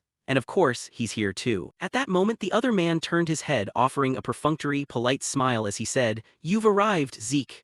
That man was none other than Abel Draker. Bowing respectfully, Zeke spoke up, "Sieg Draker, reporting for duty as summoned. Did your highness call for me for anything in particular?" Karis lounged comfortably in his seat and declared, "I called you here because there's an extremely important matter, and that is..." Right after that, he grabbed a bottle of wine in one hand, hooked it around Zeke's neck, and grinned brightly, "This right here." Karis imagined Zeke drinking and laughing eagerly, thinking to himself that while William and Abel were great at work, they couldn't hold their liquor. But wasn't Sieg remarkably easygoing and bold? That was why he had invited him here. Feeling utterly helpless, Zeke looked away and muttered to himself, "Did I really leave an impression like that back then?" Recalling Adele's sharp facial features, he began to ponder, but putting that aside for a moment, he could already roughly guess what Prince Karis, Abel and William Siemens had been talking about among themselves. Looking deep into Adele's sharp eyes, Zeke suddenly realized something, and moreover, it seemed that Abel also had something specific he wanted to tell him. Karis cheerfully pushed a glass of wine in front of Zeke and said with a smile, "Come on, no need to be formal, let's have a drink together," while Zeke gave a strained, awkward smile and stammered, "Right, well then." Immediately after that, the two of them clinked their glasses together, "To a wonderful time, cheers." It wasn't long before Karis was completely plastered, having to lean on someone else just to stay on his feet. The system notification popped up right on cue, "Alcohol detected, passive skill absolute immunity triggered, neutralizing the detected toxin." Zeke looked over at the heavily intoxicated Karis and smiled faintly, thinking to himself,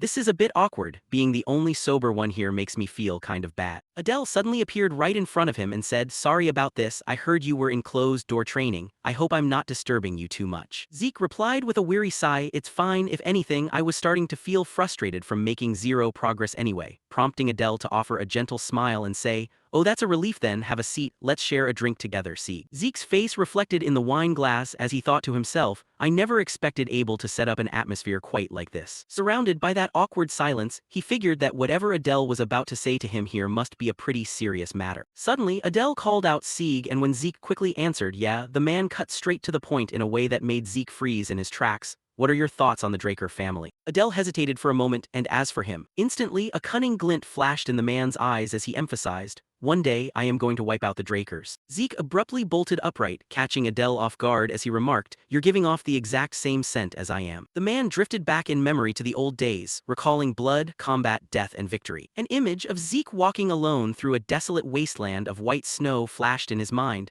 Those were the marks naturally carried by a pure-blooded Dragonslayer, and you're radiating the scent of a predator who possesses all of that. Zeke stood there in silence, listening while a deeply uncomfortable look crept across his face, thinking to himself, as fellow apex predators, "I figured you would understand what I mean," before cursing under his breath in anger, "Damn it, not this bloodline nonsense again." Glancing at Adele, who was casually sipping his red wine, Zeke asked, "So, is getting cozy with the Empire part of your plan to overthrow the family too?" The man downed the rest of his drink in one gulp, slammed the glass down hard, and answered, "Absolutely." Adele slowly raised a hand and said, "They call Atlas the greatest city on the continent, but my vision goes far beyond that. We can't just be satisfied with ruling a single city. If we want to truly claim the title of #1, we need to become much more powerful." A miniature illusion of an empire flickered across his palm as he continued, "Just look at the Rome Empire, aren't they constantly forging new paths forward? From north to south, they're even trying to connect the entire eastern continent into one." Adele praised admiringly roads, culture, and all the vast resources under their control.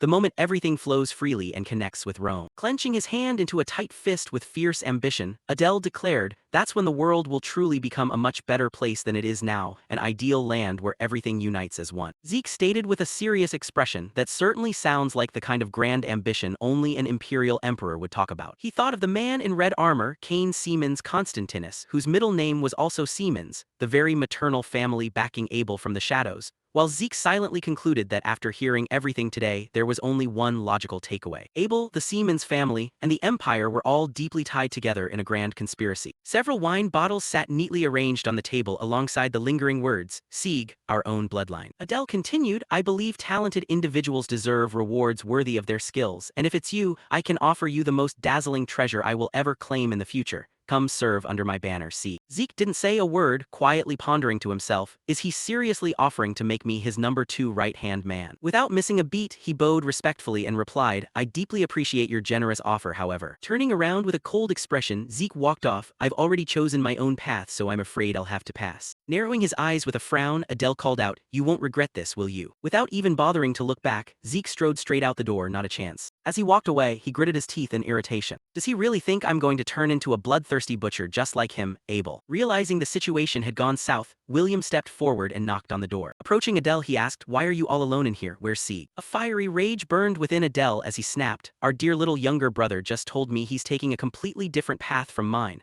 So tell me, William, do I really have any other choice than to crush that stubborn seed right in the cradle?" Hearing those words, William turned pale with fear while Adele flew into a mad fury and emphasized, "I clearly gave him his very last chance." Standing confidently outside the Valhalla principal's office, Zeke muttered to himself, "I'm 17 years old now and a second-year student at Valhalla, and of course, I have zero intention of wasting 5 whole years just to graduate." He had already prepared his early graduation request letter, which read, "Having officially become a knight, I wish to contribute to my family as soon as possible, but remaining bound by student status makes it regrettably difficult to participate in major activities. Therefore, I humbly request your assistance in granting this early graduation, my respected principal." Zeke squeezed his eyes shut with a smug smile, thinking that this kind of formal presentation would easily get him scheduled for an early graduation interview right away. Suddenly, someone walked up behind him and asked, "Bro, are you here for business at the principal's office too?" Recognizing him immediately, Zeke exclaimed, "Oh, Diego," before turning to ask, "And who's this with you, huh?" Taken aback by intense curiosity, Zeke stared blankly for a second, noticing a face he was seeing for the very first time. He looked over at Aster, who was standing there fighting off a heavy yawn, and wondered to himself, who on earth is this guy? Don Juan's voice chimed in from inside the office, "You kids arrived right on time, Cadet Sieg, Cadet Diego, and Cadet Aster too. It's been nearly a week since I last saw you, hasn't it, Aster?" Hearing that name, Zeke was completely taken as Aster. Could it really be? Stunned as realization hit him, he thought, the Phantom Knight, Aster Aladov? The guy who was a 5-star knight before the regression yet whose background and personal info were never revealed to the public at all. Immediately shifting into a state of profound shock, Zeke couldn't believe he was running into such a major heavyweight character right here in a place like this. Rubbing his head, Aster said, "Sorry for missing classes lately, Principal Sir. I've been having a really hard time dealing with severe insomnia," causing Zeke to look at him with a helpless smile as he thought, "Sounds like his insomnia is seriously out of hand." Diego chimed in cheerfully, "Hey bro, do you need me to sing you a lullaby so you can sleep better?" But Aster just stepped aside with a pained grimace and replied, "Sorry, but my head is already pounding like crazy, so do you mind keeping it down?" Zeke stared at him intently and thought, in our previous life, Aster operated entirely under the Imperial faction, so if that's the case. Narrowing his sharp eyes, he thought to himself, wouldn't it be fantastic if I could just recruit him over to my side the exact same way I did with Diego? Don Juan spoke up, "All right, the reason I called you 3 here today is simple. Since all of you submitted early graduation applications around the same time, I decided to handle you together, and the other professors agree that your qualifications are more than sufficient, therefore." As Zeke carefully read through the documents handed to him, he heard the principal say, "I've decided to evaluate your practical capabilities through this specific mission," causing him to look up in surprise at the words, "Delpoa Joint Operation Dispatch." Don Juan clasped his hands behind his back and asked, "Have any of you ever heard of the Dark Yaksha?" Promptly answering, Zeke replied, "From what I know, he's a continent-wide public enemy who originated from the lawless zone." An image of a man in black armor riding a horse flashed in his mind. A public enemy was someone universally branded by the entire continent as a threat that needed to be eradicated. And the Dark Yaksha was one of those figures, recently taking up residence in Delpoa, with the principal explaining that their mission was to coordinate with the Delpoa Knight's order to hunt him down. A hand tightly gripping a dagger appeared alongside Don Juan's continued explanation.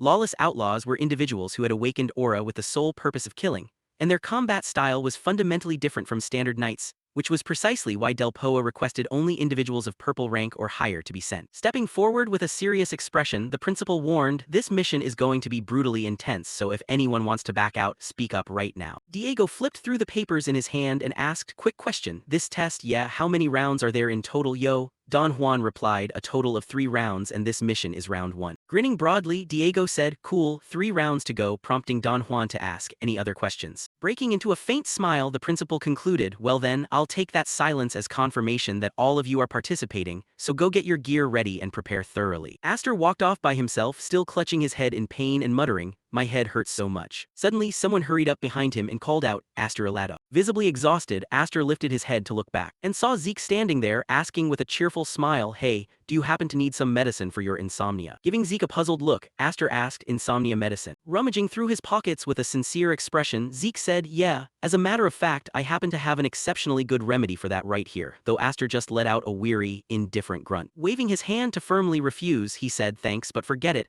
I've already tried every so-called miracle cure out there and none of them do a single thing." Pulling out a strange pouch anyway, Zeke offered with a bright smile, "Come on, just give it a try first, and if you like the results you can sign a contract with me and I'll keep supplying you with all the medicine you need in the future." Just as Aster insisted on turning him down, saying, "No, it's completely useless anyway," a strange, sweet aroma suddenly drifted straight into his nose. Without any warning, Aster crashed straight to the ground, fast asleep and snoring loudly. A wisp of mist lingered in the air as the surroundings grew completely quiet. After taking a thoroughly refreshing and satisfying nap, Aster bounced back up with a bright, cheerful face and announced, "I'm all done signing everything, President." Hesitatingly accepting the contract from Aster's hands, Zeke gave him a slightly bewildered look and reminded him, "You signed it just like that?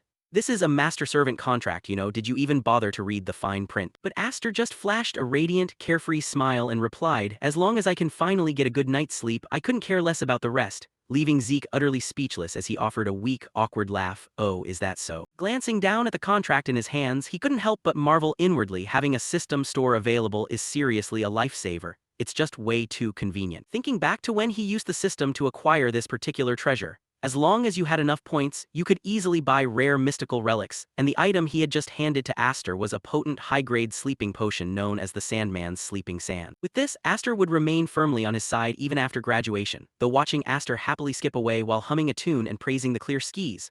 What a bright future. Is this really what Valhalla is like? Zeke let out a helpless, weary sigh, feeling slightly worried because none of the 5-star knights seemed even remotely normal. A sudden thought popped into his head. It'd be a waste not to test his skills while we're here, so acting on the impulse, he called out, "Hey Aster," causing Aster, who was busy dancing merrily, to stumble and stammer in surprise, "Huh?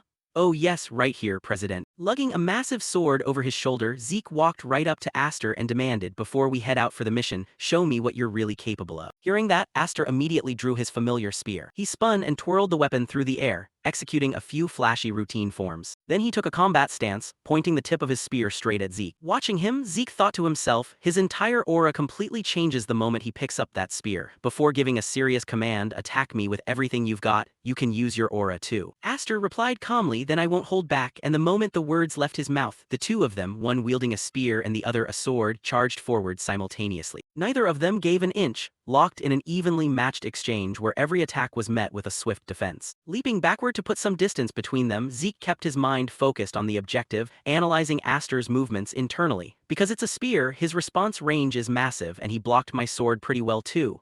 Is he leaning more toward defense than offense? If that's the case, time to use the phantom steps, he thought as he sprang forward into a high leap toward Aster. Aster thrust his spear forward with formidable power. With agile footwork, Zeke nimbly slipped right behind Aster's back, raising his heavy sword high into the air. Launching a surprise attack from behind, he brought the blade down with full force. Just as the sword was about to strike Aster, the knight swiftly pulled a smaller sub-spear out from inside the shaft of his main weapon. Twisting his body around, he used it to block the path of Zeke's blade. In that instant, Aster was wielding a giant spear in one hand and a smaller spear in the other. Suddenly, he chose to thrust the small spear to parry Zeke's massive sword, catching Zeke completely off guard with a look of utter astonishment. But it turned out to be a feint, as Aster seized the momentum and swung his giant spear down toward Zeke with crushing force. Caught off guard, Zeke's sword plunged straight into the ground. Seizing the opportunity, Aster thrust his spear forward, but Zeke nimbly grabbed hold of his sword hilt and vaulted upward into the air, narrowly dodging the blow. Even though the battle was fiercely intense, Zeke still found time to evaluate his opponent, so his spear can split apart, allowing for unpredictable combat styles. That's the kind of tricky tactic you'd normally only see from outlaws and criminals. How interesting, he thought as he pulled another smaller sword out from his gear to re-engage. He hurled it straight at Aster. Grounding his stance, Aster pointed his spear at a 45-degree angle. Spinning the weapon in a blur, he batted the flying sword away, while Zeke dropped back down to the ground at the exact same moment. Yanking his stuck sword out of the ground with lightning speed, he lunged fiercely back toward Aster. Aster calmly reassembled his spear into its full, single-pole form and held it horizontally to block. Zeke suddenly halted mid-charge, observing the situation with a mental note, doing that trick again, huh? However, keeping his sword dragging low along the grassy turf. Zeke built up momentum and burst forward toward Aster with absolute confidence, thinking to himself, there's no way you can block this one the same way. For this strike, he unleashed a dual sword technique combining two distinct forms, Dragon Slaying Swordsmanship Chapter 2 Paragraph 1 and Earth Slash. Taken completely by surprise, Aster froze in place for a few seconds. Recovering his wits in a flash, he spun the spear in his hands. Mimicking Zeke's dual-move strategy, he unleashed two techniques back-to-back. The Aladov counterstyle reverse flow spear. Once again, both combatants lunged at each other at full force to settle things once and for all. Their weapons collided with a deafening crash that rang through the air. As the duel came to an end, Aster stared down at his trembling arm and couldn't help but groan in disbelief. Is the president actually a monster? Tugging at his hair in frustration, he muttered in self-doubt, I'm supposed to be a recognized genius, so how did I get beaten this easily? Hearing him, Zeke didn't hold back at all, bluntly stating, because you've spent your whole life basking in praise as a genius, the tip of your spear has gone completely dull. Tilting his head with a sinister, mysterious grin, Zeke warned him, you're still way too far behind, so from now until the mission starts, I'm going to put you through some special training. Hearing those words felt like a bolt from the blue to Aster, who instantly foresaw his grim future and thought with a sense of impending doom, I have a very bad feeling about this. The moment Zeke stepped back inside his mansion, he ran straight into Decker near the entrance, who bowed respectfully at the sight of him and said, Welcome back, young Master Zeke, to which Zeke gave a casual, offhand nod, oh, Decker. At that moment, Decker spoke up, you have a visitor waiting for you inside, sir. Meanwhile, Galleon was taking a tour of the estate, marveling with deep awe, this mansion of yours is seriously grand. Suddenly, Zeke appeared right in front of Galleon wearing a strange set of armor, saying seriously, long time no see, Galleon, I called you over because there's something I want you to take a look at. Hearing that, Galleon immediately tensed up as dozens of melodramatic worst-case scenarios flashed through his mind, asking nervously, me? Is there something wrong with the black sword? It was crafted inside a magic furnace, so it shouldn't be prone to getting scratched easily. Hearing him mention that, Zeke thought to himself, speaking of which, Galleon's reputation must be skyrocketing around town by now thanks to the magic forge I set him up with in my past life, allowing him to manufacture top-tier weapons way ahead of schedule. Sooner or later, I need to lock him down as my exclusive personal blacksmith so no one else can get their hands on him. Dismissing the thought, Zeke waved a hand and said, Bahamut is doing just fine. The real issue is, before he could finish his sentence, his entire body suddenly shifted into full armor transformation mode. Retracting the visor to reveal his face, Zeke said flatly, I managed to get my hands on this. Galleon's jaw dropped so wide he couldn't even manage to scream in shock. It took him a long while to find his voice, stammering out in pure awe, oh my god, what on earth is this, sir? Zeke said, honestly, I don't know either, which is why I called you here to figure it out, since this isn't an item I want investigated through official public channels. Handing the armor over to Galleon, he probed, so, can you take a close look at it and tell me what you find? Though still recovering from the shock, Galleon nodded and agreed, why yes, of course, sir. Inside a secluded study, Galleon's muffled voice drifted outward, my apologies, sir. Sitting at a desk piled high with notes and manuscripts, Galleon scratched his head and asked Zeke, out of all the modern mystical artifacts I know of, there's nothing remotely like this. Is there any specific trait or reaction we can use to guess what material it's made of? Zeke remained silent, appearing deep in thought. Reflecting on his past memories, he thought, come to think of it, back when I fought Cain. Pondering it over for a moment, Zeke hesitated before explaining that armor, it actually deflected an aura blade entirely. The moment the words left his mouth, Galleon slammed both hands on the table, bolted upright, and yelled in absolute disbelief, what did you say? An aura blade? There is only one kind of metal on the entire continent that can pull off something like that. The legendary substance known as the metal of the gods. Orihalkin finished speaking. Galleon stood frozen in a daze, his emotions swinging wildly from sheer shock into deep, swirling complexity. Galleon couldn't help but remain shocked and utterly in disbelief, never imagining he'd live to see Orichalcum with his own eyes. Puzzled, he asked, is this metal really that rare and precious? He replied, more than just precious, my lord. Isn't it said that orichalcum is the most perfect substance ever created by the gods? It possesses a mana conductivity superior to any other metal, allowing a much greater number of magic arrays to be engraved onto it. Feeling a sense of awe, he remarked, is that so? Then how many major magic arrays can typically be engraved on standard metal armor? The other replied, what do you mean, how many? Ordinary metal can't even handle engraving a single large-scale magic array to begin with. Hearing this, he rubbed his chin in thought. He had already figured it was an extraordinary item, but he never expected it to reach this kind of level. He went on to ask, is it possible to reshape this armor into a different form? Galleon gasped and blurted out, you mean the orichalcum? Absolutely out of the question. Even a weapon forged by the gods can be reworked, but the problem is that this armor is already in its finished state. If you mess with it carelessly and damage the magic arrays, there's a high chance the armor will be reduced to scrap metal. Of course, if it were my master, that would be a different story. Following up, he asked, are you talking about the legendary General Galin? He answered, yes, if it's my master, he could change its shape without affecting any of its functions. He continued questioning, do you happen to know where Galin is right now? The response came, he's probably still over in Himona's as usual. Hearing the name of that location caught him slightly off guard. Galleon went on to explain, you might not know where Himona's is since it's located way up in the far north. Taking over, he stated, that's the territory of the Northern Grand Duke. His words startled the other man, who blurted out, wait, how do you even know that? People in the center of the continent usually don't care about the Northern Grand Duke at all. He answered, I just happened to find out by coincidence.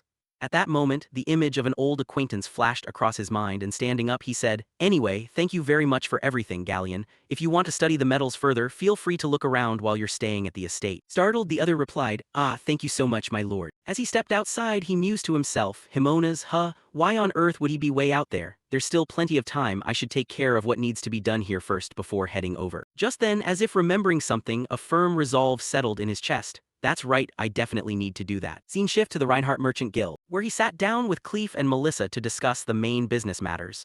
The old man spoke up, the manufacturing of the medicine you mentioned can likely proceed without any issues. However, at least within the central continent, building a factory to process the raw soma materials is going to be very difficult. Hearing this, he thought to himself, as expected, if rumors spread that the princess is backing the processing of soma, her reputation would take a hit, wouldn't it? He pressed further, what if it's already in a process state? Cleef replied, if it's processed, it's classified as medicine. As long as it passes safety verification from the magic tower beforehand, there shouldn't be any problems. He promptly made a decision. All right then, we'll build a production plant in the southern continent and import the goods to distribute them through the Reinhardt Merchant Guild. At that, Melissa chimed in with a doubt. Lord Zeke, please forgive me for speaking so bluntly, but our current capital isn't sufficient to build a large-scale factory on another continent. Just putting together the manufacturing plant for the red flower disease medicine took an immense amount of effort.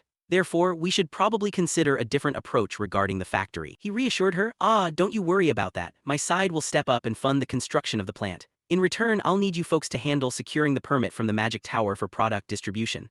Those words left Melissa startled. Lord Zeke, you don't mean the Draker family will directly. He explained, this has nothing to do with the family. All the expenses will be covered out of my own private funds. Pulling out a letter, he began to explain, and this is the main issue for today. Have a look at this. The moment she opened the letter, Melissa's eyes widened in sheer shock. Good God! The Empire has teamed up with the Scorpion tribe to conduct synthetic toxic life experiments. He continued, if the red flower disease really is an artificial illness caused by magic, then this was likely a clinical trial the Empire inflicted upon the people of Valencia. Trembling with boiling rage, Melissa clenched her fists tightly. I had my suspicions, but I never imagined they would do something like this to their own citizens. He went on, Your Majesty, the reason I'm handing this document over to you is because we need to keep these crimes of the Empire under wraps for the time being. Melissa's emotions were pushed to the absolute breaking point. Furious, she leaped to her feet. What are you talking about, Lord Zeke? Shouldn't we expose the Empire's crimes immediately so they can't ever repeat this kind of atrocity? He calmly replied, I understand how your Majesty feels right now, but this material still lacks the overwhelming punch needed to serve as decisive evidence on the diplomatic stage. The Empire has cleverly shifted the blame for these experiments onto the Scorpion tribe.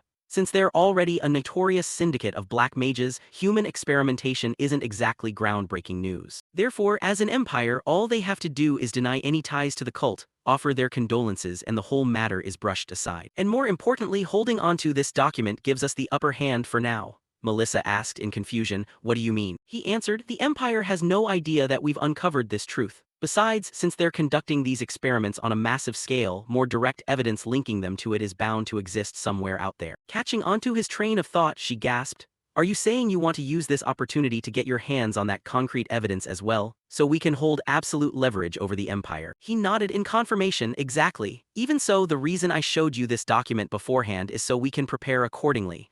The young woman remained puzzled. Prepare, he clarified. If they've already run clinical trials for the red flower disease in the contested Alentia region, there's a high probability other synthetic poisons will be tested there too. Before that happens, we need to get antidotes ready for those toxins in advance. She thought to herself, if weapons like that get deployed in the contested zone, the Alentia troops will end up fighting while unknowingly poisoned. However, if we have antidotes ready beforehand, not only can we minimize casualties, but we can also deliver a devastating stab in the back to the Empire. A fiery determination blazed in her eyes. Yes, my choice really wasn't wrong. Dragging Lord Zeke over to the Merchant Guild's side was an exceptionally brilliant decision. Standing up, he announced, I probably won't be able to attend meetings for a while due to my rather busy schedule over at Valhalla. Melissa replied, is that so? If there's ever a chance in the future, I'd love to invite Lord Zeke to visit Alentia. He smiled brightly. Alentia, huh? That's a place with plenty of breathtaking mountains and lakes, right? Hearing that, she expressed her surprise. Have you been to Alentia before? He chuckled. I've just heard people talk about it being a wonderful place very often. If I ever get the chance to drop by, please be sure to show me around the sights. Melissa happily answered, yes, absolutely, my lord. Bowing respectfully, the two of them said, then we wish you a safe and smooth journey. With that matter settled, he shifted his focus back to his ongoing training routine. After a grueling workout session, his two companions collapsed flat onto the ground. Diego groaned, Zeke, I'm going to die before the mission even starts. Unfazed and showing not a single trace of exhaustion, he retorted, quit whining and stop crying like a weakling. Instead of wasting time complaining, go swing your sword one more time. Angered, the young man bounced back up to his feet and yelled, Zeke, you're an absolute demon. The Draker bloodline really shows, no doubt about it. Following those words, he lunged forward to attack him once more. A satisfied smile crept onto his face. Right, you gotta push their buttons if you want to get them motivated to train. Under his guidance, Diego and Aster had been steadily assimilating over a week of intense drill. Especially Diego. Unlike his previously laid-back and sloppy appearance after going through these rigorous sessions together, he had become remarkably obedient and well-behaved. While they were busy training, someone approached from outside and offered a compliment. You guys are working really hard, huh? Seeing who arrived, Diego looked thoroughly surprised. The visitor was none other than Andre. He greeted him, oh, hello there, Professor. Stopping his training as well, he turned with a puzzled look. Professor Andre, what wind blew you all the way out here? He answered, I'm here to deliver an announcement to the three of you. He asked out of curiosity, what kind of announcement? He explained, the three of you have been assigned to participate in a mission to subjugate a continental public enemy. Naturally, we couldn't just send the students out on their own, so I'll be accompanying you as well. After a few more days of preparation, they finally set off aboard the royal train. Andre's voice echoed through the carriage, I didn't expect you kids to be joining the Black Knight Yaksha mission this time either. As I mentioned earlier, I couldn't just send the students alone, plus I have a few extra things to explain. Looking toward the three of them, he asked, do you guys know what kind of place Delpoa is? Sitting across from him, he answered, we only briefly covered it in theory classes. Word is that unlike most places, mages hold the supreme authority there. Andre nodded in agreement, that's right, they operate under a rather unique system. Engineers in Delpoa primarily rely on shields, which is different from other regions. While the knights use their shields to pin down the enemy from the front, the mages launch attacks from the rear to finish them off. Hearing that, Aster raised his hand with a question, doesn't that mean our frontline melee troops take heavy friendly fire casualties? Facing the question, Andre praised him, good question. He elaborated, because of that, Delpoa knights train much more on running while holding shields than actual combat. That's precisely why Delpoa's Knight Order isn't very well liked by graduates coming out of Valhalla. Diego chimed in with his own doubt, doesn't that mean this Knight Order just exists to serve those mages? Sounds like they don't give a damn about the knights at all. Gazing out the window, Andre replied, you hit the nail on the head. So don't be too surprised when we get to Delpoa, because the mages over there are arrogantly sickening. A short while later they arrived at Delpoa. The moment they stepped off the train, someone was already there to greet them. Andre spoke up, a pleasure to meet you. I am Andre Draker, a teaching assistant from Valhalla. Across from him, a man responded with formal politeness, I never expected the Draker family to dispatch someone personally. This is quite an honor for us. Scratching his head, the man introduced himself, I'm Jorge Outer, captain of Delpoa's 8th Knight Order. Glancing toward the three youths, Andre introduced them, the students traveling with me are top-tier talents from Valhalla. There won't be any obstacles during the mission, so please don't worry. With a smile, the man said, ha ha, hearing you say that puts my mind right at ease. Gesturing toward a carriage parked nearby, he added, the Grand Captain is waiting inside the carriage. Hearing this, Diego looked thoroughly confused. Grand Captain? Wasn't that bearded guy just introduced as the captain? Standing beside him, he dropped his voice into a cold warning, shut it, Diego. He continued, this is Delpoa so naturally. Just as the carriage door swung open, a blond man with an intensely unlikable expression came into view, casting a cold, condescending glare at them. Diego muttered under his breath, man, what a punchable face. he reminded him once again. I told you to keep quiet. Diego thought to himself, is that guy really the captain of Del Poa's mage unit? To the point where even a Night Order captain has to act all submissive like that. Stuttering slightly, Jorge offered an excuse. Well, the Grand Captain stated that he prefers to travel alone. You guys will probably need to find a separate carriage. Diego instantly reacted, what the fuck? Staring in the direction of the departing carriage, he shouted, what the hell is going on here? The bastard treated us like trash and just drove off. No matter how you look at it, this is completely unacceptable. We came all the way out here for this cooperative mission, you know. Before he could finish his rant, Zeke spun around and delivered a sharp kick to Diego's shin, making him yelp in surprise. Ow. Clutching his leg, he complained, you total demon, why didn't Professor Andre say anything either? After pondering in silence for a few seconds, Andre spoke up. Once you graduate and start operating as knights, you'll run into situations like this quite often. Make sure you engrave what you're about to experience from here on out into your minds. Shifting to evening, inside a dimly lit room, a mocking laugh rang out, ha ha. While his two companions were fast asleep, Zeke was still wide awake. He muttered, talk about a night and day difference. Our lodging is as old and rundown as if it were thrown together haphazardly just for show. While the mage's facilities we saw along the way spend money like water. Well, I wasn't expecting anything fancy to begin with, but still. Thinking to himself, he sat up, might as well go outside and get some fresh air. Walking down the hallway, he reflected, I couldn't care less about these lousy accommodations. After all, I've been through things far worse than this back in my past life. But what I'm genuinely worried about is that doomed Black Knight Yaksha mission. During the tactical briefing, from Captain Jorge Outer down to the rest of the knights, everyone just sat there in dead silence the moment the mage gave his orders. I already anticipated it, but I didn't expect it to be this bad. As he sighed, a figure stepped right into his path and demanded, what are you doing out here all by yourself? Casting a glance at the person who just spoke, he thought to himself, is this guy that mage captain from earlier? The man continued staring at him with undisguised contempt. Well, I actually have a few words for you. Glad I ran into you here. He sneered, you folks from Valhalla aren't going to be of any real use anyway. So stop sticking your nose into magic and causing trouble. You'd better just quietly pack up and go back. Hearing those words made Zeke's blood boil as veins bulged on his forehead, thinking to himself, if that's how you feel, why even ask for joint cooperation in the first place? But punching him right in the face is out of the question. Noticing his gloves, the man appraised them. Those gloves. Are you a pure-blooded Awakener from the Draker family? He answered with equal coldness, that's right, got a problem with it. His attitude infuriated the man. What's with that arrogant attitude? You'd better keep those gloves glued to your hands while you're here. If you want to make it through this mission alive and return home in one piece.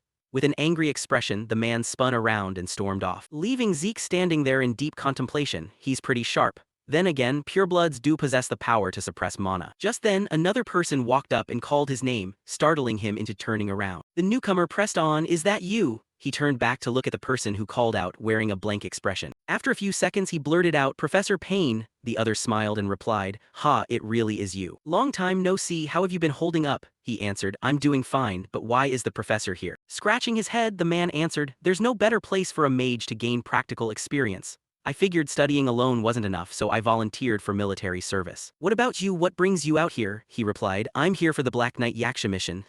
Hearing that, Payne gasped in shock. What? Then he said, Zeke, come here for a second. That caught him off guard. Why all of a sudden? Is there something you want to tell me, Professor? Professor Payne grabbed his hand in a tight grip and spoke up, Zeke, about tomorrow's mission, you absolutely must not participate. He looked puzzled. What do you mean by that, Professor? Payne explained, it's a mission destined to fail from the start. So under no circumstances should you go. Those words sent a chill of unease through Zeke, freezing him in place for a few seconds. Returning to his room, he heard Diego groaning from his bed.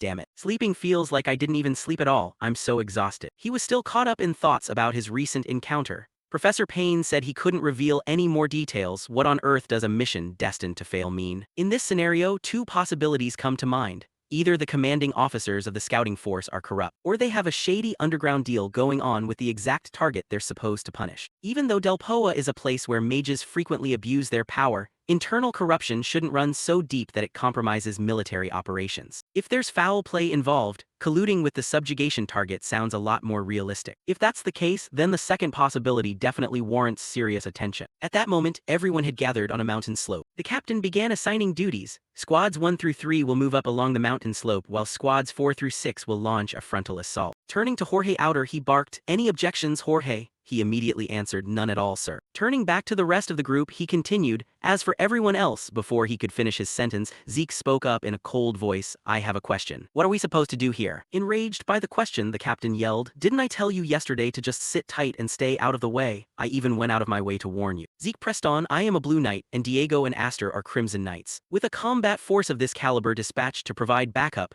do you really intend to just leave us sitting around doing nothing?" Hearing that, the captain looked stunned. "You're a Blue Knight." The surrounding crowd echoed his shock, so young and already a Blue Knight, and there are 2 Crimson Knights as well. Valhalla really is in a league of its own. Gritting his teeth in anger, the older man ordered, "Jorge, assign them to reconnaissance duty." Stammering, he replied, "Why, yes, sir." From behind, Andre asked in confusion, "Why did you pull a stunt like that? You're not the type to provoke the captain for no reason." Zeke answered, "I sense several suspicious points about this mission." Andre questioned back, "What kind of points?" Zeke explained, "I suspect there's a collusive connection between the scouting team and the Dark Yaksha," causing Andre to look slightly startled. Pondering for a few seconds, he replied, "I see. If you say so, you must already have a plan in mind." Stepping forward with a booming voice, he announced, "We will now begin the reconnaissance mission toward the Dark Yaksha's camp. All members get ready." As for the vanguard and team leadership position, casting a glance toward Zeke, he called out, "Zeke, you'll take charge." With duties assigned, the groups began moving out. A small team was currently scouting through the dense forest. Suddenly spotting something, the scarred man immediately barked, "Everyone stop right there. There's a settlement nearby, so move carefully and watch your step. Make sure not to make any noise because getting exposed right now would be quite a headache." Just as he was speaking, a sword came flying out of nowhere like a streak of lightning. His expression suddenly darkened, and he let out a cry of agony as the blade buried itself deep into his thigh. Up in the canopy above, the trolls sprang into action. They leaped down from the trees and launched a frenzied attack on the group. Terrified soldiers scrambled in panic, screaming, "Save me." Bursting from behind, Diego and Aster dashed forward to strike down the monsters, easily dispatching them with a single blow each. The creatures were completely wiped out in the blink of an eye. Zeke walked up a moment later and asked, "Are you guys part of the Dark Yaksha's patrol unit?" When the surviving soldiers froze in terror without answering, his expression turned serious as he said,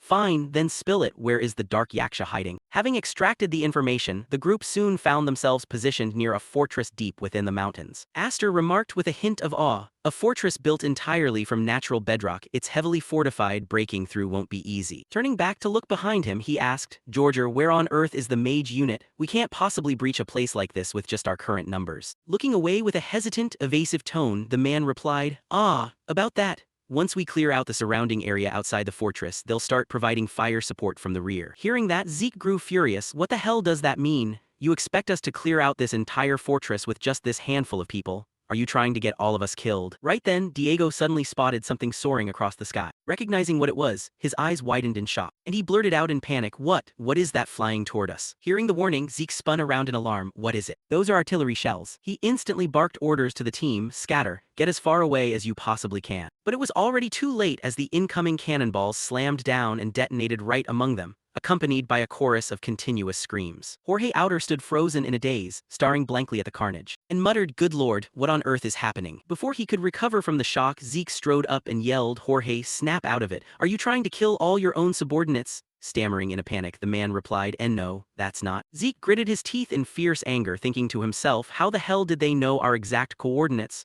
There's definitely a spy among us. Narrowing his eyes sharply as a sudden realization hit him, he watched as a horde of soldiers with bloodshot eyes came charging out from the forest, causing him to curse under his breath, "Damn it, I didn't expect them to send out rabid lunatics like this." Pausing for a split second, he muttered, "Wait, those bastards, something's off about their condition." Glancing at their vacant, blood-red eyes, a realization dawned on him. This is completely hopeless now, there's no doubt about it. Every single one of those bastards is hooked on Soma. Originally smuggled into the inland territories from southern syndicates, Soma had eventually spread to every dark corner of the continent. While lower-level mages occasionally used small doses to temporarily boost their magical power, the true hazard came from mercenaries, people who treated human life like dirt and viewed survival as a joke, making severe overabuse of Soma an everyday occurrence for them. Zeke shouted at the top of his lungs, "Those are the Dark Yaksha's mercenary troops, watch out for ambushes." As the enemies threw themselves forward like moths to a flame, Diego gritted his teeth, "Are these guys completely out of their minds?" While Aster chimed in from the side, "Damn it, their reinforcements are endless." Zeke called out a warning, "Diego, Aster, conserve as much mana as you can. Don't blow all your strength too early." Inwardly, he calculated, with the enemy charging like rabid beasts, the knights alone won't be enough to suppress them. What's our next move? Should I just forget about playing nice and flatten this entire fortress right now? A massive explosion echoing from the rear snapped him out of his thoughts. That surge of magical power. They finally decided to show their faces, and leading them was that damn commander. He bellowed, "The mage division has arrived for reinforcements. Fall back behind us, everyone." Observing from the sidelines, Zeke evaluated, leaving aside their late arrival, the sheer magical pressure they're radiating is genuinely terrifying. If we capitalize on this momentum to push forward. Right as he prepared to make a move, the commander stepped up and barked, "Hold it right there." With a dark scowl, the man sneered, "Are you planning to ruin such a perfect opening?" Before adding in a cold tone, "Hey you, are you Zeke Draker? Because of you, this entire operations plan has gone completely down the drain." He yelled furiously, "Do you even realize what you've just done?" Having no idea what the commander was ranting about, Zeke stared back in utter bewilderment. While gritting his teeth in silent rage, "What the hell is this guy talking about? What an absolute asshole." The commander reprimanded him, "I gave you the responsibility of scouting the situation, not charging in to provoke the enemy head-on." Turning to Andre, he ordered, "Take the cadets and get out of here immediately. I'll take this up directly with Valhalla." Clenching his fists tightly, Zeke spoke up, "Should we take this to mean our cooperative partnership with the Delpoa Legion is officially over?" Leaving the commander utterly baffled. "What?" Zeke continued coldly, "If that's the case, we no longer have any reason to coordinate with you, nor any obligation to follow your orders. From here on out, we'll finish this mission on our own terms." The commander roared in rage, "This territory is under the jurisdiction of the Delpoa Legion. Who the hell do you think you are, brat, to make unilateral decisions?" Cutting him off from behind, Andre stated, "The Dark Yaksha has been designated as a public enemy of the entire continent. That means as officially certified knights of the Draker family. Zeke and I have full authority to act under the rule of strike first, report later." Though furious beyond words, the commander realized he couldn't do anything about it. So he spun around and snapped, "Do whatever the hell you want with your mission, but you'll bear the full consequences of your own idiocy." Jorge Outer watched in shock, thinking to himself, "I never imagined the mage division would retreat this easily. Now how are we supposed to deal with the enemy?" Turning to him, Zeke asked, "Commander Jorge Outer, I have a question for you." The man replied, "What is it?" Zeke pressed on, "Do you genuinely want to wipe out the Dark Yaksha?" Firmly convicted, the man answered, "We carry the blood of knights in our veins, and no true knight can simply turn a blind eye when evil is running rampant right in front of them." Catching the underlying intent in his words, Zeke nodded, "I see, I understand your sentiment. In that case, I have a favor to ask of you and your men." Inside the fortress itself, a few sentry guards suddenly noticed something and looked startled. Down below, Jorge's men had formed up into two lines and started making a massive commotion. "Hey you cowards, stop hiding in there like rats. Come out and face us in a real fight." Infuriated, the guards immediately notched their arrows. "Have those bastards lost their minds?" And unleashed a volley of arrows downward. Observing from above, a blond man sneered, "What a joke, those are nothing more than pathetic futile struggles." Suddenly, his expression twisted in agony as he coughed up a mouthful of blood while a cold voice echoed from behind him. "Are you really so sure about that?" Zeke's voice rang out flatly, "Sit back and watch the show, you'll find out soon enough." Hearing the rumble of hooves echoing from below, the blond man startled, glancing down with wide eyes, and gasped in disbelief, "What, that guy, is he seriously charging out here completely alone in the middle of a battle like this? Could he possibly be?" It was exactly as rumored. The appearance matched the descriptions of the Dark Yaksha to the letter. Zeke declared, "I'll go after him, the rest of you stay here to harass the enemy forces, and once you secure the main gate, fire the signal flare."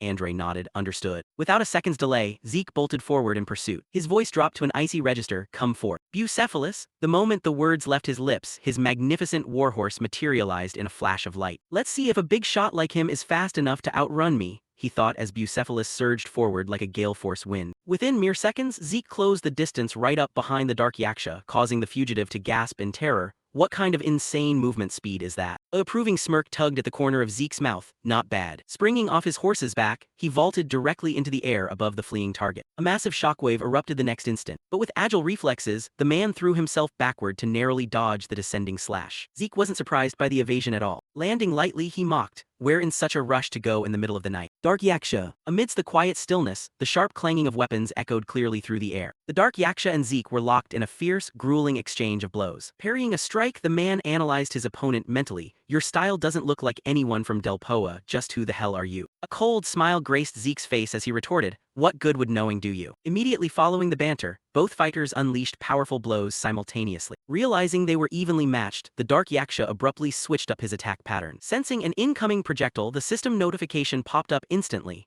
"Desert scorpion venom detected. Due to the absolute immunity trait, you are unaffected by the toxin." Cursing under his breath, Zeke thought, "Desert scorpion poison, these outlaws really love playing dirty tricks." Seeing that Zeke remained completely unfazed, the Dark Yaksha stared in utter astonishment. The poison had zero effect. "Where the hell are you from, the desert wastes or the southern borderlands?" Without answering, Zeke offered a dry, sarcastic jibe, "You sure ask a lot of questions for a dying man." Dropping the inquiry, the man drew a handful of throwing darts and prepped his stance. Whatever. The next second, the dark yaksha lunged forward with explosive speed. Either way, you're going to die right here. In a blur of motion, Zeke batted the flying darts away with his sword while activating his Dragonic scale armor skill. Catching the remaining projectiles with his armored hand, he evaluated inwardly pretty decent attack speed. But the moment after, Zeke's eyes dilated in shock as he spotted something that's. Recognizing the technique, he murmured, an aura blade, so you were hiding your true power all along. Having fully charged his attack, the man shot forward like a cannonball, shrieking, time to end you. In a split second, the dark yaksha slashed his sword toward Zeke, screaming, die. Yet right after the strike landed, he heard Zeke's calm voice say, judging by your swordsmanship, you're an Imperial regular and an intelligence operative at that, causing the dark yaksha to panic and blurt out, how do you know that? Out of nowhere, a violent burst of lightning slammed directly into his body. Unable to withstand the shock, the dark yaksha collapsed flat onto the ground as Zeke slowly approached him. Now then. With an ice-cold expression, Zeke interrogated, my turn to ask a question. What is an intelligence operative doing stirring up chaos in Delpoa? Realizing he couldn't win against Zeke, the dark yaksha resolved to bite his tongue to end his own life. But the next second, Zeke forced a potion down his throat. Save your effort. Staring down with a ruthless gaze, Zeke stated flatly, I know damn well how stubborn you intelligence spooks are, as he consumed a recovery potion. He added a casual threat, if you give me information that satisfies me, I'll grant you the luxury of death. Terror flashed across the agent's face. A short while later, the dark yaksha sat slumped on the ground, panting heavily. Zeke asked leisurely, ready to talk now? And the cornered operative capitulated, muttering slowly, what do you want to know? Without a moment's hesitation, Zeke put forward the core inquiry, your identity and what you've been doing here. Glancing up warily, the man confessed, I'm an agent belonging to the 13th Bureau of the Imperial Intelligence Agency. Prompting Zeke to mutter thoughtfully, the 13th Bureau? I thought they only went up to the 12th, turns out they still have garbage like you crawling around down here. Hearing that, the dark yaksha gasped in disbelief. How do you even know the 12th Bureau exists? Leaning down with a dark, menacing aura, Zeke warned, I'm the one asking questions here. Now what have you been doing here? Terrified, the man stammered, conducting experiments. Hastily adding detail, the dark yaksha babbled, experiments on awakening drugs, which immediately reminded Zeke of the encounters he'd had earlier. Awakening drugs? Could it be those mercenaries? With a hint of skepticism, Zeke pressed, aren't those just regular guys addicted to soma? And the agent exposed the dark truth, it's brewed using refined components extracted from soma. Pushing for more details, Zeke asked, and why manufacture something like that? To which the dark yaksha revealed the Empire's sinister plot, to mass-produce soldiers who feel no pain and know no fear. A flurry of realizations crossed Zeke's mind, so this was another human experimentation project run by the Empire?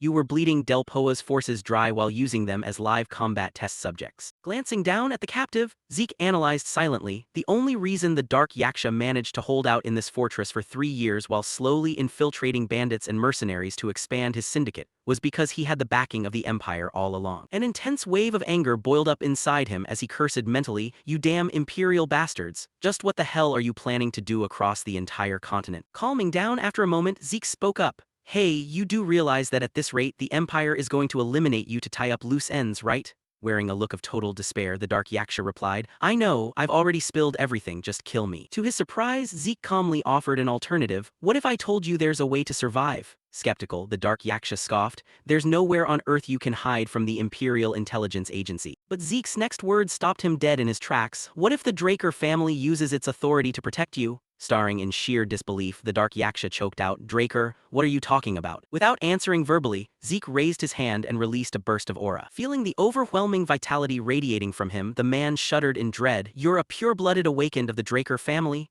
To which Zeke replied casually, that's right. Ripples of turbulent thought surged through the dark yaksha's mind, of course I don't want to die in a dump like this. I've done way too many dirty deeds to have any patriotism left anyway. And even if I survived and went back to the Empire, I'd just be executed to silence me. Reaching a silent verdict, he decided that becoming a witness under the protection of the Draker family was infinitely better, so he steadied his breathing and asked, can you guarantee a complete identity wipe and safe relocation for me? Unexpectedly, Zeke offered something even better. Stating nonchalantly, I'm going to set you up with a brand new career. With absolute confidence in his tone, he judged, since you're an operative from the Imperial Intelligence Agency, I'm sure we'll find plenty of good ways to put your skills to use. A moment later, something flashed swiftly through the quiet forest. It was none other than Zeke, who sped along while pondering deeply, wondering why the fortress hadn't fallen yet. His mind raced with non-stop speculations. A fortress without a Black Knight Yaksha should theoretically be easily handled by Andre's group alone. Did something happen? Either way, I need to get back to the night orders camp first. Shortly after, Zeke touched down at a certain spot. The moment he lifted his gaze, absolute shock washed over him. Ahead of him, a group of people were huddled together discussing something. What on earth are these mages gathering for? Right after that, one of them raised a staff into the air. Zeke's eyes instantly dilated in sheer horror. With a freezing expression, he snapped and challenged them. What the hell do you guys think you're doing? Why are you targeting your own allies? The reply came as another figure slowly stepped forward, Zeke Draker. With a cold and ruthless tone, Ingrid delivered his accusation.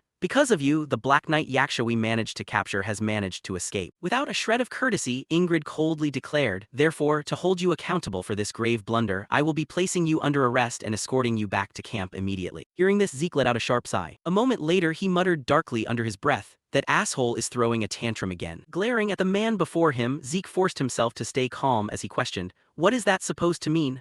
Are you seriously blaming me for letting the Black Knight Yaksha get away? Ingrid showed no mercy in his criticism. Naturally, it's because of your clumsy raid plan. If it weren't for you, I wouldn't have lost a prey that was already firmly in the bag like the Black Knight Yaksha. Hearing that, Zeke mocked him with cold derision. So you've already confirmed that the Black Knight Yaksha wasn't even inside the fortress. If that's the case, the fortress defenses were still way too sturdy for you, weren't they? Struck right where it hurt, Ingrid immediately panicked and bellowed, shut your mouth. I verified it earlier, someone was seen rushing out of the fortress in a hurry. Zeke laughed with a sense of utter absurdity as he rebutted, that could easily have been just a messenger sent to call for reinforcements. On what grounds are you claiming that was the Black Knight Yaksha? That left Ingrid completely speechless on the spot. Seeing that reaction, Zeke instantly pieced it together. It's crystal clear now, that bastard tipped off the Black Knight Yaksha so he could flee. Looking at his opponent, Zeke quickly deduced the whole truth. Even though this guy has been guilty of colluding with the enemy for the past 3 years, he probably had no idea his actions would end up aiding the Empire's experiments. Still, the fact that he's absolute trash remains unchanged. At that moment, Ingrid spoke up once more, stop flapping your gums and come with me. Turning around to leave, he added, I'm going to report your crimes in full detail to the superiors. Seeing him go, Zeke sighed to himself, suit yourself. A little while later, Zeke followed Ingrid back inside the fortress. Suddenly, catching sight of something, Zeke was struck with profound astonishment. The figures of 3 people came into view, prompting him to blurt out in confusion, aren't those guys? Recognizing the man's face, Zeke called out in surprise, Jorge. Hearing his voice, the man cried out in a panic, Knight. Instantly turning his glare toward Ingrid, Zeke demanded, what is the meaning of this? Why are they tied up? Ingrid's cold voice cut him back, shut your trap and stop poking your nose into business that isn't yours. At that moment, Jorge suddenly shouted at the top of his lungs, Knight, we don't regret helping you. Growing more and more emotional, he passionately expressed, we wanted to become honorable knights too. The next second, a streak of lightning struck Jorge directly, cutting him off mid-sentence. Witnessing the scene, Zeke delivered a harsh, chilling criticism, treating your own allies like this is going way too far, isn't it? Even prisoners of war don't get treated this way. His actions completely infuriated Ingrid, who snapped, I told you to shut your mouth. With a vicious, threatening glare, Ingrid warned, utter one more word and I'll execute you on the spot. Right at that instant, a loud explosion rang out not too far away. As the dust and smoke cleared, a figure slowly stepped forward and announced, Ingrid Haxon, captain of Delpoa's 8th Magic Division. It was Aster, accompanied by 2 comrades, stepping up to issue a warning. Your statement just now can be classified as an act threatening the life of Zeke Draker. With an imposing and solemn tone, he declared, therefore, starting from this very moment, the Draker family formally declares a state of wartime preparedness against Delpoa. Instantly, the entire area plunged into a dead silence. At that exact moment, panic finally began to set in for Ingrid. This was a direct warning straight from the Draker family itself, not just anyone else. Unbelievingly, his mind raced with panic, but targeting all of Delpoa over this. Hurriedly trying to laugh it off as a joke, Ingrid stammered, hey, come on, a reaction like this is a bit extreme, isn't it? This is practically a declaration of war, stop joking around like this. Before he could finish, Aster calmly cut him off, Ingrid Haxon, listen up. With an expression of profound displeasure, he warned, the name Draker is never something to be taken lightly. Realizing the gravity of the situation, Ingrid scrambled to make excuses in a rush,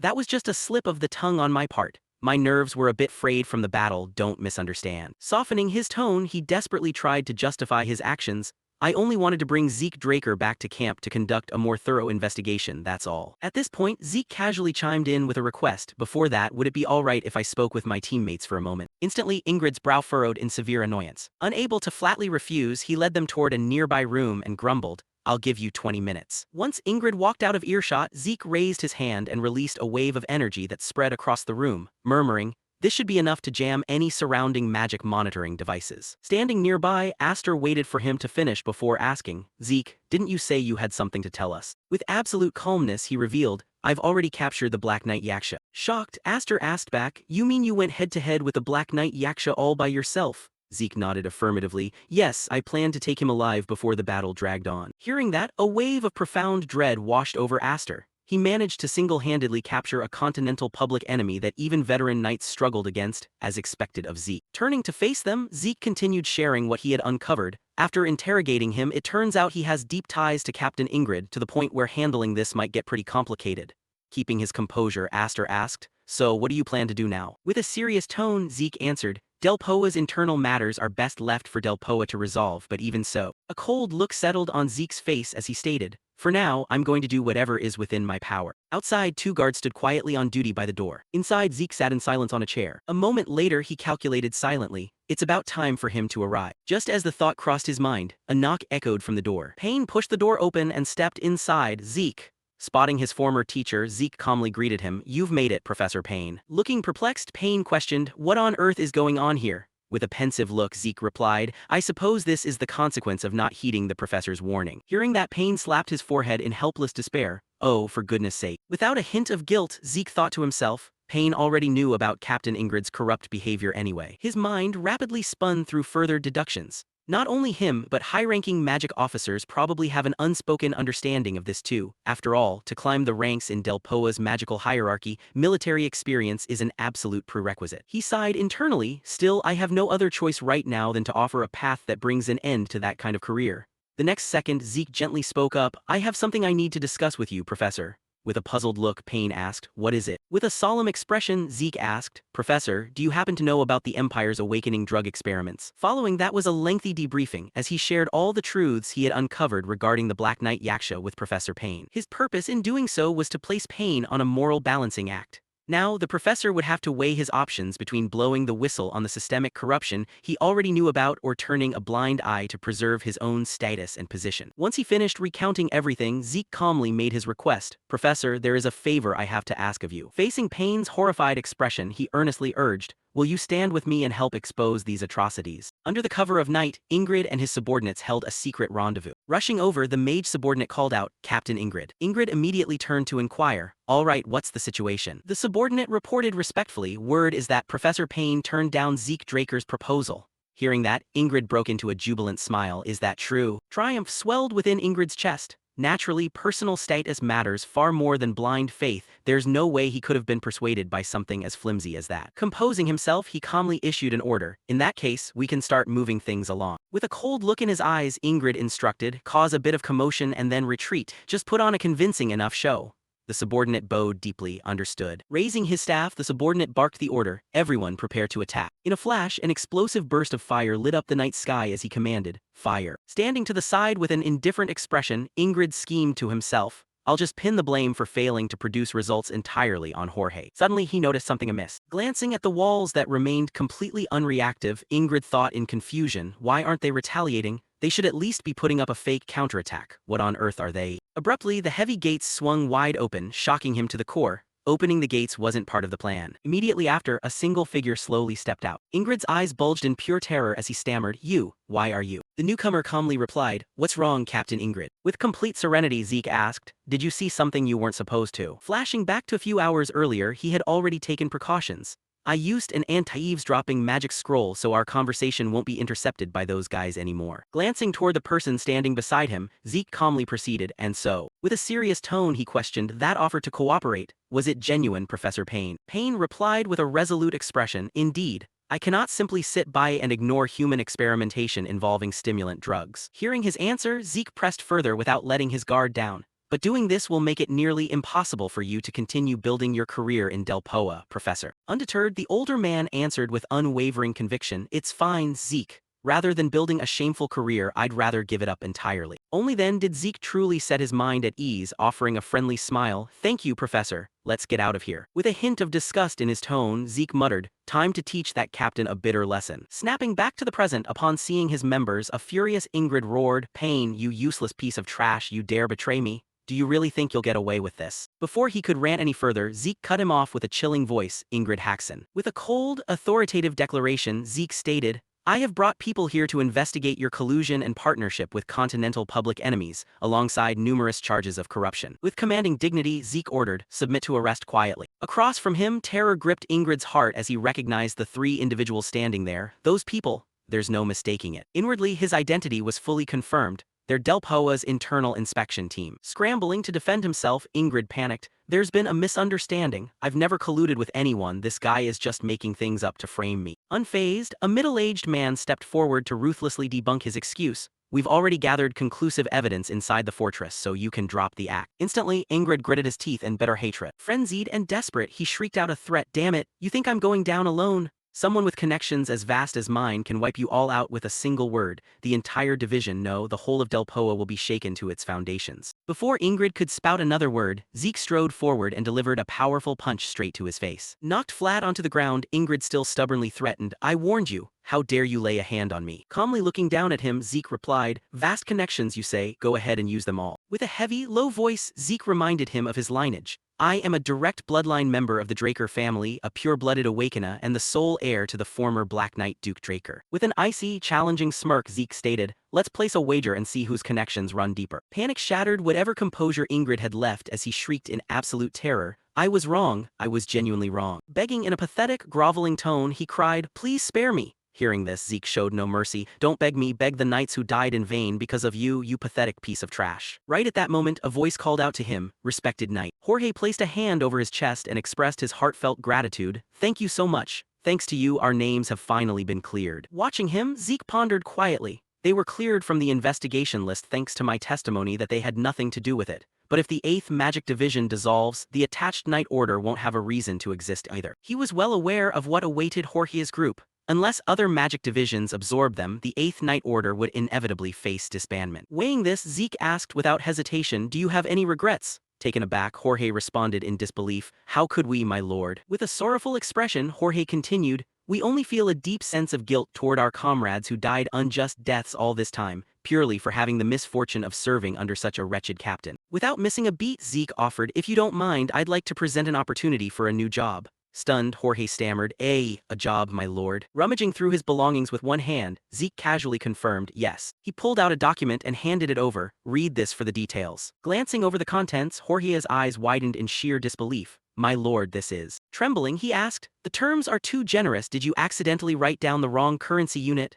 Chuckling, Zeke replied with smug confidence, when you work for me, you get what you're worth. I've recently founded a merchant guild and I want you guys to handle the escort duties. Jorge looked toward his two companions, muttering in a daze, we'll be working alongside a knight. Amused by his reaction, Zeke teased, what, don't want the job? Overjoyed, Jorge accepted immediately, how could we possibly refuse? We pledge our absolute loyalty. What are you staring at? Hurry up and greet our master. Having settled their affairs, Zeke turned his attention elsewhere, Professor Payne. With a friendly expression, Zeke extended an invitation. Once things in Delpoa are fully wrapped up, come to Atlas. We'll have plenty of things to work on together. Placing a hand over his chest with resolute determination, Payne answered, understood. Reflecting on how things turned out, Zeke couldn't help but muse with a chuckle. Going from teacher and student to master and servant, life certainly throws some strange twists your way. Glancing up at the sun rising over the distant mountains, he thought peacefully, the mission turned out in a completely unexpected direction, so I wonder how it'll be evaluated. Suddenly, Zeke murmured to himself, oh well. With absolute self-assurance, he concluded, this whole mess was handled neatly enough. Everything's going to turn out just fine. Scene shift to the Midland Castle. Inside a dimly lit room illuminated only by the warm glow of a fireplace, three figures gathered to converse.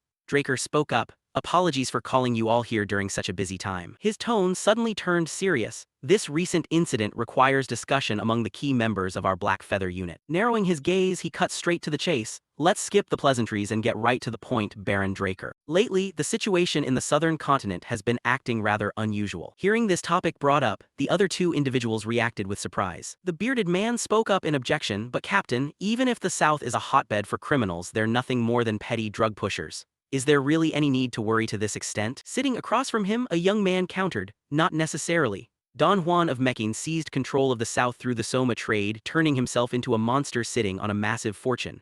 If a guy like that starts kicking up a fuss, it's definitely no small matter. A hint of displeasure flashed across the Baron's face as he asked, right-hand vice-captain, you're in charge of intelligence gathering, haven't you heard the news yet that Don Juan is dead? Raising both hands in disbelief, the young man protested, that's impossible. The current confirmed reports state that Don Juan has merely gone into hiding to avoid the favela faction's offensive. The Baron calmly replied, following Don Juan's disappearance, the Mecking cartel fractured into pieces. The opposing favela faction is in a similar state since most of their key figures are dead, but don't you find it strange that he still refuses to show his face under these circumstances? The young man's pupils contracted in disbelief. The Baron continued, footage was recorded from both cartel factions about a month ago. The screen showed a mysterious team heading toward a certain location, with masked figures appearing on both sides. As the Baron zoomed in on the display, a suspicious young man with striking blue eyes came into view. Among them, the most notable is the one leading the pack. We suspect this individual operated between both organizations and brought the cartels down, but neither side has managed to identify him yet. Draker made the announcement that from now on, they would track down that individual. A look of fierce anger crossed his face as he thought, whoever he is, why on earth did he mess with the southern cartels? I need to get to the bottom of all this. Elsewhere, Zeke was left completely bewildered by something unexpected. He asked again to confirm, Headmaster, what did you just say? Flaubert slid a file across the desk and said, you did a fantastic job on the mission to suppress the Dark Yaksha. Placing the documents firmly on the table, he continued, Professor Andre recorded everything in meticulous detail, and the Delpoa inspection team also sent over glowing reports along with their official thanks. Zeke sat there in blank surprise for a moment. Pondering deeply to himself, he thought, I figured it'd be tough to get a good evaluation for this mission since following superior orders on the battlefield is just standard protocol, so I never expected to get such high praise. Suddenly, the headmaster's voice cut straight through his thoughts. However, there is one regrettable point. It's a bit unfortunate that the Dark Yaksha ended up dying during the transfer. Hearing that, Zeke offered a dry, internal chuckle as he thought, actually, I let the Dark Yaksha lie. Remembering his plan from earlier, he thought, for now, we'll treat him as officially dead and later on, I'll wipe his identity clean and bring him back to the central continent. He recalled those documents, the records of the Empire's human experiments found in the south, along with the Dark Yaksha, who served as a living witness to the awakening drug experiments. Not to mention the man he had encountered earlier. Narrowing his eyebrows into a tight frown, he realized that all of these pieces would serve as crucial leverage to put serious pressure on the Empire. Flaubert announced, Cadet Zeke, considering the exceptional caliber you displayed during this mission, the Council of Professors has proposed an alternative form of examination for your graduation, prompting Zeke to ask, what kind of exam would that be? The headmaster replied, a demonic beast hunt. His eyes rounded in utter disbelief. A demonic beast hunt? He thought to himself, isn't that way too easy for a special graduation exam? The headmaster clarified, of course, it's not just a straightforward hunt, it's an unsolved case and you'll have to investigate and resolve it entirely on your own. Hearing that, Zeke instantly got a bad feeling that something dangerous was coming his way. Unlike standard monsters, demonic beasts didn't belong to any fixed species, making it notoriously difficult to grasp the behavioral patterns or specific traits of individual specimens. And some extraordinarily powerful demonic beasts even possessed high intelligence, making them a nightmare to hunt down. Zeke thought high chances are this incident was caused by an intelligent demonic beast before asking, which region did this happen in? To which the headmaster answered, the Principality of Troy. As you already know, the Principality of Troy is home to the Draker family itself, so if they haven't been able to suppress it even with all their resources, that thing is definitely no ordinary demonic beast. Pressing a hand against his chest, Zeke declared, because of that, if I pass this trial, all other exams will be completely waived. In fact, this single test should be more than enough to qualify me for graduation, and I swear on my honor as a knight that I will resolve this case swiftly. With a resolute glint in his eyes, he added, furthermore, I will never let you down. A short while later, a voice rang out, Lord Zeke Draker, it's an absolute honor to meet you. Bowing respectfully, the young man introduced himself, I'm Felix Valencia, the guide assigned to assist you with this mission. Zeke replied with a weary, indifferent tone, right, nice to meet you, while thinking to himself, Felix Valencia, that's a name I've never heard before, neither in my past life nor this one. Suddenly his gaze turned sharp and cold, as a strange detail caught his attention. Spotting a faint blue aura wrapping around the young man, he thought, there seems to be some unusual energy hidden inside his body. For a regular young knight who isn't a blood-related Draker to reach this level, there's definitely something fishy going on. Probing further, he asked, are you originally from the Principality of Troy? To which the youth replied smoothly, yes, I was born and raised there, trained at the local swordsmanship guild since I was a child and currently serve in the Atlas City Guard. Hearing that, Zeke thought, he looks normal enough on the surface, but you never really know, so it's better to stay on guard before offering a polite nod. Thanks for letting me know. Turning around with a serious expression as he prepared for the journey ahead, he declared, well then, let's set off for the Principality of Troy. After a long journey, the two arrived in the Principality of Troy, where the Grand Duke personally stepped out to welcome them. "Welcome, Lord Zeke. I've heard word of your arrival here in Troy." Shaking his hand with deep gratitude, the Grand Duke said, "For a pure-blooded awakened of your status to personally come all the way out here is truly an honor for us." To which Zeke replied, "The honor is mine to be of assistance." Prompting for details, he asked, "Could you brief me on the situation right away?" Lowering his head with a heavy, sorrowful expression, the Grand Duke began, "It all started a few weeks ago. At first, livestock started disappearing one by one, but as time went on, people who ventured into the mountains stopped returning altogether. Starting from children and women to grown men, it seems like the monster has been steadily moving on to larger prey over time." Asking for evidence, Zeke inquired, "Are there any crime scenes where clues were left behind?" Leading the Grand Duke to guide the way. "This way, please." Pointing ahead, the Grand Duke explained, "From the farming area where the livestock vanished up to the trail leading into that mountain over there, that's the main incident zone." Staring at the blood still smeared across a wooden post, Zeke thought, "The fences are completely intact despite all this scattered blood. I need to check the surrounding area." Channeling his magic to scan the terrain, he suddenly spotted something. Right in front of him was a massive footprint embedded in the dirt, giant footprints. Examining the clue left in the soil, he deduced, considering the sheer weight required to leave prints this deep. And looking at the nearby posts, it could easily clear these fences with a single bound without leaving a scratch. Gritting his teeth in annoyance, he muttered, "This behavior doesn't match the habits of any ordinary demonic beast." Wearing a grave expression, Zeke stated, "Looks like this mission isn't going to be a walk in the park." After a long day of travel, the two set up camp to rest by a campfire for the night. Sitting quietly and watching Felix Valencia fast asleep, Zeke muttered thoughtfully, "The kid looks completely wiped out, though that's to be expected after running investigations all the way into the late hours." Piecing together the events of the day, he reviewed, "We tracked the beast's traces up the mountain trail, and before long we reached a deep forest that human feet had never touched. When the two of them walked deep into the woods, they came to an abrupt halt upon discovering a horrifying sight and the clues left behind. After inspecting it closely, Zeke reached a definitive conclusion. It was a corpse sucked completely dry like a mummy, without a single visible physical injury on it." Recalling that shriveled corpse in the forest, a thought clicked in his mind, "A demonic beast that drains bodily fluids without leaving a trace? If it's the specific beast I'm thinking of, then the giant footprints we found back in the village definitely didn't belong to it." Right as he was caught up in these thoughts, his expression shifted sharply upon hearing a sudden noise nearby. Felix stirred awake, rubbing his eyes drowsily as he asked, Lord Zeke, what was that sound?" Turning back with a dark, hardened gaze, Zeke answered, "It came from a location 2 kilometers due west." Before heading out, he instructed, "Stay here and wait." In a flash, Zeke bolted off into the darkness, tossing back one final sentence, "I'll be back before dawn." Left standing alone and half asleep, Felix stared blankly in confusion, utterly clueless about what was happening. Meanwhile, Zeke sprinted endlessly toward the source of the noise, thinking to himself, for a loud commotion to break out in a place like this, it has to be caused by that demonic beast. Scanning his surroundings suspiciously, he muttered, "It should be right around here." A fierce echoing roar pierced through the quiet night air. A tall, muscular youth with bright red hair was standing there, wielding a massive tree trunk across his shoulders with both hands. He swung the heavy wooden log through the air with brute force while letting out wild battle cries. Witnessing this bizarre spectacle, a flurry of questions raced through Zeke's mind. What the hell?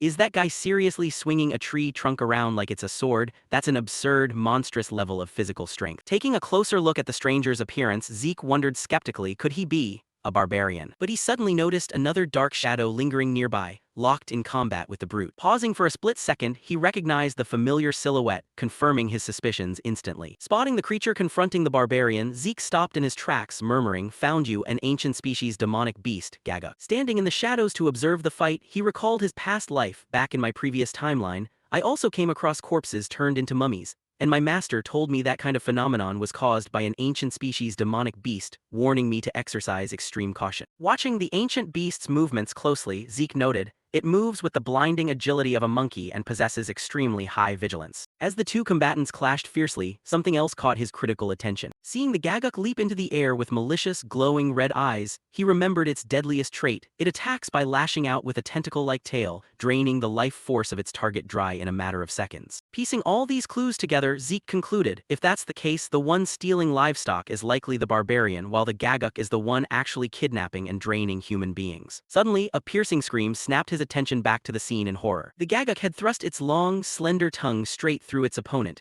its entire body radiating an ominous purple aura. The barbarian grit his teeth, letting out a low, agonizing growl deep from his throat. His eyes flashed with a mix of furious rage and desperate tension. The Gagak greedily continued to suck out his life energy with sadistic delight. While the beast was completely immersed in the triumph of victory, a chilling, murderous aura crept up directly behind it. Sensing the incoming attack, the Gagak whipped its head around. Right as Zeke swung his sword down, the creature ducked just in time to narrowly dodge the blade. Then it vanished in a burst of high-speed stealth. Glancing in the direction it fled with an irritated frown, Zeke muttered, "Its movement speed is annoyingly fast." However, he was quickly distracted by the agonizing groans of the barbarian. Did he actually get poisoned by the Gagak? Narrowing his eyes with a look of mild disgust, Zeke muttered, "I have zero interest in playing hero for a livestock thief, but I suppose doing a little charity work won't hurt." Scene transition to inside a dim cave. After hauling the barbarian into the cave and applying first aid, Zeke stared at the medicine bottle in his hand with doubt. Healing potions have no effect. Is it because he isn't human? Seeing that standard medicine failed, Zeke decided to switch tactics. If that's the case, let's see if this works. Placing his hand directly over the wound, a bright glow emitted from his palm as he activated a wide area support skill. Instantly, a brilliant wave of blue light surged forward as he invoked the skill, Factor Healing. Once the treatment took effect, the barbarian let out a few soft moans of relief. Opening his eyes, the man glared around with sharp, fierce vigilance. He instantly threw himself into a defensive combat stance. Seeing this, Zeke raised a hand to calm him down. "Hey, relax." Explaining the situation, he said, "I'm the one who just saved your life." Hearing those words, the man stammered out, "Thank you," prompting Zeke to let out a quiet sigh of relief. "Thank goodness I actually know the barbarian language." Following this misunderstanding, the barbarian's background came to light. His name was Wang Quan, and despite being only 16 years old, he was already stronger than any warrior in his village. Consequently, as a rite of passage for coming of age, Wang Quan was given the trial of capturing a Gagak, the most powerful demonic beast inhabiting barbarian territory. However, because the Gagak proved too elusive to hunt down, he ended up chasing it all the way into the Principality of Troy without realizing it, and sitting cross-legged with his head hung low in dejection, he muttered, "Hunting it is too hard. I'm gonna fail the trial for sure." Offering a tempting proposition, Zeke asked, "How about a hunt? Wanna help me out?" Leaving Wang Quan to stare back in blank astonishment. "For real?" Zeke flashed a confident, reassuring smile. Thumping his thumb against his chest, he affirmed, "Leave it to me." Felix called out in surprise, "Lord Zeke." Staring at Zeke walking alongside a stranger, the guide asked with a bewildered expression, "Who is this person? Isn't that a barbarian?" Extending a hand toward Wang Quan, Zeke answered, "That's right, we've decided to team up while hunting the demonic beast." Wang Quan turned to Zeke and demanded, "Who's this guy?" To which Zeke replied, "He's my subordinate," leaving the barbarian to tilt his head in confusion. "Subordinate, what's that?" While Felix stood frozen in a daze, completely lost as he thought, what on earth are these two talking about? Despite striking a deal, Zeke couldn't completely shake his inner suspicions. "This is the first time I've ever seen a barbarian who didn't instantly draw his sword upon meeting me, instead just standing there frozen. To pull off a reaction like that, he must have gone through some brutal psychological conditioning." Examining him with a probing gaze, he thought, if you strip away the aura pressure, he just looks like a totally ordinary guide.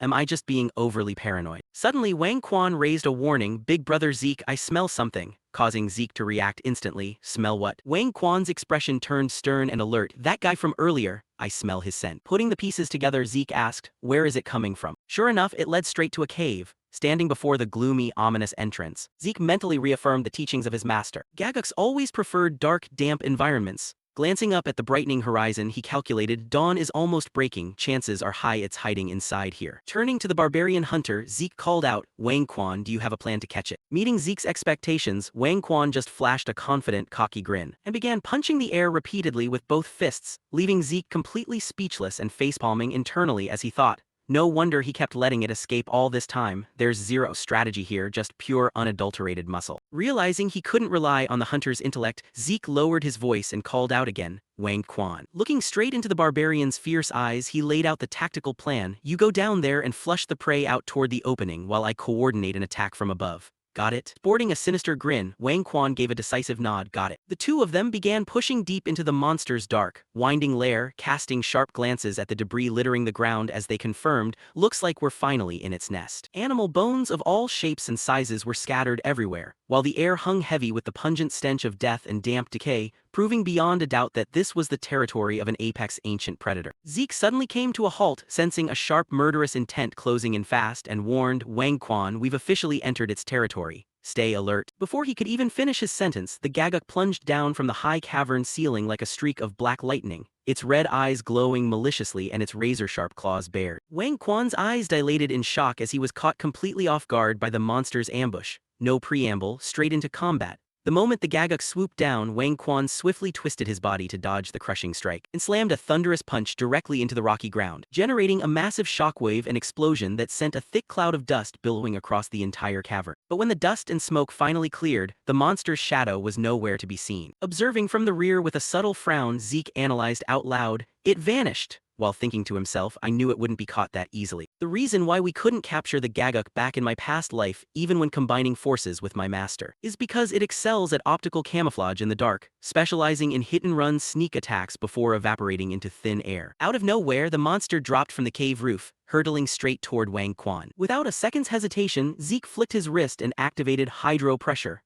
unleashing a torrential blast of high-pressure magical water straight at the Gaguk's hidden position. Struck by the sudden onslaught, the beast let out an agonized shriek. Seizing the golden opportunity while the target was exposed, Zeke roared, "Wang Quan, now's your chance." Wang Quan lunged forward like a fired arrow, his massive wrestler-like hands locking in a death grip around the monster's neck and arms. The Gaguk thrashed around frantically, emitting piercing screeches, but failed to break free from the steel vice, while Wang Quan groaned under the immense strain as he exerted every ounce of his strength to suppress it. Zeke swung his sword, sending a radiant blade of energy slicing straight through the Gaguk's body, forcing it to choke out a final, muffled cry of supreme agony. Without wasting a moment, he commanded the system to activate Gluttonous Dragon Skill. A wave of golden, predatory energy surged forward like a wild beast, swallowing the Gaguk whole. System notifications chimed continuously in his mind. Ancient species Gaguk completely devoured and assimilated corruption infected by malevolent aura. Thanks to the gluttonous trait, Zeke's stamina, mental fortitude, and mana reserves were fully restored to peak condition in an instant. More importantly, he had successfully absorbed the beast's bloodline, unlocking a new skill, Grade A Active Stealth. Staring down at the monster's severed claws, Zeke's mind sparked with an idea. Turning around, he called out to the hunter, who was still sitting on the ground in a daze, Wang Quan. As he spoke, Zeke tossed one of the monster's claws over to him. Picking up a sharp claw tip of his own, Zeke said, "This is proof of our successful hunt," before breaking into a faint smile, stashing the claw securely into his pouch as he declared, "Custom dictates that one claw belongs to me." Overwhelmed with gratitude toward his benefactor, Wang Quan burst into loud sobs, lunging forward to wrap Zeke in a bone-crushing bear hug as he wailed, "Woohoo, Lord Zeke is the best! Lord Zeke is #1, thank you so much!" Trapped in the massive barbarian's tight grip, Zeke could only grimace and endure it. As they parted ways, Wang Quan stood from afar, waving enthusiastically, "Lord Zeke, you gotta come visit my tribe sometime." Calling back with an indifferent shrug, "Sure, which tribe are you from anyway?" Puffing out his chest with immense pride, the barbarian bellowed, "The Boulder tribe, super strong, just hearing the name sounds prestigious." Hearing that name left Zeke frozen in utter shock, his eyes widening in disbelief. The Boulder tribe? Isn't that the most powerful faction among all barbarians? Zeke stood completely paralyzed, staring blankly at the retreating back of the hunter, while Wang Quan continued to bellow happily from the distance, "Lord Zeke, you better come visit our village, you hear?" "Yeah, I'll definitely drop by next time," Zeke muttered, raising a hand to wave goodbye amidst the silent shroud of the night. Shortly after, the atmosphere in the village pub became lively and bustling. Cheers resounded for the knight who had protected their village. Cheers. The villagers couldn't stop praising him. "Ha ha, thank you so much. Thanks to you, we can finally live in peace now." Zeke only smiled modestly and replied, "I'm just glad I could help everyone out." However, amidst the festivities, Zeke kept his eyes locked on Felix, muttering an internal assessment. "There's definitely still something not right here." Zeke recalled, after dealing with Gaguk and returning to the territory, Felix was completely absent. It wasn't until a while later that he reappeared looking disheveled, merely excusing it as a fall. A suspicion sparked in Zeke's mind. Could he have gone to tail me and the sovereignty while we were locked in fierce combat? You can't sense someone too far away, so there's a high probability Felix hid nearby to observe. Zeke told himself, "Whatever, I'll just keep an eye on him for now." Late at night, as he strolled leisurely back toward his quarters, Zeke abruptly halted upon spotting a figure waiting under the dim, flickering street lamp. Squinting, he recognized the person. It was Felix. Puzzled, Zeke asked, "Why are you waiting here for me? Isn't your room in the opposite direction?" Confronted with his master's suspicion, Felix looked flustered and stammered, "Well, about that. Lord Zeke, please take me as your retainer." Zeke froze in shock. "A retainer, what do you mean by that?" Instead of rushing to explain with words, Felix said in a low, solemn voice, "Please take a look at this first." Without hesitation, he drew his sword from its scabbard. Then he began to demonstrate a certain sword technique. Zeke was struck by a stunned realization of the truth. There was no mistaking it. That was the legacy swordsmanship of a paladin. After a flurry of sword swings, Felix brought his posture back to a rest, and let out an exhausted sigh. "Phew, that's it for now, Lord Zeke." Staring straight at him, Zeke demanded, "You clearly stated that you graduated in chemistry from the Swordsmanship Guild. So why on earth do you know the legacy swordsmanship of a paladin? Even within the Holy Kingdom, paladins are the ones whose contact with the outside world is restricted to the absolute maximum, directly subordinate to the Holy Knight's order. The legacy swordsmanship is passed down exclusively among them. Being able to execute it like this is definitely an extreme rarity. Across from him, Felix scratched his head sheepishly. I figured if it was Lord Zeke, you'd definitely recognize this swordsmanship. So hiding it from you any further would be pointless. Hey, could you take a look at this? As he spoke, he pulled out an emblem, leaving Zeke somewhat surprised. It was the crest of an official paladin. Felix candidly admitted, that's right, my grandfather used to be a paladin. But in the past, he got caught up in the internal power struggles of the Holy Kingdom, was framed and ultimately exiled. This revelation made Zeke's eyes widen in astonishment. What? Inside his head, his mind raced with calculations. Things are starting to get complicated now. On the other end, Felix continued explaining, my grandfather risked his life fighting against corrupt factions within to expose the kingdom's crimes, but he still couldn't dodge the arrows aimed at his own back. Exile wasn't even enough. He was even facing the threat of execution in the dungeons, but thanks to the help of his comrades, he managed to narrowly escape the Holy Kingdom. Ever since then, he concealed his identity and lived in the Principality of Troy up until now. As time went on, before passing away, he recounted everything and passed down this swordsmanship to me. Hearing this, a sudden realization clicked in Zeke's mind. Passed down? Could it be that too? He hastily questioned Felix before he passed away. Did your grandfather try to perform an aura legacy on you? Caught off guard, Felix looked flustered. An aura legacy? What's that? Without giving him room to ask more, Zeke directly commanded, hold out your hand right now. Just like that, the protagonist firmly grasped the man's hand and began to sense intently. Sure enough, just as he predicted, his aura conduction rate was vastly higher than his actual power level, and even his aura meridians were completely unblocked. Seeing Zeke's grim expression, Felix asked anxiously, Lord Zeke, is something wrong? Zeke spoke with a hint of envy in his voice. Quite the opposite. Felix, you should be grateful to your late grandfather. Your grandfather must have been a grand paladin. To put it simply, someone on par with a Black Knight. Hearing this, Felix realized he had struck the jackpot. Is that really true? He asked back. Zeke nodded with absolute certainty. That's right. The paladins of the Holy Kingdom possess a unique technique passed down since the Empire era, and that is the aura legacy. It's a technique that allows one's aura to reach milestones much faster than normal. But your grandfather didn't just stop at that, he even unblocked your meridians to boost the aura conduction rate inside your body as well. The more the protagonist spoke, the more clueless Felix felt. How could that be? I had absolutely no idea about any of this. Ignoring the young man's bewildered look, Zeke put on an intensely serious face and asked in a cold voice, Felix, is your desire to become my retainer driven by a wish to avenge your grandfather? Felix's expression dipped slightly as he nodded in admission. Of course, that's naturally part of the reason. But ever since I watched your performance during the mission last time, I've genuinely wanted to serve by your side. As long as you grant me permission, you won't regret it, Felix stated with unwavering determination. Meanwhile, Zeke mulled it over in his head. If he's just a regular spy, I can keep him close to figure out who's pulling the strings. If not, then I've just picked up a potentially useful retainer. Thinking this through, Zeke temporarily agreed. Following me won't be easy. We're setting off to return straight to Atlas tomorrow, so go get ready. Seeing that the protagonist had agreed, Felix's face flushed red with excitement. He hastily replied, Thank you very much, Lord Zeke, I swear my absolute loyalty. Time flew by. By this point, Zeke had returned to the academy and was reporting on the mission to Flaubert, who praised him. Haha, come in, Zeke. The contents of this report are genuinely astounding. Healing injured barbarians and even teaming up to wipe out magical beasts. Keeping a talent like you cooped up in Valhalla is, in my opinion, a loss for this entire continent. Faced with the praise, Zeke remained as calm as ever. I just got lucky. His modesty only made Flaubert even more pleased. Haha, you're being too modest again. Here, take this. He pushed a scroll across the desk toward Zeke, piquing the young man's curiosity. Flaubert explained from the side, This is a provisional graduation certificate. Since the semester hasn't officially ended yet, granting a full graduation right now is a bit tricky, but with this, you won't run into any inconveniences with whatever you plan to do next. Accepting the reward with a smile, Zeke said, Thank you, headmaster. Flaubert continued inquiring, So, have you decided on your path after graduation? You'll still be returning to work for the Draker family, right? Zeke nodded as he shared his plans. Yes, for now, I want to gain experience as a knight of the family. Flaubert responded with an expectant smile. Good, I'll be looking forward to your future growth, Zeke. Right at that moment, a knock echoed from outside the door. Moments later, Andre walked inside, announcing, Excuse me, there is a summons from the city of Four Seasons ordering Zeke to report to the inner city. Hearing that, the headmaster let out an exclamation. It seems the head of the family already knows about your graduation. What a man of swift action. Joking in response, Zeke offered a dry chuckle. Then I'll take my leave first, headmaster. Flaubert smiled warmly. Right, make sure to drop by and visit often. Leaving the room, Zeke struck up a conversation with Andre as they walked.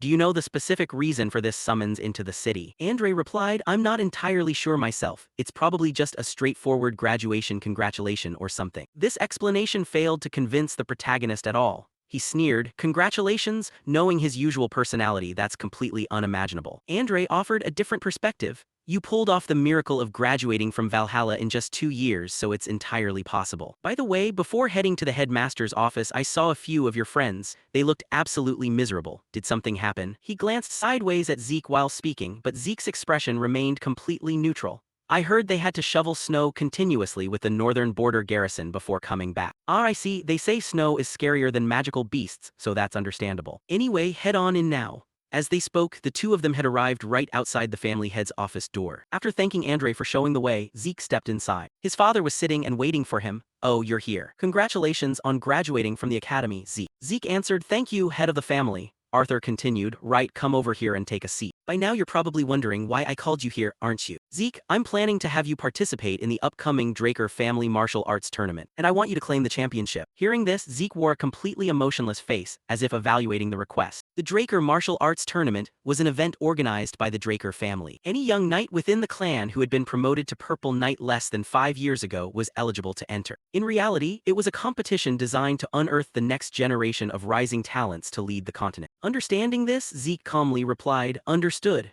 His confident attitude caught Arthur slightly off guard, prompting him to ask back, did you just say you'll win the championship? Zeke affirmed with certainty, yes, that's right, just as the head of the family wishes, I will emerge victorious in the Draker Martial Arts Tournament. At last, a bright smile broke across Arthur's face. Very well, I hope to be the one presenting you with the medal on the final day of the tournament. Besides that, I've prepared a graduation gift for you. Open it and take a look. He slid a box forward as he spoke. Upon opening it, Zeke's eyes widened in sheer astonishment. This was a metal token and paperwork. Isn't this a territory ownership deed? Realizing what it was, he hastily turned to ask, are you saying you're handing this territory over to me? Arthur nodded gently and elaborated, that's right. It's a territory in the northern part of the Principality of Troy, the very place where you just exterminated those magical beasts. Zeke couldn't believe that his graduation gift was an actual fief. He quickly asserted, I will do my absolute best not to let the head of the family down. Good, I'll hold you to that. I'll soon send an administrator to handle the governance of the territory, so make sure to listen to his detailed reports. You may take your leave now, Zeke. Arthur spoke with a look brimming with hidden meaning. This left Zeke somewhat pensive, but offering his thanks, he quickly turned and exited the room. Strolling down the hallway, his mind was flooded with thoughts. Even within the Draker family, only high-ranking knights were granted their own independent territories.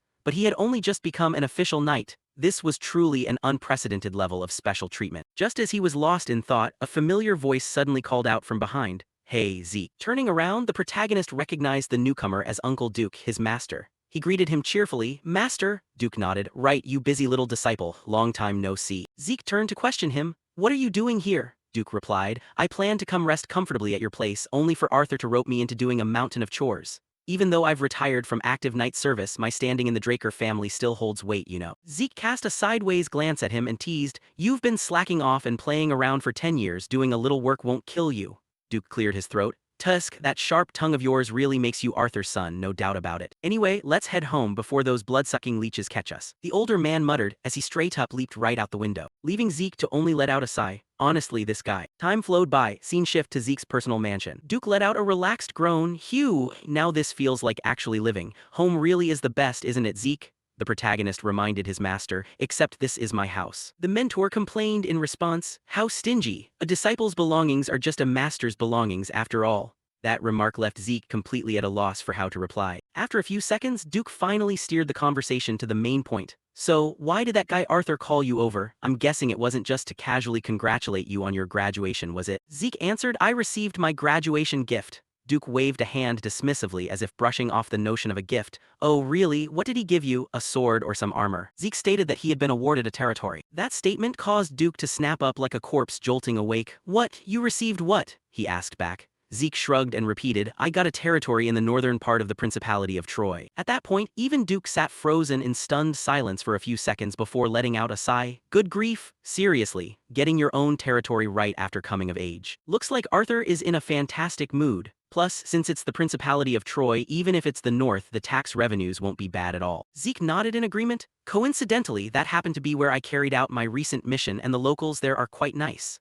Duke could only marvel at the protagonist's sheer luck. Well, it's a good thing either way. Being a lord is way better than just holding the rank of a knight. Remembering something, Zeke added, Oh, there's one more thing. I've received orders to win the championship at the Draker Martial Arts Tournament. For some reason, the moment he heard that, Duke's expression underwent a drastic shift. he asked back, the Draker martial arts tournament. Noticing the change in his expression, Zeke asked quietly, is something wrong, master? Is the difficulty of that tournament really that insane? Duke began speaking with utmost gravity. No, if we're talking purely about your combat strength, winning the championship isn't out of reach. But that's only if the contest were decided purely by strength. Zeke, have you ever watched the Draker martial arts tournament before? Zeke gave a slight shake of his head. I only heard that it's a tournament held once every 5 years. Duke glared at him with a warning look. Let me make this clear. The Draker martial arts tournament isn't just a simple athletic competition, it's a battlefield between factions disguised as a tournament. Hearing this, our protagonist's intuition seemed to guess a thing or two. Does the master mean there's cheating involved in the tournament? Duke swatted down that guess. No, quite the opposite. There is no concept of cheating in that place. All forms of intervention and backing from various political powers are fully permitted,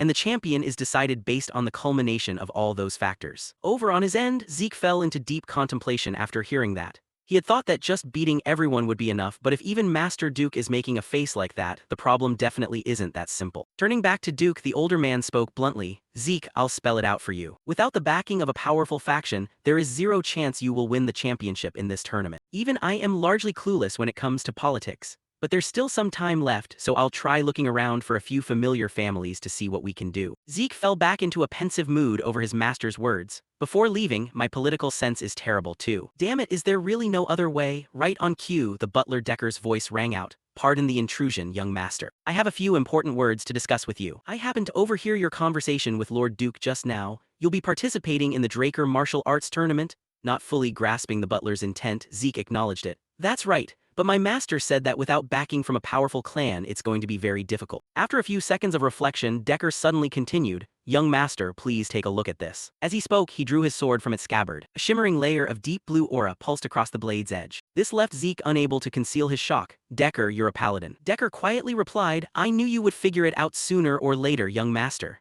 Zeke nodded awkwardly, inwardly praising Decker's sharp observational skills. Then the butler stated, Young master, I am actually a knight sworn directly to the Draker family, and I served as the personal bodyguard tasked with protecting the madam, your mother. Once again, Zeke was taken aback by this revelation. He blurted out in shock, my mother. The butler slowly began to unfold the story. Young master, do you know why not a single person within the Draker family ever speaks of the madam? It is because the madam's ancestral family was none other than the house of Agamemnon. Hearing that name, Zeke went completely blank. Agamemnon, this is the first time I've ever heard that name. What kind of place is it? The butler's expression turned grim as he began to share what he knew. The house of Agamemnon used to be the most powerful force among all of Draker's blood-allied houses, even surpassing the current Thurn or Siemens. The more he listened, the more confused Zeke grew. That massive, but why have I never heard of that family before? Decker let out a heavy sigh, because everyone shuns the Agamemnon family and calls them the cursed bloodline. The women of that family always suffered stillbirths during pregnancy, and the few children lucky enough to be born alive all died before reaching the age of 5. But there was only one exception, the young master's mother, the lady of the house, who managed to survive and grow up. Hearing this part, Zeke easily grasped what Decker was trying to tell him. Decker, are you asking me to use that curse as a backing force for my own ambitions? The elderly butler nodded in acknowledgement. Yes, that place used to be the most powerful influence in the central region.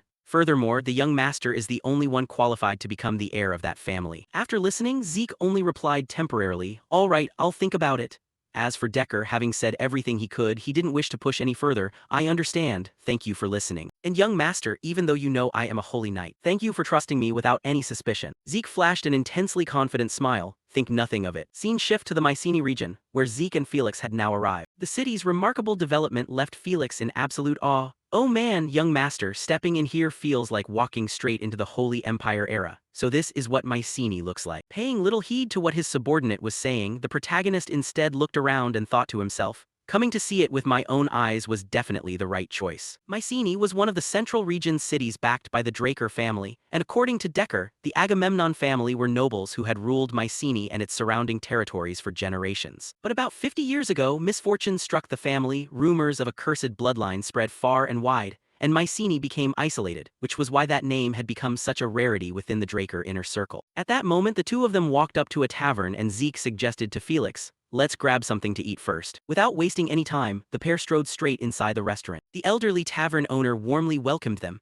Welcome, travelers. Zeke walked up to him and placed an order. Boss, bring us whatever you consider your best dish. The owner laughed heartily. Let me serve you our signature house special soup. While waiting for the food to be served, Zeke took the opportunity to observe the patrons inside the restaurant, noting that everyone seemed quite relaxed and the security appeared decent. The city itself wasn't half bad either. Sitting nearby, a bald guy suddenly turned around with a bright smile to strike up a conversation. Are you guys tourists? If you haven't eaten yet, let us treat you to a plate of grilled beef ribs. At the next table, a red-haired fellow chimed in. That's right, once you're in Mycenae, you've got to try this dish. Zeke glanced sideways at the nearby patrons and offered a smile. Thank you, the people of Mycenae really are very friendly. Boss, please be so kind as to treat these fine guests to a mug of beer each, the owner replied, coming right up. The red-haired guy turned back to the protagonist with a grin. Oh, come on, no need to be so formal. While the protagonist replied that he simply wanted to express a small gesture of goodwill. Then, testing the waters to gather information, Zeke asked, so, have you guys lived here for long? They answered. That's right, we're born and raised locals of Mycenae, so feel free to ask us anything. Reaching the point of his inquiry, Zeke stated his purpose. Then let me ask, who is the mayor of Mycenae? I looked around earlier and couldn't find any building that resembled a town hall. For some inexplicable reason, the moment that question dropped, the expression on the guy's face instantly shifted. Not only him, but the entire tavern suddenly plunged into a dead silence, leaving Felix quite puzzled as he wondered why the atmosphere had turned so tense out of nowhere. The red-haired guy abruptly stood up as if wanting nothing more to do with the protagonist. I guess I talked a bit too much. Forget about the beer, you guys enjoy your meal, and with that, he walked away. Faced with this attitude, Zeke could more or less guess why, thinking, the moment I mentioned Mycenae's ruling family, their reactions turned freezing cold. Do they hate that cursed place so much that they refuse to even speak of it? With no time to dwell on it, Zeke decided to investigate right away. Felix, I'm going to look around outside for a bit. You stay here and rest. Scene shift to another luxurious, high-end bar. While the bartender was wiping down a few glasses, he noticed Zeke approaching and grumbled. What the hell, kid? This isn't a place for a brat like you to be wandering into. Without bothering to offer a lengthy explanation, Zeke simply pulled out a VIP card and warned. Let's see if you still have the guts to say those words after laying eyes on this. The moment he caught sight of the card, the bartender's expression instantly crumbled into panic as he scrambled to apologize. I am deeply sorry, I was blind and failed to recognize a distinguished guest. Zeke demanded. I want to see the branch manager. The bartender eagerly chimed in. Yes, right away, please follow me this way. Meanwhile, the protagonist maintained his grim expression, thinking, since Kay gave it to me, this item clearly holds weight within the syndicate, and it looks like this card will continue to come in quite handy. Walking behind the bartender, Zeke stepped into a dimly lit corridor. Hurried footsteps began echoing from ahead. A blonde-haired man rushed forward and dropped to his knees in sheer terror. I sincerely apologize, I had no idea a person of such high status was gracing us with their presence, please forgive my impudence. Zeke questioned him, do you know who I am?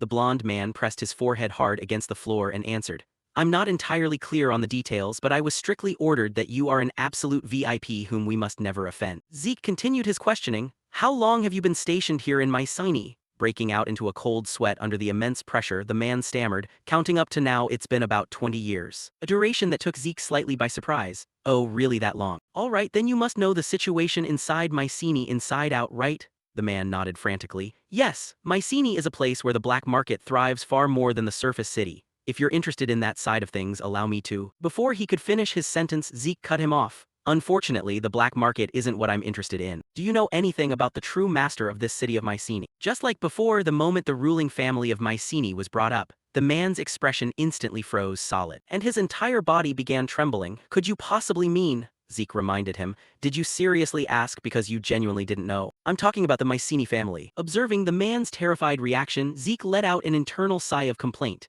Just how far have these rumors spread for everyone to be scared out of their wits like this? Based on Decker's previous words, mentioning the name of that household seemed to be a strict taboo. Was there a specific reason behind it? The man stammered out with a face drenched in cold sweat. Sir, that family is cursed. The protagonist said in a chilling tone, I'm already well aware of that, but isn't the curse supposed to mean all children born into the family just die? Panicking, the man hastily interrupted. That's not all of it, Zeke asked back in mild surprise. What do you mean, then what kind of curse is it really? The man whispered with extreme tension. Anyone who sets foot inside that family's castle dies. Hearing those words, the protagonist couldn't conceal his shock any longer. Taking a few seconds to steady his composure, Zeke asked for clarification. So according to you, anyone who approaches the Mycenae family castle is as good as dead, is that correct? The man nodded vigorously. That's right. Not only that, but speaking of that name too often is extremely dangerous as well. Standing off to the side, Zeke fell into deep thought regarding the man's words. Let's see. Looks like there's some shady business going on here. A spell grows stronger the more people believe in it, which means the likelihood of that curse actually manifesting is quite high. Having pondered that, he pressed further. Has anyone actually lost their lives by going to that castle? The man stammered. Yes, exactly. The incident where everyone who went there decades ago lost their lives because of the curse is very famous. Because of that, to this day, the people of Mycenae don't dare venture anywhere near that castle. At that point, a cold smile crept across Zeke's face. Ah, now I think I'm starting to understand a bit. This curse is just a rumor deliberately fabricated and spread by Mycenae itself. Time flew by quickly. Scene shift to the front of the Mycenae family castle where the protagonist and Felix had now arrived, with Felix saying in a frightened voice, "Young master, are we seriously planning to investigate this place? This gloomy atmosphere gives me a really bad omen. Shouldn't we hurry back now?" Ignoring the advice of his trembling subordinate, Zeke opened his mouth and shouted at the top of his lungs with an imposing voice. "Hear this! A pure-blooded awakened of the Draker family, blue-rank promoted official knight, and the continent's youngest prodigy, Zeke Draker has come to pay a visit to the Mycenae family." Following that commanding announcement, the heavy castle gates slowly creaked open. An elderly female servant stepped out from the interior to greet them. "Did you say you are the knight Zeke Draker?" Zeke nodded in response. "That's right, I wish to meet the head of the Mycenae family." The old woman suddenly broke into a bizarre, eerie chuckle. "Hee, welcome. In that case, please step right inside," she said while gesturing toward the castle's interior. Without missing a beat, Zeke and his servant stepped inside. As they walked, he took the opportunity to observe his surroundings, noting that it was an extremely ancient castle that looked like it had stood for at least 1,000 years. Trailing behind him, Felix suddenly spotted something, causing his face to turn completely pale. "Why, young master, look over there. Those are wraiths, and there's more than one."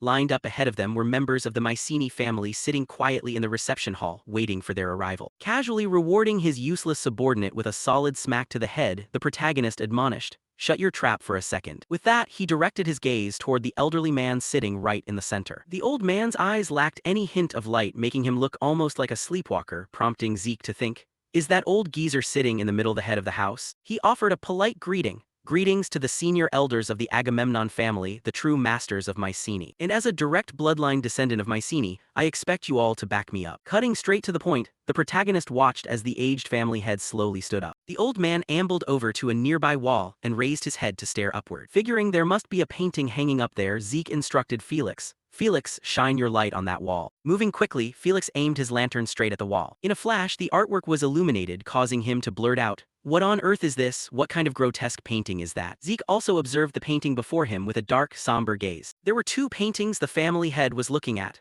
one depicting countless people vomiting blood and meeting their demise, and another showing bodies being dumped into a lake. Beside them, the elderly family head's chilling voice continued to echo, "The symbol of the family. The family symbol is gone, cursed, unqualified for succession, the curse of this place. Everyone will die, they'll all die." Without showing a shred of panic, Zeke countered with a question of his own. "Are you saying that because the family symbol is lost, I lack the qualifications to inherit the house?" The old man silently nodded in agreement. Meanwhile, Felix could only stare at his young master with wide eyes, wondering how on earth he managed to deduce all of that from those disjointed ramblings. Oblivious to his subordinate's inner thoughts, Zeke rubbed his chin as he calculated, "The family symbol and a lake, huh?" Turning to the female servant from earlier, Zeke asked, "Let me ask you this, the family symbol sank to the bottom of that lake, didn't it?" She silently nodded. Zeke issued his next instruction, "Then lead the way to that lake." Before long, the two of them were guided to the edge of a vast, sprawling lake. Inspecting the scenery, Felix expressed his amazement. "Whoa, this is my first time seeing a lake this massive, though the water's so murky it'd be impossible to find anything in there." Zeke shared the sentiment, reviewing the details from the painting as he deduced, "The painting showed someone clutching something and jumping to the bottom of the lake. Right now, that's the only clue we have. I'll have to dive down there myself to check it out firsthand." Whale's breath, this is an item that lets me breathe underwater. Without a second thought, he drank down the potion and turned to instruct Felix, "Felix, I'm heading down into the lake for a bit. It might take some time, so wait for me here." Just as Felix opened his mouth to try and dissuade him, Zeke plunged straight into the water. He swam downward with maximum speed. Before long, Zeke noticed something catching his eye. "Those are piles of white bones, looks like a massive graveyard." So the scene in the painting was completely true after all. But what in the world is that? Hovering ahead of him was a mask radiating a shimmering golden glow. Swimming forward quickly, he picked it up to inspect it closer, noticing that the intricately crafted golden mask bore rare decorative motifs characteristic of the Holy Land. Before the protagonist could ponder it further, a ferocious roar rang out, shocking him back to reality. "What's that? That roar? What the hell? Where on earth did that thing crawl out from?" Without him realizing when it arrived, a vicious aquatic dragon had stealthily closed in right behind Zeke. While a system notification flashed into view, ancient aquatic dragon corrupted by malevolent aura detected. At the bottom of the lake, a corrupted ancient dragon suddenly lunged forward with a mouth full of sharp teeth. Zeke was completely caught off guard, never expecting the creature to show up at this exact moment. Being at such a severe disadvantage underwater, he was forced to channel his energy and figure out a way to fight back. His water armor and elemental sword were instantly summoned to level the playing field. Zeke unleashed a tidal wave slash, creating a massive whirlpool that engulfed his opponent. The monster let out a miserable roar as it was tightly trapped within the powerful attack. Even so, the crushing water pressure made Zeke feel like fighting this way was still far too disadvantageous. Right as he hit a dead end, he suddenly remembered he still had another precious artifact he could use. The blazing red Hersian armor instantly materialized, radiating an overwhelming presence that eclipsed the dark, murky lake. Zeke began executing the dragon-slaying sword art True Dragon Sword Form, Chapter 8, Section 1. His dragon scale slash tore right through the water, striking the ancient dragon head-on. The sheer power of the slash made the corrupted creature start trembling in fear. Right after that, the system asked Zeke if he wanted to subdue it using the dragon domination skill. Realizing this would be much more beneficial than killing it outright,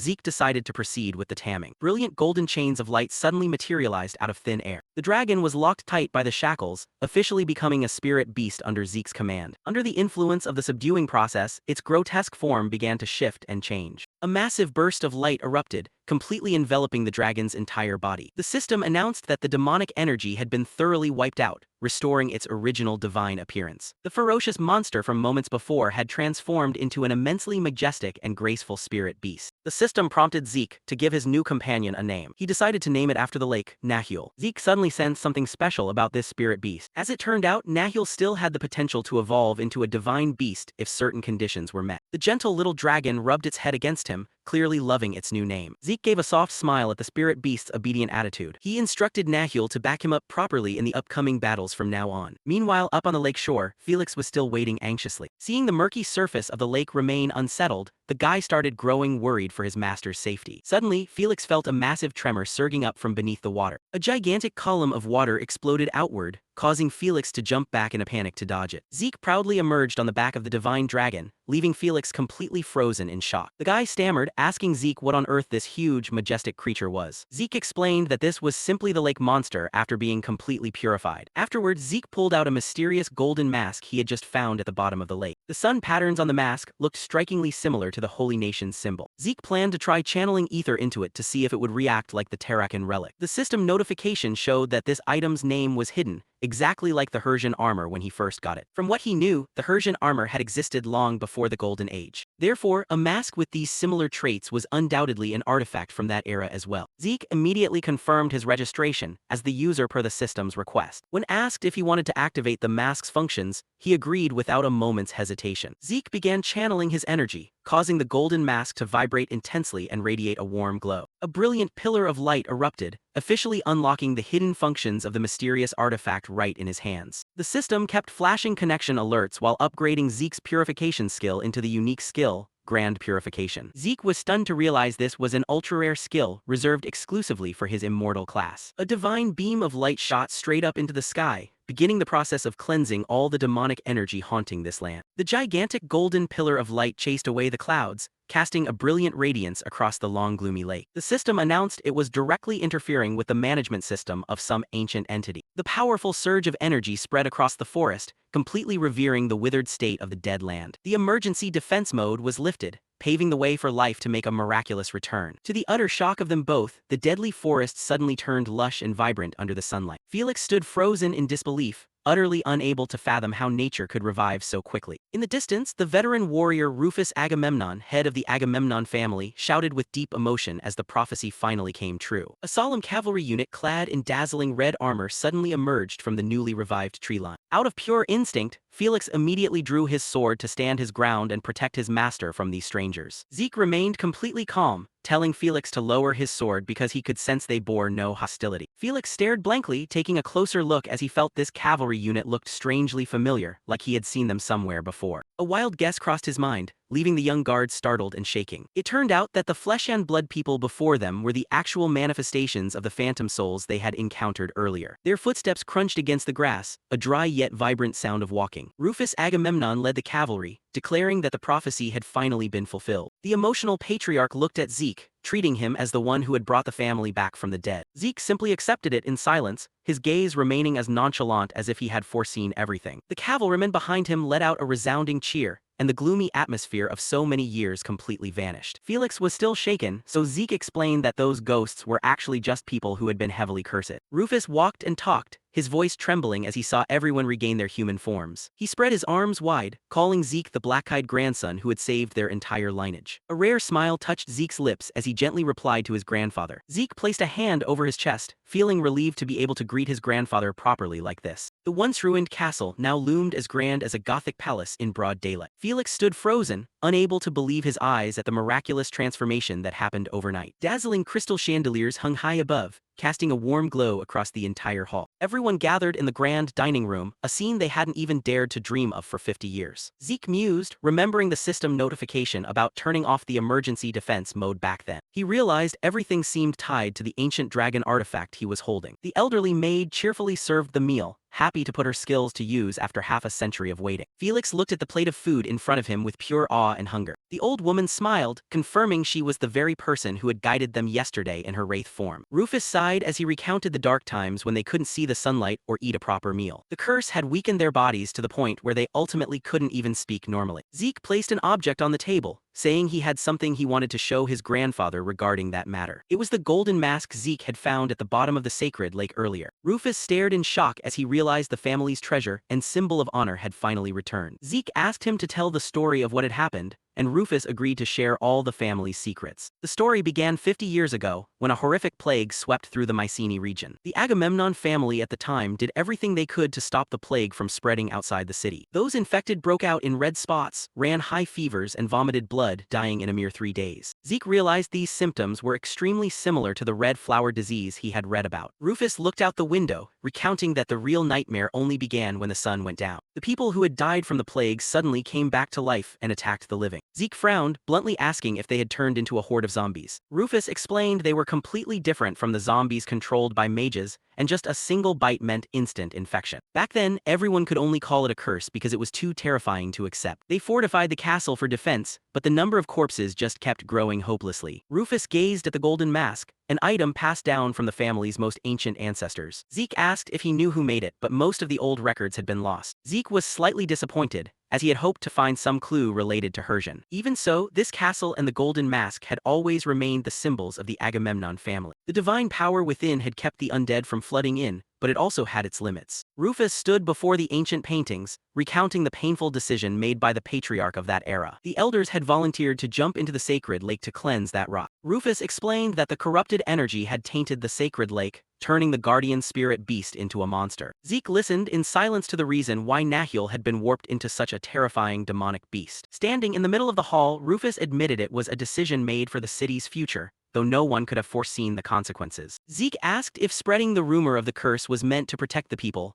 and his grandfather confirmed it was to stop the plague from returning. Rufus bowed his head apologetically, admitting that fragile children were the ones most easily targeted by that evil energy. Zeke softly called out to his grandfather, his gaze clearly showing deep understanding of the burdens he had carried all these years. He expressed his desire to hear more secrets about his late mother. Amidst the grand surroundings, Zeke mentioned that no one at the Draker household dared to speak of her, and he had only just learned her name. Rufus gritted his teeth in anger as he brought up Arthur, regretting that he hadn't stopped Laura from marrying that jerk. Finally, Zeke learned his mother's name was Laura Agamemnon, once belonging to the region's most powerful family. Rufus dropped a shocking truth. The Draker household was actually once a minor allied family under the Agamemnons. He angrily recounted that back in the Holy Empire era, the Drakers were merely country knights who would have been nothing without the Agamemnons' help. Taking advantage of Mycenae's collapse from the plague, the Drakers seized the chance to swallow up other families and rise to the power they were today. Zeke wondered thoughtfully why someone like his mother would agree to marry Arthur despite knowing the cruel deeds of the Drakers. Rufus looked into the distance, recounting that Laura had been quite unusual since birth, easily brushing off corrupted energy. The patriarch asserted that all of Laura's innate peculiarities had an extremely important reason behind them. The image of Laura Agamemnon surfaced with long brown hair radiating a brilliant golden halo, and he revealed she was a talented healer. Zeke was completely stunned, unable to believe his mother possessed such a powerful healing gift. Rufus began explaining the concept of classes, or loosely speaking, occupations. Anyone with a talent for swords naturally followed the path of a swordsman. Similarly, those with a talent for archery found their path as marksmen. And of course, anyone with an aptitude for spears would be a true lancer. That was originally the true meaning of classes from ancient times. But Zeke's mother, Laura Agamemnon, possessed an ultra-rare healer class with enough power to purify and suppress all kinds of dark powers. His grandfather recounted that back in the day, the class system was divided in great detail to maximize everyone's potential. But when the Age of Knights arrived, everything was lumped together into swordsmen and mages, causing the true meaning of classes to be gradually forgotten. The Draker family was famous for their bloodline of swordsmen. Zeke recalled his past life, remembering how being born into such a family meant he had to struggle through hell and back to prove himself. A big question popped into Zeke's head. Did old Arthur Draker really know about his mother's healer class? If he knew, he surely must have realized Zeke had potential beyond swordsmanship. So why did he heartlessly kick him out of the family in his past life? Rufus gave a slow nod, figuring that bastard Arthur probably knew everything. Zeke wondered if the Agamemnons frequently produced healers. Rufus said it was extremely rare, but the head of the family always had to be someone holding healer talents. Laura had left this place for the Holy Nation when she was young, setting out with the sole purpose of finding a way to save her family from ruin. Zeke wondered if his mother went there to further hone her healer energy, or to find a way to cleanse the evil power gnawing at the Agamemnon family. The ultimate truth about his mother was probably now held by old Arthur Draker alone. Mid-conversation, Rufus suddenly pulled out an item and told Zeke to take it. It was an exquisite silver locket enclosing a portrait of a young Laura Agamemnon. His grandfather reminisced about the moment Laura returned to the castle years ago with an important message. Rufus repeated her powerful prophecy. The child bearing black eyes will be the one to revive this entire family. Staring at his mother's photo, Zeke wondered if that was truly an accurate prophecy about him. Rufus admitted no one could verify it, but since Laura was an irregular, an extraordinary person from childhood, what she said definitely had grounds. An irregular, Zeke clenched the keepsake in his hand, feeling destiny weighing heavily on his shoulders. Returning to the main issue, Rufus brought up Zeke's request for the family's backing. As Laura's son and the hero who lifted the curse from the Agamemnons, he proclaimed in a resonant voice, "From now on, Zeke is the sole and official heir of the entire Agamemnon family." Cutting to the training grounds, Zeke's shout rang out, "Don't twist your body like that, keep your center of gravity steady." He was personally training Felix. Just looking at Felix gasping for air was enough to show how brutal this training session was. Felix pitifully begged for mercy, but Zeke coldly brushed it off, telling him he was still far too weak and needed to push himself many times harder. While Rufus was busy with inheritance paperwork, Zeke decided to stay at the castle and train to best prepare for the upcoming tournament. Making the most of this time, Zeke trained Felix while squeezing in time to learn the family's golden sword art secret technique. The shadow of a majestic golden knight materialized behind him. Zeke closed his eyes to sense the power. He had activated the Hersian armor and equipped Bahamut onto the Golan shield, feeling extremely steady while executing the golden sword art. The golden sword art required smooth coordination between both sword and shield. Zeke silently planned to further upgrade the Hersian set later to deal with those bastards in the Empire. In his office, Rufus was pulling his hair out over a pile of ledgers. Being the head of the house sounded grand, but this paperwork was an absolute nightmare. To unwind, he invited Zeke out to the vibrant, flower-filled royal garden to catch some fresh air and discuss a few weighty matters. Rufus was curious about how Zeke had managed the city while he was away.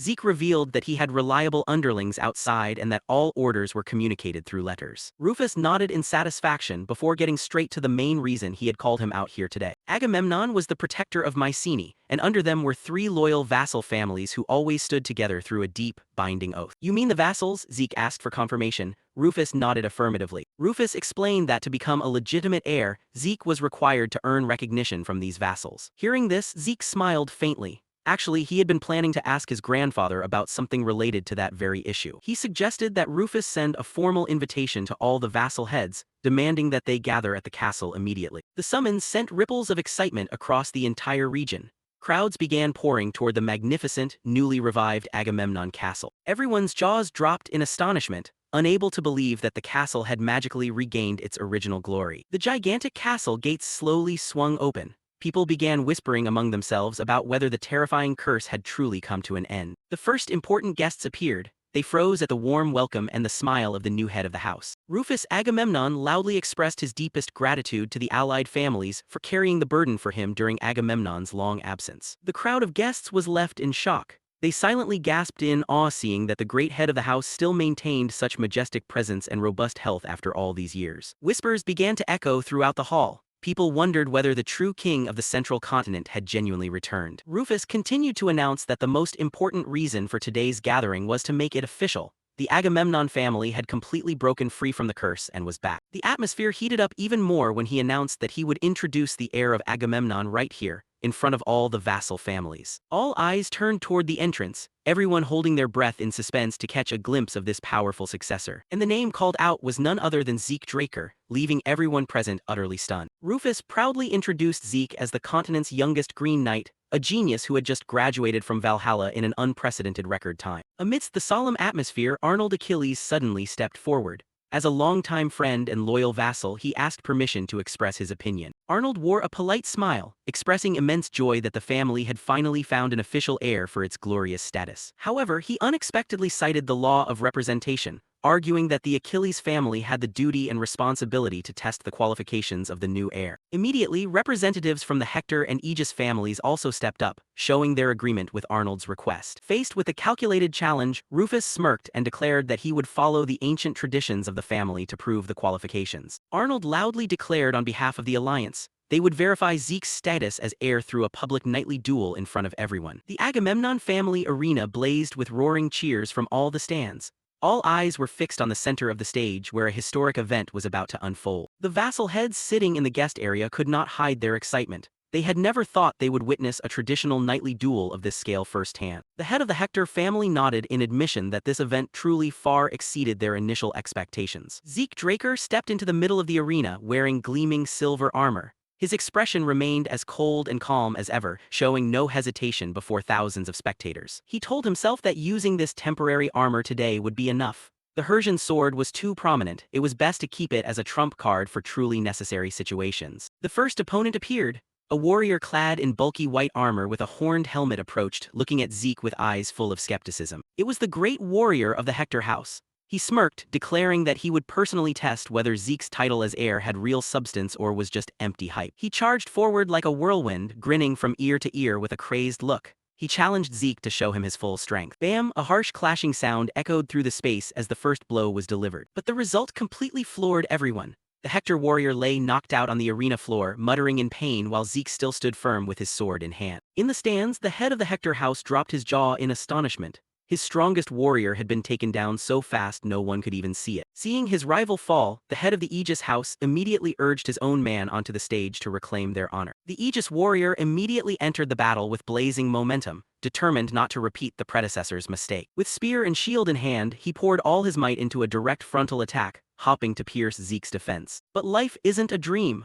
A thunderous counterattack from Zeke sent the Aegis warrior flying backward, his face distorted in pain. Not giving his opponent a chance to breathe, Zeke glided across the arena at astonishing speed, leaving faint streaks of light behind every step. Wham! Another direct blow landed. The terrifying power from Zeke's sword caused cracks to start appearing on the opponent's sturdy armor. The warrior screamed miserably as the pressure from the blow crushed him down to the floor. He was completely helpless against Zeke's skill. Zeke's eyes flashed with a cold look. To him, these opponents were still not enough to make him use his full strength. He concentrated his strength into his sword, unleashing a powerful slash that tore through the air. This strength was truly unimaginable for a 17-year-old youth. I think this is enough, Zeke said in an even voice, standing and watching his opponent hopelessly trying to get back up. His eyes were locked onto the opponent, cold and full of pressure. This match was practically over. One final harsh clashing sound echoed, completely ending the Aegis warrior's resistance. The referee loudly declared victory for Zeke Draker. The entire arena sank into terrified whispers at his talent. Zeke sheathed his sword, his gaze directed toward the entrance.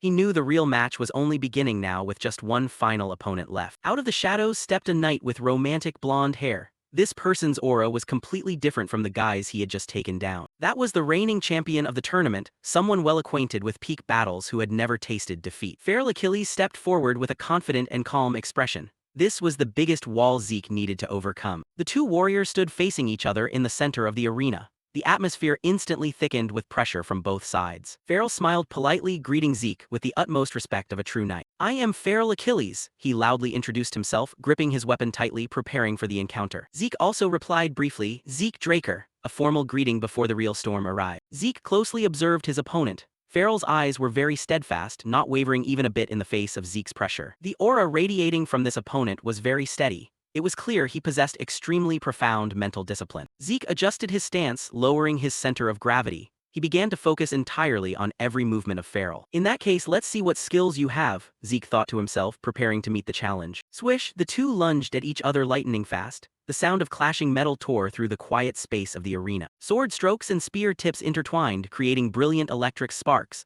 Both stared at each other while matching strengths. Farrell swung his weapon hard, unleashing powerful and tricky attacks toward his opponent. Clang, Zeke blocked Farrell's strike with flawless technique. The power from the collision caused both to step back. Farrell silently marveled in his heart. Zeke's fundamental skills were truly too solid, not like a 17-year-old at all. Not only technique, but Zeke's combat experience was also astonishingly rich. This match was truly intensely dramatic. Rufus couldn't hide his astonishment. That Zeke could fight evenly with the champion Feral Achilles was something he had never dared to imagine. The vassal heads sitting nearby were also restless. A 17-year-old was giving a hard time to the #1 genius of the central region. "Zeke, I believe in you," Rufus muttered to himself, his eyes filled with trust for his grandson. Harsh, clashing metallic sounds rang out continuously, the entire arena seeming to shake with every strike of the two. This was the moment for Zeke to prove to everyone that he was entirely worthy of the position of Agamemnon family heir. Farrell began to grow tired, his breathing heavy. He couldn't believe Zeke was such a monstrously strong opponent. Conversely, Zeke still maintained a terrifying calmness.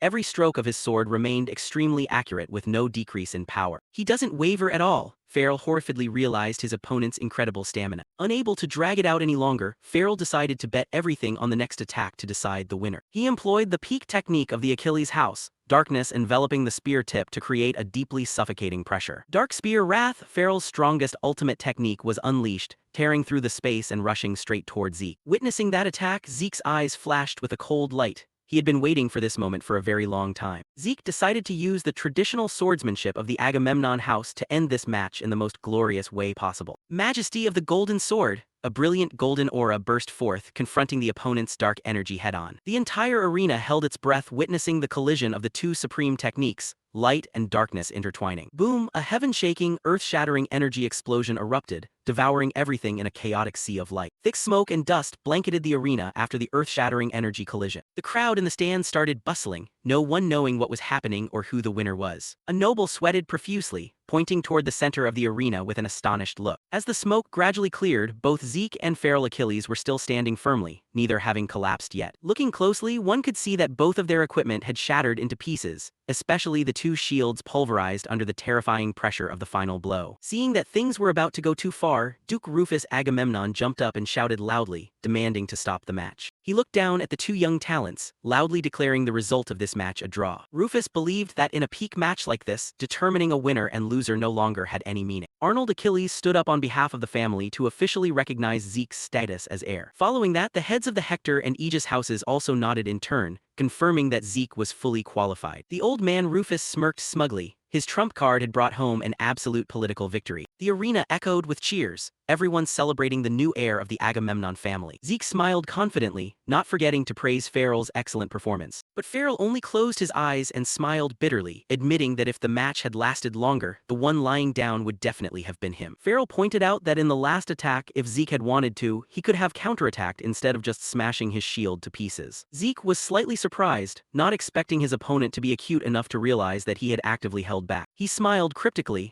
Everything was happening exactly according to his calculations. The plan to become the heir was done. Now it was time for Zeke to seriously prepare for the upcoming martial arts tournament. The scene shifted to a quiet and luxurious resting room after the noise outside the arena. Felix was endlessly excited, unable to believe that Zeke could tie with a renowned champion like Farrell. Zeke told the kid to quiet down, because in reality, Farrell was the one who had held back his power to save face for him. He explained that the Achilles family was famously known for spear techniques, yet when fighting him, Farrell had only used a sword. Felix wondered why a great knight wouldn't use his strongest weapon in such an important match. While they were busy talking, a knock suddenly sounded from the entrance. Hearing the familiar voice outside the door, Zeke immediately recognized who it was and invited them into the room. It turned out to be Farrell, who had changed his flashy armor for simpler noble attire and apologized for the abruptness. Zeke politely invited Farrell to sit, expressing honor at being personally visited by a famous Grand Knight. Farrell didn't beat around the bush and went straight to the point. He was here to ask Zeke for an important favor. He modestly admitted that he still had many shortcomings compared to Zeke and wished to support him in preparing for the future. Zeke immediately guessed his opponent's intention, which must have been related to the Draker martial arts tournament. Farrell nodded in confirmation, noting that the tournament was essentially no different from a bloody battlefield for the nobility. He warned that Draker was famous for bizarre rules and riddled with manipulation from the organizers. Zeke listened silently. These points also matched Duke Rufus's previous description. Farrell revealed that those holding the power to decide the rules were crafty elders of the major families. These people were always plotting behind the scenes, ready to change the rules at a moment's notice to give an advantage to the candidate they supported. There had even been precedents where they banned the use of aura in matches just to eliminate strong opponents. Zeke frowned in thought. It turned out this tournament was even more corrupt and troublesome than he had imagined. He began to understand why without a powerful patron family, there was practically no chance of winning. Because no matter how strong one was, if targeted by the organizers' rules, one could easily be eliminated right from the early rounds. Farrell suddenly stepped forward, grasping Zeke's hand tightly, earnestly begging to help him prepare well for the upcoming tournament. This sudden enthusiasm made Zeke freeze slightly,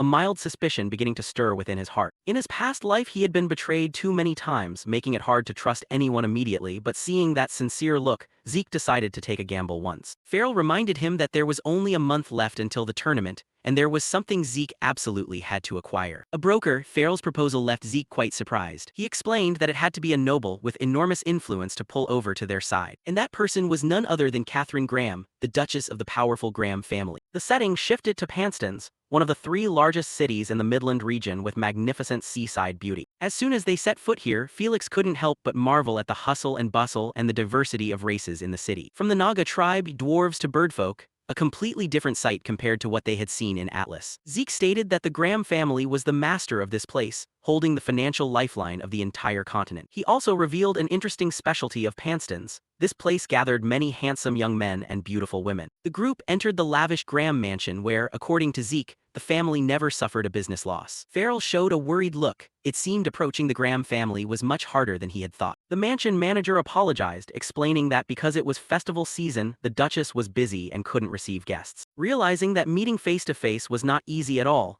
Zeke decided to conduct negotiations right on the spot. The manager looked puzzled, wondering what this young guest truly wanted. Zeke repeated his request to meet the Duchess, forcing the manager to ask clearly for the reason of the visit. Upon hearing Zeke say he wanted to invest in a mithril mine, the manager couldn't hide the astonishment on his face. Zeke hit the nail on the head when mentioning that the Graham family had spent 3 years of feudal mining, draining their budget. The manager began to change his attitude but still declared that they never accepted small-scale investments. Without a shred of hesitation, Zeke pulled out a check and loudly declared the number, 500,000 gold. The mansion manager froze for 5 seconds, his eyes rolling back in shock at the astronomical amount of money Zeke had just put forward. In the luxurious room with brilliant chandelier lights, Brian Graham opened his mouth to apologize for making Zeke wait so long. He bowed politely, expressing hospitality to the distinguished guest who had traveled far to his mansion. Brian formally reintroduced himself with the demeanor of a true noble. He couldn't hide his joy upon receiving the large investment and bluntly asked Zeke if he had finished confirming all the procedures. Zeke didn't care much, brushing it off and saying that matter wasn't important. He stated that he needed to focus on the upcoming Draker martial arts tournament and had no time to worry about other investments.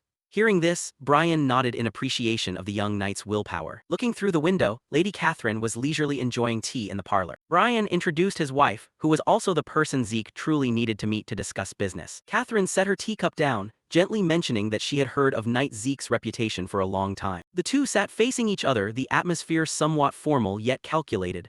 Catherine praised him as a knight currently catching the attention of the entire continent. Zeke humbly replied that he still had much to learn, and that was why he was joining the tournament to gain experience. Catherine smiled and asked if he knew what the theme of the tournament's first match would be, as she seemed to hold some confidential information. The Marchioness's smile was full of mystery, as if she wanted to lure him into some kind of deal. But Zeke coldly cut her off. He said that wasn't the information he had gone out of his way to come here and hear. He looked straight at Catherine and asserted that his purpose was to help her instead. Catherine froze slightly, her expression beginning to show confusion. She intended to skillfully refuse by making the excuse that it was getting late and wanting to end the meeting. Right at that moment, Zeke played his trump card. He proposed a transaction. Catherine's gaze suddenly sharpened when she heard that word. Zeke leaned in close, asking if she would agree to his proposal if he could cure Lady Angelina's illness. Catherine trembled, gripping her sleeve tightly. Zeke observed her attitude, knowing he had struck her fatal flaw. Angelina Graham was once praised as the continent's future supreme beauty, but after turning 16, she suddenly vanished and never appeared before high society again. Catherine pressed her lips together, harshly claiming that people were simply spinning malicious rumors about her daughter's appearance. She stood up abruptly, angrily demanding that Zeke leave the castle immediately because she thought he was being too rude. Zeke calmly warned her that if she continued to neglect Angelina's condition, she would soon regret it because there would be no chance of salvation left.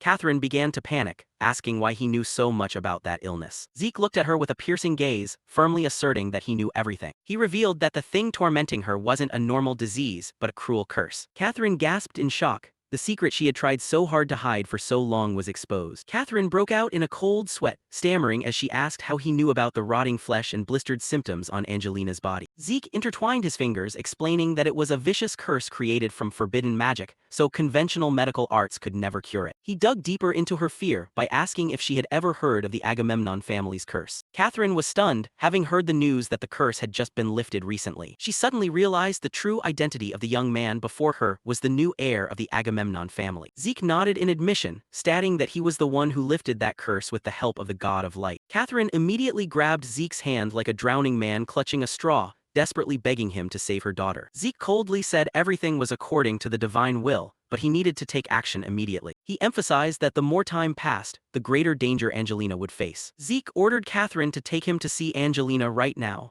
In the distance stood the towering tower where the young lady was being held captive. Catherine led Zeke down the deep, dark stone steps inside the tower. She explained that since mana was harmful to Angelina's condition, they had removed all mana-powered illumination devices. Zeke observed his surroundings, understanding why this place was so gloomy. He muttered that the darkness here was still too thick, making people feel suffocated. Suddenly, a painful scream echoed through the dark hallway, tearing apart the silent atmosphere. The two stopped in front of a sturdy prison door. Zeke asked to confirm if that was Angelina's voice and received a sorrowful nod from Catherine. Zeke's expression became more serious than ever. He realized the actual situation was much worse than what he had anticipated. Zeke asked the Duchess to stay outside because he wanted to meet Angelina alone. Catherine, though worried, gently nodded in agreement, stepping back to clear the way for him. The door opened and Zeke stepped inside. The sight before him was extremely tragic. Angelina was curled up on the cold stone floor bound by heavy chains. He realized her condition was truly more severe than what he had imagined. Looking at the shackles wrapped around her, Zeke couldn't help feeling sorry for the girl once considered the foremost beauty. Due to the cruel curse, she was now no different from a living mummy, her entire body wrapped in blood-stained white bandages. Zeke bent down and softly asked if Lady Angelina could hear his voice. Angelina's tired eyes flickered beneath the blood-stained bandages,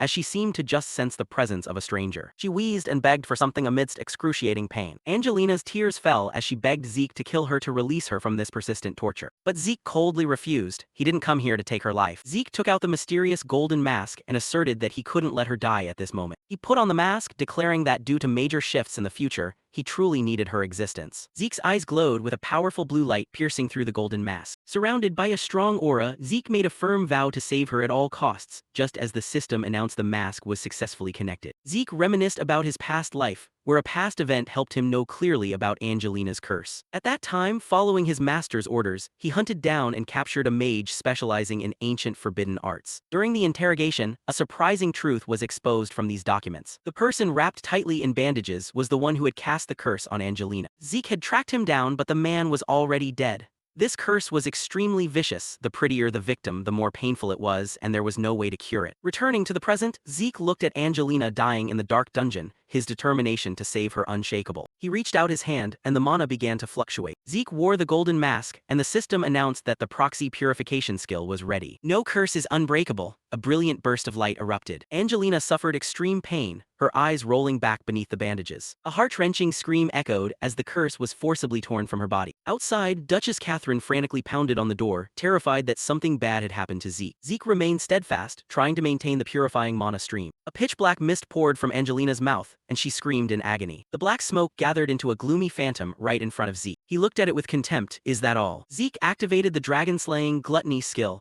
and a fierce golden aura prepared to devour this evil energy. Right at that moment, Patriarch Brian, the Duchess, and the guards rushed into the room. Catherine was shocked at the sight before her, sweat pouring out from tension. Only tattered pieces of bandages remained on the floor. The curse had been wiped clean. Zeke took off the mask and stood there. Angelina had calmed down. Catherine tremblingly called his name. Zeke quietly turned around. He softly called out to Duchess Catherine. With a confident smile, Zeke announced, thank you for waiting patiently. The group quickly left the dark dungeon, their footsteps echoing down the hallway. In the main hall, Catherine still couldn't believe it, asking once more if Angelina was truly cured. Zeke smiled, saying this was the will of the sun god. Farrell stood nearby, looking at him with an expression full of admiration. Catherine thanked him profusely, promising to do anything to repay him. Zeke seized the opportunity, asking her to support him in the upcoming martial arts tournament. Marchioness Graham smiled brightly, affirming she would help him to the fullest. Suddenly from behind, a gentle voice rang out to greet everyone. Farrell and Brian froze in unison, their eyes wide with shock. Angelina appeared in a gorgeous dress, completely shedding her previous haggard look. The young lady with stunning beauty smiled and greeted,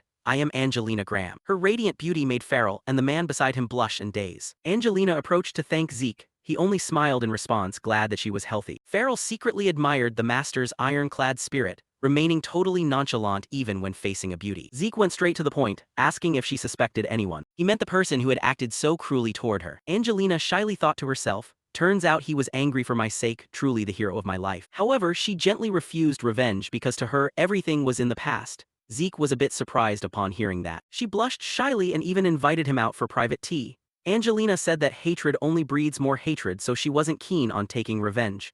Zeke was left speechless. She had almost died and now talked casually as if nothing had happened. The luxurious scenery of the Graham estate appeared, and everything seemed to have temporarily settled down. In the parlor, Farrell recounted a shocking piece of information. Zeke looked slightly stunned upon hearing it. Farrell asked for confirmation if it was true that the preliminary event of this martial arts tournament was javelin throwing. Marchioness Catherine smiled and confirmed, asking Farrell if choosing the javelin throw as a preliminary event was anything strange. Farrell shook his head and said no, he was just surprised that this event was strangely simple. Marchioness Catherine calmly sipped her tea, continuing the story about the competition. She explained that this event wasn't simple at all. The throwing distance this time was terrifyingly long, and according to what she heard, the target was placed all the way across the mountain. Zeke listened intently, realizing this challenge required both absolute strength and precision to hit the target. Farrell turned to Zeke, saying he had guessed which family was behind the rigging of this event. The highest possibility was the Zimmons family. Most of their members used spears as their main weapon, so javelin throwing was indeed their specialty. Zeke narrowed his eyes in thought.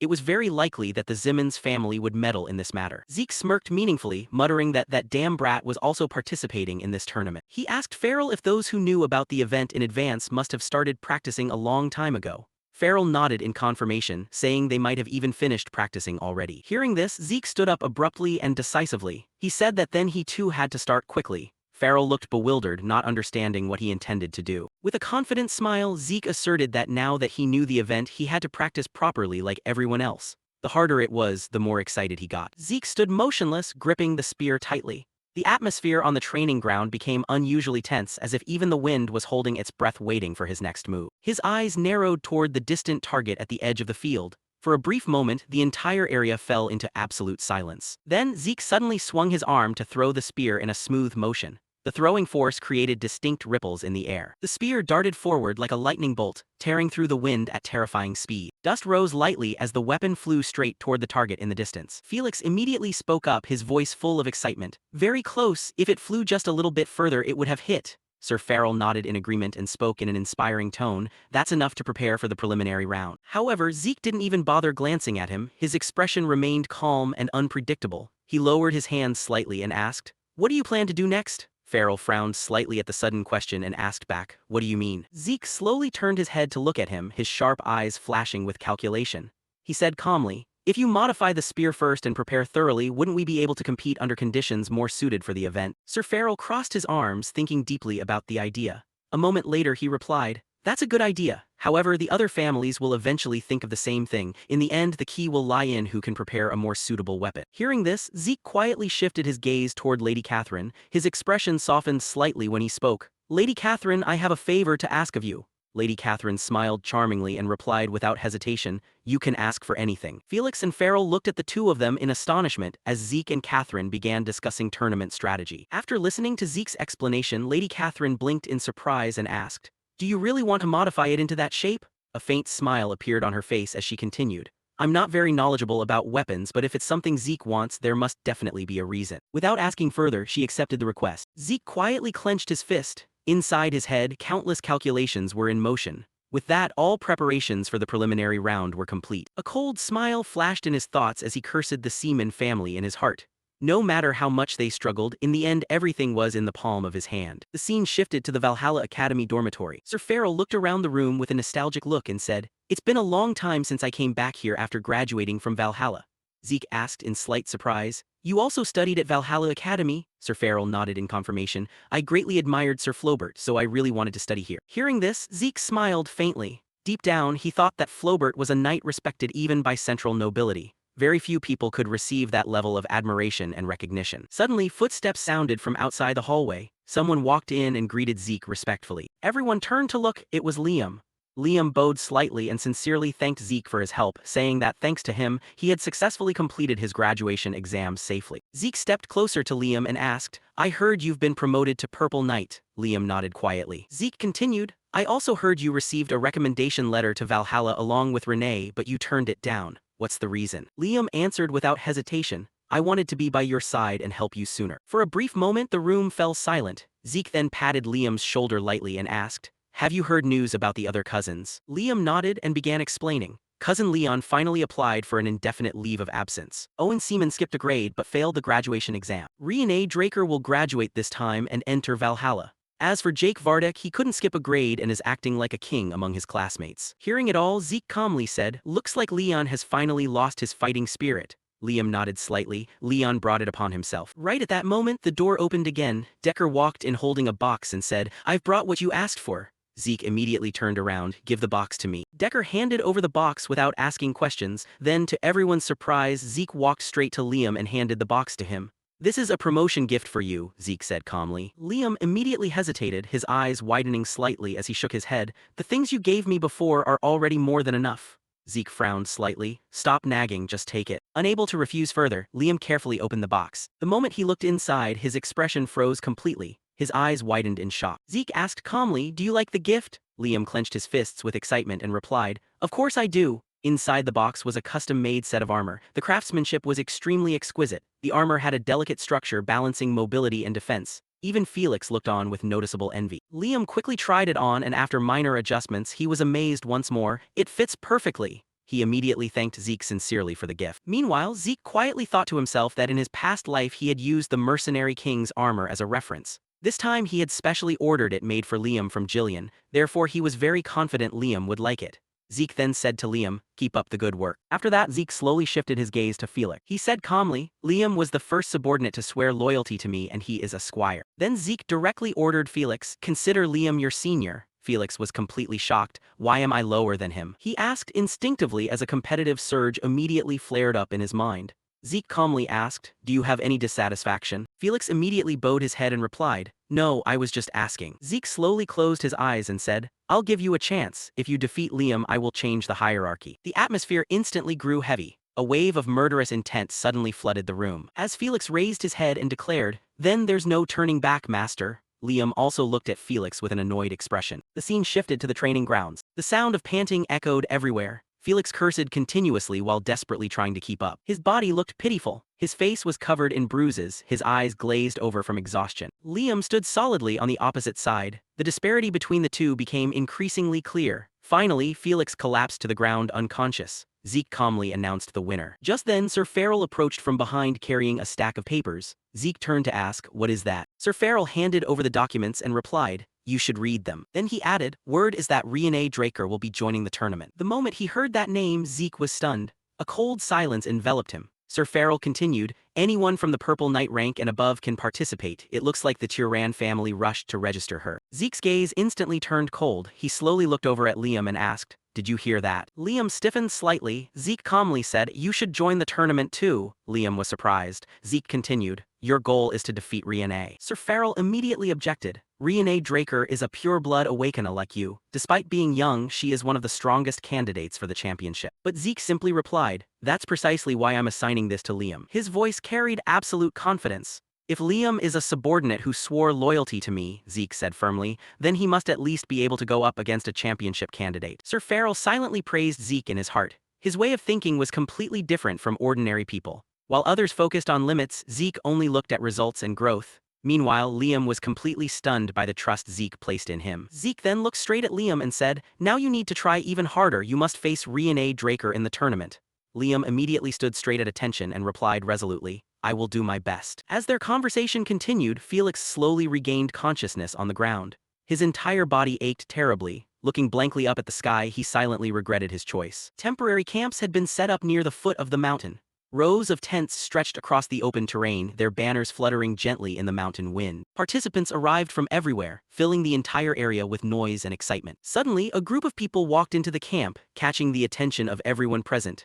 Conversations gradually died down as countless eyes turned toward them. That was the Turan family. Their representative was Riene. She walked forward calmly, carrying the noble aura of an aristocratic representative. Almost simultaneously, another group entered the camp. That was the Siemens family. Owen Siemens represented the Siemens family, and he was also escorted by knights and guards. The final two groups stopped facing each other, creating a tense, silent atmosphere. Owen stared at Riene before gritting his teeth. It's been a while since we last saw each other, he said. An arrogant smile appeared on his face as he continued. But what a pity. The Siemens family will be the winner of the upcoming martial arts tournament. Riene looked at him with a deadpan expression. She showed neither anger nor joy. Don't be arrogant, she replied coldly. And he will also be participating in this martial arts tournament. Owen frowned. He asked, who are you talking about? Before Riene could answer, a voice suddenly rang out calling her. Riene, a friendly and familiar voice. That was Zeke. He approached while greeting her and asking about her well-being. The moment Owen saw Zeke, his face instantly turned pale. His expression twisted as anger and grievance surged up. Owen gnashed his teeth furiously.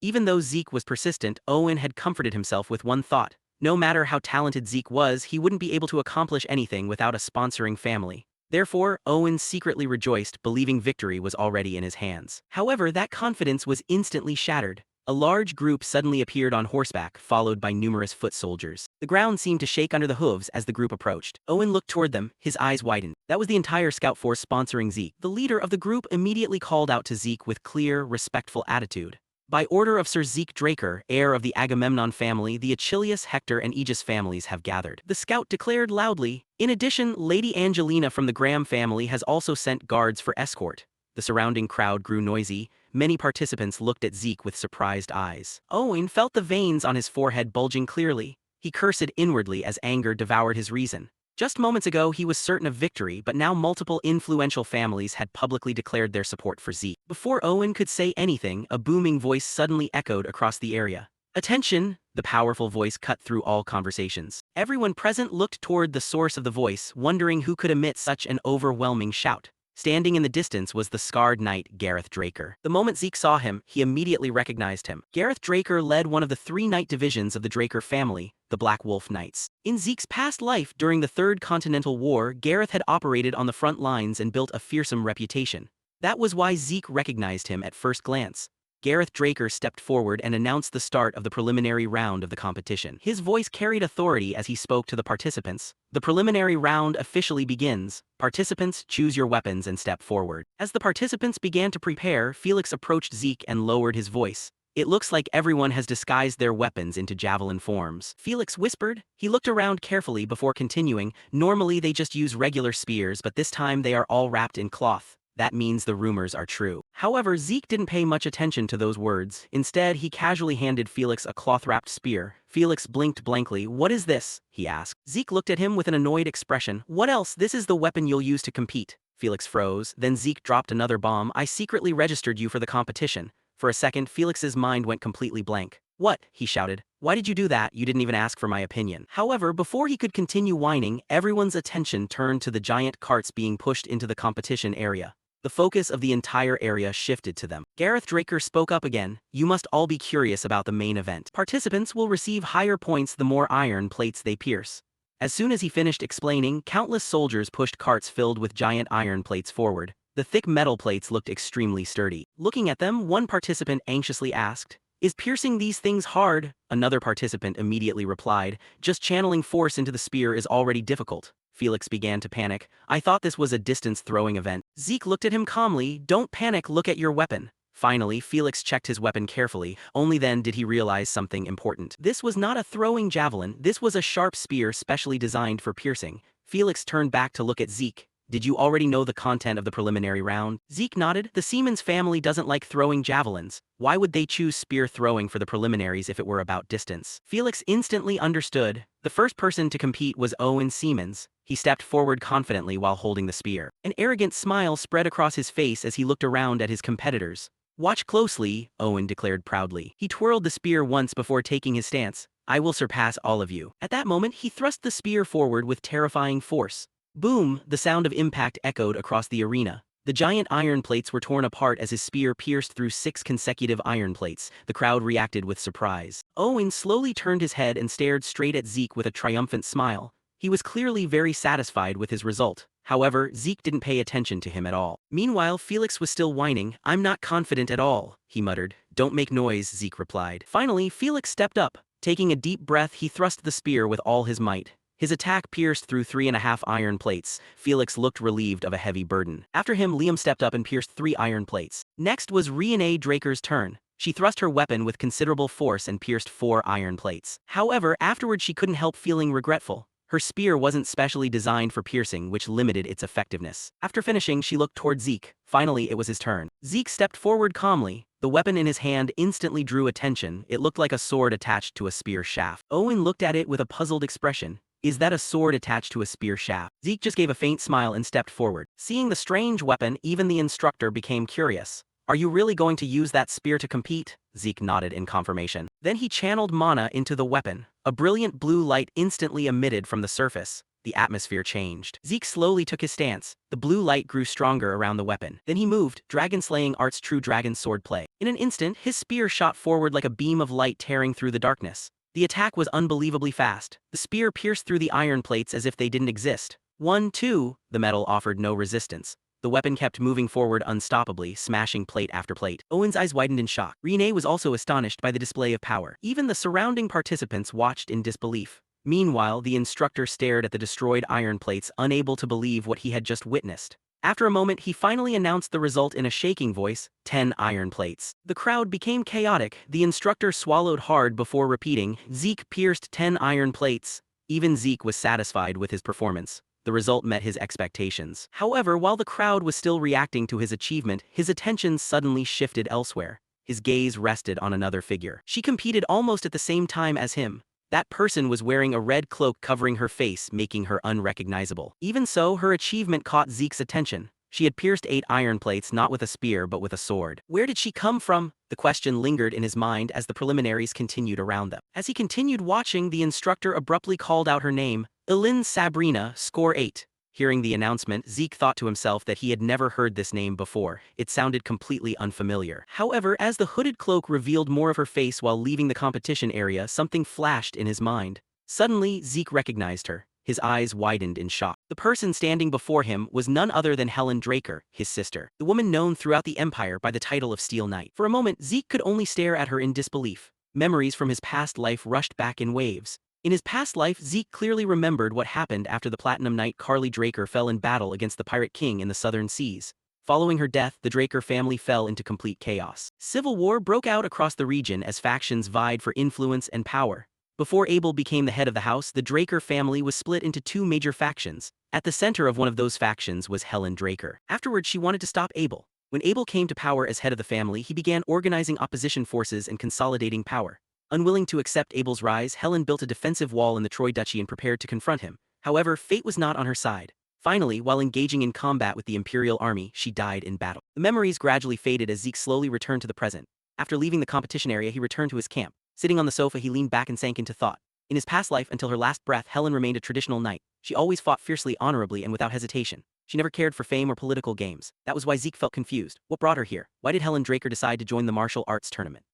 The question lingered in his mind. Before he could think further, Lady Catherine's voice pulled him back to reality. She smiled gently and praised Zeke for accurately predicting the characteristics of the Zyman's family. She noted that he had guessed correctly that they would choose spear activities focused on piercing techniques. Zeke bowed respectfully. Thank you for your help, he said sincerely. Without your support, I wouldn't have been able to prepare the spear for the competition.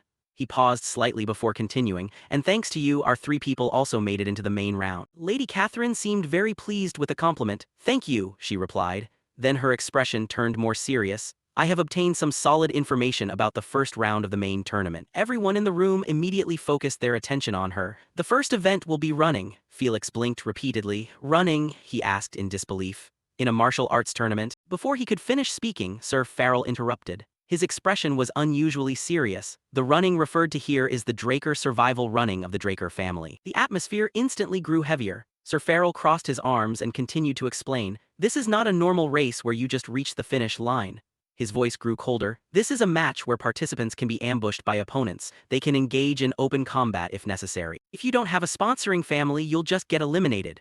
The meaning of those words instantly sank into everyone. Both Liam and Felix turned pale. Now they understood, this wasn't just a simple martial arts tournament. It was also a battlefield where political forces fought each other through their representatives. While the others worried about the upcoming challenge, Zeke's thoughts drifted elsewhere. He was still thinking about Helen Draker. Why did she join the competition? What on earth did she want? No matter how much he thought, he couldn't find an answer. However, there was one thing he was absolutely sure of. Helen was not siding with the Zyman's family. Inside her own camp, Helen was practicing with her sword. The blade slashed through the air repeatedly as she trained in silence. Just then, Carly Draker walked into the room. "Helen," Carly called. Helen immediately stopped and turned around. "Sister Carly," she replied respectfully. Carly smiled helplessly. "Don't be so formal when it's just the two of us," she said. "Just call me sister." Helen nodded silently. After a short silence, Carly asked about someone unexpected. "What do you think of Zeke?" Hearing that name, Helen's hand trembled slightly, not from fear but from excitement.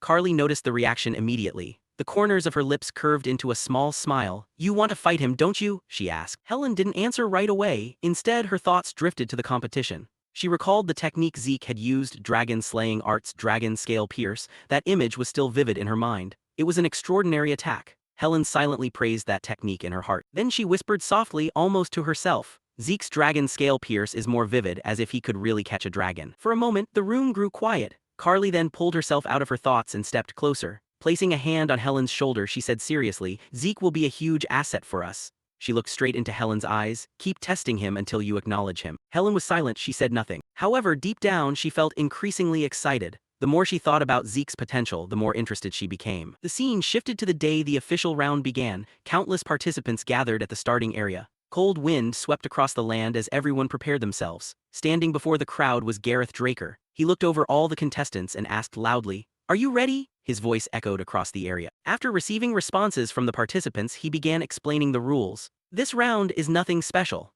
As he spoke, he pointed toward the giant snowy mountain towering behind his back. "You just need to reach Mount Atlas within the next 48 hours. Many participants looked at the mountain. The snow-capped peak vanished into the clouds. The challenge looked much harder than what Gareth had described. Without further delay, Gareth signaled the start of the competition. On the other side, Owen Zymans revealed a malicious smile. He was confident, absolutely confident. In this round, he would definitely crush Zeke. However, Zeke didn't pay attention to him at all. Instead, he turned back to look at Felix. "Go into the cave," Zeke ordered. Felix blinked. "What's inside the cave?" he asked. Zeke immediately glared at him. "Do you really not want to go in?" Felix quickly forced a smile to ease the mood. "I'm going in." He slowly walked into the cave, silent, following behind. A few seconds passed. Then suddenly, "Help!" A terrified scream echoed from inside the cave, everyone startled. The next moment, Felix bolted outside in desperation, screaming for help. Behind him, 3 giant polar bears chased after him. The massive beasts roared angrily as they pursued him. Seeing the situation, Zeke calmly turned to Liam. "Draw your sword." Liam looked at him in disbelief. "What are you making me do?" Liam asked anxiously. Zeke just smiled. "The fur of these bears will be very useful for us." Meanwhile, Riene and her group were moving through a snowy forest. As the group leader, Riene walked in front. Behind her, subordinates trembled continuously. The bitter cold weather was ruthless. Although most of them stayed silent, they complained endlessly in their hearts while enduring the cold. Suddenly, Riene felt something was wrong. A strange feeling ran down her spine. She stopped immediately, then she looked behind her. At that moment, her eyes widened. A group of giant creatures was following them, yetis. Several giant yetis were moving through the forest behind. Riene was surprised. Normally, yetis rarely appeared in front of humans. Their appearance made no logical sense. Then realization struck. Her expression darkened immediately. "This was caused by the Zymans family," she muttered. The answer became clear. The Zymans family had somehow lured the yetis toward them. Riene gritted her teeth in anger and cursed them inwardly as she understood what had happened. A yeti lunged forward and attacked Riene. The giant beast moved with terrifying speed despite its massive body. Its giant arms swung through the freezing air, carrying enough force to crush a human in the blink of an eye. Riene luckily dodged the blow at the final moment by twisting her body away from the attack. Her expression tightened. At that moment, Renee thought to herself that at such a high altitude and in sub-zero temperatures, even the smallest movement consumed a terrifying amount of stamina. Every breath was heavier than usual. The freezing wind cut into her skin like a blade, and the cold environment continuously swallowed her strength. Her gaze then shifted to her team. Renee immediately understood the situation. Even though she could try to endure this battle, her subordinates couldn't. Their condition had deteriorated badly due to the harsh environment, and the enemies standing before them were completely overwhelming, especially with such a terrifying number. Dozens of Yeti stood before them, their tall bodies surrounding the area like a monster army. Their growls echoed through the snowy mountain forest, making the atmosphere even more suffocating. Realizing what needed to be done, Renee stepped forward and stood before the Yeti group. She gripped her weapon tightly and turned to her subordinates. "You guys get out of here," Renee ordered decisively. "I'll hold them off." The subordinates instantly froze, however no one retreated. Instead of backing down, they stood their ground. They refused to abandon her alone. Seeing that they refused to retreat, Renee's expression darkened angrily. "What are you doing?" she asked sharply. "Are you refusing orders?" Her authoritative tone instantly silenced them. The subordinates hesitated for a moment as they were torn in their decision. Each of them wanted to stay and fight beside her, but they also understood the leader's intention. Finally, they gritted their teeth. With expressions full of frustration and helplessness, they bowed slightly. "We are sorry." They apologized before turning around. Then they sprinted away from the battlefield. The Yetis immediately noticed the retreating figures. A few roared and tried to chase after Renee's subordinates, but Renee stepped out to block them. She stood right in their path. Like an unshakable wall, she completely blocked their way. The Yetis stopped and glared at her. Renee gripped her sword with firm determination. Even if she had to die here, retreating was not an option. To save those who followed the tyrant family faction and entrusted their lives to her, she was ready to sacrifice herself without hesitation. Cold wind swept across the snowy mountain forest. The atmosphere grew tense. Suddenly, a figure appeared amidst the snowy mountain woods. The mysterious person rushed forward with astonishing speed. Before Renee could even react, that figure leaped over her head and charged straight at the Yetis. The newcomer was wrapped in bare hide, covering their face and making immediate identification impossible. The Yetis barely had time to react. With a swift movement of the sword, the figure swung the blade. A sharp flash of light gleamed. One Yeti was instantly decapitated. Its giant head flew through the air before slamming down into the snow. The battlefield fell silent for a moment. As the mysterious figure stood before Renee and rescued her from the approaching monsters, she wondered who on earth this person was. Then she looked closer, her eyes widened slightly. It was none other than Zeke Draker. Not long after, two other figures rushed through the snow. It was Liam and Felix, Zeke's two subordinates. "Master," they shouted loudly as they hurried over. Upon getting close, Felix immediately threw a spear toward Zeke. The weapon spun rapidly in the air. Without any delay, Zeke reached out and caught the spear with flawless precision. Then, without hesitating for even a single moment, he took his stance, his muscles tightening. Using all his strength, Zeke hurled the spear toward the pack of Yetis. The spear darted forward like a lightning bolt. It pierced straight through several Yetis in a straight line. Several monsters were killed instantly. Blood stained the white snow red. Seeing the terrifying power of their opponent, the remaining Yetis hesitated. Fear was evident in their eyes. After a brief moment, the surviving Yetis retreated. Their gigantic bodies vanished deeper into the snowy forest. By now, the battlefield finally grew quiet again. Zeke shifted his gaze to Renee. Staring right at her, he asked, "The Turan family never forgets a favor, right?" Renee nodded. "That's right," she replied. "What do you want?" Zeke looked toward the distant peak. "Nothing much," he said calmly, "and it's not a difficult condition either." Then he suggested that they head to the finish line together quickly. Meanwhile, at the mountaintop, Gareth Draker was waiting for the participants to arrive. Beside him, an instructor was reporting the current results. "A total of 30 participants have made it through," the instructor reported. Gareth Draker nodded. "The deadline for the competition is approaching," he said. Nearby, Owen Zymans flashed a smug smile. In his mind, he believed that the plan to use Yetis to block Renee was definitely the right choice. Everything had gone just as he expected, or at least so he thought. Just as Gareth Draker was about to announce the end of the allotted time, a voice suddenly echoed from afar. "Wait a moment." Owen Zymans' expression changed instantly. Everyone turned toward the source of the voice. A few figures emerged. It was Renee and Zeke's group. Zeke casually remarked, "Looks like we made it just in time too." Seeing them, Gareth Draker nodded. "Just barely," he said. Then he officially announced that since they were the last participants to arrive, the first round of the main stage had concluded. He announced that after resting, everyone should prepare for the second round tomorrow. The participants began buzzing about the results. Right then, someone approached Zeke and called his name, Zeke. Zeke turned around. It was Helen Draker. She looked at him calmly before speaking. "You shattered all of the Zymans family's obstructions," she said. Zeke looked straight into her eyes. "What are you trying to say?" he asked. Helen showed no reaction. "I'm not interested in such childish games," she replied. Her tone turned serious. "I just wanted to test your limits and abilities." Finished speaking, she turned and walked away. Without looking back, she added, "Don't disappoint me. I'll keep an eye on you until the tournament ends." Then she left. Zeke quietly watched her receding figure. As he observed her, he thought to himself that since she was watching him so closely, she must have joined Sister Carly's faction. He then whispered softly that it seemed she joined the competition specifically to determine if he was qualified. And indeed, she lived up to the title of the Steel Knight. Right at that moment, a familiar voice cut through his thoughts. Zeke, Renee called him. The voice pulled him out of his reverie. She walked closer and said sincerely, "I owe you my life." Renee said, "What do you want?" Zeke smiled.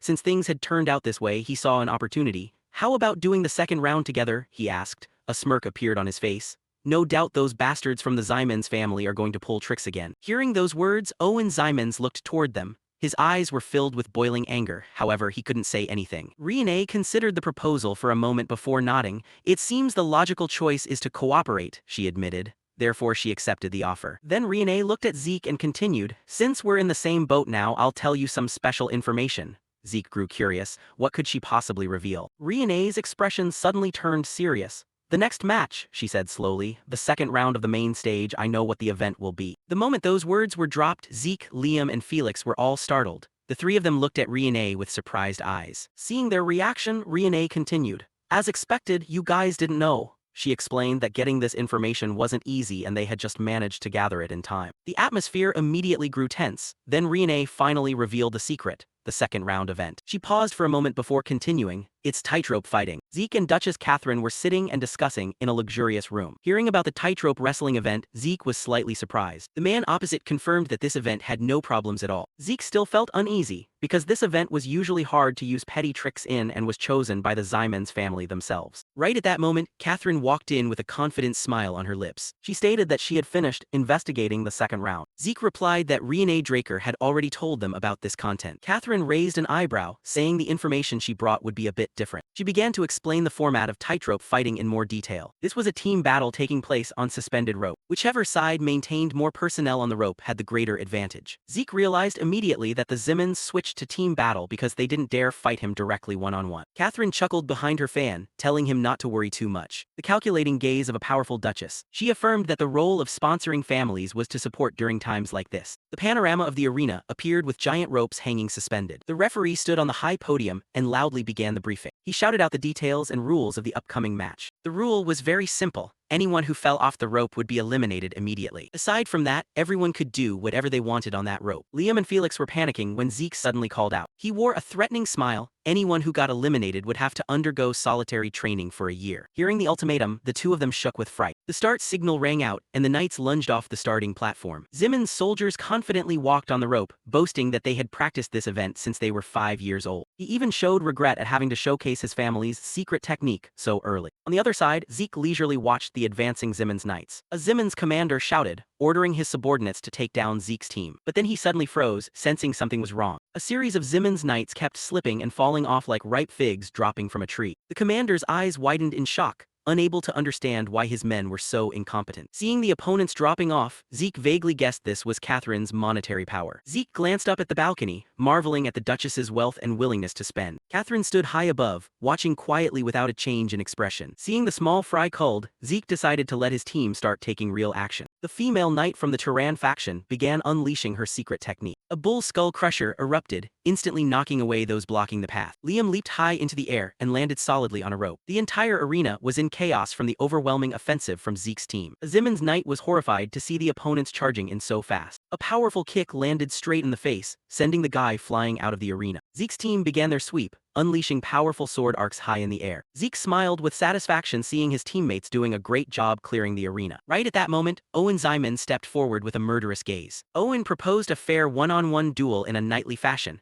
and told Zeke not to use his weak subordinates. Zeke chuckled mockingly, asking the guy back if he really thought he would easily fall for such a provocative trap. Despite saying that, Zeke still decided to indulge his opponent with a preemptive strike. He vaulted off the rope, swinging his sword and charging straight at Owen with astonishing speed. Just as his sword was about to hit the target, a silver lightning bolt suddenly cut across the attack trajectory. The harsh sound of clashing metal echoed midair, completely blocking Zeke's attack. The person who had just interfered in the match was none other than Helen Draker. Even Owen was dazed because Helen wasn't part of his faction at all. Zeke stepped back to land on the rope, his eyes full of vigilance as he looked at the newly appeared female knight. He lowered his voice and asked if she intended to side with the Zymans family. Helen nonchalantly replied that she simply wanted to test Zeke Draker's strength. Zeke felt a terrifying pressure radiating from Helen, thinking to himself that if not for the Bahamut's sword, his weapon probably would have been cut in half by her. An excited smile gradually appeared on Zeke's face. He realized this was the test Helen had mentioned last time. In that case, I'll indulge you to the fullest. Zeke channeled power into his sword, causing it to burst with a brilliant blue aura, ready for a real battle. Zeke and Alin both swung their swords with all their might. The moment their blades collided, sparks flew wildly, scattering like thousands of fireflies across the arena. A powerful shockwave swept across the battlefield, making the rope beneath their feet vibrate slightly.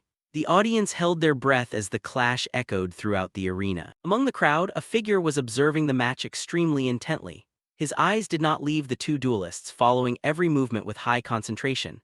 Deep down, he thought that Zeke Darker truly lived up to his name. He deserved to be called the continent's #1 genius. Every movement, every step, and every sword strike exuded superior, masterful skill. At the same time, he was also impressed by Helen's performance. As he watched her clash with Zeke, he tried to recall her fake name, Erin Sabrina. The name surfaced in his memory, making him narrow his eyes in thought. He told himself that besides Renee Draker, he had never known such a talented female knight. Yet Helen was holding her own against Zeke on a narrow rope suspended high in the air. It was a sight that far exceeded his expectations. On the rope, Zeke was also lost in thought. Helen's skills were truly astounding. Every attack was precise and every defense was flawless. He realized that she was not just talking big when she told him to try his best against her. His face gradually turned serious. Seeing as it had come to this, he would respond seriously as well. His determination grew even stronger. Without hesitation, Zeke channeled mana into his sword.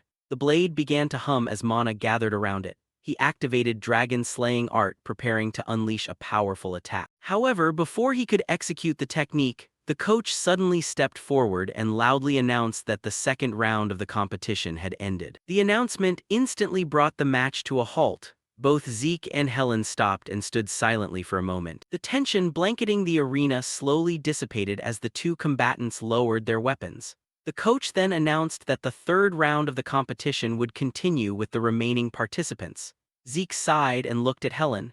"Since this round is over, we'll see each other in the next round," he said calmly. Helen stood silently, listening to Zeke. For a moment, she just stared at him. Then Zeke abruptly called Helen by her real name, Helen Darker. The moment those words left his mouth, Helen's expression changed instantly. Her eyes widened in shock. She realized Zeke had known her true identity from the start. Seeing her reaction, Zeke casually waved his hand and said they were still family, so at least he should recognize her face.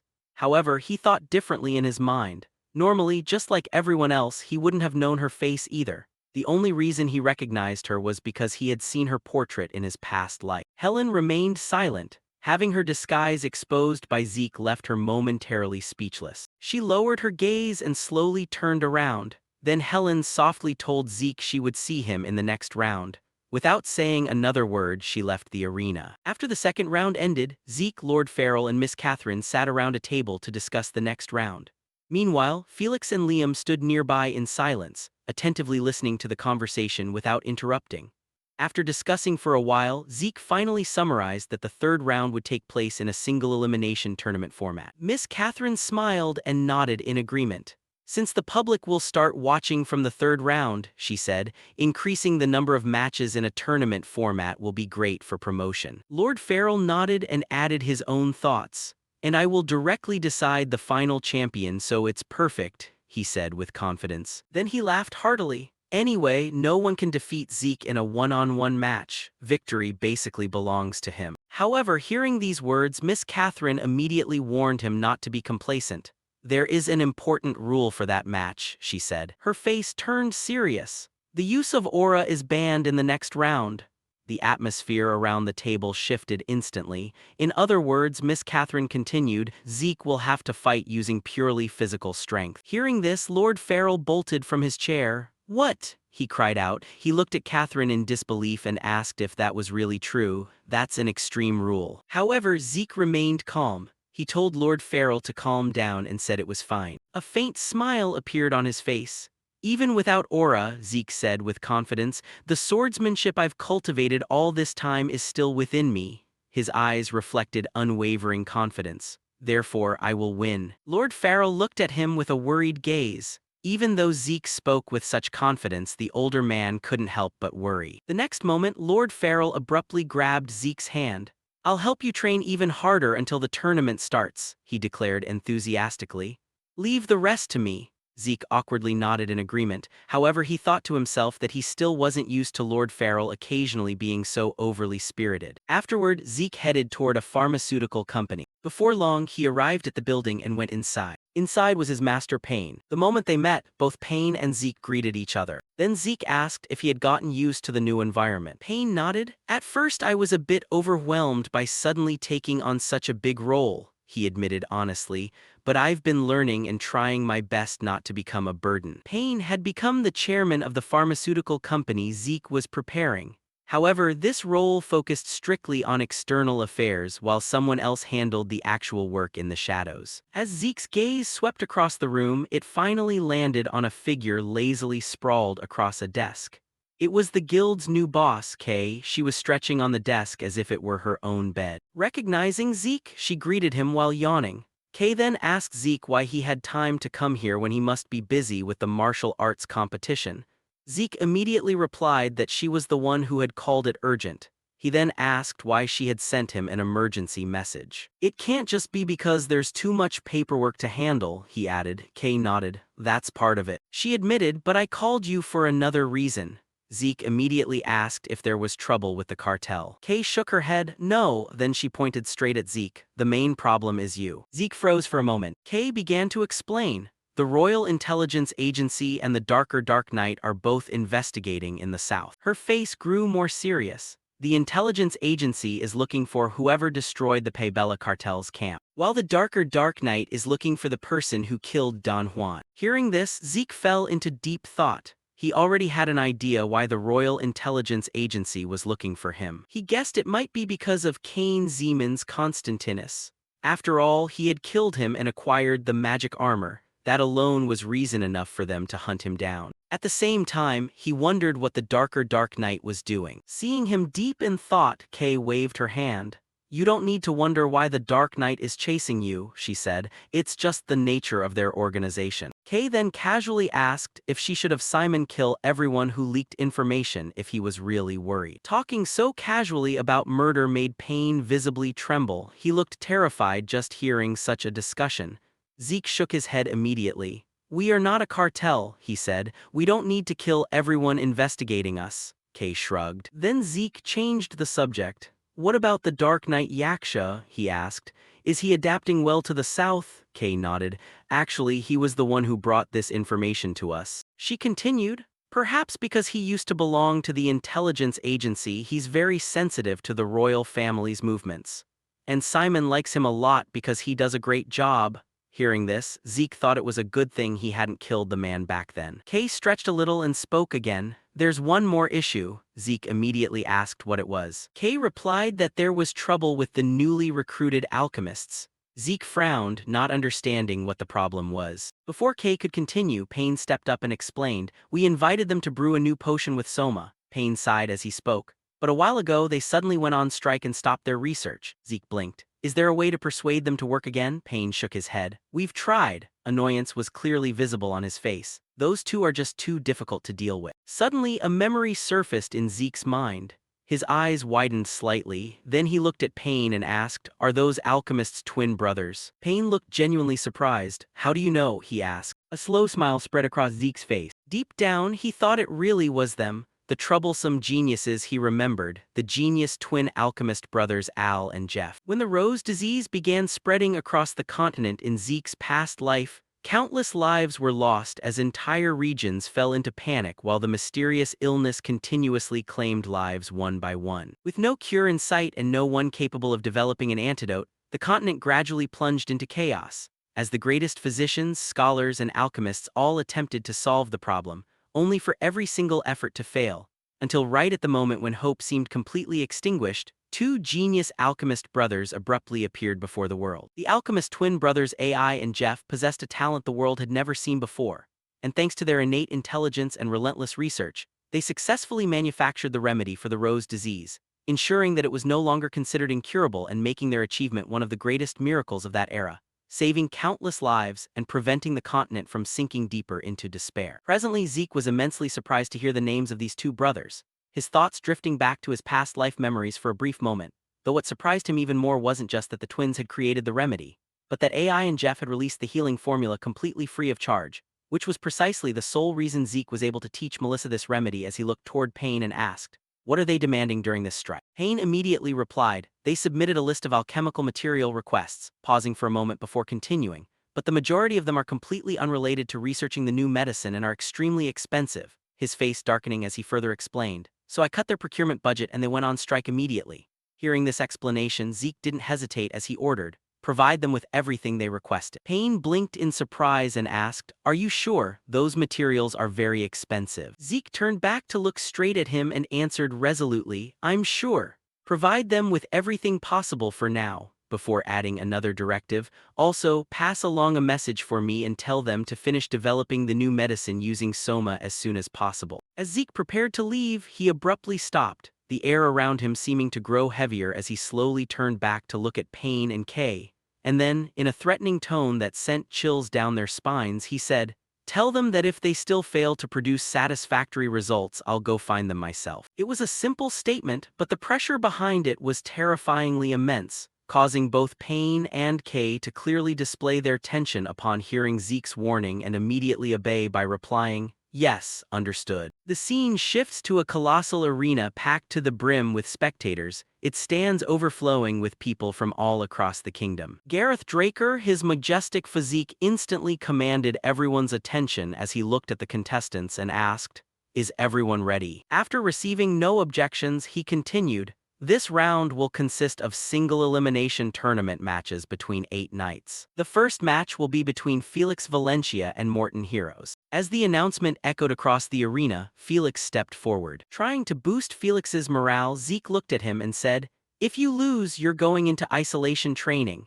prompting Felix to immediately put on a tough facade and reply with full confidence, "Understood, master." And even though he acted fearless, the threat of isolation training clearly motivated him. Felix then turned his attention to his opponent, thinking as he observed Morton that the guy looked quite tough. Judging by his appearance and aura, Felix was certain Morton was a subordinate of the Zimin family, while Morton was simultaneously observing Felix, though unlike Felix, he looked confused because he had never even heard the name Felix Valencia before, leaving the persistent thought echoing in his head. How could someone he had never even heard of make it into the quarterfinal? Suddenly, the referee declared the match to be underway, and the moment the signal rang out, Morton immediately charged toward Felix, swinging his sword powerfully as he roared, "I'll finish this quickly." His blade slashed through the air with staggering force, yet Felix effortlessly dodged the strike at the very last second. Morton's eyes went wide in shock, unable to believe that Felix had dodged his attack without even taking a single step back. Wasting no time, Morton began swinging his sword frantically in relentless back-to-back strikes, his blade flashing continuously as he tried to overwhelm Felix with sheer aggression, but Felix dodged at the last moment every single time, moving with astonishing precision. Seeing those frantic attacks continuously fail, Felix smiled and said, "Turns out I was just worrying over nothing," before glancing at Morton to mock, "You're pretty bad at this." Morton's face instantly flushed red with anger. Before Morton could even react, Felix moved abruptly. He stepped forward and delivered a powerful kick straight to Morton's stomach, saying, "I'll finish this quickly." Bam! The force of the kick was terrifying, sending Morton flying backward like a cannonball and slamming his body against the arena wall with tremendous impact, causing dust and debris to explode and shroud the surrounding area. Cracks spread across the wall behind him, and the entire arena fell silent for a moment before the referee loudly announced, "Morton Heroes is out of the arena. The winner is Felix Valencia." Felix smiled brightly, thinking, "Looks like I don't have to do isolation training after all." After a brief pause, Gareth Draker stepped out again and announced, "The next match will be between Liam Stone and Renee Draker." Both contestants stepped into the arena, and as they faced each other, Liam smiled respectfully and said, "Good luck," while Renee simply assumed her battle stance. The match began the moment the signal sounded, and Renee rushed toward Liam with exploding speed, prompting Liam to quickly raise his sword to block the attack as sparks flew from the violent collision, the shockwave being so strong that it forced Liam to recoil backward. Renee didn't give him a single moment to breathe, launching a relentless, non-stop assault. Strike after strike followed, and although Liam blocked and dodged everything he could, it was obvious he was struggling immensely. Spotting an opening, Liam suddenly swung his sword with all his might. However, Rene easily blocked it. Standing at the corner of the arena, Zeke carefully observed the fight, thinking that in this competition, contestants had to use swordsmanship relying solely on raw power as aura was strictly prohibited. Liam possessed a long reach and exceptional flexibility, allowing him to launch attacks from multiple angles. Meanwhile, Rene attacked by fully utilizing her body's elasticity. Observing closer, Zeke realized an important detail. Although the match looked evenly matched on the surface, reality was quite the opposite. He could clearly see that Rene's techniques were gradually falling into place. Everything she did had a purpose, and every single movement was building up toward the dragon-slaying technique. Then Rene lunged at Liam once again with astonishing speed. Even Liam was startled by her sudden acceleration. The very next moment, her attack struck true,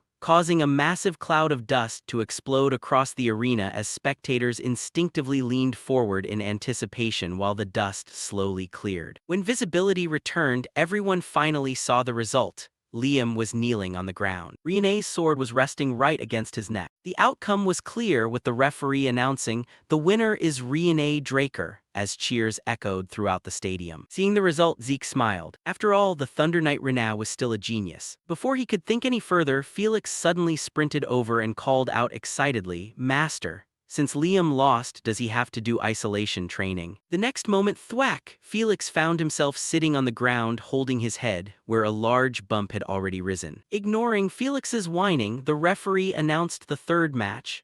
The next match will be between Zeke Draker and Owen Simmons, immediately sparking widespread excitement throughout the arena as both contestants stepped onto the battlefield. Facing each other, Owen spoke first, a confident smile spreading across his face as he said, "We finally get to meet in the arena," and continued, "I'll show you that crude strength means nothing against strategy." Hearing those words, Zeke's face darkened. He looked straight at Owen and asked, "Are you talking about preaching to others about not using aura while sneaking in a magic spear?" The moment those words left Zeke's mouth, Owen froze and his eyes widened in shock as his secret was exposed to the public. However, Zeke didn't give him a chance to reply, stating calmly in a steady, confident voice, "It doesn't matter because I'm going to win anyway." Zeke then slowly raised his hand, openly provoking Owen with a simple gesture as he said, "Come at me," his eyes remaining locked on his opponent. "I'll destroy you."